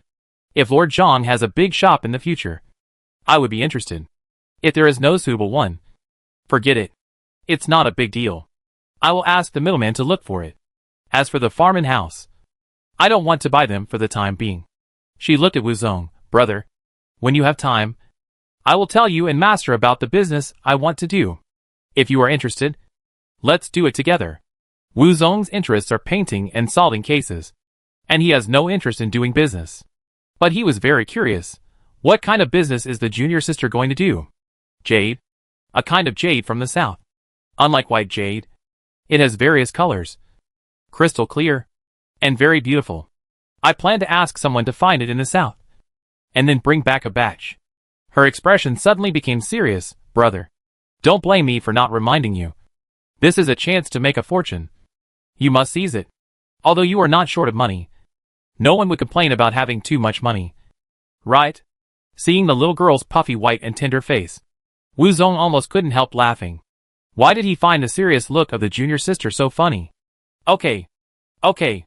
I'll join in when the time comes," he said perfunctorily, like coaxing a child. He didn't doubt how the junior sister knew about this kind of jade. The junior sister drew jewelry pictures in the silver shop, and must have come into contact with countless jades and gems. It's understandable that she wants to do this business. And he himself has never understood the dazzling array of jades and gems. Seeing that the senior brother agreed readily, Zhao Rushi was happy. "Okay. When you are free with master, the eldest brother, and the second brother, let's discuss it together." Wuzong laughed in silence. "Are you planning to turn this into a family business for our Kong family?" "That's right. It's best to keep the money within the family," Zhao Rushi said. Before entering the palace, Zhang Chanshan went to Zhao Rushi and took away a painting she had drawn. After entering the palace and paying his respects, he unfolded the painting and handed it to the eunuch in front of the emperor. "Your Majesty, please take a look at this painting." When Shaoqi saw the painting handed to him by the eunuch, he was almost frightened by the lifelike portrait and the fierce eyes of the bandit. "This?" He pretended to be calm. "Who is this?" "This is a serial killer. This painting was specially commissioned." "Your Majesty, look at this painting method. It is very similar to the real person, and it is completely different from our traditional painting method." Shao He calmed down and then moved his eyes to the painting. But when he looked at it, he still felt that the person in the painting was staring at him with fierce eyes, which made him feel unexplainably palpitating, as if this person was going to assassinate him. He quickly looked away and said, "It is indeed different." He had also learned painting, so he could tell the difference in this painting at a glance. Too real. Right? It was as real as a nightmare. Especially the eyeballs, which looked just like the real thing, as if they moved with his movements, staring at him fiercely all the time. "I want officials from the Dali Temple and painters from government offices all over the country to learn this painting method. Once they learn it, if there are bandits committing crimes in the future, they can be brought to justice with eyewitnesses." Shao He was startled. And then he looked at the painting seriously. "Who painted this?" he asked. This painting method is quite peculiar. Zhao Rushi, the girl who was mistakenly taken away by Wei Qiu's daughter Wei Linyang from Sweeping Marquis' mansion. Xiao Qi was startled and looked at Zhao Yuanxun. Are you sure? As soon as he said this, he knew that his question was redundant. Not to mention Zhao Yuanxun's cautious nature. He would never report to him something that he had not checked clearly. I personally watched her paint, Zhao Yuanxun said. Mr. Kumu was amazed by her talent, and has accepted this little girl as his apprentice. Xiao He was stunned again, and looked at the painting again. His attitude was much more serious than before. It's really wonderful. Very rare. He sighed. He raised his head. Okay. I agree. But, Zhao Yuanxun said in embarrassment. But I'm worried that Miss Xiao won't agree. So I want to ask the emperor to make an order to let her teach everyone this painting method. Xiao He looked at Zhao Yuanxun with a subtle look. I didn't expect you to be such a Mr. Zhang. Although the land under heaven belongs to the king, and the people of the world are all the king's subjects. But I cannot do such a thing of plundering by trickery. Believe it or not, my desk will be flooded with impeachment memorials tomorrow morning after I issue this imperial decree. Xiao He pointed to his imperial desk. Although he is the emperor, he cannot do whatever he wants. If he took a fancy to someone's good things, and took the women of a family he liked into the palace, the world of their Xiao family would have been overturned 800 years ago. Do you really think that court officials are here to eat and do nothing? Zhao Yuanxun looked a little depressed. Mr. Kumu and his men are already learning painting from Miss Xiao. I heard that they gave her a tuition of 3,000 taels of silver. There is no master-disciple relationship between them. There is no need to send 3 festivals and 4 gifts in the future. They will disband after learning. I am actually very tempted. It is impossible that all the painters in our Dali temple and the government offices of various prefectures and counties can paint in this style all over the world. They are all disciples of Miss Xiao. Right? If so, where does the emperor stand? It would be great if the money and goods can be exchanged. He spread his hands. It's just that our government office has no money. 3,000 taels each. If we send more people to learn painting, the people in our Dali temple will have to starve when they go out to handle cases. Xiao He didn't say anything. Just looked at him quietly. This guy. He knew he was here to cry poor. The property of the criminal officials was sold by the Dali temple, and the Minister of Revenue was very dissatisfied. This guy dared to cry poor. He was too thick-skinned. But 3,000 taels is indeed a bit expensive. If only one official was sent to learn, it would be fine. But now a group of officials must be sent. Zhao Yuanxun sighed. Your Majesty, you don't know that when I came here, I wanted to win over Miss Xiao so that she would give us a 50% discount when she collected the repairs. I think 1,500 taels is still okay. So I wanted to sell the remaining farm in Wei Qiu to Miss Xiao. And I told Wu Zong about it, and asked him to talk to Miss Xiao. Unexpectedly, the second son of the Ping and Marquis family came, and asked me to give him the farm, saying that the Sweeping Marquis family was not the victim, but deserved it. He said that I was partial to my own interests. I had no choice, fearing that people would say that I was not good to the soldiers at the border, which would arouse the public anger of the military commanders. So I had to give the farm to the Fu family in front of Wu Zong. Chapter 230 Scolding. He raised his head and looked at Xiao He eagerly. Your Majesty, why don't you talk to Mr. Kumu and ask him to persuade Miss Xiao to lower the price? Xiao He didn't want to confront Mr. Kumu. That old man is not easy to talk to. Why don't you just go and talk to Miss Xiao? If that doesn't work, go to Sweeping Marquis' mansion and talk to Sweeping Marquis' mansion. He frowned. Well, if I say that, what's the difference between that and forcing a little girl? Can we do such a shameless thing? Your Majesty, you don't know. That poor child. He recounted the words that Zhao Rushi had said to Kong Sherlin, Wu Huixi and others. Because of poverty, I use charcoal to paint. And because of poverty, I work as a jewelry designer in a silver shop. And he was very emotional. When Xiao Qi heard this, he felt deeply sympathetic. It's all because Wei Qiu didn't teach his daughter well, and let this little girl suffer. So, can we open our mouths and ask the little girl to lower the price? It's not easy to say that you are taking advantage of a young girl in such a big Jin court.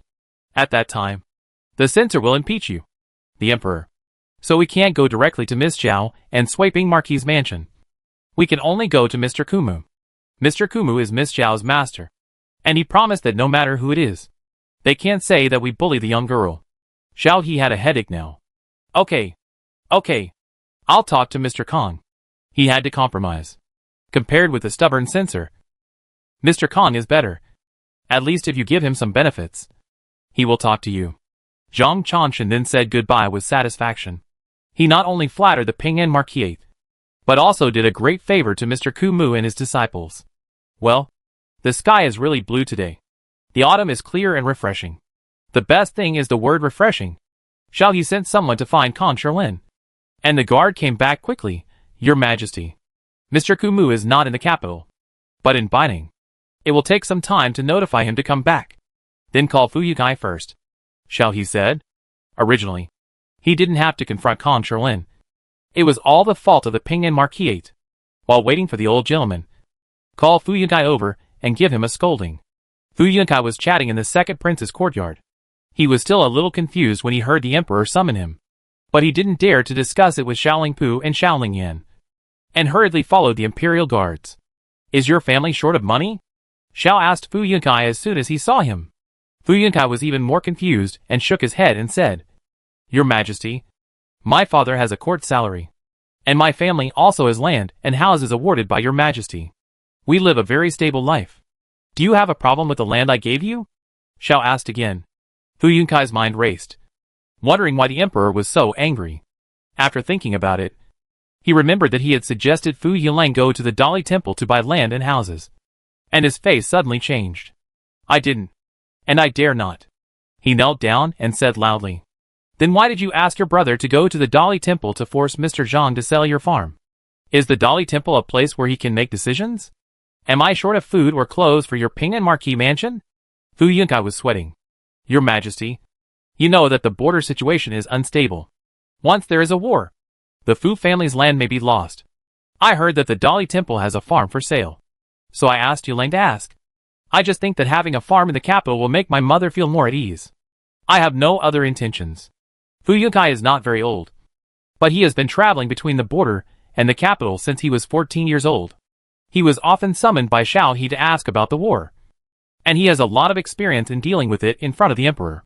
He knew that when Xiao He got angry, he hated others shirking responsibility and making excuses for himself. If you are frank and speak out your selfish thoughts, you will get his forgiveness. It is probably because my second brother Yunlang was ignorant and offended Lord Zhang with his words. Although I am a naughty boy, I would never dare to disrespect Lord Zhang or point fingers at the Dali Temple. Please, Your Majesty, please understand. In addition, if I am ignorant and force someone to buy the farm that he wants to buy, I will definitely make him return it when I go back, and take him to apologize to that lord in person. Xiao He also knew that Zhao Yuanxun, the cunning old man, had some water in his words.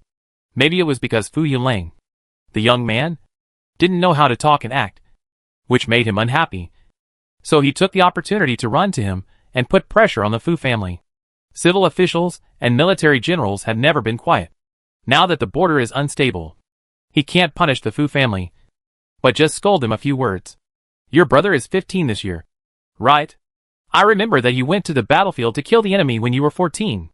Tell your mother that I said that drowning a child is like killing a child. And you should let your brother take his own responsibilities and stop playing with cats and dogs all day long and not doing his job. Fu Yunkai secretly breathed a sigh of relief. Yes, Your Majesty. I will tell my mother. Go ahead and handle this matter properly. Don't let people gossip about you. Ping'an Marquis Mansion. And don't let people say that I treat you badly and force you to have no money to eat. Next time the Dali Temple has farms to sell, I will ask Zhao Yuanxun to keep them for you. Fu Yunkai's sweat broke out again. I dare not. Your Majesty's rule is clear and bright, and it is not common for the Dali Temple to sell the farms of criminals. If I want farms, I can ask the middleman, and I dare not trouble Your Majesty and Lord Zhang. The Dali Temple handles not only major and important cases, but also cases involving officials appointed by the court. And what is sold is often only the property of the guilty officials.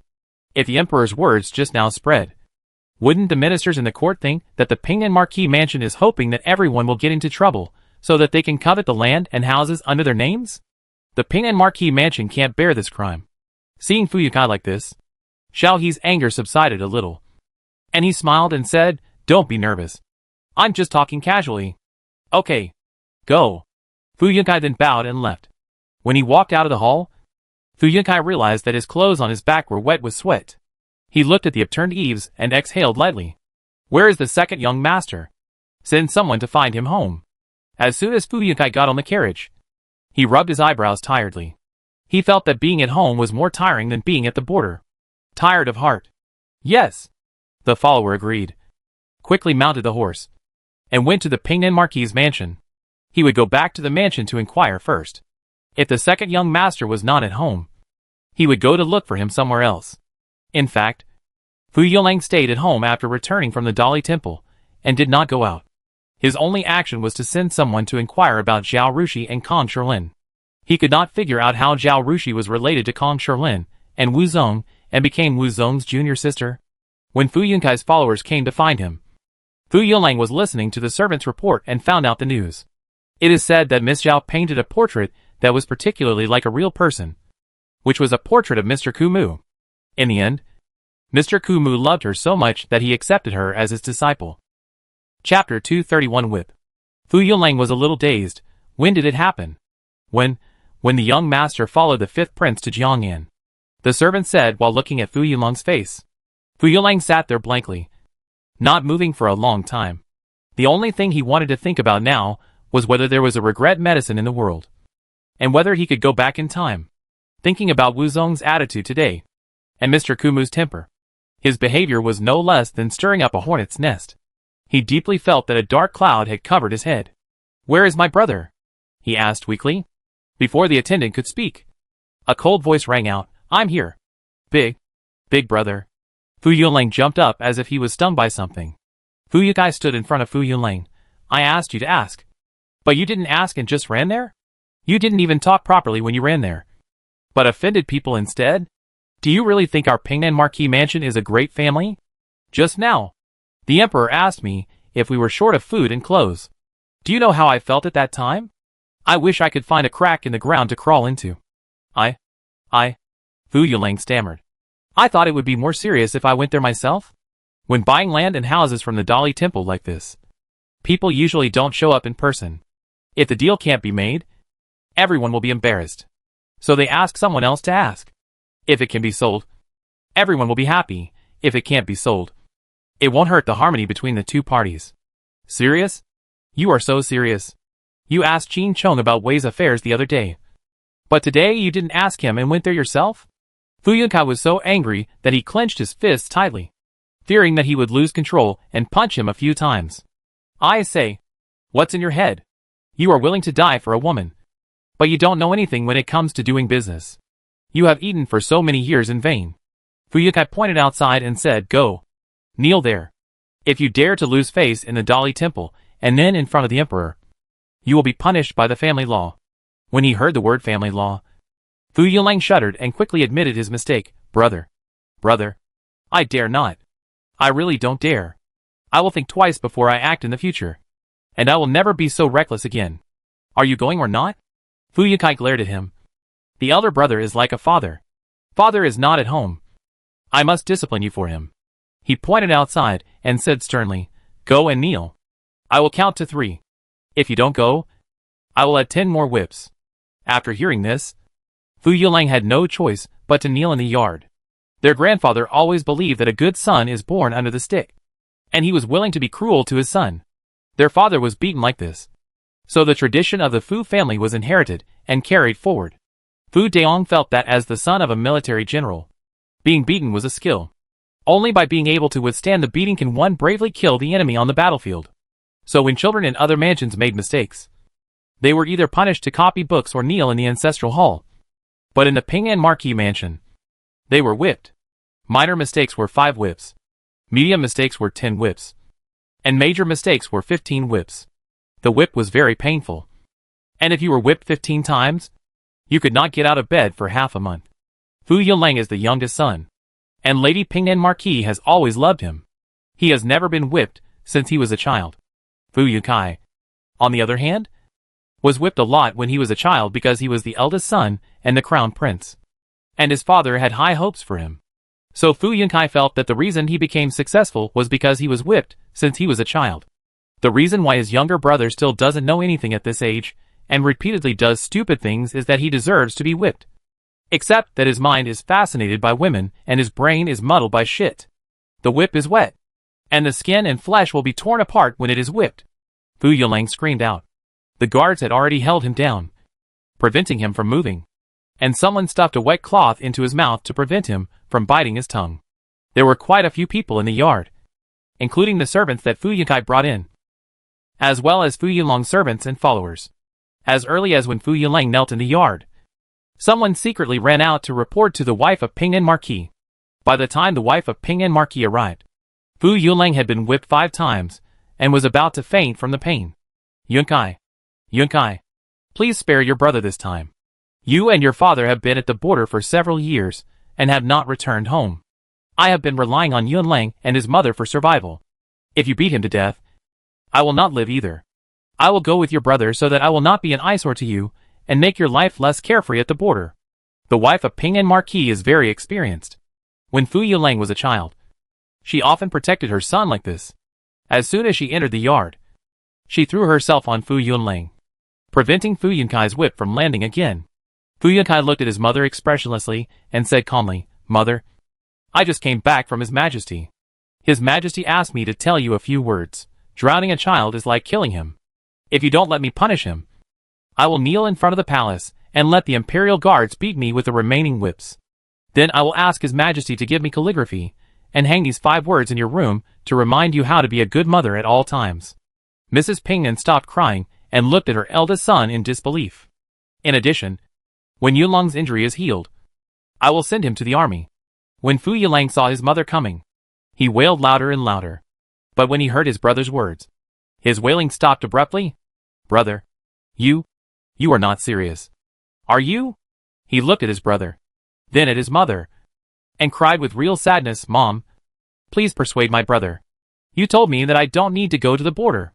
Fu Yunkai looked at his 15-year-old brother, who was still acting like a spoiled child in front of his mother, and his temples throbbed, and he became more determined to send Fu Yuanlang to the army.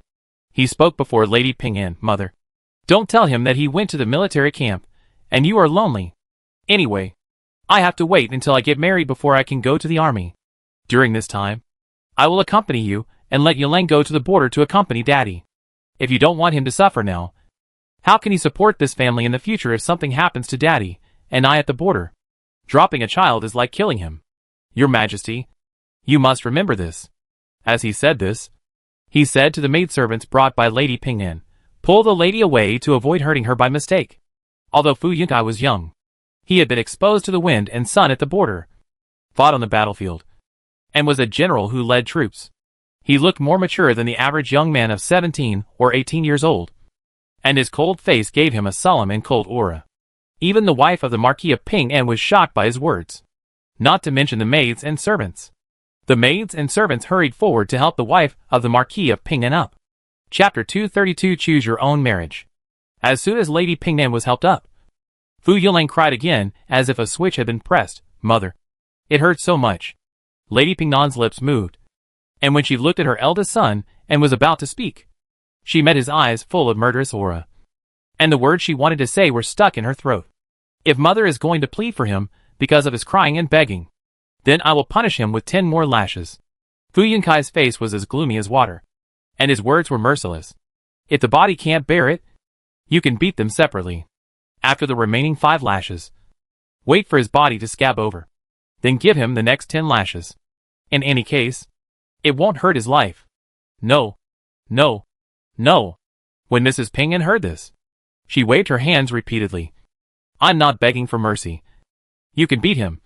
Just beat him after these 10 lashes. Don't add more." When the eldest son was young, he was beaten by his father a lot, and Mrs. Ping An knew this kind of punishment very well. If 10 lashes are given in a row, then after the 5th lash, the person who punishes will subconsciously relax the force, fearing that the person being whipped can't bear it, and also deliberately not let him faint, so that he can remember the pain. Before you make a mistake next time, think about the pain. Maybe you will stop being stupid. But if you punish them separately, the force of these 10 lashes is solid. The most important thing is that the wound is just scabbed, and then it is whipped again.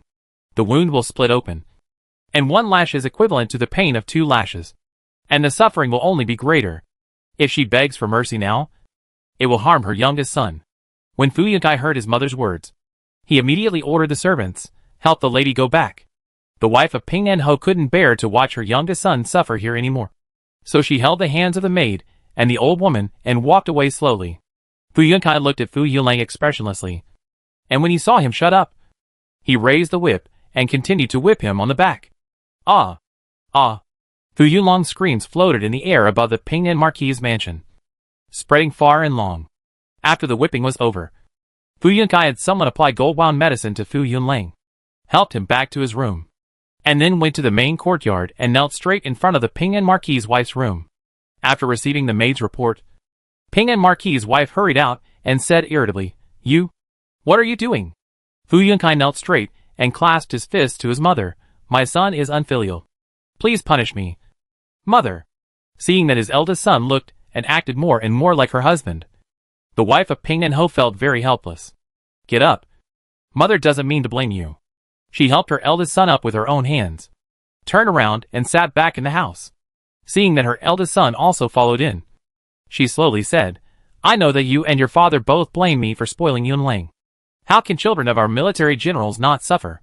But you should understand me." She started crying, covered her mouth with a handkerchief, pointed outside and said, "In this mansion, besides me, your brother is the only one who is related to me by blood. You and your father have not returned home for many years. Who else can I have besides your brother? How can I bear to let him suffer again? You want to take him to the border. What's the difference between this and cutting out my heart? Why don't you go to the palace and tell the emperor about this?" Fu Yunkai said lightly. The wife of Ping En-ho stopped crying for a while, and said weakly after a long time, I don't mean that. What does mother mean?" Fu Yunkai's voice was not loud, and his tone was neither hurried nor slow, but every word seemed to strike at the bottom of people's hearts.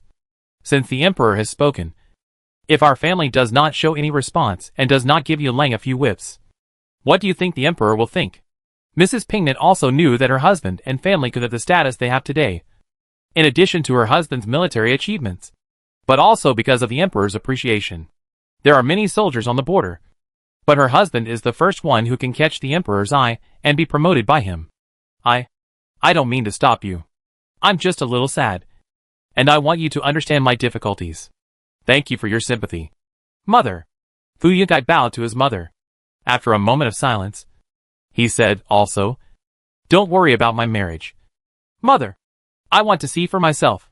When I have chosen a family, mother will ask someone to propose marriage. How can this be done?" The wife of Ping En-ho was anxious. "This can't be done." "Why not?" Fu Yunkai looked at his mother. "You don't know those noble ladies. How do you know who is good and who is not? Don't be obsessed with a woman like your brother, and insist on marrying her. I won't marry a woman who can only seduce men and behave improperly. Of course, I won't be like him, but I have my own reasons." Fu Yunkai stood up. "Anyway, don't rush my marriage, mother. Even if you like someone, ask me first. If I agree, then proceed to the next step. Don't act on your own. If I don't like her, I won't marry her even if you have agreed with others." He bowed and walked away. It turned out that he didn't care about his marriage. He thought that he had been in the army for a long time, and the wife he married into the family would be the one who lived with his mother year after year. So it was good to marry a woman his mother liked and accompany her. But the older he got, the more he felt that his mother was not knowledgeable enough and did not consider everything. His father came from a poor family, and he was able to achieve what he has today by fighting for his life on the battlefield. His mother was born in a low-class family and was not well educated. She was far away from politics and court disputes. He could not ask his mother to make further progress. He only hoped that the wife he married would no longer be a woman who only focused on the inner house and knew nothing. So he would rather spend more time and energy to choose a good marriage for himself, so as not to regret it too late after marrying into the family. Back in the front yard, he asked the attendant, "Have you found out everything?" "Yes," the attendant said. Mr. Zhang came out of the palace and returned to the Dali temple. Mr. Kumu went to Binding to paint. According to his doorman, someone from the palace just came to summon his old master to the palace. His family has sent someone to Binding to call him back. It is estimated that he will be back soon. Then go to the Dali temple first. Send someone to wait in front of the Kong mansion. When Mr. Kumu returns home from the palace, you will come to report. Fu Yun opened the way. Logically, he should go to apologize to Mr. Kumu first, and then go to the Dali temple to apologize to Zhao Yuanxun. But now it can only be the other way around. Deep down, he was not willing to apologize to Zhao Yuanxun. Not to mention the natural opposition between civil and military officials. Just the fact that Zhao Yuanxun went to the emperor to flatter the Ping'an Marquis' mansion made Fu Yunkai feel unhappy with Zhao Yuanxun. But who told Fu Yulang to be ignorant, and to be so offensive to Zhao Yuanxun? He had no choice but to act like a grandson in front of him. As for whipping Fu Yulang in advance, it was his attitude towards Zhao Yuanxun and Mr. Kumu. Punishing first and apologizing later was more sincere. Chapter 233 Inquiry. Zhao Yuanxun returned to the Dali temple from the palace, and asked his subordinate Zhong Shenrong, "Is Miss Zhao still painting there?" "Yes, sir," Zhong Shenrong said. "Miss Zhao paints very quickly. She has already painted 4 pictures since you came to the palace." Zhang Yuanxun nodded, very satisfied with Zhao Rushi's speed. This case is a serial murder case, and the frequency of killing is not fixed. Sometimes 1 or 2 months apart. Sometimes only a dozen days apart. At this time, 7 or 8 days had passed since the death of the head of Sun Jiawang. After the portrait was finished and sent to Yangzhou, it would take time for the Yamen runners to investigate. He was really worried that there would be a new case by then. The sooner the portrait was finished, the sooner the chance of catching the murderer would be. And some people would not die in vain. This was also a good deed. So the sooner Zhao Rushi finished the portrait, the better. "Where is Lord Wuzong?" he asked. "I don't know.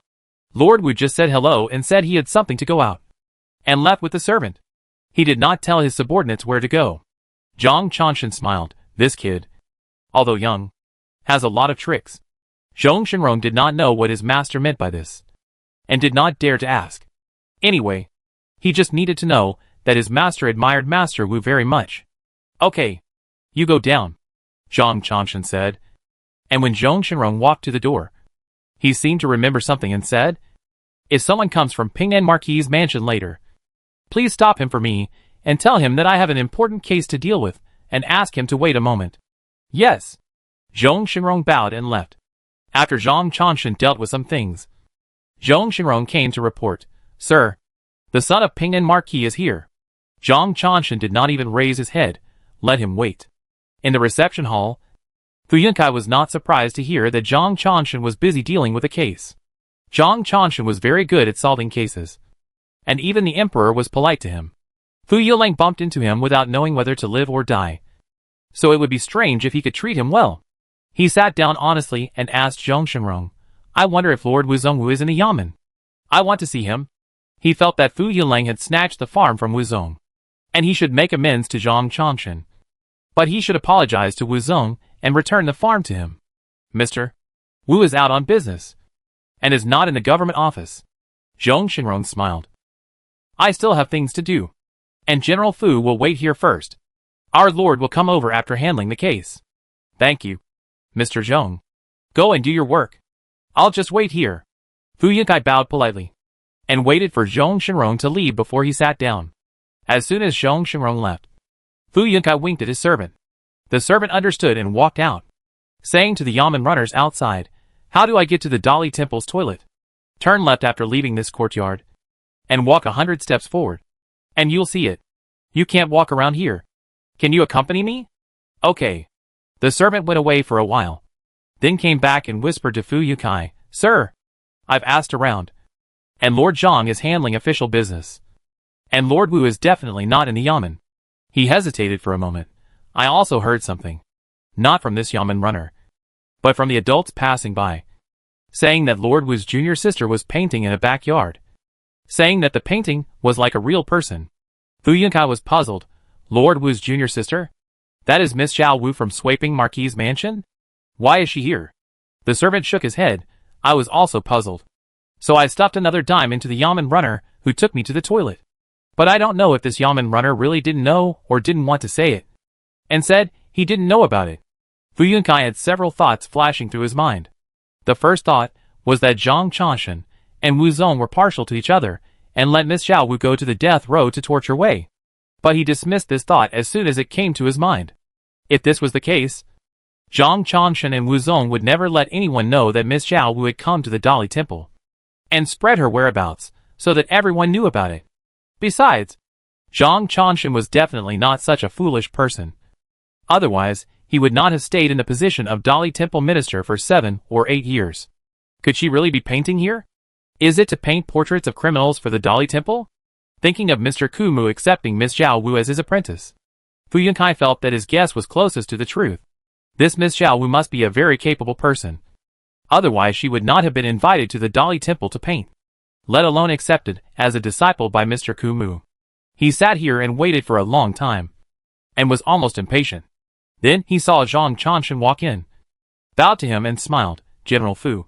Wait a long time. Sorry. There is something to deal with in the government office, so I neglected it. I am sorry for interrupting you. Please forgive me. Master Zhang. Fu Yunkai quickly stood up and returned the greeting, without any sign of impatience on his face. After greeting each other and sitting down, Fu Yunkai stood up again and bowed deeply.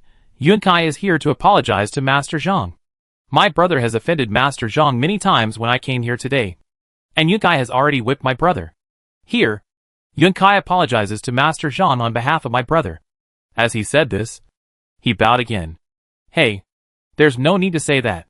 Zhang Chanshan smiled and supported him. Children are ignorant. I understand. There is no need to apologize. General Fu. You don't need to blame your brother too much. And whipping is even more unacceptable. An elder brother is like a father. You just need to scold him a few more times. If he gets hurt, your elders will feel bad. Right? He stroked his beard and said, The Emperor told me that Ping Nan Ho has worked hard at the border and made great contributions. So he asked me to be more magnanimous and not to treat a child with the same opinion. If you do this again, I will have a hard time explaining to the Emperor. Fu Yunkai. He prepared many arguments and was ready to receive Zhang Chanshan's sarcasm or scolding. But now, he felt like he had punched cotton. Zhang Chanshan's kind elder appearance really made him speechless. These old foxes were really powerful. They had said all the good and bad things. He could only bow his head and kowtow. Despite this, Fu Yunkai still paid the price and bowed in a down-to-earth manner. His performance made Zhang Chanshan have a much better impression of him. If it were someone else, young and energetic, and he said that there was no need to apologize, and he said it so sincerely, maybe the other party would let it go. But if it gets to the Emperor's ears, it will definitely cause dissatisfaction. But this kid in front of him is unmoved, doing everything he should do, being flexible and capable, and a powerful character. It seems that given time, his achievements will be no worse than his father's. After presenting the gift, seeing that Zhang Chanshan's attitude was much more sincere and obviously calmed down, Fu Yunkai asked, Where are Lord Wu and Lord Wu's junior sister Miss Zhao Wu? I want to apologize to them too. Chapter 234 Marriage is destined by heaven. Lord Wu is out on business. Miss Zhao Wu. Zhang Chanshan stroked his beard, a little unsure whether Zhao Rushi wanted to be associated with Pingnan Marquis Mansion. He and Wu Zong were civil officials, and naturally they were not in the same camp as Pingnan Marquis Mansion. But Swaiping Marquis Mansion was different. The Duke of Swaigwa was originally a military general. Although Zhao Yuanxun no longer has an official position, he was also a military general in Wiching Bingmasi. If Zhao Yuanxun wanted to establish a good relationship with the Pingnan Marquis, or even follow Fu Yunkai's path to get an official position, or to seek a future for his son, then he couldn't stop others from doing good things. I'll ask someone to ask her, Zhang Chanshan said, turning around and telling Zhong Shenrong to find Zhao Rushi. After Zhong Shenrong left, he explained to Fu Yunkai, Miss Zhao Wu is drawing portraits of criminals for us in the Yamen. Zhao Rushi wanted to teach the officials in the Yamen to draw. And once the Emperor's edict came, everyone in the court would know about it. So Zhang Chanshan felt that there was no need to hide this matter. Miss Zhao Wu's painting skills are better than Lord Wu's? Fu Yunkai was surprised, and couldn't help asking a few more questions. Zhang Chanshan wanted to let the civil and military officials know the importance of this matter. So he took advantage of the time to promote Zhao Rushi's new painting method. It's different. Miss Zhao Wu has created a new painting method. Zhong Shenrong went to the backyard, found Zhao Rushi, and told her about what happened today. Now, General Fu Yunkai, the Prince of Pingnan Marquis Mansion, is apologizing to Lord Zhang. And he also said he would apologize to you. Miss Zhao. Lord Zhang asked me to ask the young lady if she wanted to go to the front to meet General Fu and accept his apology. Zhao Rushi knew that Fu Yilang came to rob the farm, but she didn't know that Zhang Chanshan ran to the emperor to make a scene, so that Fu Yunkai had to come to apologize. She was stunned when she heard what Zhong Xinrong said. Hearing this, she waved her hands repeatedly. No need. No need. General Fu came to apologize not because of me. I don't need to join in the fun. Please thank Lord Zhang for me. She didn't want to have anything to do with the Ping and Marquis mansion. She wanted to stay away from anyone and anything related to the original male and female protagonists. Not to mention that Fu Yunkai was a cannon fodder, and he lived fewer episodes than her. Regardless of whether she could change the plot of the book, she didn't want to have anything to do with the Fu family. Zhong Xinrong had been following Zhang Chanshan today, so he naturally knew how much his master valued Zhao Rushi. Because of Kong Shirling's relationship with Wu Zong and the painting skills, he intended to make friends with Zhao Rushi. He was worried that Zhao Rushi was too young to know the real ins and outs. So he reminded her intentionally, Marquis Pingnan now holds military power. If you are on good terms with their family, it will be good for your father. If your father does not want to be an official, your brother will have a way to find a career in the future. Miss Zhao, you might as well go over and say hello. It's okay. Lord Zhang is also there, so it's also a face for them. Zhong Xinrong is in his 40s. He was a second-class Jinshi more than 10 years ago, and started as a 9th-rank official in the Dali Temple. Because he has no connections and his ability is average, he is now a 6th-rank official, staying by Zhang Chanshan's side to do some chores, which is equivalent to a modern secretary position. Zhao Rushi was still very grateful for his advice. She bowed to Zhong Xinrong. Thank you for your advice, but I have my reasons, so I'd better not go. You just need to say that the second son of Fu bumped into Mr. Zhang, and the Ping and Marquis mansion apologized to Mr. Zhang. I'm busy painting, so I won't go out to see him. Zhong Xinrong saw that he had made it so clear, but Zhao Rushi was still unwilling to go out to see Fu Yunkai.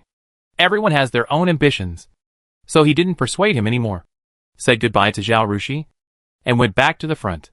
In the hall of the front yard, after listening to Zhang Chanshan praising Zhao Rushi's paintings, Fu Yunkai became more and more curious about Zhao Rushi.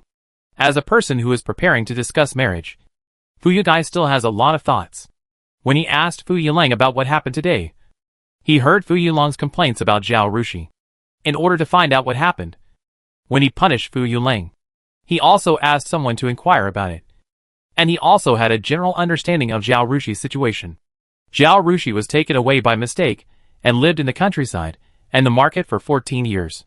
With such a life experience, after being taken back to the mansion, she was not only not ridiculed for her words and deeds, but also admitted to Binding Women's Academy with her talent, and was accepted as a close disciple by Mr. Kong Shilin.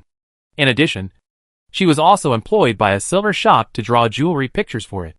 Yulong Pavilion was even squeezed to the point of bankruptcy because of her good jewelry pictures. An old fox and politician like Zhang Chanshan would not praise others easily. But now, he praised Miss Zhao Wu's paintings in front of him.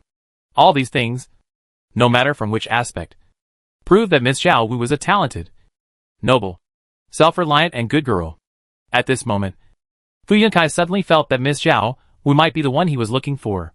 After deciding to arrange his own marriage, he found that his marriage was actually a difficult matter, and he was neither too high nor too low. He did not want to marry a self-righteous and pretentious girl from a noble family, nor did he want to marry a woman like his mother, who was shallow and illiterate.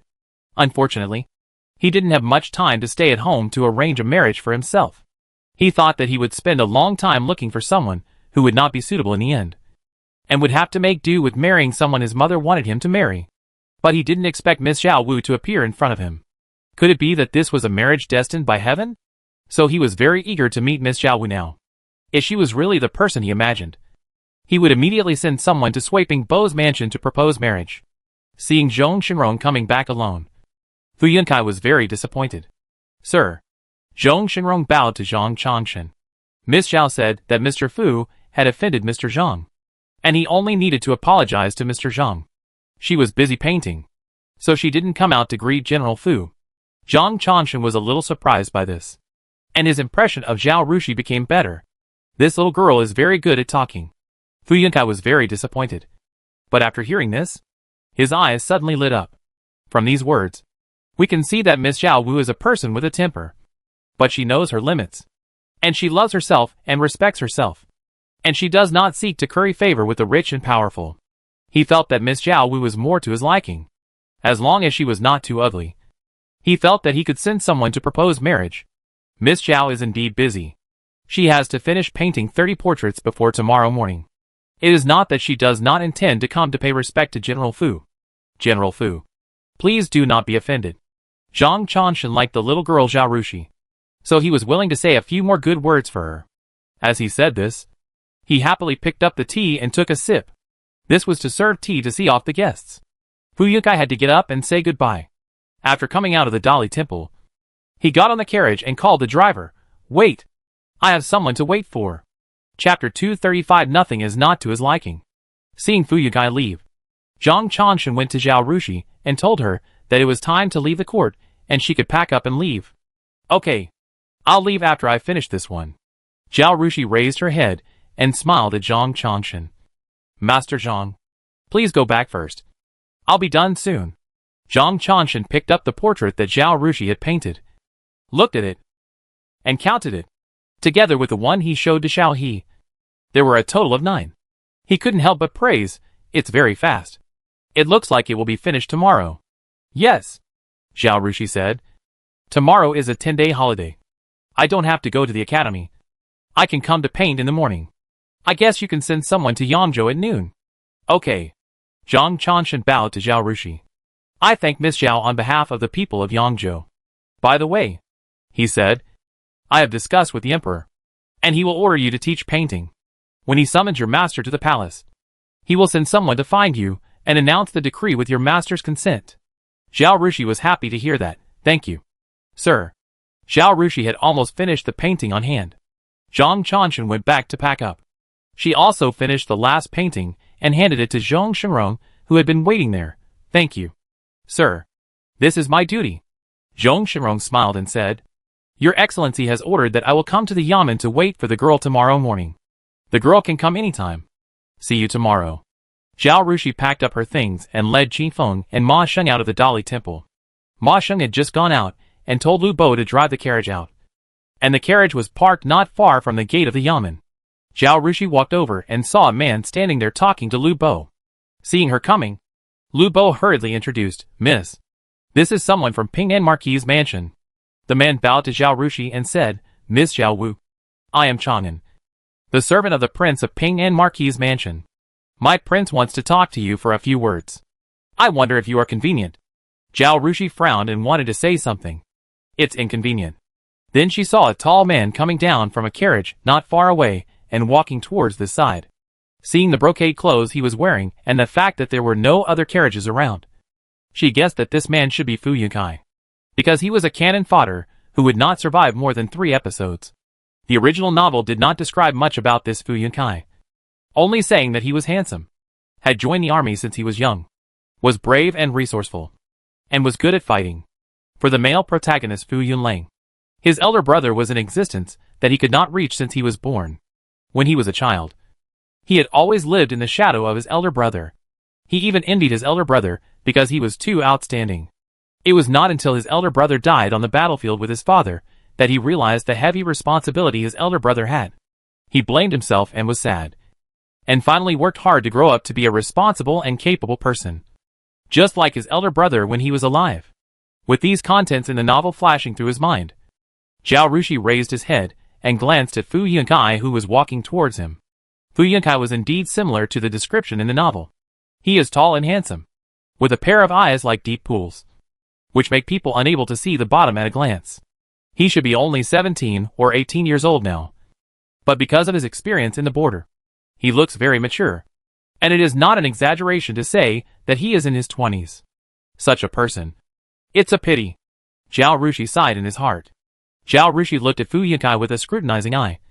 But Fu Yunkai's eyes lit up when he saw Zhao Rushi for the first time. He is tall and has outstanding appearance. His temperament is different from those ladies from wealthy families. He is clear and bold, bright and generous. This was exactly the person he had been dreaming of. Now he had only one thought in his mind.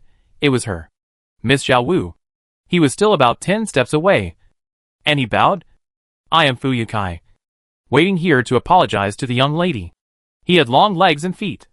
And while he was talking, he stood 5 steps away from Zhao Rushi, stopped, and bowed deeply to Zhao Rushi. Zhao Rushi turned aside to avoid his greeting and said in a calm voice, General Fu, there is no need to be polite. I have asked Lord Zhong to tell you just now that Mr. Fu Heir did not offend me. So General Fu does not need to apologize to me.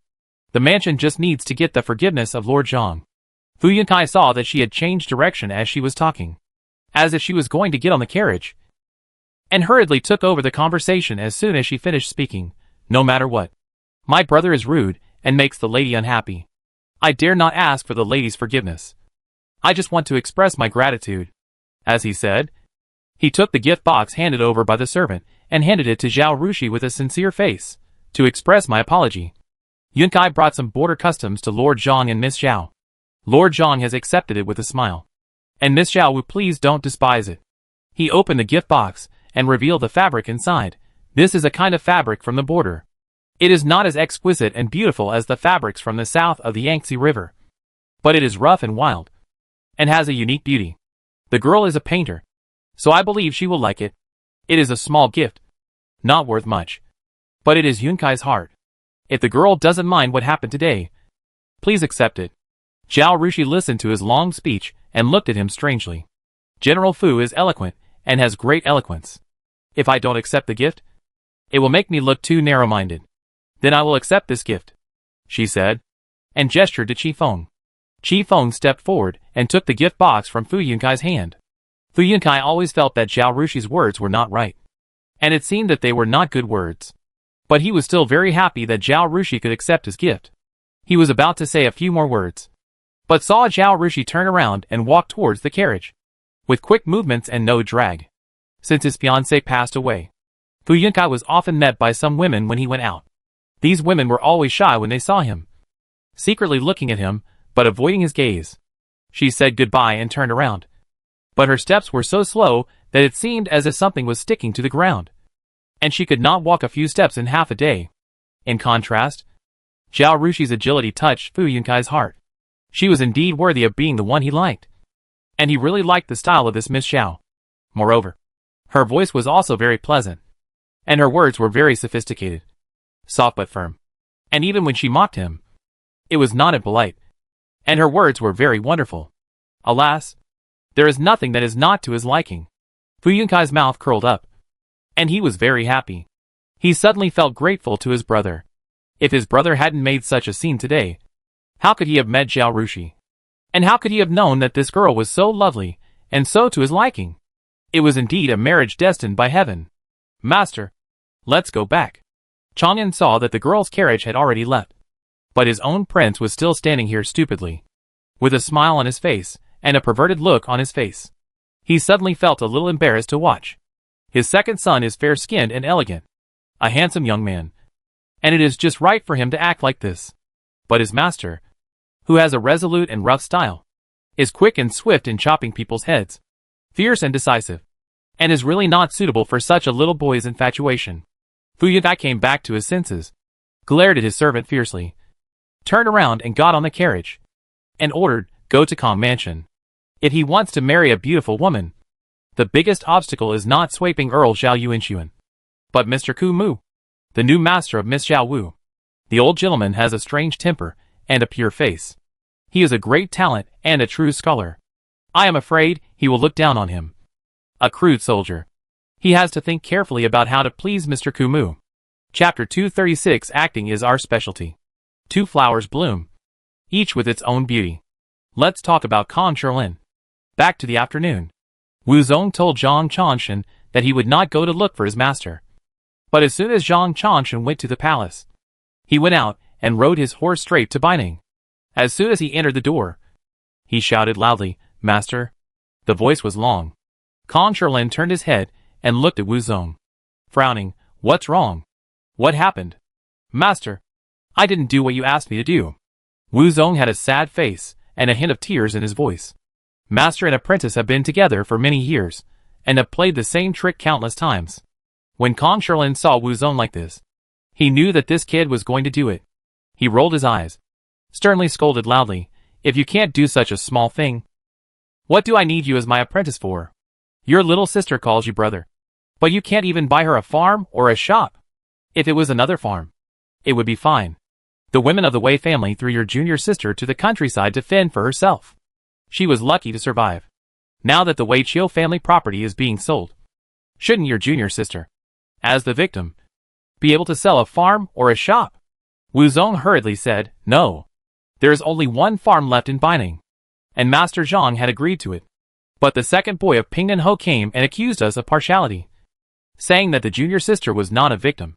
We had no choice but to sell it to the Fu family." At this point, he seemed to be sweating, and wiped his forehead with his sleeve, and then continued, "Our master said that Pingnan Ho was stationed at the border. Since his family has opened this offer, it is not easy to refuse, lest others say that he does not sympathize with the soldiers at the border. They are defending their country at the front, and we do not agree to buy a farm. This is not a good thing to say." Kong Sherlin was originally cooperating with Wu Zong in acting, but this time he was really angry. Yes, Pingnan Ho was stationed at the border, but he also received many rewards from the court.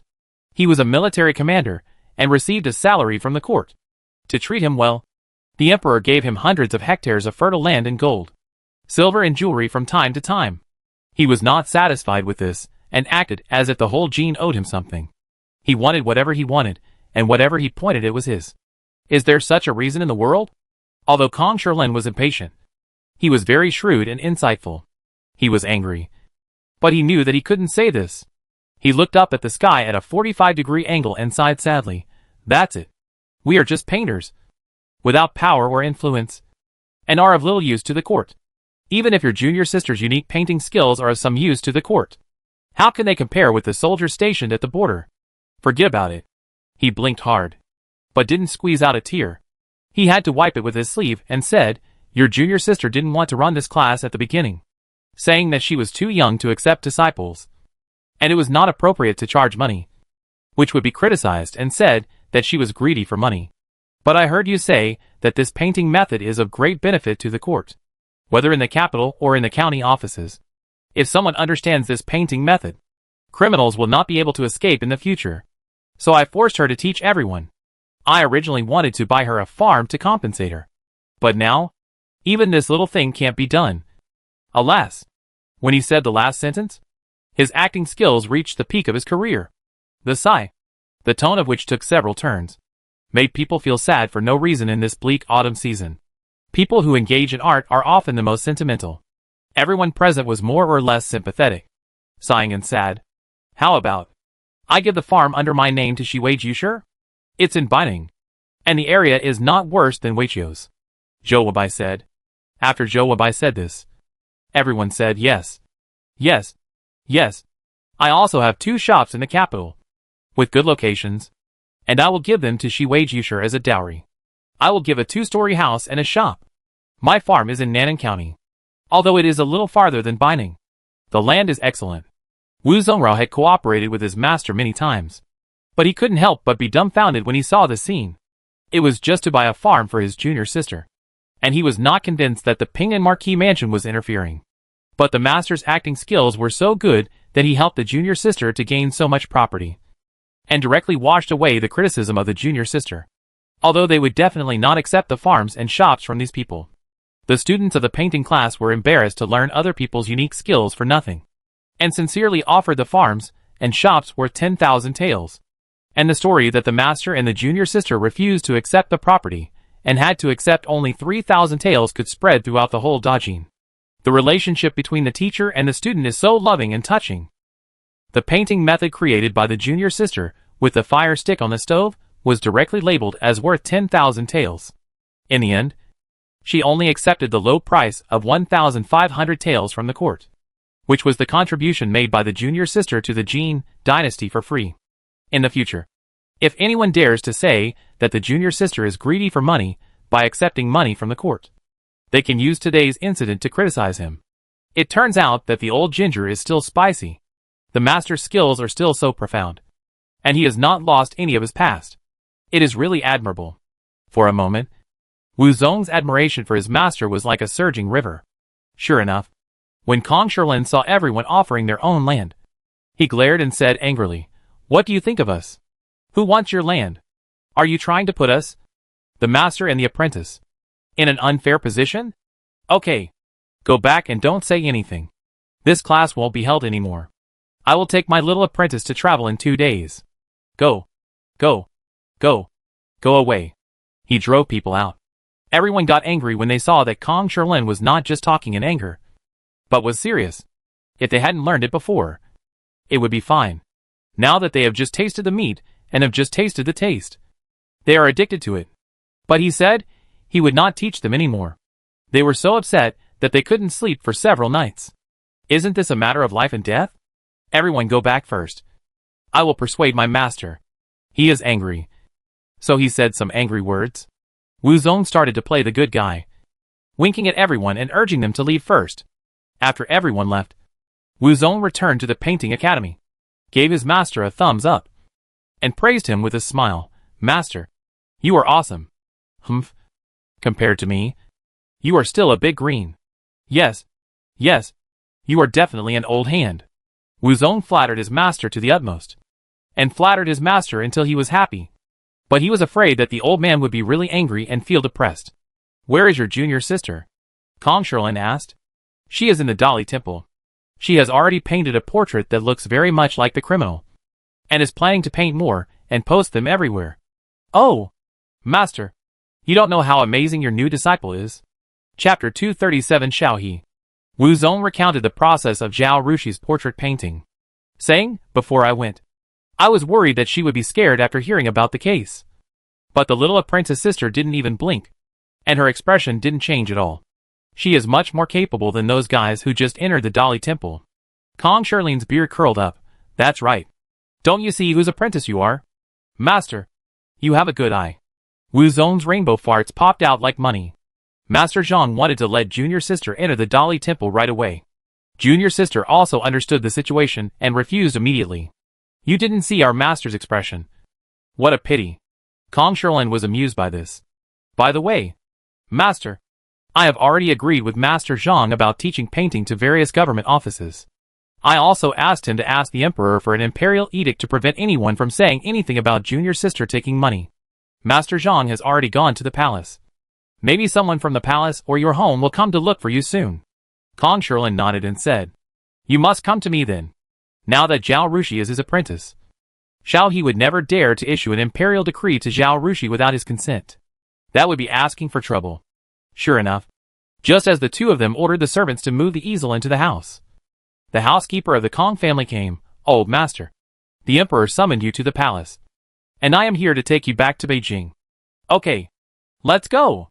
Kong Shilin was very straightforward. When Kong Shilin entered the palace, Xiaohe came out to greet him personally, and greeted him to the soft couch, and the two sat face to face. Xiaohe personally brought a plate of snacks and placed it in front of Kong Shilin, saying to him, "Uncle, you said this snack was good last time, so I asked the imperial chef to make it for you. Please try it. If you like it, I will ask the servants to bring a box back later." Seeing that Xiaohe did not call him I in front of him, but was so attentive, Kong Shilin felt very happy. He picked up a piece of snack, tasted it, and nodded. "Not bad." Xiaohe smiled, pushed the teacup to him, and then said, "You have a new apprentice. If Zhang Chanshan hadn't told me, I wouldn't have known. I also learned painting from you when I was young. Although I was not talented enough and was disliked by you, I was not accepted as your disciple. But I was still your disciple. You have just accepted a little junior sister, and as a senior brother, I have to give her a gift." As he said this, he raised his hand, and the eunuch brought up a beautiful little box. Kong Shilin's mind was as clear as a mirror. Xiaohe's words sounded nice. What kind of gift is a senior brother giving a little junior sister? Bullshit. It was just a reward for Zhao Rushi to come out of seclusion to teach officials to paint. The matter of paying for goods was now changed to another way of saying it. She acted nice in front of him, and got 2 favors from him, and the maid for nothing. The emperors were really not good people, and had many tricks. At this time, the eunuch had opened the box, and handed it to Kong Shilin. Kong Shilin saw a piece of paper inside. He took it up, and found that it was a shop deed.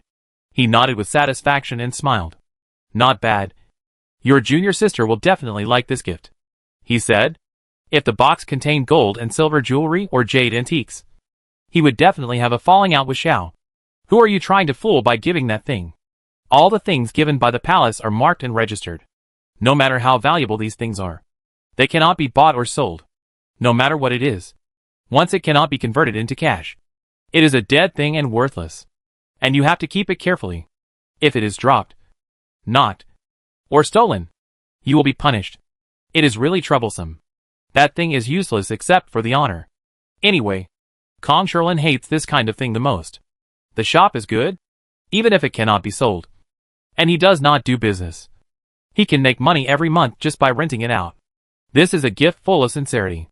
Because of the relationship with the previous emperor, Zhao He has more contact with Kong Sherlin than his own uncle. Kong Sherlin often carried him on his back and took him out of the palace to play.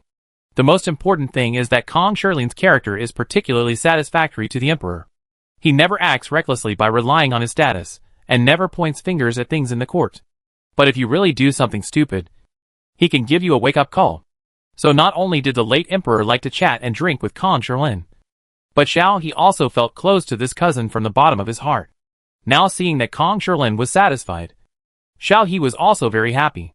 He personally poured him a cup of tea and chatted with him for a few words before turning to the main topic. I heard from Zhao Yuanxun that the painting method of the little sister is very practical and will be of great benefit to the court in catching criminals. I want her to teach the officials in the yamen to paint. Do you think it's okay? That girl has suffered since she was born. It's all because of Weiqiu's poor teaching. I wanted her to buy a farm in Weiqiu, but it was snatched away by the Pingnan Marquis's mansion. To be honest, I'm very angry. Very angry. Speaking of this, Kong Sherlin picked up the teacup and drank 2 gulps, as if he needed water to extinguish his anger. Xiaoqi quickly poured him another cup and said, I have already scolded Fu Yukai. He will go to apologize to you in a while, and return the farm to my junior sister. Why are you apologizing to me? You didn't steal my farm, Kong Sherlin said. We don't want the farm either, lest the generals say we stole the Fu family's things. That girl won't be able to bear it. Okay. Then apologize to the little junior sister. Xiaoqi readily followed suit. You can actually keep the farm. It was stolen by the Fu family, and now I'm helping you get it back. If you don't take it, won't I be embarrassed? Take it. After Weiqiu's incident, the court officials probably had to live with their tails between their legs. It's very difficult to take the farm and shop of the offending officials in the short term. Why should we go against money? Don't you think? You taught me this. TSK. You emperors are good at talking. Kong Sherlin glanced at him. Do you think I don't know? If I don't take over this farm, the Fu family will be roasted on the fire. You speak for the Fu family and want to sell me a favor? Do you think I'm stupid? Ha ha ha. You are still so clear-headed. How dare I play tricks in front of you? That's the truth. Zhao laughed without blushing. Then I, Kong, will give you a favor and accept the farm. Kong Sherlin finally gave him a way out. Thank you, uncle. Zhao was overjoyed and pushed the snack plate to the other side. You know, I seem to be the emperor, but I have to live by the faces of the court officials all day long. It's hard for me. He sighed. Let's talk about this Ping In Ho. He is brave and good at fighting. He is brave and resourceful. He is indeed a rare talent. But you see, he never asked for help from the Dali Temple before. This time, he let Fu Yulang go to the Dali Temple to make trouble. It's a test of me and the civil officials. What do you think he wants to do? Chapter 238 The First Obstacle on the Road to Marriage. You are the one who spoiled him? Kong Sherlin sneered. If you didn't flatter him all day long to step on the noble families and civil officials, would he be so ignorant? Let's not talk about Ping and Ho. Just look at Weiqiu. Just because he is from a poor family, you want to flatter him to step on the noble families. The result? Look at what you have done. Not only does he flatter all day long, but he also dares to kill people and seize official positions. How audacious is he? I didn't expect Weiqiu to do such a thing. Xiaoqi also sighed. Luckily, you haven't been too foolish to protect Weiqiu. Otherwise, I would have pointed at your nose and scolded you. Kong Sherlin knew the principle of giving a sweet date after a slap. But this sweet date tasted a bit sour when it came out of his hand. And it always sounded like something bad. Uncle, I dare not be foolish because you are watching me. Xiaoqi smiled shyly. You have to take good care of yourself and watch me. Don't let me do anything foolish. Kong Shilin waved his hand. Don't bother with me. I don't want to bother with your shit. Do you think you're too old or what? He drank the tea in one gulp, clapped his hands and stood up. Okay. I'm going back. Let's make it clear. My little apprentice teaches those bastards in the yamen. 1,500 taels each. This is the hard work fee. You have to write it down clearly. The officials in your yamen are still paid for their work.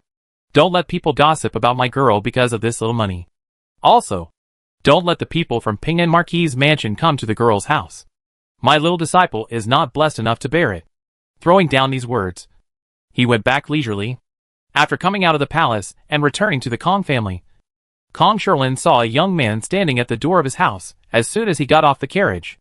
Looking at his resolute face and straight back, he guessed who the man was without the reminder of his entourage. When Fu Yunkai saw Kong Shilin getting off the car, he hurriedly stepped forward and saluted. Fu Yunkai of Ping'an Marquis Mansion. Greetings to Mr. Kumu. Kong Shilin waved his hand. I don't deserve it. I have no official position, so I am not worthy of General Fu's courtesy. He said that without paying any attention to Fu Yunkai, and walked straight in. Fu Yunkai hurriedly followed. I dare not. I came here to apologize to Mr. Kumu. Then I dare not. General Fu did nothing wrong. Why apologize? I have never met the general, and we have no relationship, so there is no point in talking about this. Fu Yunkai clasped his fists and saluted again. This is a long story, and it was all caused by my brother. I whipped my brother before I came.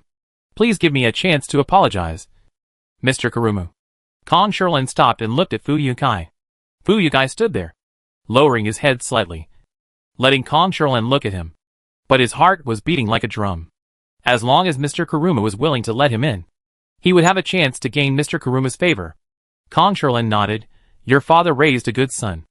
Fu Yunkai was just wondering what Kong Shilin meant by this, whether it was praise or ridicule. When he heard Kong Shilin continue, okay, go back. No need to apologize. Just now in the palace, the emperor has apologized to us, the master and the disciple, on behalf of your Ping'an Marquis mansion. If I embarrass you again, I will not give the emperor face. Go back. Kong Shilin continued to walk in. Fu Yunkai wanted to follow him and say a few words, but was stopped by the servants of the Kong family. Thank you, Mr. Kumu, for your sympathy. I will definitely discipline my brother and prevent him from causing trouble again. Fu Yunkai had to shout at Kong Shilin's back. That's your family's business. Just be worthy of the emperor. Kong Shilin didn't even turn his head, stepped over the threshold, and disappeared into the door. Fu Yunkai stared at the door in a daze and smiled bitterly.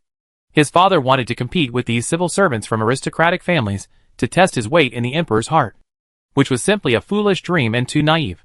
These people are all 1,000-year-old foxes. Their Ping'an Marquis mansion is not good enough in front of these people. Let's not talk about other things. Just look at this Mr. Kumu. From the outside, he is a person who is devoted to painting, never pays attention to worldly affairs, and even a little ignorant of worldly affairs. He is the kind of person who doesn't like anyone and can scold anyone he catches. He seems to be a person who is arrogant and fearless because he is the emperor's elder and has a good relationship with the late emperor. But listen to the two sentences this old gentleman just said. How sophisticated are they?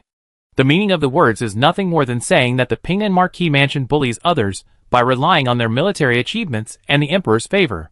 Not only do they not fulfill their duties as subjects, but they also dare to steal other people's things, causing the emperor to have to deal with them and dragging down the emperor's reputation. The hidden wit here is enough to kill people. Just now, he was grateful to his brother for giving him the opportunity to meet Miss Xiao Wu in front of the Dali Temple. But now he is in a low mood. After what happened today, I am afraid it will be difficult for him to gain the favor of Mr. Kumu. I don't know if Mr. Kumu will become an obstacle on his way to marriage. No matter what, he must get this marriage. He must marry Miss Xiao Wu. He stood in the evening breeze and let out a long breath. Go back. After thinking for a while, he turned around and said, go to the second prince's villa. Xiaolingpu has not married yet, and has not opened a house outside. But he is an adult, and he does not need to be detained in the palace to study like Xiaolingyan. On weekdays, except for going to court and doing business, he always likes to stay in the villa, and will not go back to the palace until it is dark and sleep. When Fu Yan arrived at the villa, he found Xiaolingpu standing under the corridor, feeding the birds himself, and whistling from time to make the birds sing. Your Highness. Fu Yan walked over and saluted him. Xiaolingpu glanced at him, threw the food to the servant, and washed his hands with the basin brought by the maid, and asked, Didn't you eat? Fu Yan smiled bitterly. No. I just came back from apologizing everywhere. As a prince? Xiaolingpu sent people to inquire about the news as soon as Fu Yan left him, so he naturally knew what happened today. He asked, How do you plan to deal with Yunlang? Fu Yan understood that the treatment he was talking about was not beating with a board, whipping, kneeling, etc., but how to teach Fu Yunlang. I plan to send him to the border after his injury heals, he said. Xiaolingpu nodded. That's great. He was about to enter the house, but stopped after taking 2 steps, looked at the sky, frowned and looked at his eunuch Xiaofuzi. Go and see why the 5th prince hasn't come yet. Even if he wants to stay in the palace to have dinner with the imperial concubine, he should send someone to tell her. Yes. Xiaofuzi bowed and was about to turn around when he heard his master say, Don't go into the palace yet. See if he's next door. Xiaofuzi agreed and left. Chapter 239 Interest. Although Fu Yan was full of thoughts, he still cheered up and smiled at Xiaolingpu. The 5th prince went to Jiangnan and seemed to have grown up all of a sudden. He spoke and acted more steadily, and no longer clung to the prince. He sighed. It would be great if Yunlang could be like this with the 5th prince. Xiaolingpu did not speak, and his face seemed a little unhappy. Seeing this, Fu Yan did not dare to speak. He knew why Xiaolingpu was unhappy when he mentioned this, because they were born from the same mother. Xiaolingpu and Xiaolingyan always had a very good relationship. When Xiaolingpu bought a separate courtyard, Xiaolingyan also bought one next to it. But he was young before, and liked the hustle and bustle. He thought it was boring to stay there alone. Even if he left the palace, he would follow Xiaolingpu, like a little tail, and rarely go to his own courtyard. But recently, he has been a little abnormal. After leaving the palace, Xiaolingyan liked to stay in his own courtyard and rarely came to Xiaolingpu's place. According to him, he has grown up and needs his own space. When his second brother gets married, he can no longer be attached to his brother and has to find his own way to play. It is better to adapt now. Xiaolingpu should be happy that his younger brother has grown up. But Xiaolingyan seems to be not close to him all of a sudden, which always makes Xiaolingpu worried, and he is not used to it. Feeling strange in his heart, always feeling that his younger brother seems to have changed a lot. Xiaofuzi went to the next door courtyard and found that the 5th prince was indeed here. In addition to the 5th prince, Sinsong of the Sin family was also present. When he entered, the 5th prince was holding some papers, and was looking at them carefully one by one with his head down. The eunuch who led him in saw this, and did not dare to speak, but stood aside and waited quietly. Your Highness, is there any problem? Sinsong saw Xiaolingyan frowning and looking serious, and he couldn't help feeling a little worried. At this time, the eunuch who led Xiaofuzi quickly interrupted and said, Your Highness, Xiaofuzi is here. Xiaolingyan turned his sight, and saw Xiaofuzi standing there. When Xiaofuzi saw him looking at her, she bowed and said, 5th prince? 2nd prince is asking you. The dinner is about to start. Are you and Master Tsin going to eat together? Xiaolingyan did not speak. After thinking for a while, he said, Tell the 2nd brother that I have something to say to my cousin, and will be there in a cup of tea. Let them eat first, and don't have to wait for us. Yes, Your Highness. Xiaofuzi bowed and left.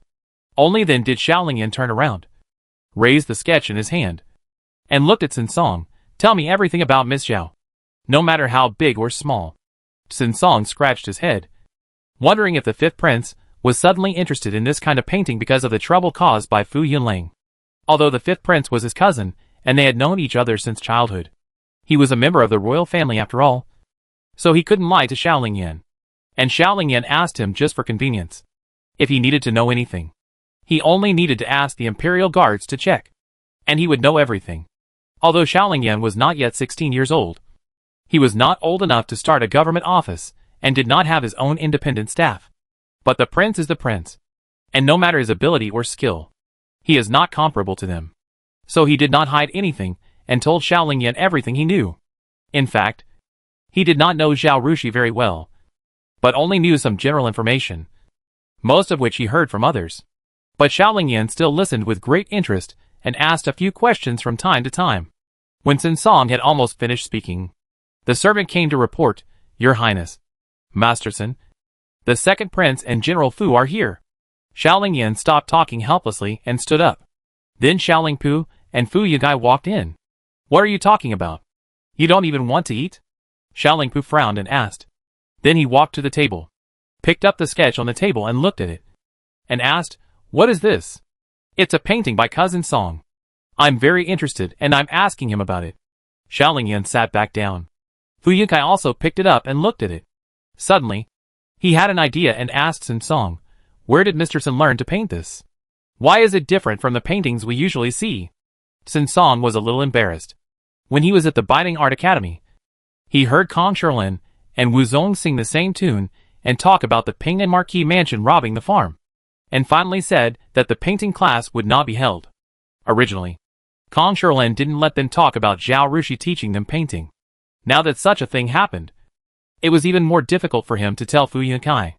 But he couldn't lie, so he had to say vaguely, "A person who is very good at painting." Fu Yakai glanced at him, frowned and said nothing. Xiaolingyan saw all this and suddenly asked, "Yunkai is also interested in painting?" Fu Yakai smiled and waved his hands. "I am a rough man. How can I understand painting? But this painting method is different from the general painting method." So I asked. Sinsong was afraid that they would ask again. So he quickly rolled up the painting and put it into the painting tube, saying, "Hurry up and eat. I'm so hungry." He came back from binding and was called by Xiaolingyan as soon as he entered the house. He didn't even have a snack and was starving. So the group went to Xiaolingpu's villa for dinner. Fu Yakai came to Xiaolingpu, originally wanting him to give advice on his marriage. But after Sinsong and Xiaolingyan asked him, he suddenly found that there was a gap between him and Miss Xiao Wu. Although the Sweeping Marquis mansion is now in decline, Zhao Rushi has become a master of Mr. Kumu, and his status is completely different. If the second prince and the fifth prince think that he and Miss Xiao Wu are not a good match, what should he do? Should he propose marriage despite the opposition of the two princes? Or give up the idea for the sake of the two princes' face? Either way, it's not good for him. Sinsong is now learning painting from Miss Xiao Wu, and he seems to have a deep relationship with her. So he probably doesn't approve of this marriage. If he goes to Mr. Kumu and talks too much, he might have no hope of getting married. After thinking about it, Fu Yakai decided not to tell anyone, and wait until tomorrow he finds an official matchmaker and goes directly to Sweeping Marquis' house to propose marriage. Fu Yakai was worried, so he didn't say much, and the other three didn't seem to want to talk either, even though there was no rule of not talking while eating in this courtyard. Everyone ate in silence. After dinner, Fu Yakai and Sinsong said goodbye and left. Xiaolingyan was also planning to return to the palace, but was stopped by Xiaolingpu. "Did something happen when you went to Jiangnan? Why do you seem like a different person after you came back?" Xiaolingpu asked. In the past, Xiaolingyan was very attached to him, and the courtyard next door was basically empty. Like just now, he went directly to the courtyard next door after leaving the palace and did not come to his place. This behavior had never happened before. But since Xiaolingyan came back from Jiangnan, he has changed. He no longer follows Xiaolingpu. He is either studying with a teacher in the palace or staying in the courtyard next door. He is also more serious in studying than before, as if he has grown up overnight. Chapter 240 Suggestions. In the past, Xiaolingpu thought his brother was too clingy and not like a man, and worried that he would rely too much on him in the future. But now that his brother is independent, he feels a little uncomfortable. The emperor has many sons, but he is the only brother who has the same father and mother and has a good relationship with him. If the two brothers become estranged, he will never have real brothers in his life. Nothing happened, Xiaolingyan said. After he finished speaking, he saw that his brother was still looking at him. So he had to turn around and said seriously, "It's just that people always change. Brother, I've grown up." Xiaolingpu stood there without saying anything. Xiaolingyan seemed to be unaware of the scrutiny in his eyes. His expression unchanged, and asked calmly, "Aren't you leaving?" Xiaolingpu smiled. A smile of relief. He walked over and patted Xiaolingyan's shoulder. This time, he realized that Xiaolingyan had grown taller again, and was as tall as him. He sighed. "I didn't expect that my brother has grown up." Xiaolingyan also smiled, showing his white teeth. Looking closely, Xiaolingpu found that his brother was different from before. His eyes turned into a deep pool. Calm and peaceful. All emotions were contained in it. And the bottom could no longer be seen. He became taller and thinner. His facial contours were clearer. His facial features were more three-dimensional. His nose was particularly handsome. And the whole person seemed to have become more resolute. And even his temperament was very different from before. It seems that what his brother said is right. He has really grown up after doing a mission alone. Xiaolingpu was in a trance for a while, recalling that he grew up overnight and shouldered the burden because of his father's cold words to his mother. He seemed to understand his brother's transformation. He let out a long sigh, put his arm around his brother's shoulder, and pushed him out. Let's go back. The two of them left the courtyard. Xiaolingyan wanted to go back to his carriage, but Xiaolingpu dragged him to his carriage. Xiaolingyan was helpless. You always scolded me for not growing up and clinging to you. Who is clinging to whom now? Xiaolingpu patted his shoulder and said with great emotion, I finally understand mother now. The brothers grew up and loved to run outside the palace, not staying in the palace. Every time concubine Sun was very resentful, complaining that they were little and heartless. Xiaolingpu could not understand it before. Now that his brother didn't care about him, he finally understood the feeling of his mother's empty embrace. It was really hard for him to get used to the little bird flying alone. Xiaolingpu thought self-deprecatingly. The two got off the carriage at the palace gate, handed over the sign and walked in. The court was in front, and the bedroom was in the back. The princes over 7 years old would move to the prince's residence between the court and the bedroom. The palaces where Xiaolingpu and Xiaolingyan lived were next to each other.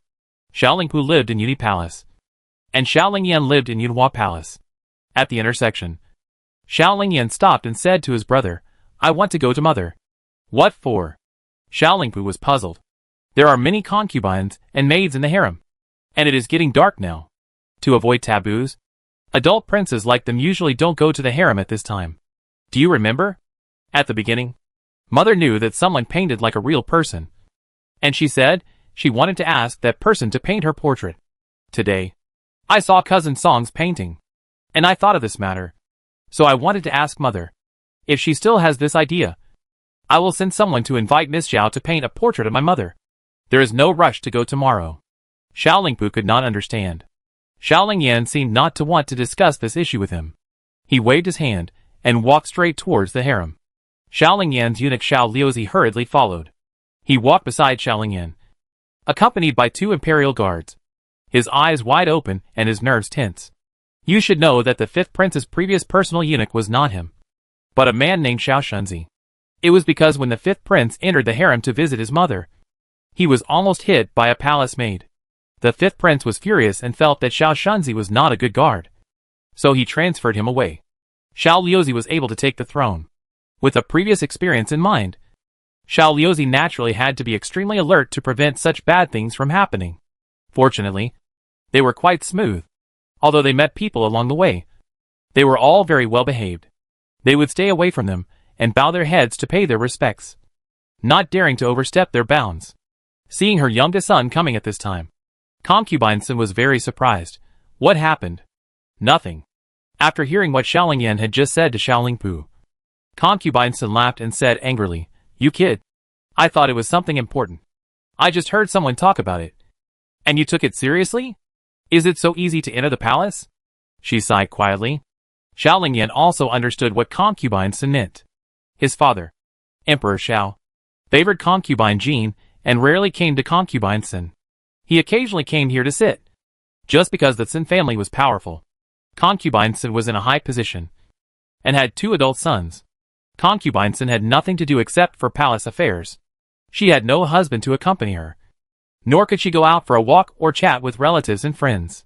She felt lonely sitting in the palace all day. She knew it was not easy to stay in the palace, so she gave up the idea when she knew the painter was a girl from a noble family. If the girl got into trouble after entering the palace and was kept in the palace and could not leave for the rest of her life, concubine Sun would probably blame herself for the rest of her life. No problem, Xiaolingyan said.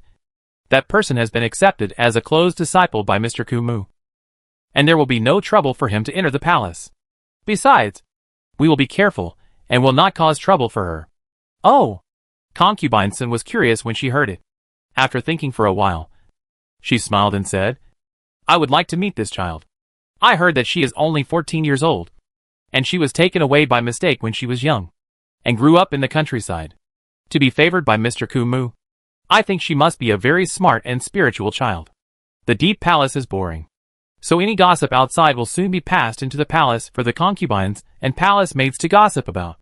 Wei Qiu's daughter Wei did such a bizarre thing. Everyone in the palace was talking about it, and concubine Sin knew it better than Xiao Lingyan. Xiao Lingyan was delighted when he heard this. Okay. Then summon her to the palace tomorrow? Don't worry. Concubine Sin waved her hand. It's not good to do it for no reason. My birthday will come in 2 months. Then I will ask your father to allow me to ask for a portrait of the child. Xiao Lingyan's eyes flashed with disappointment. But he also understood Concubine Sin's decision. Although Concubine Sin seemed to be in a high position, she was actually walking on thin ice, because she blocked Concubine Jin's way. She didn't know when Concubine Jin would find fault with her and ask the emperor to banish her to the cold palace. So she was always cautious, for fear of implicating her 2 sons. Although Xiao Lingpu and Xiao Lingyan were not afraid of her implicating them, they also knew that the palace was full of dangers. In order to reassure her mother, she could only be cautious in her words and deeds, and not cause trouble for her mother. Chapter 241 Meeting. He stopped persuading her and stood up. Mother, please take a rest. On your birthday, I will personally ask my father and Mr. Kumu to let Miss Zhao come to the palace to paint your portrait. Okay. Seeing her son's filial piety, Concubine Sin was very happy. She asked the palace maid to pack the clothes she made for her son and gave them to Xiao Liuzi, and then watched her son leave. Xiao Lingyan returned to the prince's residence and sent someone to tell Xiao Lingpu, and then entered the Yunhua palace where he lived. Sir. The imperial guard Wang Tong stood up and saluted. When Xiao Lingyan saw him, his eyes lit up and he asked, Are you back? Have you checked everything? Yes. Wang Tong said. The 5th girl of the Zhao family was originally swapped out by the Wei family and raised by a scholar named Su, who named her Su Shi. Su Shi? Xiao Lingyan stood up suddenly and almost knocked over the things in front of him. Sin Song's words were not clear. He only said that the girl of the Zhao family was swapped out by mistake, and did not say that her adoptive parents were surnamed Su, let alone that her name was Su Shi. Master, are you okay? Xiao Liuzi, who was standing by the side, hurried forward and asked. Xiao Lingyan ignored him and stared at Wang Tong and asked, What's her name? Can you tell me again? Wang Tong didn't understand what his master meant, but he still repeated it. Su Shi, Su Shi, Su Shi. Xiao Lingyan kept repeating the name, trying to suppress himself, but a look of sadness and joy still appeared on his face. He walked back and forth in the room twice, calmed down his emotions, and then said to Wang Tong, Okay, go on. Wang Tong then talked about the death of Su Yongxing and his wife, and the fact that Su Shi was taken back to the village by Su Yongyi, and even Zhao Rushi was recently accepted as a disciple by Kong Shilin. He told them all in detail. When Xiao Lingyan heard that Zibo Zai had squeezed out Fu Yilong's Yulong Pavilion because of the design drawings drawn by Zhao Rushi, his expression suddenly became unpredictable. He knew about this matter, and he had been to Yulong Pavilion at that time. But he looked outside the door, which had already fallen into darkness, and let out a long breath. Have you found out for sure? Tomorrow morning, Miss Zhao will paint in the Dali Temple, he confirmed. Yes. Do you know where exactly? Xiao Lingyan asked again. I am incompetent and failed to go to the Dali Temple to inquire. Wang Tong bowed. Xiao Lingyan waved his hand. Go to Sweeping Marquis's mansion and keep an eye on her. As soon as Miss Zhao Wu goes to the Dali Temple tomorrow morning, you can send a message to me. Then you can find out where she paints. Yes. Okay. Go back and rest. After Wang Tong left, Xiao Lingyan was not sleepy. He walked back and forth in the room for a few times, then went out to the corridor and stood in front of the hall, staring at the dark night sky for a long time. He went back to the room to rest until the second watch gong sounded. At this time, the Sweeping Marquis's mansion was brightly lit. Zhao Yuanxun took the imperial edict that the angel had just delivered, staring at the few lines of text on it, his fingers trembling slightly.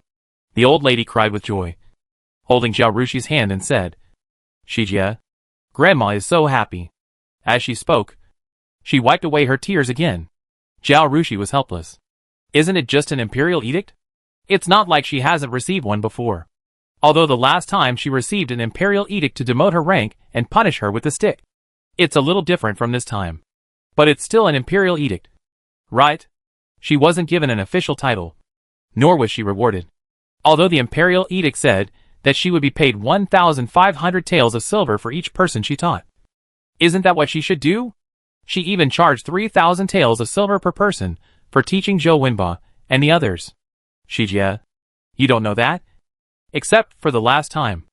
Our swaping marquis mansion received such an imperial edict when your grandfather was young. It has been 20 to 30 years since we received an imperial edict. If it hadn't been for Wei Qiu last time, the emperor would have probably forgotten our family, the old lady said. When Wei Qiu was mentioned, the old lady and Zhao Yuanxun looked unhappy. It has been 20 to 30 years since we received an imperial edict. After Zhao Yuanxun took charge, the imperial edict he received was a demotion. He really felt ashamed of his ancestors. Compared to the old lady and Zhao Yuanxun, Zhu was more concerned about her children. She asked Zhao Rushi, "What's going on? Why would the emperor let you teach officials to paint?" Zhao Rushi then told Zhang Chanshan about his plan, and also mentioned that Zhang Chanshan wanted her to work at the Dali Temple. She did not mention a word about the Pingnan Marquis manor being robbed. Zhao Yuanxun was a military commander. Zhang Chanshan, Wu Zong and his master had set up the Pingnan Marquis manor for her manor. I wonder how Zhao Yuanxun would feel after hearing this. Anyway, the matter had already passed, so there was no need to create more trouble and make Zhao Yuanxun have an opinion of her master and senior brother. Zhao Yuanxun felt very complicated when he heard that Zhang Chanshan asked his daughter to work at the Dali Temple. He had tried every possible means and used many connections to get a sinecure in the Wuqing Dynasty. In the end, he was dismissed because of Li Mu's incident and became an idler. Now his daughter doesn't spend a penny. But someone is begging her to work in the Dali Temple. Why is the gap between people so big? He said to Zhao Jingtai with emotion, "Brother Tai, did you hear it? This is the gap between those who are capable and those who are not." Zhao Jingtai nodded vigorously, looking at Zhao Rushi with sparkling eyes full of admiration. "My sister is so amazing." For the sake of her child, Zhu agreed with Zhao Rushi's decision. "You are right to refuse. How can you, a little girl, go to the Dali Temple and deal with murderers all day? You should stay at home. Although our family is not rich, we don't need you to make money in such a hard and dangerous way. If Taiguo learns to paint and is a few years older, it will be great," the old lady said with regret. "If Taiguo wants to be an official in the future, he should be an official of high rank. What's the point of being a low-ranking clerk?" Zhao Rushi touched Zhao Jingtai's head. "I will teach you to draw from tomorrow night." "Great," Zhao Jingtai said happily. The next day, Zhao Rushi got up early and went to the Dali Temple after breakfast. Maybe she came too early, or maybe it was a 10-day holiday. Compared with the busy yesterday, the Dali Temple seemed quiet. Zhong Shenrong arrived at the yamen early according to the time Zhao Rushi said. When Zhao Rushi arrived, he was already waiting in the yamen. Wu Zong had specifically reminded her that for Zhao Rushi's safety, Zhong Shenrong did not let her go to the yard closer to the prison, but changed the place, had people serve tea and snacks, and then went to do his own thing. Remembering that she had to go to Binding to pick up someone, Zhao Rushi did not care about drinking tea and eating snacks. She quickly painted based on the portraits she drew yesterday. Soon she finished one. She put the finished portrait behind her, took out a piece of white paper, and continued to paint. Suddenly, there was a sound of footsteps outside the yard, and it seemed that many people were walking towards this side. She subconsciously looked up and saw a young man in a blue brocade robe stepping into the threshold. Chapter 242 Two Fighting Cocks. Before Zhao Rushi had time to look at this man, Zhong Shenrong squeezed in, his face flushed and panting. Probably running. Fifth Prince? This is not a place you can come to. Zhong Shenrong panted. This is very close to the prison. If you make a mistake. The man waved his hand, and a person who looked like a royal guard behind him pulled Zhong Shenrong aside and covered his mouth. And Zhong Shenrong's noise stopped abruptly. Fifth Prince? Is this the cannon fodder Fifth Prince Xiaolingyan? What is he doing? Zhao Rushi stood up. Xiaolingyan walked to Zhao Rushi and stood still, looking at her carefully, then lowered his head to look at the portrait she had just drawn. Although the portrait was a quick sketch, it was lifelike.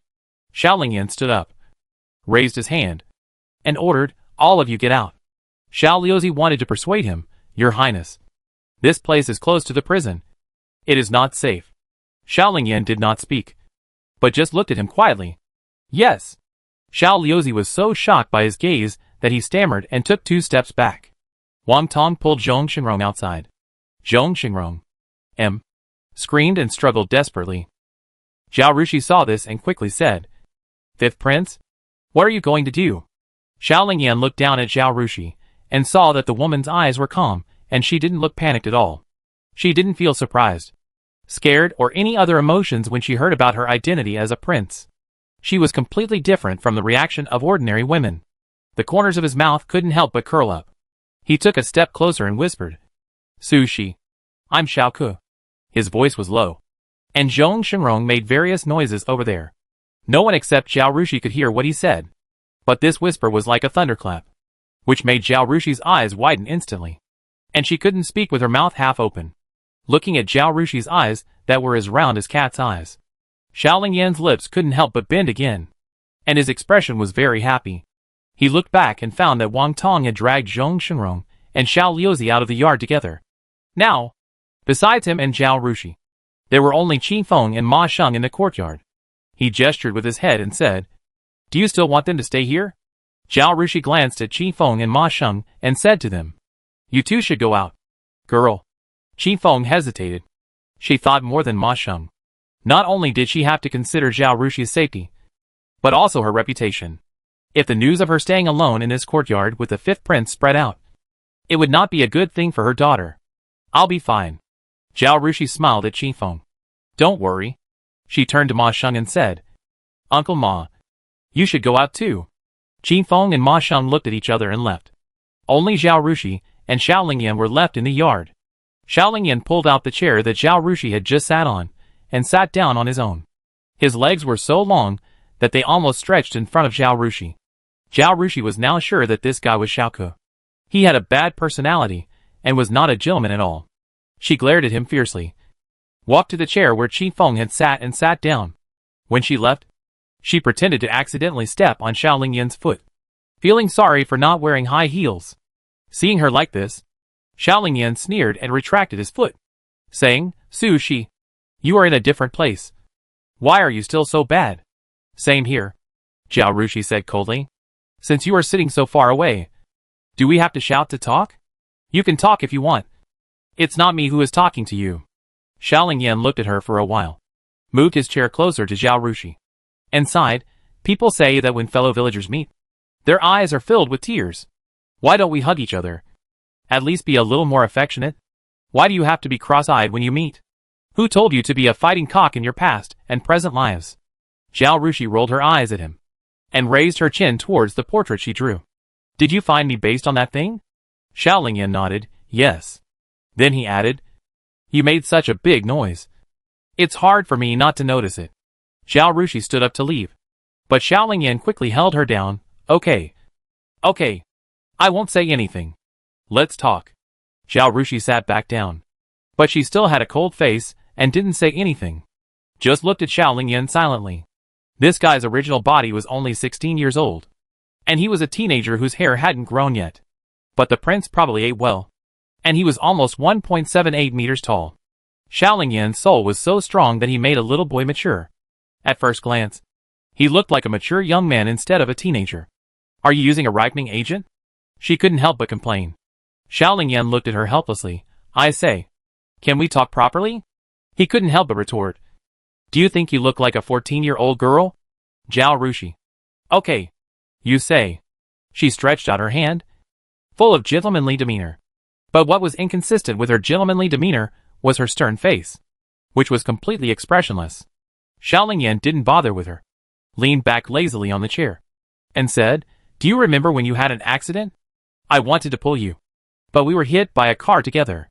Zhao Rushi got furious when this matter was mentioned. She stood up with her hands on her waist and glared at Xiao Lingyan. I say, did you know that I was the one who went on a blind date? You did it on purpose, didn't you? I say, can you be any worse? You actually used my aunt to play tricks on me, and finally killed me. Xiao Ke, why are you so vicious? This guy was her enemy in her previous life. Not only him, but also his teacher and her doctoral supervisor. The two old men are born rivals. Since they stayed at the school to teach, they have been fighting for titles and projects all their lives. And they are always in chaos. She and Xiaoko are the favorite students of their respective teachers. And of course, they are also natural enemies. They usually fight for projects and honors. And fight fiercely. Every time they go abroad to attend academic conferences, they fight each other as soon as they meet. They are natural enemies. They started to quarrel with each other as soon as they met just now, which is their daily routine. In her previous life, she was beautiful and had a doctorate. She was talented and beautiful, had a house and a car. But she didn't want to fall in love at the age of 29. Her aunt was so anxious that she forced her to go on a blind date. When she arrived at the restaurant, she saw that the big pig's hoof sitting with her aunt was this guy in front of her. She immediately went downstairs angrily, throwing her purse. She was probably so angry that she was hit by a car when she crossed the road to get her car. It was this guy who caused her trouble. But he actually wanted to blame her. Chapter 243. Continue the fate. Sushi.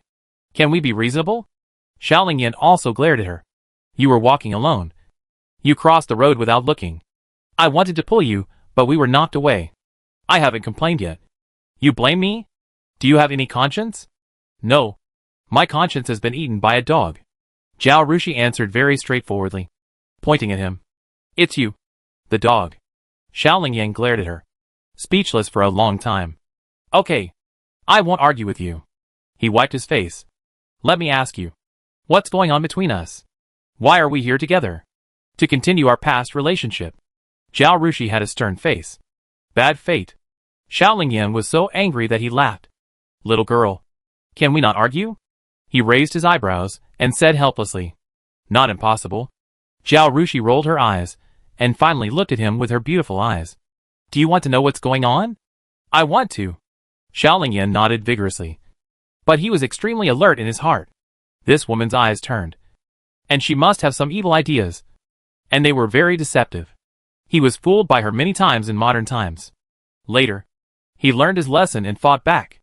The woman who looks cute on the surface, but is full of evil inside, is talking about her. We have traveled into a novel. And it is a sweet love novel.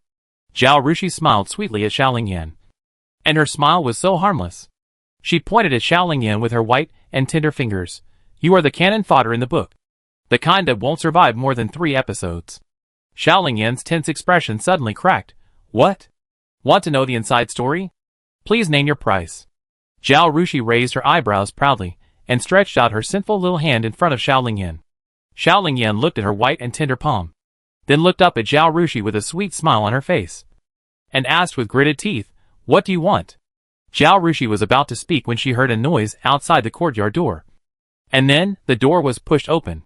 She quickly said to Xiaolingyan, Meet at Binding Zibozai at 2 p.m. As soon as she finished speaking, Zhang Chanshan walked in with an angry look on his face, followed by Xiaolingyan, Xiao Liuzi and Wang Tong. Zhong Xingrong, Qin Feng and Ma Sheng also followed behind. Zhang Chanshan bowed to Xiaolingyan with a dark face and said, Fifth Prince. This is the Dali Temple, where serious criminals and death row prisoners are detained. Your Highness is a precious body. How can you step into such a dangerous situation? In my opinion, Your Highness should go back to the palace. Otherwise, if the Emperor asks, I can't cover up for you. Xiaolingyan stood up slowly and met Zhao Rushi's playful eyes. He turned his face expressionlessly and said to Zhang Chanshan leisurely, I just came to ask Miss Zhao for confirmation about the painting. Sir Zhang, don't be nervous. He turned his head to look at Zhao Rushi and told him seriously, Then Miss Zhao, prepare yourself and learn the rules. One day, my mother will summon you to the palace to paint her portrait. And you don't have to offend the nobles in the palace because you don't know the rules. As he said that, he bowed to Zhang Chanshan and walked out with his men. Zhang Chanshan saw him out, then turned back and asked Zhao Rushi, Miss Zhao, are you okay? Nothing. Zhao Rushi smiled at him, moved. Not every minister is willing to face the prince for an ordinary woman. Lord Zhang Chanshan is really a good man. Zhang Chanshan didn't know that he was given a good guy card, and asked again, Did the 5th prince really come to ask you to paint a portrait of concubine Sen? Zhao Rushi nodded. That's right. He probably came to verify it. He took a look at my painting and mentioned this. He probably wanted to give concubines a surprise. Zhao Yuanxun was relieved and didn't mention it again. He asked, "Did you receive the imperial edict last night? When will the group of people you are teaching now finish learning? When will our Dali temple painting class start?" Zhao Rushi thought about it. Learning to paint is not like other teaching. You need a teacher to be there all the time. As long as you give appropriate instructions, students can paint by themselves at other times. She can definitely combine 2 or 3 groups of students to teach. And those who want to learn painting have a certain foundation in painting. She only needs to instill the concept of three-dimensionality in them, and let them use three-dimensional painting techniques to paint. That's basically it. "Where are you going to hold the class?" she asked. Zhao Yuanxun didn't have much idea about this. "What do you want?" "It would be best if there was a big house with 3 or 4 courtyards. People of the same batch are taught together," Zhao Rushi said. Zhao Yuanxun asked again, "What about the location? Does it need to be close to the Dali temple? Or in Binding?" Zhao Rushi shook his head. "That's not necessary. But if people from the provincial government come to learn painting, it's better to be closer to where they live. Or just live in the courtyard where they learn painting, so that they don't have to run back and forth. And they can paint by themselves when they have time in the morning and evening.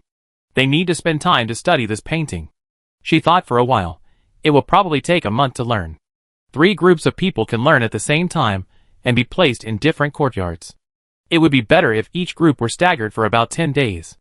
In this way, those who are talented and quick to learn can follow the previous group to learn, and the progress will be much faster.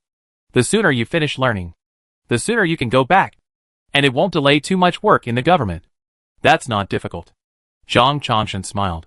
Not to mention other things. Just say that he has such a courtyard in his own home. If the emperor wants to save face, and doesn't want to take advantage of his personal favor, where can't he vacate a few courtyards in places like the Imperial College? I will discuss with others, and come up with a set of rules," he said. "Thank you for your trouble, sir." Zhao Yuanxun waved his hand. "Okay. Take your time to paint. I won't bother you anymore." Zhao Yuanxun left. And Zhao Rushi had no time to think about Xiaoke. Today was the day when Sweeping Marquis's mansion invited Su's family to dinner. After she finished painting, she had to go to Binding to pick up Su's family. Before picking them up, she had to make a deal with Xiaoke. Fortunately, considering that Su Yongyi had to mix vegetables, sell vegetables, and arrange for people to deliver vegetables to various restaurants in the morning, the invitation specifically asked for the afternoon time. Even if Xiaoke delayed her for a while, she still had enough time. She spent the whole morning painting the portrait and handed it to Zhong Shengrong. She did not return to Sweeping Marquis's mansion, but took a carriage directly to Binding. She only ate some snacks and tea prepared by Chi Feng on the way. "Miss, you are so busy that you can't even eat properly." Chi Feng felt sorry for his daughter. "It's okay." Zhao Rushi also felt that she was very busy. If she hadn't promised Mrs. Cui, Binding Academy would have solved many problems for her and given her many opportunities. She would not have wanted to go to the academy to study. There were too many things to deal with. But now she couldn't retreat anywhere, so she had to see how to arrange her time reasonably. Chapter 244: The Scapegoat. Fortunately, Xiaoke came out. Zhao Rushi sold the news to him, and then dumped the succession and war issues on him. She could then sleep soundly and earn money, paint, and live a leisurely life. You should know that the battle 2 years later was caused by the failure of the baggage to be delivered, which led to the 100,000 soldiers suffering from cold and hunger at the border, and the invasion by foreign enemies. And the whole army was destroyed. Ping Nanho and Fu Yukai also died in that battle. It would be fine if Zhao Rushi didn't know the inside story. But she knew it. Her conscience would not allow her to watch those soldiers who defended their country die in vain. If Xiaoke didn't show up, she would have to work hard to solve this matter. And it was hard to say whether she could save her life in the end. She was born casual, and was the most impatient to do such things. Otherwise, she would not have done design instead of taking the civil service exam and becoming a politician in her previous life. She was also very selfish. She wanted to live a good life, and didn't want to shed her blood for others. Her ability was too weak, and it would be very difficult to achieve her goal. But she could not watch the tragedy happen. Now, the savior came. Xiaoke appeared.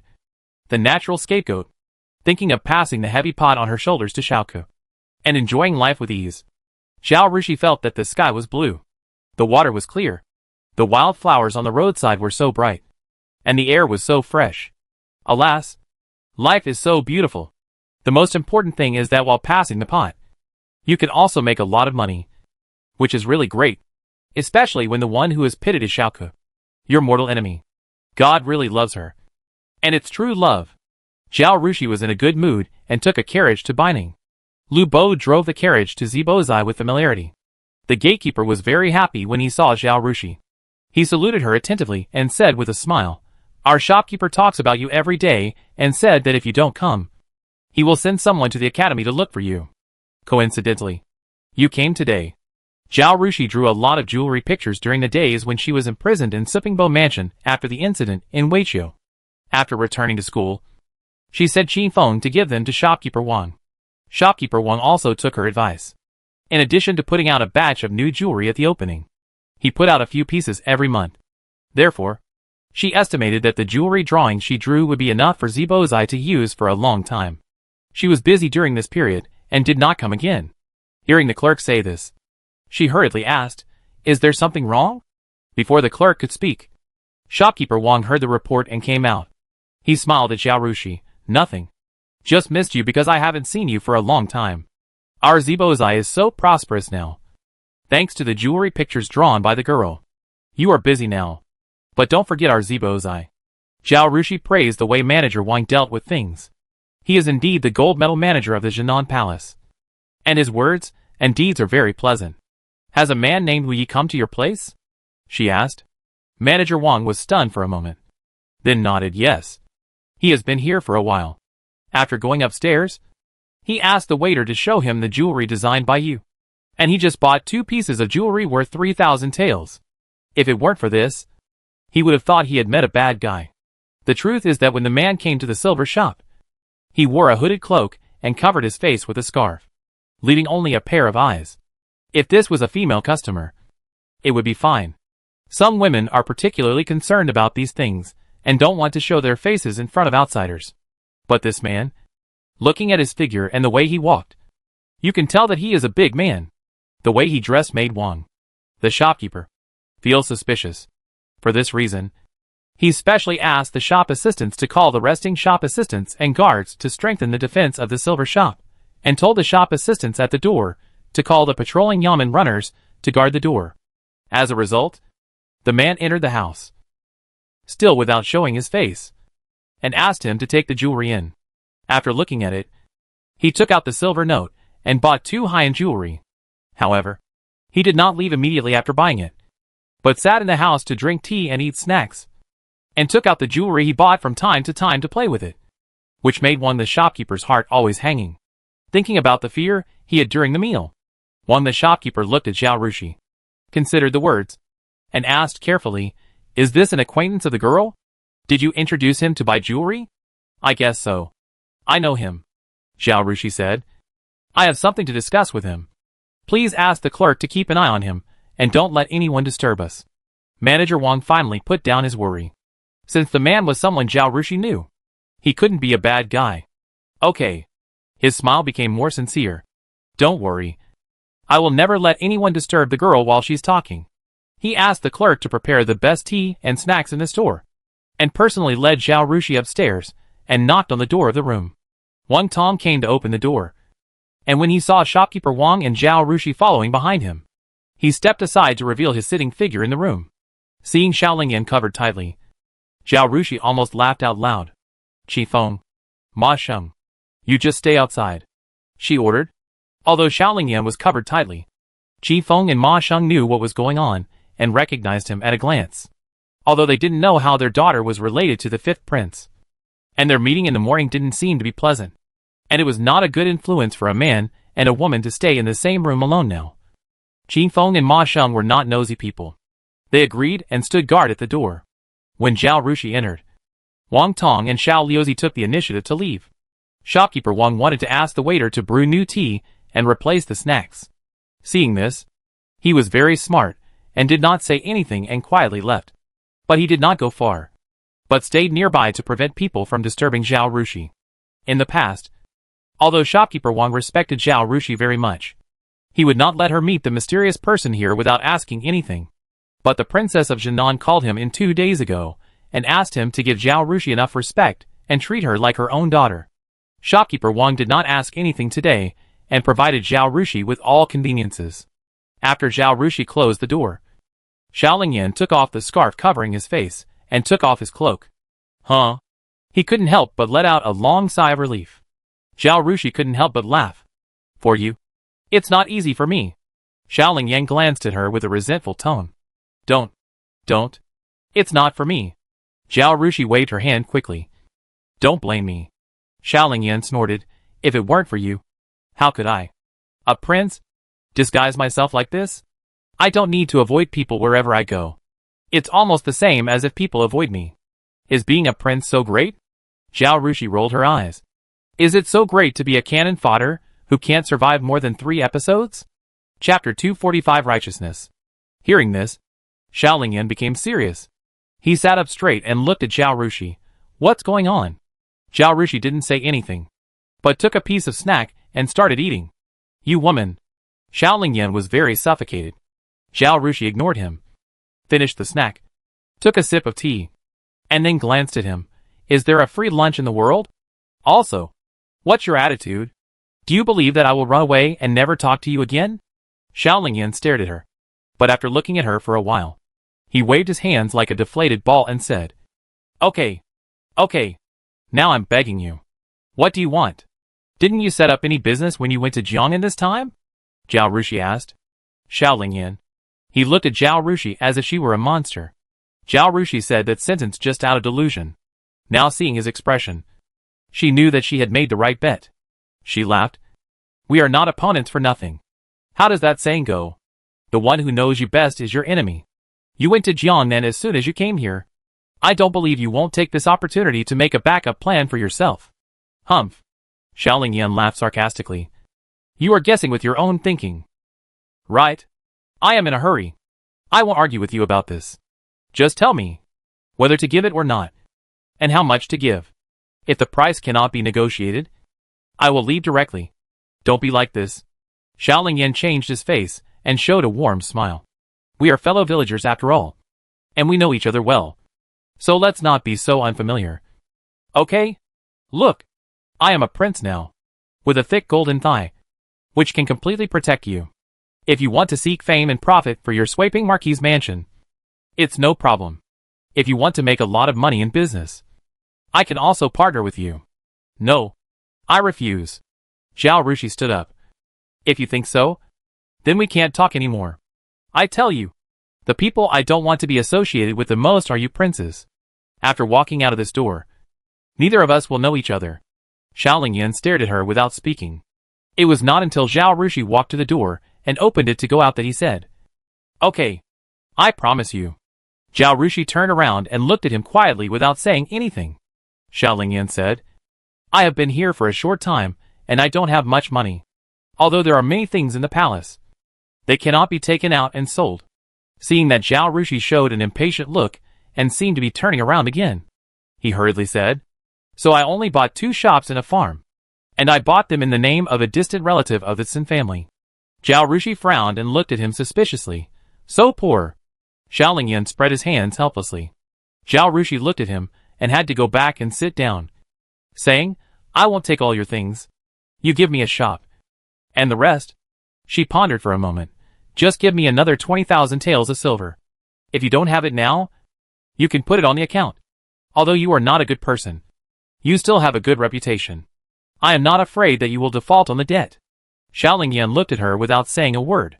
His deep eyes were like a deep pool, and his expression became solemn.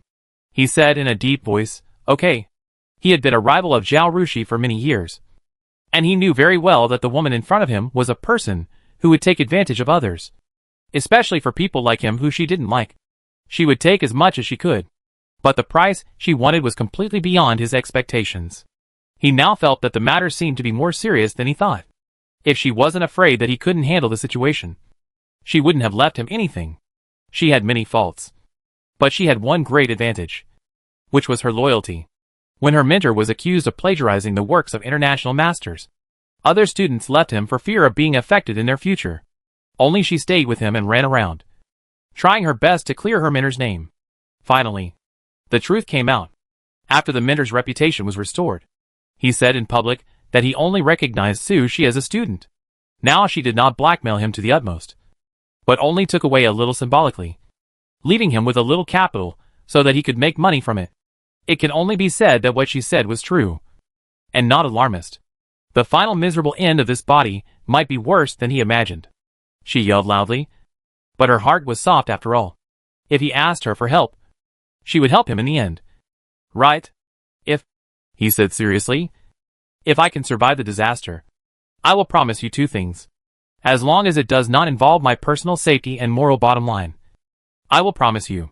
Zhao Rushi was satisfied. Deal? She said. Then you can always tell me what will happen next. Zhao Rushi nodded, looked outside, and simply sat next to Xiao Lingyan, and told Xiao Lingyan everything she knew in a voice that only the two of them could hear. When Xiao Lingyan heard that he had entered a sweet love story, the expression on his face was quite wonderful. When he was bored in modern times, he would also read some online novels, but he never read romantic novels. Once, my aunt's little cousin, who was 15 or 16 years old, came to play at home and left a physical book in the living room. When he was bored, he flipped through 2 pages and found that his cousin kept muttering about a good-looking, especially good-looking sweet love story about a domineering president, which was completely illogical and brainless novel. As a secretary, the heroine can fall into the hero's arms when she walks, scatter documents all over the floor, burn her hands when pouring coffee, and make mistakes when answering the phone. She has a low education, wears rustic clothes, and has bangs that cover her eyes, making her look plain. She is as timid as a rabbit when doing anything. Such a secretary, in the eyes of the domineering hero, has become cute.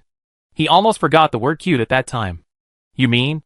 The hero of this sweet love story is Fu Yunlang, and the heroine is the woman who swapped lives with you. What's his name? Zhao Ruyu. Xiao Lingyan's expression was hard to describe. No wonder I always feel that Fu Yunlang's performance is stupid and a bit fresh and refined. He looked at Zhao Rushi. Is this the novel you girls like to read? Zhao Rushi rolled her eyes at him. Don't generalize. I'm not. Besides, Fu Yunlang will grow up too. Please give him time to grow up.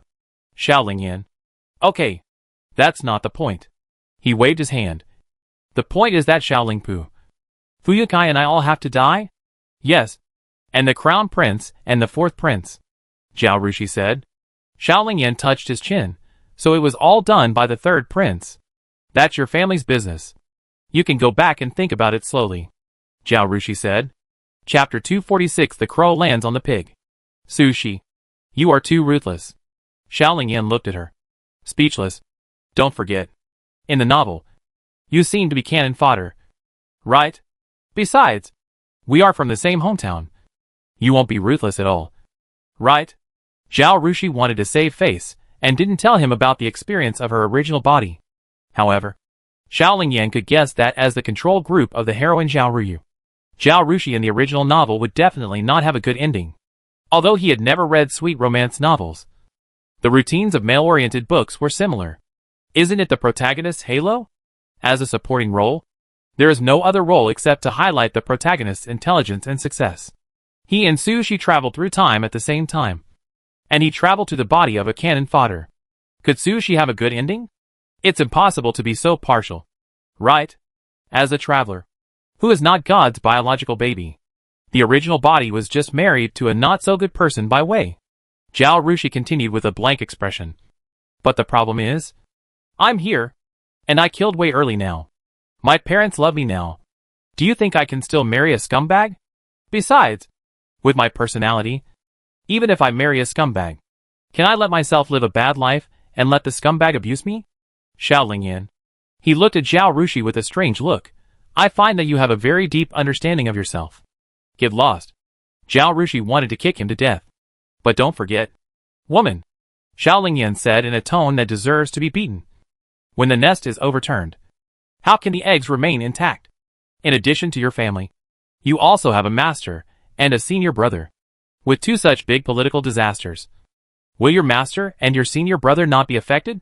Zhao Rushi rolled his eyes at him. Aren't you here? A selfish guy like you. Will you sacrifice yourself for others?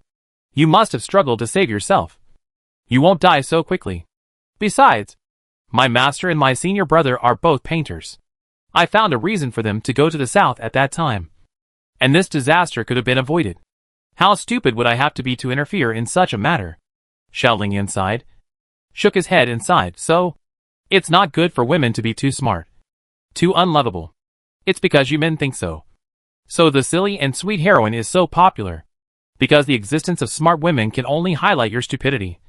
How can they make you cool and awesome? I can only tell you to stay where you want. You. Zhao Yuanxun pointed at Zhao Rushi with a shaking finger. And finally let it go helplessly. Forget it. A good man doesn't fight with a woman. That's because you can't win. Zhao Yuanxun let out a long breath, looked at Zhao Rushi and said seriously, Sushi, you didn't get married in your last life. In this life, even if you get married, your husband will definitely be pissed off by you. Your mouth. TSK. Same here. Don't be like a crow landing on a pig and not see your own blackness. Zhao Yuanxun waved his hand. Okay. I won't argue with you. Come on. Tell me more in detail. That's all. Zhao Rushi said. Don't forget that this is a sweet romance novel. And all the plots are for the love between the male and female protagonists. It's not a strategy novel. Nor a military novel. And these plots are all glossed over. I can remember so much. You should thank me for not being in love. And being able to remember so many plots that have nothing to do with love. Zhao Rushi stood up. I won't say more to you. Just remember, when the time comes, ask someone to give me the house deed in Jiangnan. And then send someone to the Jiangnan government office to transfer the ownership. She pointed to the door of the house and emphasized again. After walking out of this door, neither of us will recognize each other. As she said that, she walked out. Hey, you. Zhao Yuanxun wanted to stop her and say a few more words. But Zhao Rushi opened the door and walked out. Let's go, she said to Qi Feng and Ma Sheng, and walked to the room of shopkeeper Wang. Shopkeeper Wang. I'm busy these days, and I may not have time to come to the silver shop to draw jewelry pictures. But I still have some spare time. If there are new jewels in the store that need to be embedded in jewelry, you can put some of each and send someone to give it to me. I will return it in full after I use it. I will also ask someone to bring you the finished jewelry drawings. Although she is not short of money now, she can completely give up the money from painting jewelry. But Madame Xiao helped her when she was in the most difficult time. And she will not abandon the business of zibozai no matter what. No matter how busy she is. She can still take some time to design jewelry. That's great. Manager Wang was very happy. Then Miss Xiao, please sit down and have a cup of tea. I will ask someone to pack the jewelry now. Not today, Zhao Rushi said. I have to go somewhere else later. It's not convenient to carry these things.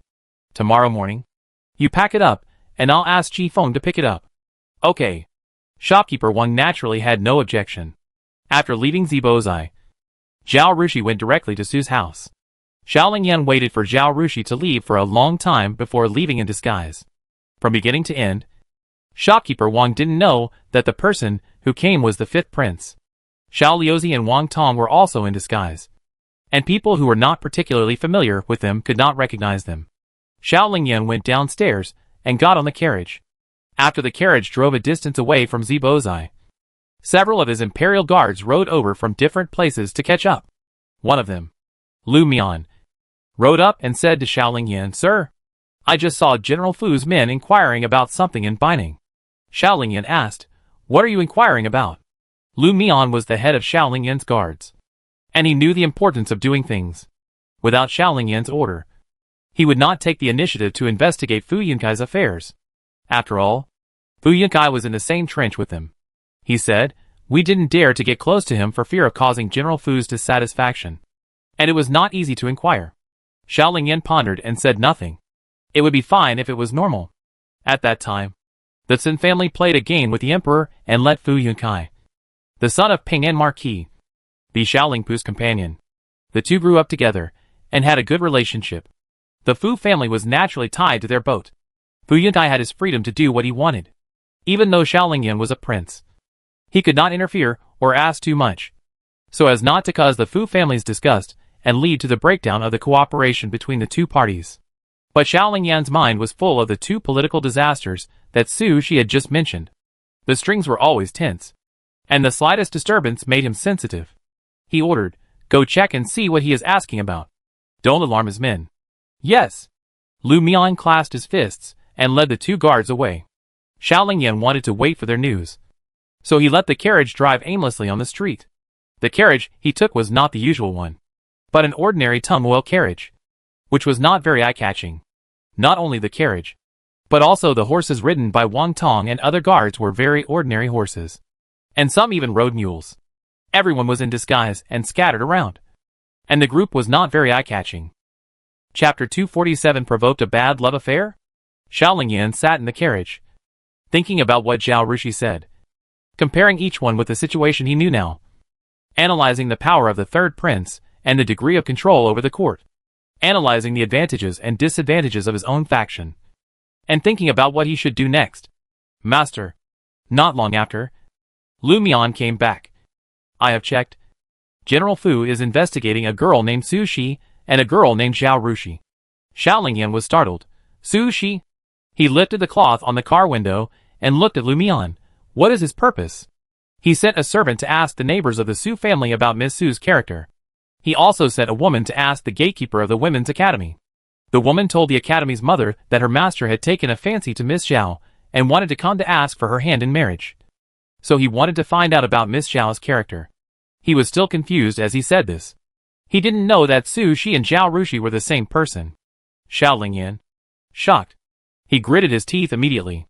Did that woman travel through time on the same day as him? It has only been a short time since he came here, and he has already attracted a bad peach blossom. But on second thought, he felt a little strange. What kind of intersection could Su Shi and Fu Yunkai have? Yesterday, Fu Yunkai also instructed Fu Yunlang to go to the Dali temple to rob the farm that Su Shi wanted to buy. Right? After thinking for a while, he said, "Go back to the capital. Go to Guanyin Pavilion." Guanyin Pavilion is the name that Xiaolingpu gave to his villa. The original owner of Xiaolingyan's villa named Ting Takshuan, according to the name of his brother's villa. He returned to the capital and asked, and found that Xiaolingpu was not in Guanyin Pavilion, but working in the Ministry of Revenue. The Crown Prince, the Third Prince, and the Fourth Prince were all wary of Xiaolingpu. So although Xiaolingpu got a job in the Ministry of Revenue, it was just a sinecure and he could leave at any time. So it didn't matter whether he went or not. Xiaolingpu wanted the emperor to see his diligent attitude, so he went to Punch-in every day. Xiaolingyan sent someone to call him. "What's the matter?" Xiaolingpu thought something had happened and hurried back. "Brother, do you know that Fu Yunkai is going to propose marriage to Sweeping Marquis?" Xiaolingpu was stunned for a moment, thinking he had misheard. "Did you say it wrong? Fu Yunlang instead of Fu Yunkai?" "No, it's Fu Yunkai." "Fu duh," Xiaolingyan said. Xiaolingpu frowned. "How is it possible? Didn't Yunkai instruct Yulang to rob the farm of Sweeping Marquis yesterday?" After saying that, he shook his head again. "No." When he asked Yulang to go, he didn't know that the farm was wanted by Sweeping Marquis. He turned to look at Xiaolingyan. Could it be that the girl in Sweeping Marquis's mansion looks like a fairy? Why are both Fu brothers infatuated with her and vying to marry her? If two brothers fight for one, won't they be laughed at? Xiaolingyan. He felt something was wrong and quickly corrected. "Brother, you are wrong. Fu De is going to marry Miss Zhao Wu. Fu Er is going to marry Miss Zhao Lu. They are not the same person." "Not the same person? That's good." Xiaolingpu breathed a sigh of relief. Brothers fighting is no joke. And it's all for a woman. If it gets out, not only the Ping and Marquis, but also he and the Sun family will be embarrassed. Then he asked again, "Miss Zhao Wu? The one who was taken away by mistake and raised in the countryside, and later created a unique painting method and was accepted as a disciple by Mr. Kumu?" "Yes." Xiaolingyan explained seriously. "Even if Miss Zhao Wu took Mr. Kumu as her teacher, it won't be of much use to us. The master-disciple relationship is not within the 9 clans, let alone the senior and junior brothers and sisters. Even if Lord Wu of the Ministry of Personnel becomes Miss Zhao Wu's senior brother, he will not stand in the same camp with us because of this relationship.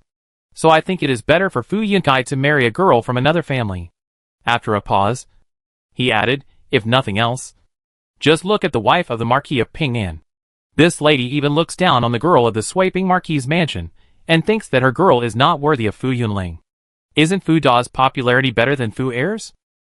Marrying a girl from aristocratic family can also help us. What's the market situation?" Watch your words. Xiaolingpu rolled his eyes at his brother.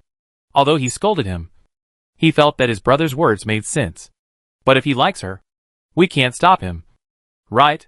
He touched his chin and said, when it comes to marriage, he can't just marry whoever he likes. We have to consider the facts. Not to mention that the Swaping Marquis's mansion is not good. Just looking at that little girl is not suitable. Brother, do you know how old that girl is? Only 14 years old. With Fuda like this, can he wait 2 years to get married? Xiaolingpu felt that the situation was getting serious. Originally, he and Fu Yunkai had a relationship like brothers. Even if he wanted Fu Yunkai to marry a noble family, that would benefit their faction for the sake of the interest group. But if his brother really liked a woman, he couldn't stop him. He couldn't say the reason. But if the girl was too young, then there was a reason to persuade him. You're right. But we don't have a suitable candidate for him, he said with some distress.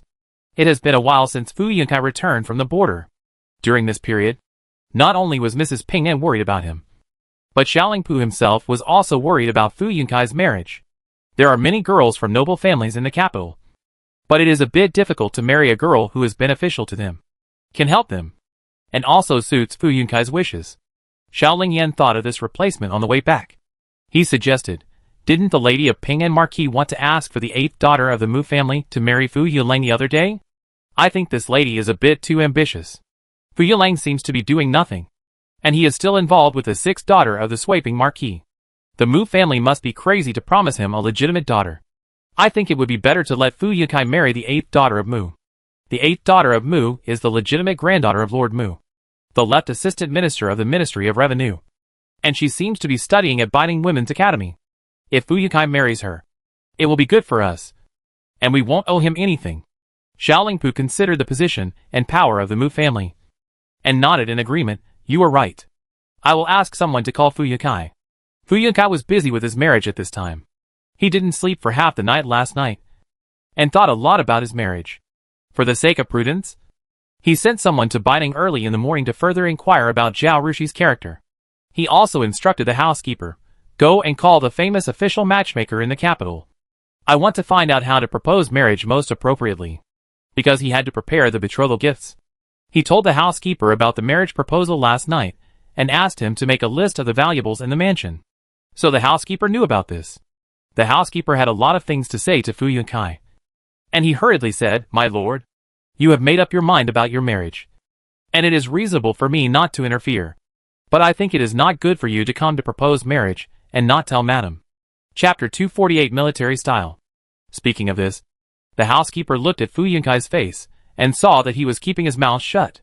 He continued with courage, when you get married, you have to go to the border, leaving the prince's wife at home, and getting along with her day and night. But you haven't even proposed marriage yet, and you have offended her mother-in-law on her behalf. After the prince's wife gets married, she will definitely blame you for this. Besides, marriage is parents' orders and matchmakers' words, and your marriage cannot avoid the wife. The lady will know when the ceremony is over. With her temper, she will definitely make a scene. I am afraid it will affect your marriage. If Swaping Bo loves his daughter, he will not give in easily. Fu Yunkai is a soldier, and he emphasizes fast, accurate, and ruthless in doing things. He has a strong character, and he will not give in as long as he sets his goal, because his mother is not knowledgeable enough and likes to make trouble. Even if she objects, it will not change his decision. So he does not want to tell his mother about this in advance. He thought that he could just inform his mother directly after he got the marriage done. Whether his mother was happy or not was not important, because it could not influence his decision. Therefore, he did not agree with the first half of the housekeeper's words. When he got married, he would hand over the housekeeping power of Ping An Marquis's mansion to his wife, and his mother would only need to enjoy her old age in the back hall. With his support for his wife, he did not believe that his mother could make much trouble. But the second half of the housekeeper's words successfully dissuaded him, because he valued Zhao Rushi. He was determined to get this marriage. He would not allow any factors that would affect this marriage. He nodded. You are right. I will go and tell my mother right now. He stood up and asked the servant to go ahead and report to his mother. And then he went into the main hall of the inner courtyard. What did you say? You don't want to marry the noble ladies in the capital, but you want to marry a girl from a baron's house with a lower title than ours? And she grew up in the countryside? I don't agree. When the wife of the Marquis of Ping'an heard this, she yelled at her son. The wife of the Marquis of Ping'an. He was originally a girl from an ordinary farm in the border area. She married a soldier only because the man brought back salary every month. But she didn't expect to rise to the top and become the wife of the Marquis. All the ladies who were willing to associate with his family flattered her. She also knew that her husband was highly valued by the emperor. She had been a little lost in these years and had a high opinion of herself. She didn't dare to think about her second son Fu Yunlang. But as for the eldest son Fu Yunkai, in his cognition, he was a person that even princesses could marry. When Fu Yunkai was originally engaged, she was not yet a marquis, so she was not satisfied with the family background of her original daughter-in-law. It happened that the original daughter-in-law passed away, and she was planning to pick a daughter-in-law with noble family background and gentle personality for her eldest son. As a result, her son directly informed her that he had already chosen someone, and the title was lower than her family. How could this be possible? Mother, I am just informing you. I don't need your consent. If you don't agree, I can move out after the marriage and leave this mansion to you and Yunlang. Fu Yanai said with a cold face. He and his father both earned military merits at the cost of their lives. This title is only for one generation. If he fails to earn military merits at the border, when his father dies, the title of Marquis of Ping'an will be gone, and perhaps even the house bestowed by the emperor will be taken back. So Fu Yunkai has no attachment to the house. He believes that as long as he is brave and good at fighting and repeatedly makes great achievements, he can become a duke. He will not be controlled by his mother for a house. He was choked. The eldest son has been trained by her husband since he was 5 years old, and he is not close to her at all. He was a little afraid of her eldest son, and he knew that no matter how much she loved her youngest son, her life's honor and disgrace, in addition to her husband, would be on her eldest son. But your brother also likes the girl from Swaping Marquis' mansion. You can't marry a sister from the same family, right? If this gets out, wouldn't it be a joke? She said weakly. Fu Yunkai looked at his mother with a cold look. You mean? For Yunlang? I can't marry the girl I want to marry? Should I give way to him? No. No. No. That's not what I meant. He waved her hand quickly. No. That's good. Fu Yunkai stood up. Then it's settled. He then strode out. But after a few steps, he heard his brothers crying coming from the main courtyard. Mother, I also want to marry the girl from the Swaping Marquis' mansion. My brother can marry her. So why can't I? Fu Yunkai rubbed his brows tiredly and strode out of the backyard. When he returned to the front yard, he was about to ask the housekeeper to invite the matchmaker when he heard Xiaolingpu summon him to Guanyun Pavilion. Let's put this aside for now and talk about it when I come back. Fu Yunkai had no choice but to stand up and tell the housekeeper. After thinking for a while, he said, pay attention to the movement in the backyard. If the madam and the second young master have anything to do, report to me when I come back. Yes. When Fu Yunkai arrived at Guanyun Pavilion, Xiaolingyan had already left. He was actually unhappy that Fu Yunkai had improper thoughts about Zhao Rushi. And he was not worried that Zhao Rushi would really marry Fu Yunkai.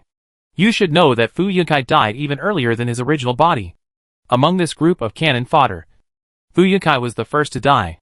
Su Shi would not be so stupid as to marry him and become a widow. Even if Fu Yunkai went to the emperor to ask for the imperial decree of marriage, Su Shi could let Kong Shirlin mess it up. So he went to Xiaolingpu to dig a trap for Fu Yunkai and left. He had more important things to do. He returned to the palace and asked Xiao Liuzi to go to the front to find out whether Xiao He was free.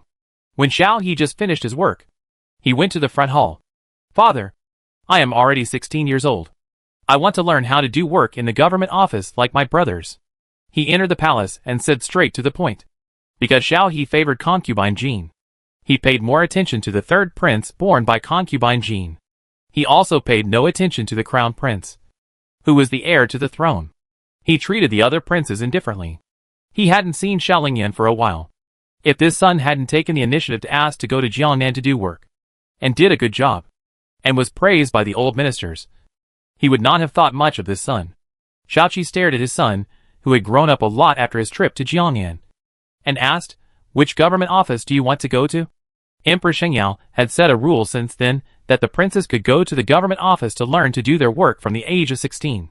They had to start from the 8th and 9th ranks like the newly promoted Jinshi, and climb up step by step. Empress Xingyao opposed suppressing other princes after establishing the crown prince, and only training the crown prince. She believed that doing so was irresponsible for both the crown prince and the entire country. The crown prince trained in this way would be arrogant and conceited, and would have no ambition. Once the crown prince died young, or had no talent or virtue, the royal family would have no successor. Chapter 249 Xiao Huyo.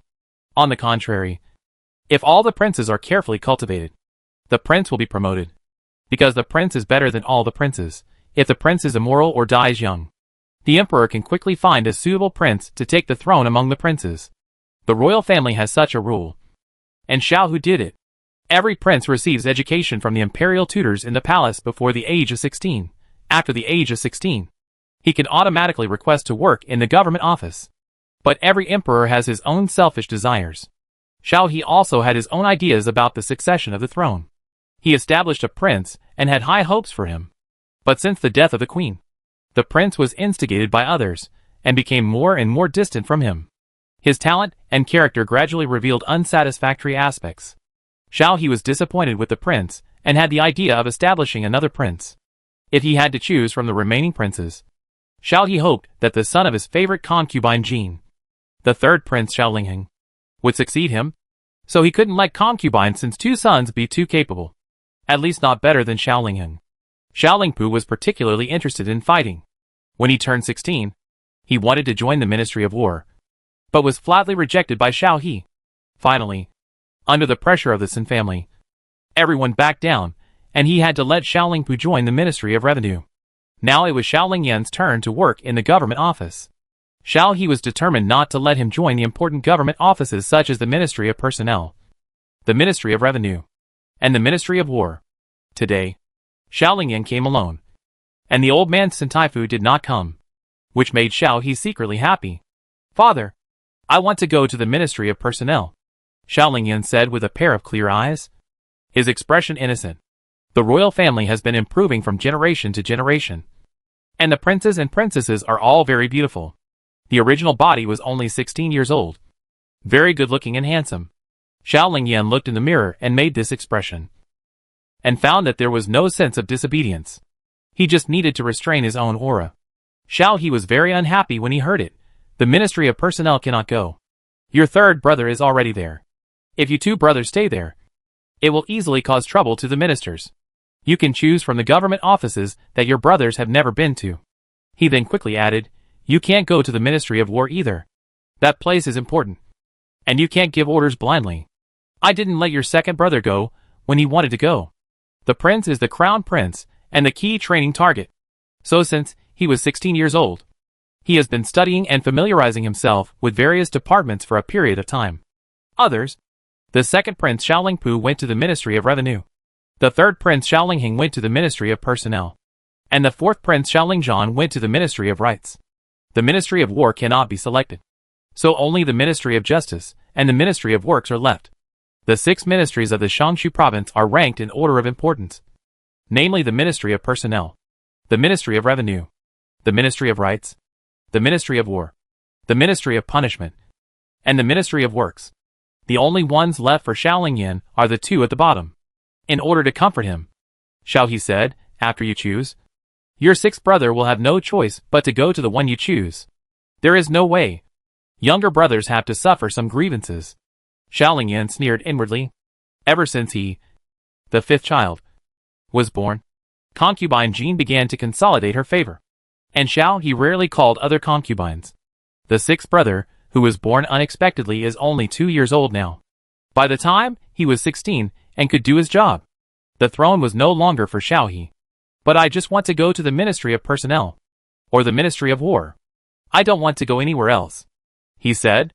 After thinking for a while, he said, "If the emperor really doesn't want me to go to the Ministry of Personnel and the Ministry of War, I will stay with my second brother.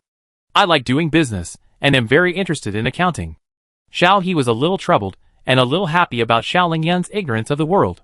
He was happy that it was precisely because of Xiao Lingyan's ignorance of the world that he did not tell his thoughts to Master Sun, and let the old man come to put pressure on him.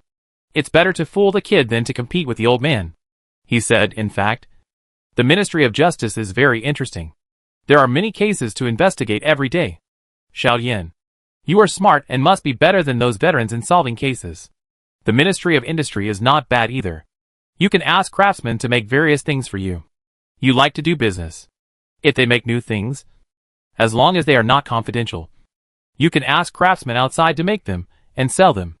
Xiao Yin shook his head. No. I don't want it. He was too lazy to listen to Xiao Yin's coaxing of the kid. He offered his own banner and said with his head down, forget it. I'd better go back and discuss it with my brother. After saying this, he bowed and was about to leave. Wait a minute. He was anxious when he heard this. You can choose a government office in the Ministry of Justice or the Ministry of Works. And the Emperor will give you a shop. How about that? Don't you like doing business? You can do business with a shop. He smiled at Xiao Yin very kindly. Xiao Yin hesitated for a moment and seemed very tempted. He immediately shook his head. Forget it. It's just a shop. And you can't make much money by selling small things. Besides, it takes capital to make things. And I don't have it. He turned around, looked at Xiao He and begged, Father, please let me go to the Ministry of Revenue. The Ministry of Revenue does not need capital to do business. And I don't need to spend money to hire people to run it. I just need to guide them. The corners of Xiao He's mouth twitched. He thought for a while and said, how about I give you another 200 taels of gold? Xiao Yin hesitated again. This time he hesitated longer than last time. Forget it. Forget it, he said. 200 taels of gold is just 2,000 taels of silver. What can you do? It was not enough to hire craftsmen to make things. Not to mention hiring a shopkeeper and clerks. And decorating the shop. He was in a bit of a headache now. The landlords didn't have any surplus food. Although he was the emperor and had a private treasury, it was not easy for him to save some things in money. Whether he was doing business to make money or doing other things. He was impeached by the censor, saying that he was competing with the people for profit. He was also very poor. Okay. The other day, he gave a shop to the Zhao family girl to appease the old man Kong Sherlin. Today he gave another shop. This kid is still not satisfied and wants to cut meat from him. What an unfilial son. But compared with facing the Sin family, he is more willing to give more things. Then how about giving you another 100 taels of gold? He said, and began to cry poor to Xiao Yin. Son, your father really doesn't have much money. Then forget it. Xiao Yin didn't hesitate at all this time. You let me enter the Ministry of Personnel, the Ministry of War, or the Ministry of Revenue. And you don't have to spend a penny. And you can keep the shop yourself. Isn't it good? Why do you have to make me go to the Ministry of Justice and the Ministry of Works? I don't want to go to either of those places. He pouted as he spoke, as long as he restrained his own breath. A 16-year-old boy doing this action is actually quite cute. I really can't go to those two places. Okay. Okay. I'll give you 500 taels of gold. Is that enough? He was bleeding heavily. Xiao Yin hesitated for a moment, then nodded quickly. Okay. Since my father is in trouble, I'll go to the Ministry of Works. Chapter 250 Invitation. Xiao was satisfied and smiled. Good son. Okay. I'll have someone send you the deed and the gold later. Thank you, Father. Xiao Yin bowed and left happily. He studied industrial design in modern times and wanted to use his major to design and improve some things that can be used in this era for the war 2 years later, such as vehicles, catapults and crossbows, and even igniters. Although weapons such as catapults and crossbows belong to the Ministry of War, that place is too sensitive. Rather than alerting others and alerting the enemy, it is better to develop secretly in the Ministry of Works. There are blacksmiths, carpenters and other craftsmen there. He can make 1 or 2 parts in various places, and others will just think that he is young and playing around. When the time comes, find a hidden place to assemble it. It will be a powerful weapon. So he wanted to enter the Ministry of Works instead of the Ministry of War, let alone the Ministry of Revenue. He deliberately made a move, just to ask for some benefits.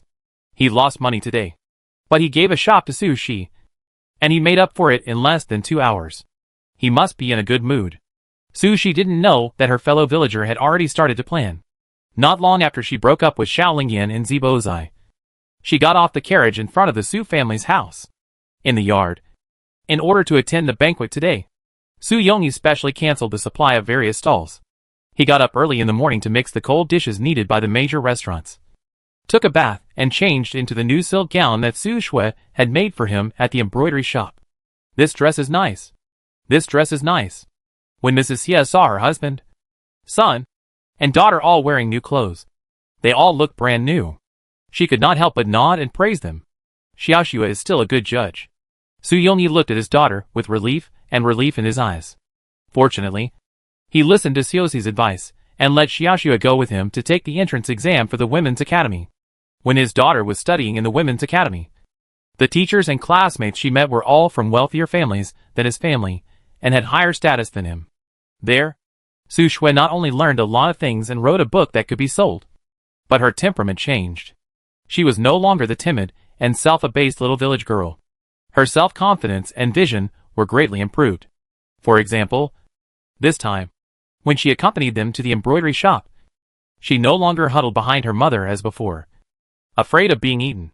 Instead, she calmly put forward her requirements, selected and considered, and finally made the decision to choose the most suitable fabrics, colors, and styles for them. Later, she accompanied her mother to Zibozai to buy jewelry. She heard from her wife that she seemed to see the shadow of Xiaoxi in her daughter, who was generous and confident, and could talk to the shopkeeper there. Isn't it?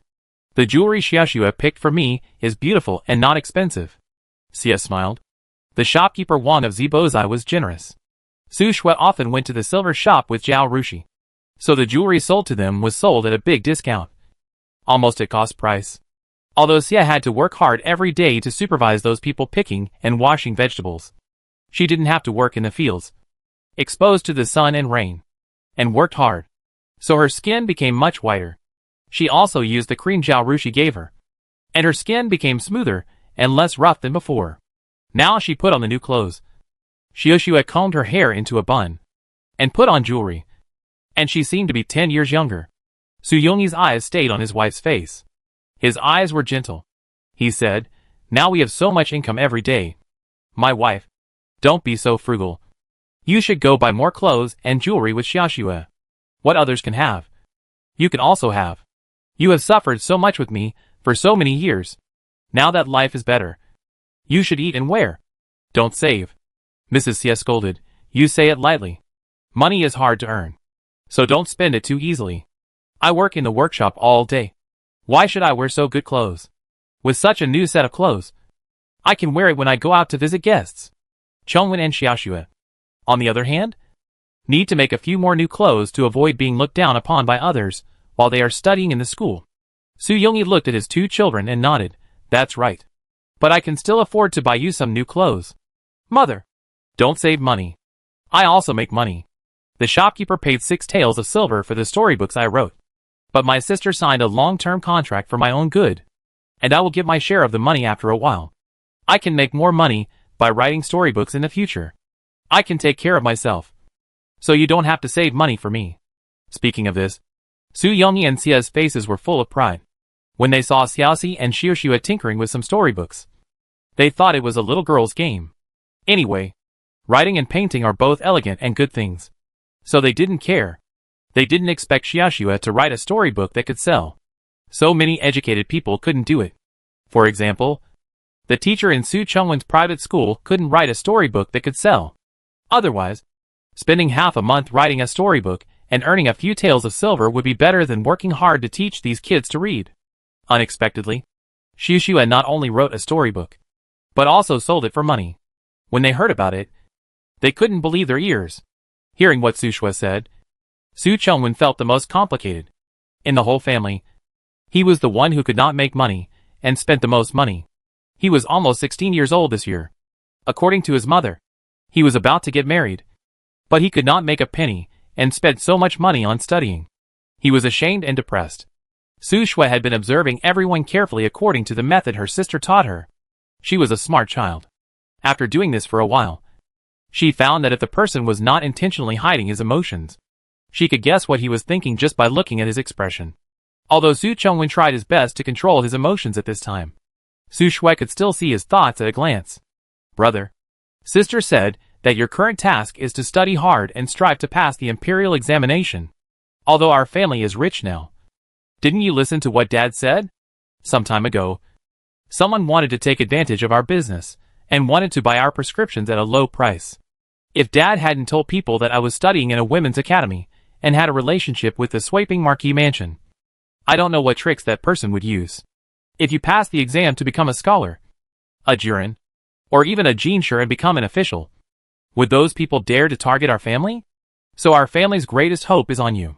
This time, my sister tried every means to send you to the Zhao family to study, which also means the same thing. It is better to rely on yourself than on others. How many times can we use the sweeping marquee mansion as a banner? Our family can only rely on ourselves. Chapter 251 Warmth. Ouch. Su Yongyi slapped his thigh and gritted his teeth in pain. But he didn't care about the pain. Xiaoxu, you are good. You really speak well about these principles. I didn't expect that you are more and more like your sister now. No wonder people say if you keep company with vermilion, you will be red. If you keep company with ink, you will be black. What you said is really reasonable. He turned his head and looked at Su Chongwen. What your sister said just now is exactly what I want to say. Don't think about it now. Just because your sister makes money by writing storybooks, you also write storybooks secretly. I tell you, not everyone can enter the Zhao family school. You finally have such an opportunity now. Just concentrate on studying and don't think about anything else. You can't fall behind in the school. Otherwise, I won't have the face to let you stay there. You have to get ahead in the exam. At least above average. Otherwise, we will lose face. And you will also embarrass Siusi. And also embarrass Sweeping Bo and his wife, who have tried their best to help us. Su Chongwen blushed and lowered his head and replied, yes. Hearing his sister selling storybooks for money. He had been writing storybooks with a lamp on last night. I don't know if he is stupid and has no talent. Or he just hasn't found a way. He was fine when writing articles. But he had no idea when writing storybooks. This made him even more depressed. Is he not as smart as his sister? If so, why would he take the imperial examination? But now that his father said this, he was motivated again. The Su family members are not stupid. In his original private school, he memorized faster than others and always ranked at the top in every exam. He felt that as long as he worked hard, even if he went to the Zhao family school, he would definitely be able to get a high score and not bring shame to Siosi, Sweeping Marquis' mansion, and his parents. Before he turned 20, he must pass the exam to become a scholar. Zhao Rushi had actually arrived a long time ago. The gate of the Su family's courtyard was not closed, and the voices in the main hall could be heard faintly outside the gate. This was also her home. So she walked in directly, and unexpectedly heard Su Yongyi praising his daughter and teaching his son. Considering the fragile self-esteem of Su Chongwen, she did not come in immediately, but stayed outside the door for a while, then pretended to have just come in, and happily called out, Uncle. Aunt. Are you home? Siosi. You're here? Mrs. Xia was so happy to see Zhao Rushi. Su Shui was even quicker to react. She rushed over and took Zhao Rushi's arm, calling her sweetly, Sister. Su Yongyi hadn't seen Zhao Rushi for a long time. He looked Zhao Rushi up and down and nodded with satisfaction. You've grown taller and more energetic. As he said this, his nose felt a little sour. This was originally the only blood of his brother and sister-in-law. But he didn't expect it to become someone else's. He still regarded Zhao Rushi as his own family from the bottom of his heart. As for Zhao Ryu, the real blood of the Su family, he couldn't remember her at all. He had no impression of what Zhao Ryu looked like. That child never considered himself a member of the Su family, and never came to see them again. Uncle, I made you worried some time ago. Zhao Rushi saw Su Yongyi and remembered that he had been looking for her all over the city. Tears couldn't help but flow down her cheeks. I'm glad you're okay. I'm glad you're okay. Su Yongyi was still frightened when he mentioned his anxiety a while ago. Seeing this, Mrs. Xia quickly changed the subject. Okay. Since Siosi is here to pick us up, let's go quickly so that we don't have to wait for a long time over there. She said she was leaving, but she pulled Zhao Rushi and said, Siosi, take another look. Are your uncles and I dressed properly? Don't be too shabby and embarrass yourself. Zhao Rushi looked at them and thought that the others were fine. But Xia's clothes were too bright and not suitable for her. Su Shui probably picked her clothes, which were coral red. Xia was a little fat, and wearing such a color made her look fatter and looked like she was pretending to be young. She asked Xia, Aunt, do you have any other clothes besides this one? Yes. Yes. Xiaoxiu had dragged me to buy several clothes yesterday. Mrs. Xie pulled the dress uncomfortably. Is the color too bright? I said no. But Xiaoxue insisted on buying it. And today she forced me to wear it. Xiaoxue smiled awkwardly beside her. The color is beautiful. The color is beautiful. But it makes me look fat. Wearing darker colors will make you look thinner and more energetic. Zhao Rushi pulled her into the room. Let's go in and take a look. I'll pick one for you. Su Yongyi and Su Chongwen looked at each other helplessly. Although there were only 2 women in the family, and they lived very simply, they had already had a lot of experience in dressing up since they received the invitation, and bought some clothes and jewelry. They said they were changing clothes. But in fact they had to change skirts. The colors and styles of clothes and skirts had to be matched in various ways. If you feel that your hair bun doesn't match your clothes, you have to comb your hair again. After combing your hair, you can't use the same jewelry again. Right? Then they had to pick out the jewelry, and try out various jewelry. In short, they couldn't leave the house without a quarter of an hour or 2. Su Yongyi said, go back to the room and recite a book first. I'll call you when your mother and the others come out. Su Chongwen nodded, and went back to the room to recite the book. Back in the room, Zhao Rushi did all the procedures that Su Yongyi had expected. And even did something they couldn't imagine. She trimmed Xia's eyebrows, and put on makeup for her. Yesterday, Zhao Rushi asked the purchaser of the mansion to buy her a set of cosmetics used by ancient women. Zhao Rushi is young now, full of collagen. She doesn't need cosmetics. This set of cosmetics is a gift she specially prepared for Xia. Although the variety of cosmetics in ancient times is not as many as modern ones, because they are produced by Empress Shengyao.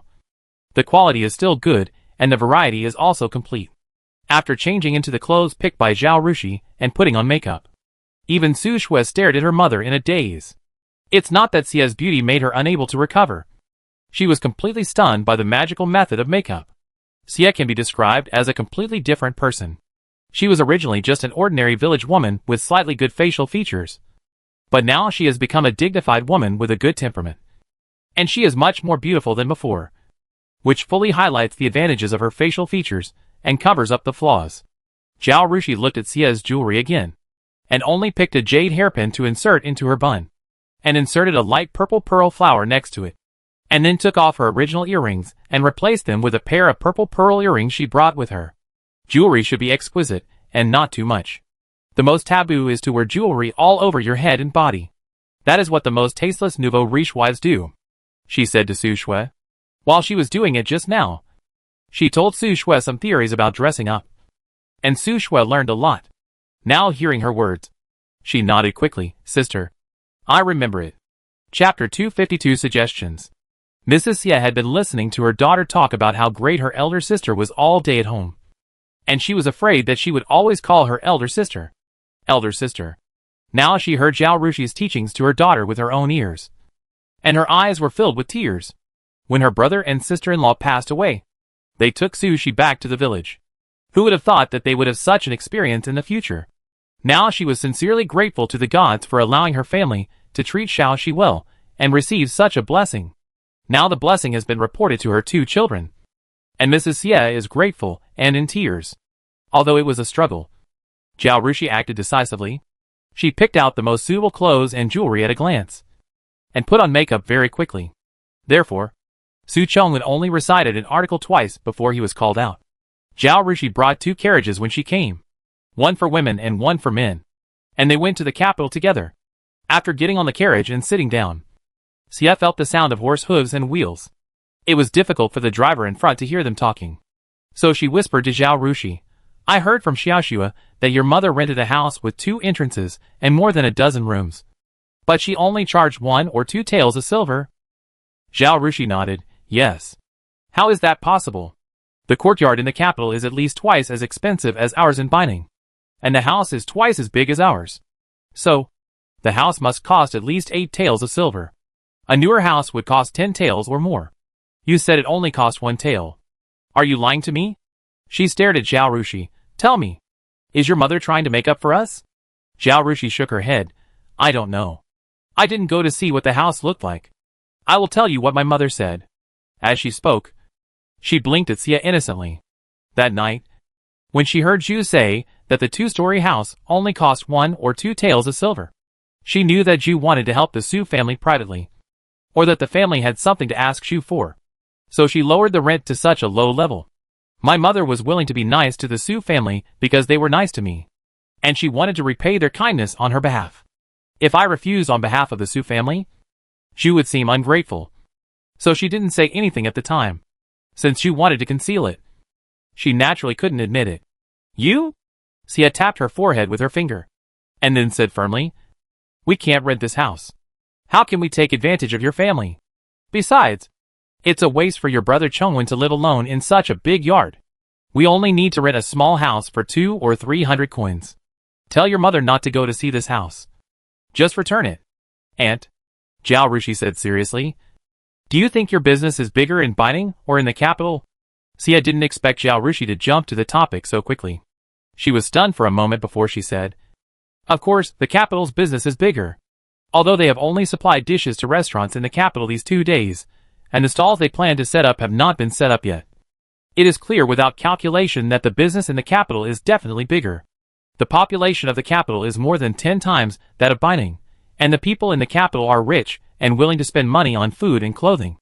The wealthy families and big families will not come to buy their cold dishes. But small officials and small families are still willing to buy them. Not to mention that there are many more restaurants in Beijing than in Backnin. And the demand is also huge.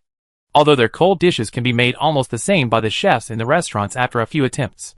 But their cold dishes are cheap, taste good, and the raw materials used are also carefully selected and guaranteed in quantity. Many restaurants that don't want to spend more time are still willing to cooperate with them. As long as we visit a few more restaurants, this business in Beijing can be more prosperous."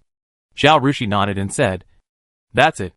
Since Beijing is big, and it may be 1 or 2 times bigger than Backnin, why don't you move the cold dishes to Beijing?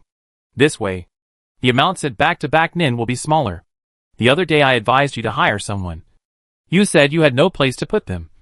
Wouldn't these 2 courtyards be just right? Besides, Brother Chongwen has a hard time studying.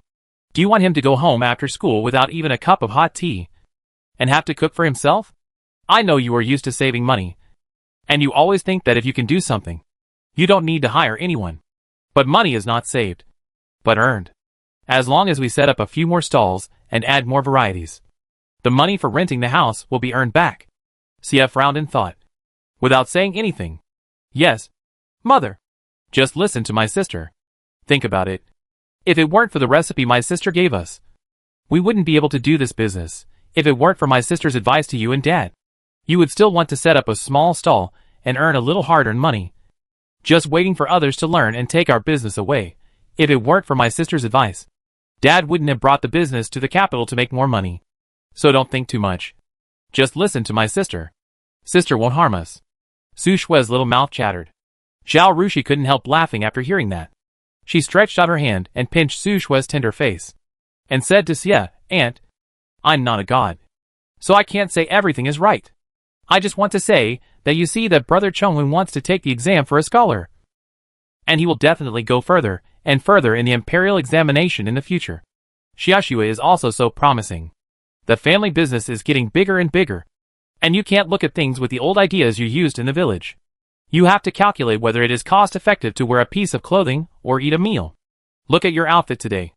Didn't you spend so much money? It shows that people still need to be respectable. Now that we are making money, we can let Brother Chongwen bring a servant boy with him when he goes out. And Xiaxue can also have a maid. They are respectable, and it will be easier to get married in the future. Don't you think? And when you have set up stalls in the capital, I will find a way to add a few varieties for you. And you can't just sell cold dishes. At that time, you will still do everything yourself. And you can't do everything yourself? If you don't make money and work yourself to death, your family business will never grow." Su Yongyi now travels more outside. His horizons have broadened, and his thoughts are different from before. He also told Xia what Zhao Rushi said. But Xia had stayed in the village for more than 30 years. She lived by counting copper coins every day and felt bad for spending an extra penny. This habit was not something that could be changed easily. She spent a lot of money to rent a house, and then spent a lot of money to buy servants, thinking that she might have to spend all the money she earned during this period. And she had to pay so much rent every month. She felt very distressed. Therefore, she refused to agree. Xia said, "But Xiaxue is still studying at the County Women's Academy. We can't just leave her in Binang. Right? Chongwen is a boy. It's okay for him to live here alone. Xiao Xue can't live there alone. Even if we buy a servant to accompany her, it won't work. I'm worried. Chapter 253 Gift. Xiao Xue is easy to handle. Zhao Rushi had already thought about it for her. You are still doing the business in Binang. When the time comes, you will have to deliver cold dishes to the county every day. This mule cart will be hired all the time. Xiao Xue can go to school with me in the morning. After school in the evening. I may not be able to come back at that time. You can let the mule cart pick her up. You see? I come and go every day. It doesn't take much trouble. Xiao Xue can naturally do it. What's more, she can live in the academy. Of course. This is just my suggestion to you. You should discuss with your uncle about what to do. If you want Chongwen to run away, it doesn't matter if you don't rent a house. Just tell me directly. I will solve it for you. Don't make it difficult. Su Shui couldn't help but mutter, among the whole family. Only my mother disagrees. Xie glared at her daughter, and said nothing. While talking, the carriage had entered the city gate. After walking a little further, Zhao Rushi pointed to the front and said, "We are almost there." Since they were close friends, Zhao Yuanxun and Zhu personally went to the gate to welcome the Su family, as if they were legitimate relatives. Zhao Yuanxun welcomed Su Yongni into the main hall to entertain him, while Zhu and Zhao Rushi accompanied the remaining 3 members of the Su family to Rongxi Hall to pay their respects to the old lady. Oh, these 2 children are so good-looking. The old lady first looked at Su Chongwen, then at Su Shui, and saw that both of them were handsome and had clear eyes. And she liked them very much. She pulled Su Shui to sit next to her and said to Xia, "Mrs. Su is so lucky to have such a well-matched pair of children. A lifetime of blessings is still to come." Seeing Zhu's kind attitude and generous behavior, and the old lady's kind face, Xia's nervousness when she first entered the mansion was relieved a lot, and she quickly responded to the old lady. The old lady asked the maids to give Su Chongwen and Su Shui a gift. Su Chongwen's was naturally the 4 treasures of the study, and Su Shui's was a golden-laid jade hairpin and a pair of jade bracelets. The old lady actually favored boys over girls. Compared with granddaughters, she valued grandsons more. But Zhao Rushi was so capable that he made many connections in just a short time and brought Zhao Jingtai a bright future. The old lady was very grateful to the Su family. She wanted to give some good things to the 2 children to express her gratitude. But the Bo mansion was now an empty shell, and she had some good things in her hands, and she had to leave them to her grandchildren. So the gift she gave could only express her feelings. But this gift seemed a bit shabby to the old lady. But it was a very valuable gift in Xia's eyes. So she tried her best to refuse. "Take it. You are good to Sister Shi. We can't thank you enough. It's just a little bit of thought. Not as much as your kindness to Sister Shi," Zhu said. Zhao Rushi also persuaded Xia to accept it. Xia reluctantly agreed. Zhu also gave the 2 a gift. According to etiquette, the gift she gave could not be more valuable than her mother-in-law's. What she gave Su Chongwen was a box of test papers, which contained the test papers of the Tongshi County, Dajin and Huisher in Binang County in the past 10 years. 3 of these test papers were written down by Zhao Rushi after she finished the test papers at the Women's Academy and prepared to leave for Su Chongwen. Most of them were given by Zhu Shi to her brother, who was a Juren. Zhu Shi gave Su Shui a guzheng. Su Chongwen and Su Shui were very surprised to see their gifts, and turned their heads to look at Xie Shi eagerly. Xie Shi laughed and scolded, "Why are you looking at me? Why don't you thank Aunt Zhao?" Her eyes were red after she finished speaking. Zhu Shi's gift didn't seem as valuable as the old lady's, but it was full of love and really touched their hearts. Let's not talk about the test papers. With the Su family's wealth, it's as difficult as climbing to the sky to find so many test papers. With these test papers, if Su Chongwen studies hard, he will definitely be a scholar. This is the power of a scholarly family. They have more conditions than others in all aspects. As for the guzheng, Xia knew that her daughter's classmates in the academy chose either the guzheng, the guqin, or the kongho in the music class. She had always wanted to buy a guzheng for her daughter, but when she asked about the price, she was shocked. The cheap ones cost dozens of taels of silver. Even if the Su family made some money now, it was far from the point of spending dozens of taels of silver on such things that were not suitable for food or clothing. So Xia had to give up. But every time she saw her daughter practicing the flute at home, Xia felt uncomfortable. Now that she received this gift, she couldn't say anything that would make her daughter refuse. Zhu patted Xia's hand and smiled. Sister Shi. Chongwen and Xiaoxue are really like real brothers and sisters. We will grow old in the future. And they will grow up. When they grow up, they can help each other. Chongwen and Xiaoxue have a promising future. And we can feel more at ease. So you don't have to take these things to heart. Xia nodded. Zhao Rushi also advised her similar words. They also prepared gifts for the Swiping Marquis's mansion. But Zhao Rushi was afraid that they would be embarrassed. So he asked Su Shui to bring them a message, saying that it was enough to express their feelings. And it didn't need to be too expensive, let alone beyond their financial ability. In the future, when the two mansions exchange gifts during the new year, don't worry about the value. Just express your feelings. When Xia heard these words, her heart was warm. After chatting for a while, they moved to the dining hall. After the meal, Zhao Rushi asked the servants to take them to a guest house, saying that they were to rest for 2/4 of an hour. But in fact they were to discuss the house.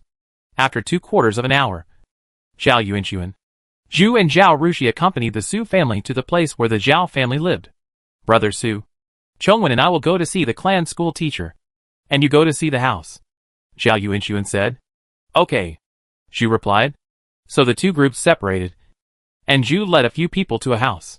She pointed to the house and said, the mistress of this house. You can call her the fourth old lady. Her family originally had a big house. And after the division of the family, they got these 2 courtyards. Because there were fewer people in the family. Only she and her son's family of 4 lived. And they couldn't live in such a big house. So the old lady separated 1 courtyard and rented it out. And also earned some money to live. Xia's heart was more at ease after hearing this. She liked to deal with people in similar circumstances.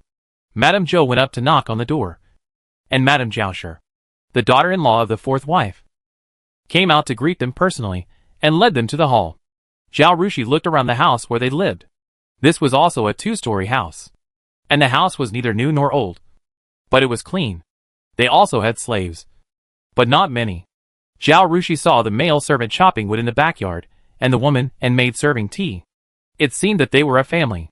Chapter 254 Enlightenment. The 4th old lady is only about 50 years old this year. And she is still in good spirits. She is very enthusiastic towards Zhu. Zhu exchanged a few pleasantries with her, gave her some gifts, and said, I will bring Sister Xia to see the house. The 4th old lady said to Mrs. Zhaoshi, you take them there, and give the key to Mrs. Su. She nodded and smiled at Xia. If Mrs. Su has any problems in the future, just come and find me. My daughter-in-law and I are at home.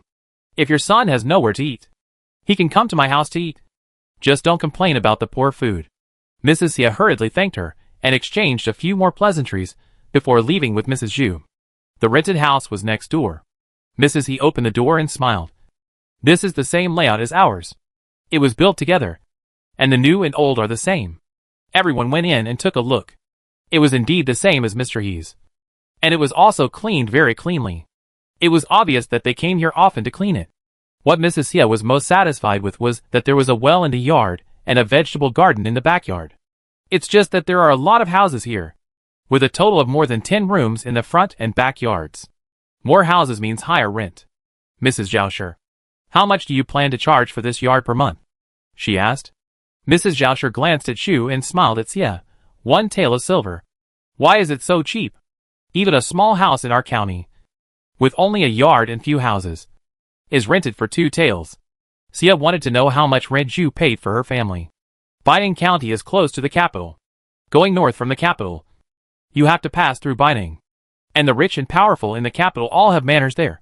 So business is good. So the houses in Baining are more expensive than other places. And the rent is also higher. Baining is like this. Let alone the capital. Mrs. Zhaoshi smiled and said, there is a reason for this. You can see that we live together as a clan. I don't want to rent to ordinary people because I don't know the details, and I'm afraid of causing trouble to my clan members. Because of this reason, this house is not easy to rent. So the rent collected is not expensive. Xia shook her head and said to Zhu, Madam, if you advance the rent for me, I won't rent this house. You found a house for me. Let Chongwen enter your clan school, and gave them such a generous gift today. It's a great favor. If you pay the rent for us every month, this gift is too much. I really can't afford it. Zhu shook her head helplessly. You are so polite. She turned to Mrs. Zhao and said, in this case, you can collect the rent from them as it is. Mrs. Zhao then said, in the capital, a house of this size in a location like ours usually costs between 8 and 16 taels. It is true that my house is not easy to rent, so I will only charge you 8 taels. Mrs. Xie felt relieved. 8 taels is not bad. Now the business here is doing well, and the rent can be earned back in one day. Zhao Rushi glanced at her mother. This house does not look like it can be rented for 8 taels of silver. It is estimated that her mother still put in the money. At this time, Zhao Yuanxun led the Su family father and son to arrive. After seeing the house, Su Yongyi was very satisfied, hearing that the rent was 8 taels of silver per month. He glanced at Zhao Rushi, said nothing, and immediately signed a lease with Mrs. Zhao husband, and Zhao Yuanxun became the middleman. After the matter was settled and it was getting late, Su Yongyi and his family said goodbye and left. Originally, the sweeping Marquis's mansion wanted to send a carriage to take him there, but Su Yongyi refused and hired a mule cart to return to Baining. After getting on the carriage, he said to Xie, sister, she advised us to buy someone. When I was wandering around the capital these 2 days, I asked the middleman about the price of renting a house, like the house of Mr. Zhao just now, with such a large area and such a location. It would cost at least 12 taels of silver.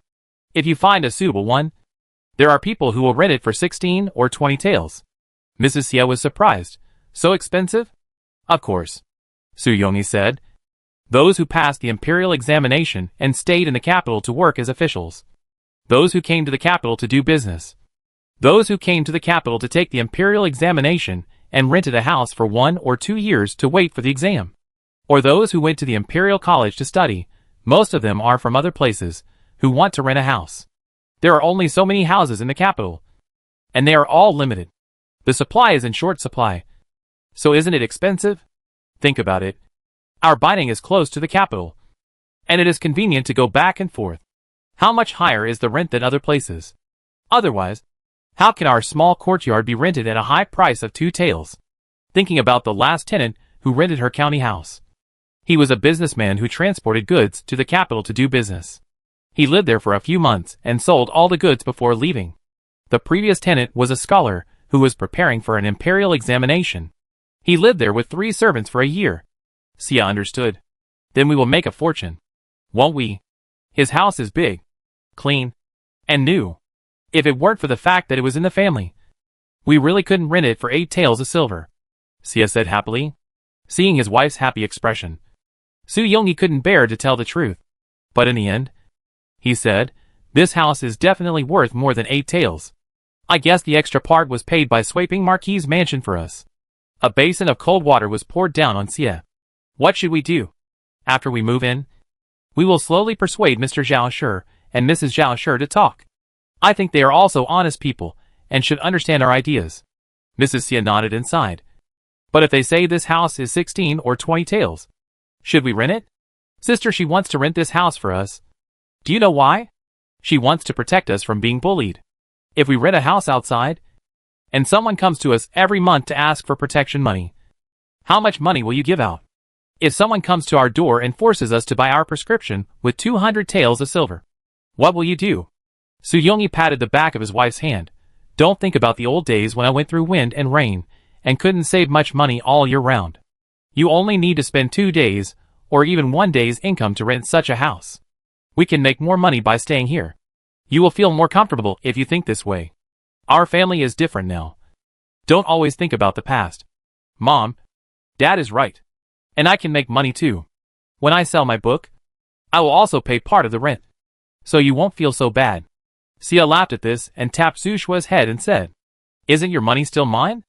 I will also feel bad if you have a baby. Su Shue pouted. Okay.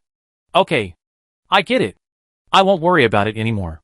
You all have great potential. I just want to be an old lady and enjoy my life. Xie smiled. Su Shue then laughed, hugged Xie's arm, and said coquettishly, Mom, it's great that you think this way. Chapter 255 Second and Third Houses. Mrs. Xie patted her daughter's hand and asked, when will we move? Su Yongyi hesitated for a while. As soon as possible.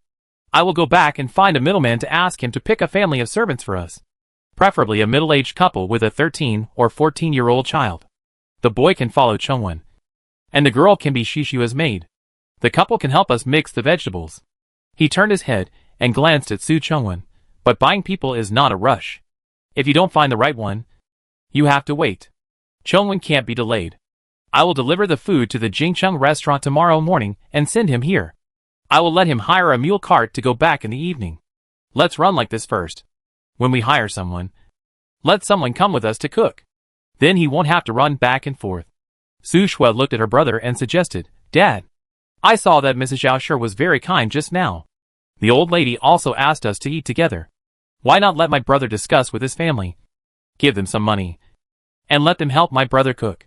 This way, my brother won't have to run back and forth. Just living alone in that house. She asked, Brother? Are you afraid? Su Chongwen rolled his eyes at her. Do you think I am you? I am so old. Still a boy. What am I afraid of? He said to Su Yongyi. Dad, do as my sister said. You sent me off in the morning. But it was too late. Su Yongyi also thought his daughter's idea was good. The restaurant wanted cold dishes, which were for lunch or dinner. And there was no need to rush to deliver them early in the morning. But his son went to school early, so he probably couldn't make it in time to mix the dishes in the morning. And the time would be very tight.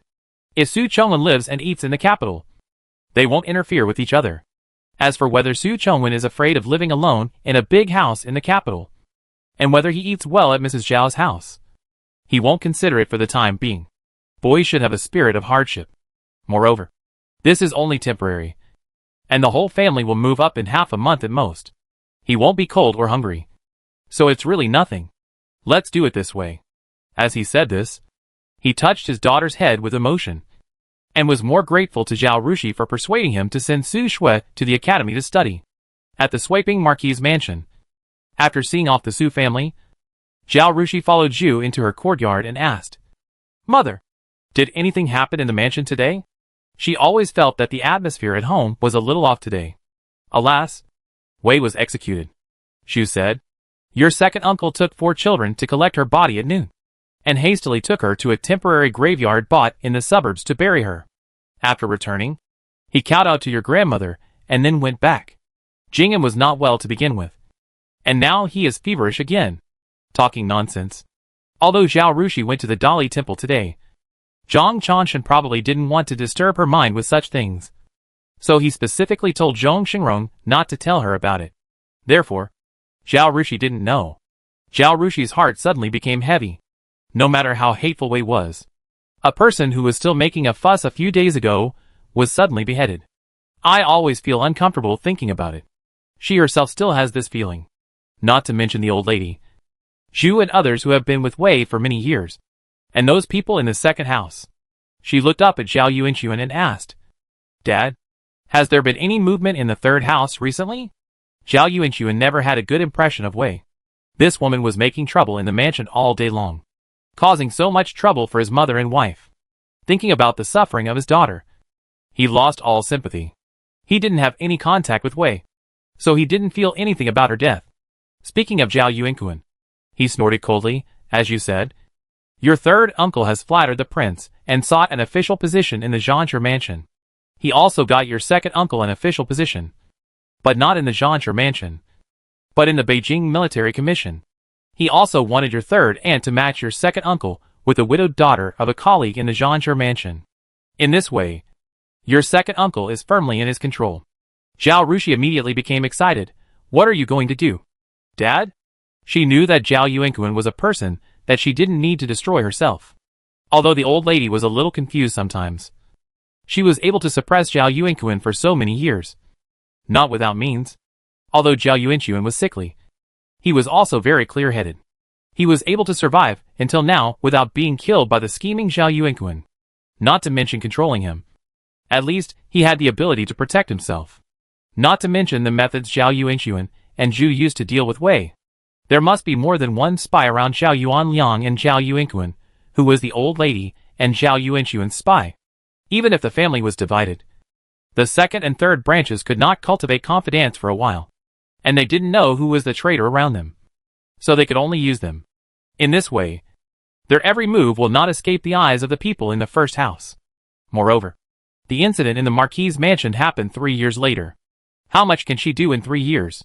even if her ability is limited and she cannot stop the development of the situation. They can still use the people buried by the old lady around Yuanxun to kill or paralyze Zhao Yuanxun. After all, the prince's rebellion was launched suddenly, and she knew the time. It is not difficult to get the swiping marquis's mansion out of this quagmire. Things hadn't come to that point yet. She didn't want to dirty her hands. Nor did she want the old lady and Zhao Yuanxun to think that she was a cruel person. She cherished having such a family in this life. For Zhao Yuanxun, she was disliked and alienated by her relatives. It was totally unnecessary to kill 1,000 enemies and lose 800 of her own. Therefore, she only reminded the old lady and Zhao Yuanxun before, and didn't do anything to Zhao Yuanxun. She planned to see the situation first. Unexpectedly, Zhao Yuanxun was even more lively than what was written in the book. After all, there was no division in the mansion in the previous life, and he was still suppressed by the old lady and Zhao Yuanxun at this time. Now that the family has been divided, he jumped ahead of time, and things are developing in the direction she has suggested, which has caused the old lady and Zhao Yuanxun to pay attention to and guard against him. In this way, she doesn't have to worry too much about Zhao Yuanxun's affairs, and can just leave it to the old lady and Zhao Yuanxun, in order to protect her son and keep this family. The old lady is a person who can be ruthless. Although Zhu's character is kind, she can also do it for her husband and children. Zhao Yuanxun is not a person who does not know the importance of things. From the fact that Zhao Yuanxun went to Jiangnan to find a midwife, and then borrowed the power to do the things of the Wei family, we know that he is also a decisive and capable person. When the family was divided, Zhao Yuanxun broke his heart. When necessary, Zhao Yuanxun would not care about any brotherly feelings, because he, like his wife, has relatives behind him who need to be protected. With such a family, she basically does not have to worry about the affairs of Zhao Yuanxun and Zhao Yuanliang. Chapter 256. What do you need most? She was just very curious now, and wanted to know how Zhao Yuanxun was going to deal with it. Don't worry about it. Just study hard and draw. Zhao Yuanxun's answer was the same as all fathers, which made Zhao Rushi helpless. He was treating her like a child. You've been tired all day. Go back and rest early, Zhu said. Zhao Rushi said goodbye and led Qin Feng to the bamboo courtyard. She saw Zhao Rushi standing there with her maid, with her back to them, seeming to be admiring the green bamboos on the courtyard wall. Third sister, Zhao Rushi called out. Curious. Zhao Rushin's aunt was an honest woman who seldom went out. Zhao Rushin herself was also a quiet woman, because she was engaged and would be married soon. She had been embroidering her dowry and rarely went out. She usually ate with her aunt, so Zhao Rushi had not seen her much since she came back. Fifth sister. Zhao Rushin heard the voice, turned around, and bowed to Zhao Rushi. Zhao Rushi returned the greeting and invited her in. After Isue served tea, the two exchanged a few more pleasantries before Zhao Rushin said, I heard that fifth sister is very good at painting. I'm just worried about the pattern of the quilt cover, and don't know what kind of pattern to embroider. My aunt suggested that I come to ask sister for advice, so I came to bother sister. Zhao Rushi said in embarrassment. Well, I only paint portraits, and I use charcoal sticks. I don't know anything about patterns. To be honest with third sister, I have never embroidered before. Zhao Rushi was surprised and said, No way. Didn't Mrs. Su teach you embroidery when you were in the Su family? After saying that, she quickly covered her mouth and apologized. I'm sorry. I didn't mean to mention my sister's past. It's just a little strange. It's okay. Zhao Rushi waved her hand. My adoptive mother did teach me. It's just that I'm clumsy and can't learn it. Zhao Rushin saw Zhao Rushi refused, and she didn't know whether he really couldn't do it or was unwilling to teach her. But the two of them had nothing to talk about that day. She said a few more polite words and stood up to say goodbye. After seeing her off, Zhao Rushi asked Madame Yuan curiously, Why is she here? I've never seen her talk to me before. Madame Yuan is an old lady in the Beau's mansion. Although she doesn't like to stir up trouble, she still understands the temperament of the masters in the mansion. She said, It's okay for the third lady. Madame has always been good to children. Even if she is a concubine, she has never treated her badly. It's just that the third lady's biological mother, Madame Ming, has a kind heart and wants to make plans for her. Seeing Zhao Rushi's puzzled expression, Yanjiang smiled and explained, Young lady, you don't know yet, right? That day, Mr. Kumu came to take you as his apprentice, and many servants in the mansion were present. After this spread, everyone must know. Right? They all say that because of you, the third young master has a bright future. So Aunt Meng asked the third young lady to come and get close to you. Probably for the future. After you get married, you sisters can take care of each other. When Zhao Rushi heard the word get married, she sighed. Miss, have you never learned embroidery before? Asked Madame Yuan. Zhao Rushi immediately became alert and looked at Madame Yuan and said, You know how much homework I have to do every day in the academy. Madam, you can't tell my mother that I should learn embroidery. There is no one in the world who is proficient in everything. I have so little time, and I will be exhausted if I learn embroidery. Let's not talk about embroidery. You must know a little needlework. Right? From now on, you have to make my son-in-law's underwear. Madame Yuan said disapprovingly. Zhao Rushi sneered, then let him marry an embroiderer. Yuan Ma. Zhao Rushi ignored them, took a bath, ground ink, and began to stare at a piece of paper. She received 36,000 taels of silver from the painting training class some time ago. After deducting the tuition fees given by her master and senior brothers, she could only invest 27,000 taels of silver. Tomorrow, senior brothers said that if she wanted to handle the transfer of the farm, she would need to spend 12,000 taels. In other words, she still had 15,000 taels on hand. This is cash. In addition, Master asked senior brother Wu to pass on the message that the emperor gave her a shop as a gift, and she extorted a shop in Jiangnan from Shaolingyan. She planned to use these two shops to open a silver shop, but she couldn't find the jade she wanted for a while. This is a troublesome matter. In fact, now that she has a farm and a shop, she is not short of ways to make money. But because of the lack of one thing, her business cannot be done. That is manpower. The right people. She needed a smart shopkeeper, capable assistants, and trustworthy people who could be sent to the south to find people who could mine jade, as well as craftsmen who could cut and polish jade. Although she could buy people and cast a wide net among the middlemen in the capital, she could always buy people who were similar. But the loyalty and understanding of the abilities of the newly bought people were all problems, and it would take time to slowly train and adjust them. But what she lacked most now was time. She had to earn enough money in 2 years to buy a house and land in Jiangnan, and then find a way to move her family there. She also wanted to make more money to help Xiaoke.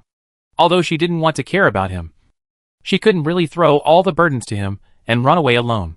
She couldn't be so heartless.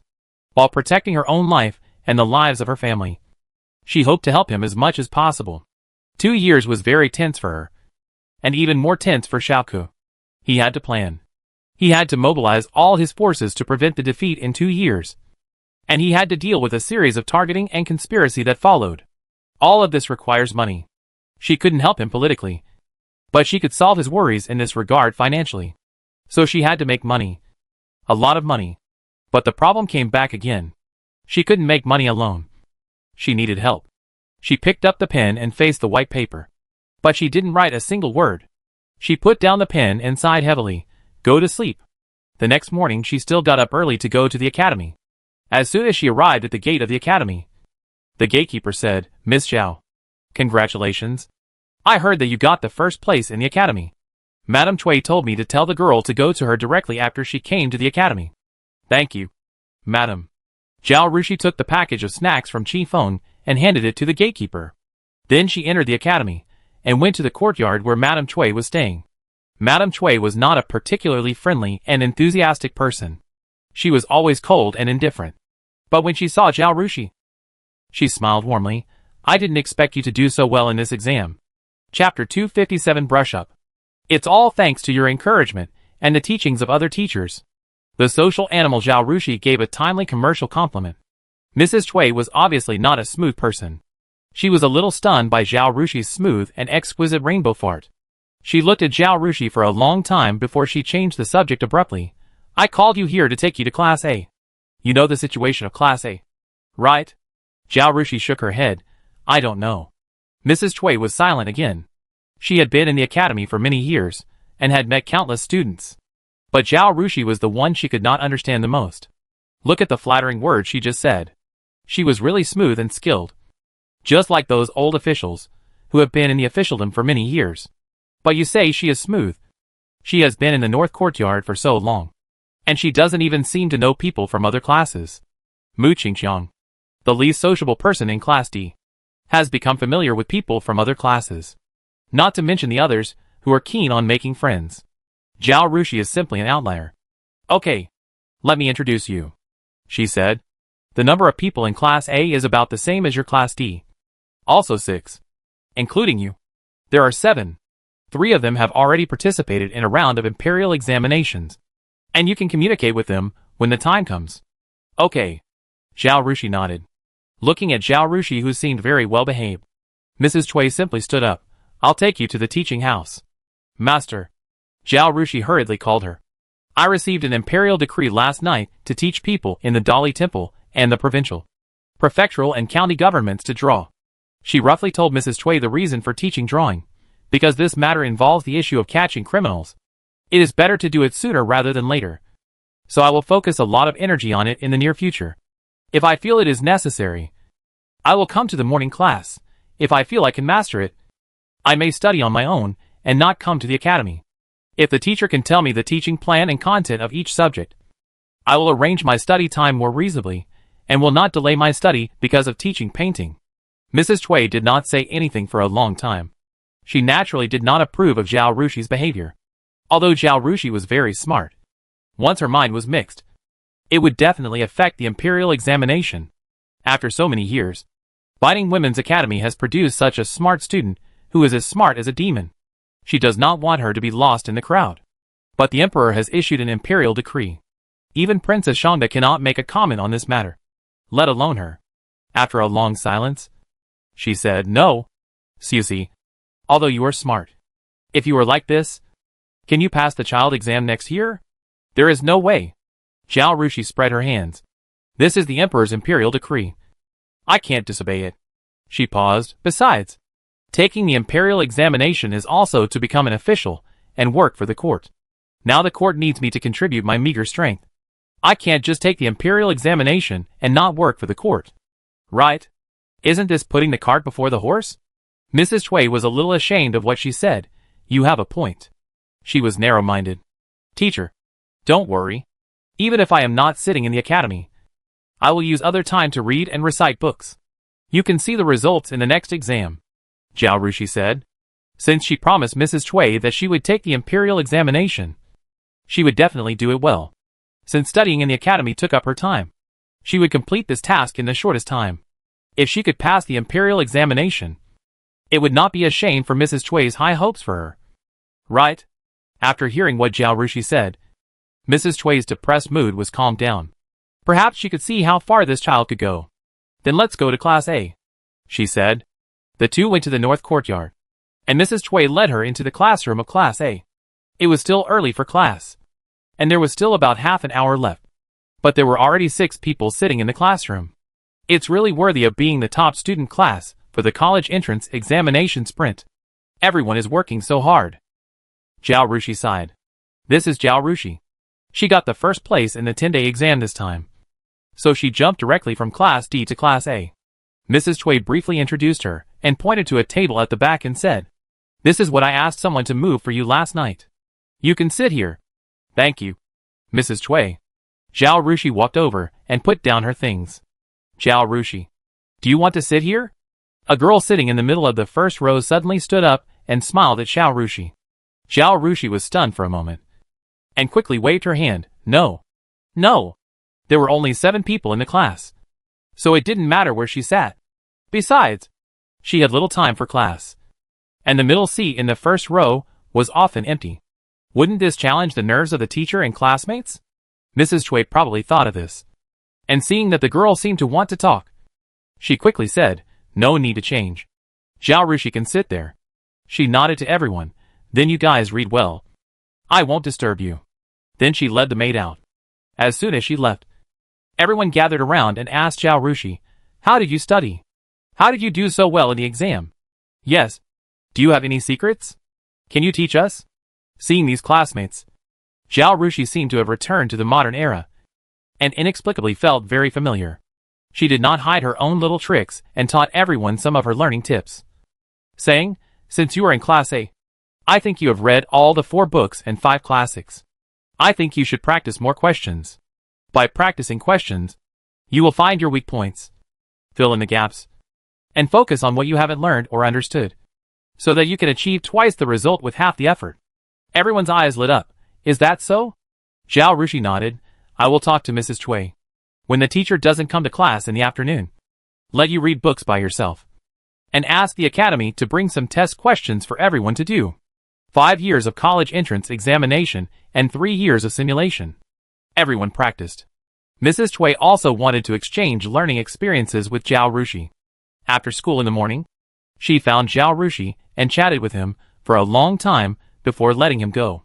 Zhao Rushi and Su Shui had snacks in the pavilion, asked about the Su family, and then she took a carriage to the painting academy. She had told Kong Sherlin that the painting training class would start at 5 p.m. after school in the afternoon. But it was only the afternoon before dawn, and everyone was painting seriously in the painting academy. Even Gong Chung, who had no time to learn painting because of work, had arrived. Master. Zhao Rushi first approached Kong Sherlin and greeted him. Chapter 258 Protecting the Shortcomings. Kong Sherlin was absorbed in his painting and only had time to glance at her. I'll tell you something later. He then went back to painting. Wu Zong stayed beside Kong Sherlin to paint. When he saw her coming, he reluctantly put down his brush. Junior sister. Let's go to the government office and register the farm. Zhao Rushi smiled at him. It's not urgent. Right? If it's not urgent, I'll teach you how to paint first. Seeing that everyone was so diligent, she, as a teacher, just walked away without even teaching the class, feeling guilty. Moreover, if everyone learns it sooner, she can also start the classes in the government office. Okay, you can talk about it. There is no rush, Wu Zong said happily. He can paint for a while longer. Zhao Rushi walked around the open pavilion and the corridor, pointed out some problems for everyone, and then began to instruct Qifeng and Ma Sheng to set up the painting table. Although everyone's paintings still have some problems, painting the same thing for a long time will make people feel bored, so they have to change to something else to paint. She moved the cone and cylinder on the painting table to one side, spread a light white cloth on the table, and placed 2 oranges and a white porcelain vase next to each other in the middle of the cloth. Let's paint this picture, she said. Sure enough, once something new was put on display, everyone's interest was high. Everyone took off their own drawing paper and replaced it with new white paper. Zhao Rushi still demonstrated to everyone first, explaining while painting, and once again pointed out the common mistakes everyone made during the explanation. After everyone finished looking at her paintings, she once again invested in new enthusiasm and immersed herself in the new paintings. She also pointed out Gong Qing's paintings, and then walked to Kong Sherlin and Wu Zong. Master, senior brother, I'm here. Go play somewhere else. Don't bother me. Kong Sherlin was painting a new picture, just like a child who got a new toy, and didn't want to pay attention to Zhao Rushi at all. Zhao Rushi had no choice but to take 2 steps back and look at Wu Zong. Wu Zong also waved his hand. Let me paint for a while, and call me when there is still half an hour before the end of the court. After saying that, he painted a few strokes, suddenly remembered something, looked at his drawing paper inside. Oh, forget it. I'll go with you. Zhao Rushi also likes painting. She can especially understand Wu Zong's feelings. It's not urgent. It's okay to go tomorrow, she said. Alas, tomorrow will have its own things. Forget it. Before I regret it, let's go and transfer the farm to you, Wu Zong said. Before the night is long and there are more dreams. As the 2 walked out, he asked, Did you bring the banknotes? After the transfer, I will take you to the farm to have a look. I have the banknotes, Zhao Rushi said. But you don't have to go to the farm with me. Brother, I can go by myself. Wu Zong glanced at her and said, Accompanying the buyer of the property of the criminal official to hand over the land and property is the official business of our Dali Temple officials. I am not here to paint today, but I specifically asked Lord Zhang for this job. Accompanying you to the farm is also one of my jobs, Zhao Rushi said happily. Then I'll trouble you, senior brother. It is naturally better to have Wu Zong accompany her than to go to the farm alone. The farm belongs to Wei Qiu. Who knows if the head of the farm is his man? It is unlikely that he will attack her and avenge Wei Qiu, but it is not certain whether he will treat her well. One of them rode a horse, and the other took a car. when they arrived at the Baining County office. It was past the time to leave the office, but there were still people waiting in the office. This is Wang Guangyao, the household clerk of Baining County. You will have to deal with Uncle Wang in the future when you buy property in Baining. Wu Zong pointed to a thin old man in his early 50s and said, if you have anything to do, just tell me. Wang Guangyao nodded and bowed, and was quite flattering to Wu Zong. This is my junior sister, the disciple that my master, Mr. Ku Mu, just accepted some time ago, and the legitimate daughter of the Swaping Earl's mansion. When my junior sister comes to do things in the future, you should treat it as my private matter and not neglect it. Wu Zong said again. Wang Guangyao became more respectful to Zhao Rushi when he heard this, and he flattered her as he stepped forward. It was probably because Wu Zong had someone come to greet her, and the information about the farm in Weiqiu was ready. Wang Guangyao also wanted to curry favor with the two of them, so he worked very efficiently and sent several clerks under his command to work quickly. After a while, the transfer procedures of the farm were completed. Zhao Rushi was a little confused when he got the deed. She raised her eyes and looked at Wu Zong. Brother. She pointed at the deed. Why is it in my name? Didn't you buy this? I also earned the money the day before yesterday. Wu Zong asked in surprise. Zhao Rushi saw Wu Zong's meaningful eyes, and glimpsed Qin Feng and Ma Sheng. She blinked and looked puzzled. But I don't have a separate household registration. Can I still own property? Generally not, Wu Zong said indifferently. But master has tried his best to arrange painting classes for you, collect money for you, and asked me to buy this farm for you, not to add property to Swaping Marquis' mansion. He specifically told me to put the land under your name when I transfer the ownership to you. Although your current household registration is in Swaping Marquis' mansion, you cannot live alone, and the land is also under the name of Swaping Marquis' mansion. But the land deed can be yours. After all, when a woman gets married, she can change the land and house deeds under the name of her dowry to her own name. You just did it a little earlier. Zhao Rushi was moved when she heard this. She suppressed the tears that were welling up and smiled gratefully at Wu Zong. Thank you, Master. Thank you, Senior Brother. Wu Zong is in his 30s. He has a daughter who is 10 years old this year, only 4 years younger than Zhao Rushi. He treats Zhao Rushi as a sister and a daughter. Seeing the little girl's eyes slightly red, he sighed in his heart and was very pleased with what he did for his junior sister today. As an official of the Dali Temple, he investigates cases all day long and has seen too many people use various vicious means to harm others in order to fight for property. Aren't there enough fights for a little benefit in big families? Although Swaping Bo seems to be very good to his daughter now, who knows what will happen in the future? Money is attractive. Now it is just a farm, and the people in Swaping Marquis' mansion do not covet it. But what if there are more? With the ability of the junior sister, it is possible to continue to increase the property in the future. When they argue about these things, although he and his senior brother can help the junior sister to save the property, the junior sister will inevitably be sad for her family, and may be accused of being unfilial. After all, don't buy private property while your parents are alive is a rule that has always been agreed upon. The junior sister has suffered too much in the past, so they should protect her as much as possible.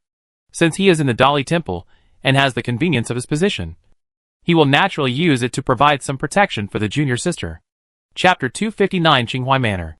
The reason why he did not discuss with Zhao Rushi in advance and directly asked Wang Guangyao to make the land deed in Zhao Rushi's name was also to avoid hurting the feelings of Zhao Rushi and her family. He wanted to show the people in Swaping Marquis' mansion that this was his and his master's protection of the little junior sister. And it had nothing to do with the little junior sister. The little junior sister knew nothing. In this way, the people in Swaping Marquis' mansion could not say that she was wary of her family and blame her for being unfilial. Thinking of this, Wu Zong's eyes showed a smile. He didn't expect that the little apprentice sister was so smart. She understood their intentions at a glance.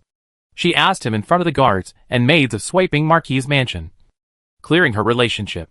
This also gave him the opportunity to say what he had just said, and indirectly told the people of Swaping Marquis' mansion that the little apprentice sister was protected by them and must not be wronged. The two of them left the government office and went to Qinghai Manor. That's right. The manor that Zhao Rushi had just bought was called Qinghai Manor because there were several big locust trees in it. In addition to the land deed, Zhao Rushi also got the indentures of 235 manor servants in the government office. These farm servants, like the slaves at home, had no personal freedom. The children born were still farm servants, and could not take the imperial examinations, but could only do farm work on the farm. If there were no other opportunities, their lives would be predictable. The two men brought their servants into the farm, and saw that the farm was surrounded by mud walls. Like a fortress. There was a gate on the wall, with 3 words written on it. Qinghai Manor. 3 characters written in a flamboyant style. And Wei Qiu's signature was on the lower right corner of the characters. It was obvious that these 3 characters were written by Wei Qiu himself. Wu Zong's followers went forward and knocked on the iron ring on the door. Someone pulled open the wooden board on a small hole of 2 feet square on the mud wall next to the gate. And a face appeared inside. "Excuse me. Who are you looking for?" "Your new master." "Open the door." Wu Zong's face was serious and full of aura. Bang. The wooden board was closed. And there was a commotion inside. After a while, the gate was opened. And an old man in his 50s came up and bowed to him.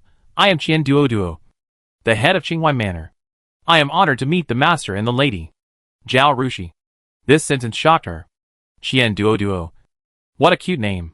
But it was given to such a wretched old man. I don't know if this name was given by his parents, or Wei Qiu's bad taste. Qian Duoduo's parents. My son was not born a wretched old man. He was cute when he was a child.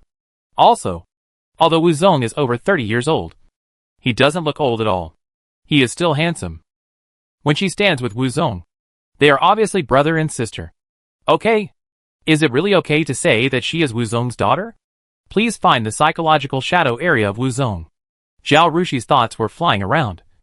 But Wu Zong had no idea at all. He stood there with a serious face, looking at Qian Duoduo sharply. And I don't know what he was thinking. At this time, Wu Zong's follower Wu stepped forward and introduced his master's identity with full official authority. "Hey, old man. My master is Lord Wu of the Dali Temple. And this is Miss Zhao, the daughter of Sweeping Bofu, my master's junior sister. Miss Zhao is the new owner of this manor. Why don't you go forward and greet the owner?" Qian Duoduo looked up at Zhao Rushi in astonishment, and quickly lowered his head under Wu Zong's gaze, and went forward to greet Zhao Rushi again. "I greet the master." He knelt down and kowtowed to Zhao Rushi 3 times. Others also knelt down and kowtowed. Zhao Rushi knew that Wu Zong was supporting her. Some people bully the weak and fear the strong. If you treat them kindly, they will think you are easy to bully. So she didn't stop them. After they all kowtowed 3 times, she said calmly, "Get up." Qian Duoduo got up, bowed to Wu Zong again, and then stood aside with his head down, not daring to speak. "Let's go. Let's go in," Wu Zong said, and walked inside. When she entered, Zhao Rushi was a little dumbfounded. This wall is called a wall, but in fact it is like a screen, only 10 feet wide, and connected to a fertile field on both sides. In other words, this wall does not enclose anything at all. The only function is to install a door on it, and hang a sign saying, Qinghai Manor. There is a plaque with 3 big characters. After entering the gate, Zhao Rushi looked around, and saw a river on the right. A group of birds flew up from the riverbank, and went straight into the sky. Qian Duoduo must be a very discerning person. He also knew that the manor had a new owner. Maybe the owner transferred someone he trusted to be the head of the manor, and he was removed from the position of head of the manor. He was trying his best to please the new owner and keep his position. Seeing Zhao Rushi attracted by the birds, he thought that the little girl should like this kind of thing. So he took a step forward and said to Zhao Rushi with courage, "Miss, there is a river over there. Because egrets often live by the river. It is called the Egret River. The one that just flew up was an egret. Are all the fields beside the Egret River ours?" she asked. "Yes. The fields on this side of the river belong to our farm, and the fields on the other side belong to other families," Qian Duoduo said respectfully. Hearing this, Zhao Rushi was very happy. With a river, you can raise fish. With a river, you can irrigate. You can also bring in river water to carry out 3-dimensional ecological cycle breeding. Everyone wants to grab this farm, and it really makes sense. Others may prefer to have farmland, and wish they could get only good farmland. But Zhao Rushi, who comes from the modern era, knows that the most economically beneficial thing is not farming, but planting cash crops and raising aquatic products. Having a river means more species. These 2 sides are just empty? Won't anyone come into the manor? She pointed to both sides and asked. Because the manor is relatively large, it would be very expensive to build a wall, so we only buried boundary stones at the border, and did not build a wall. Qian Duoduo said.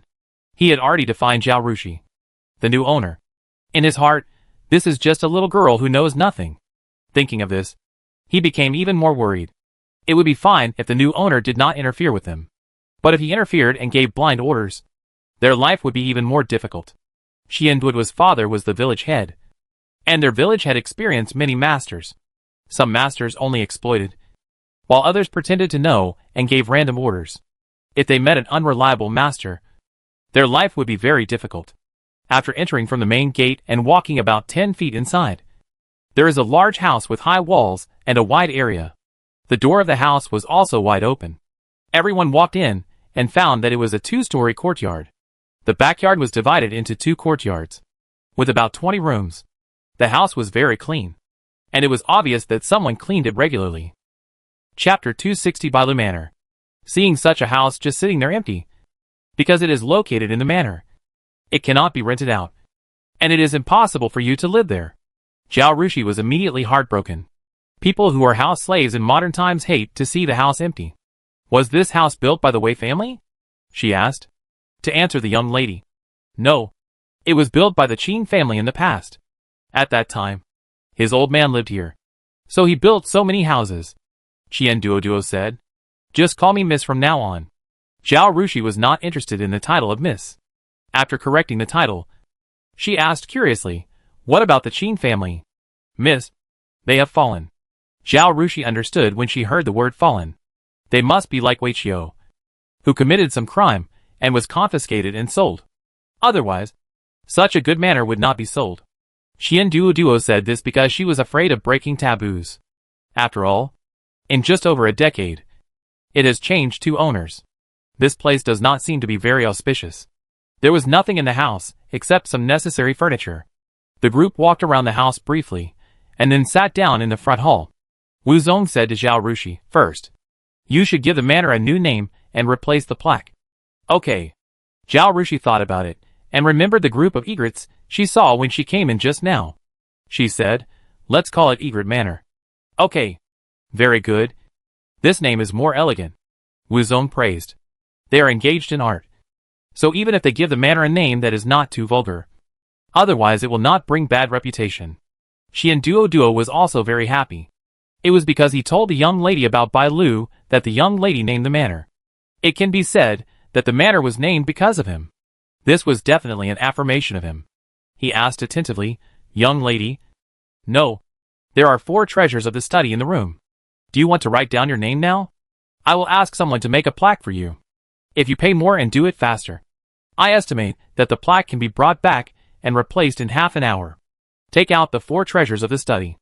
After Zhao Rushi gave the order, he turned to Wu Zong and smiled shyly. Brother, I have to trouble you with the writing. Besides, I will also lend you my name to scare the villain. Although she practiced calligraphy every day and could earn 6 points for one painting, she still couldn't show it off. And writing big characters is different from writing small characters. People who are good at writing small characters may not be able to write big characters on the plaque. Besides, even if her calligraphy is good, it is not as good as the calligraphy of the Dali Temple official, with Wu Zong's calligraphy hanging on the manor. I wonder how many of those evil spirits can be kept out. Wu Zong also understood her intention, smiled and nodded, saying, okay, then I will be Yuchi Gong for once. Although Wu Zong introduced him at the beginning, Qian Duoduo still didn't understand the relationship between the two. Now seeing Zhao Rushi calling Wu Zong senior brother, the two of them talking in a very familiar manner, like family members, he knew what was going on. Whether it was a noble like the Swaping Marquis mansion or an official of the Dali Temple, he couldn't afford to offend them. The 4 treasures of the study were probably left here by the Wei family, and the quality was pretty good. Zhao Rushi was grinding ink for his senior brother, and Wu Zong faced the white paper, held his breath and concentrated, splashing ink and writing 3 big characters, Bailu Manor. Zhao Rushi was stunned when he saw these 3 characters. It is said that calligraphy and painting are inseparable. Wu Zong learned painting from his master, and the ancients practiced calligraphy since childhood. Zhao Rushi knew that his calligraphy must be good, but he did not expect it to be so outstanding and beautiful. Wu Zong's calligraphy is extremely elegant and light, just like him, handsome and even with a fairy spirit. Besides being elegant, It also looks very grand. In short, in Zhao Rushi's eyes, this calligraphy is beautiful. The two words by Lu, white egret, resemble the appearance of a real egret flying in the sky, which fits the name of this plaque very well. System. If I practice like this, how many points can I get for one painting? She asked in her mind. The system didn't respond. System. System. Zhao Rushi didn't see the system speak, and she couldn't help but get anxious. When she practiced calligraphy, the system would report her points every day, so she didn't think there would be any problems with the system. Now that she thought about it, the system hadn't popped up to chat with her or show its presence for a long time, especially for such a big thing as Xiaoke recognizing her.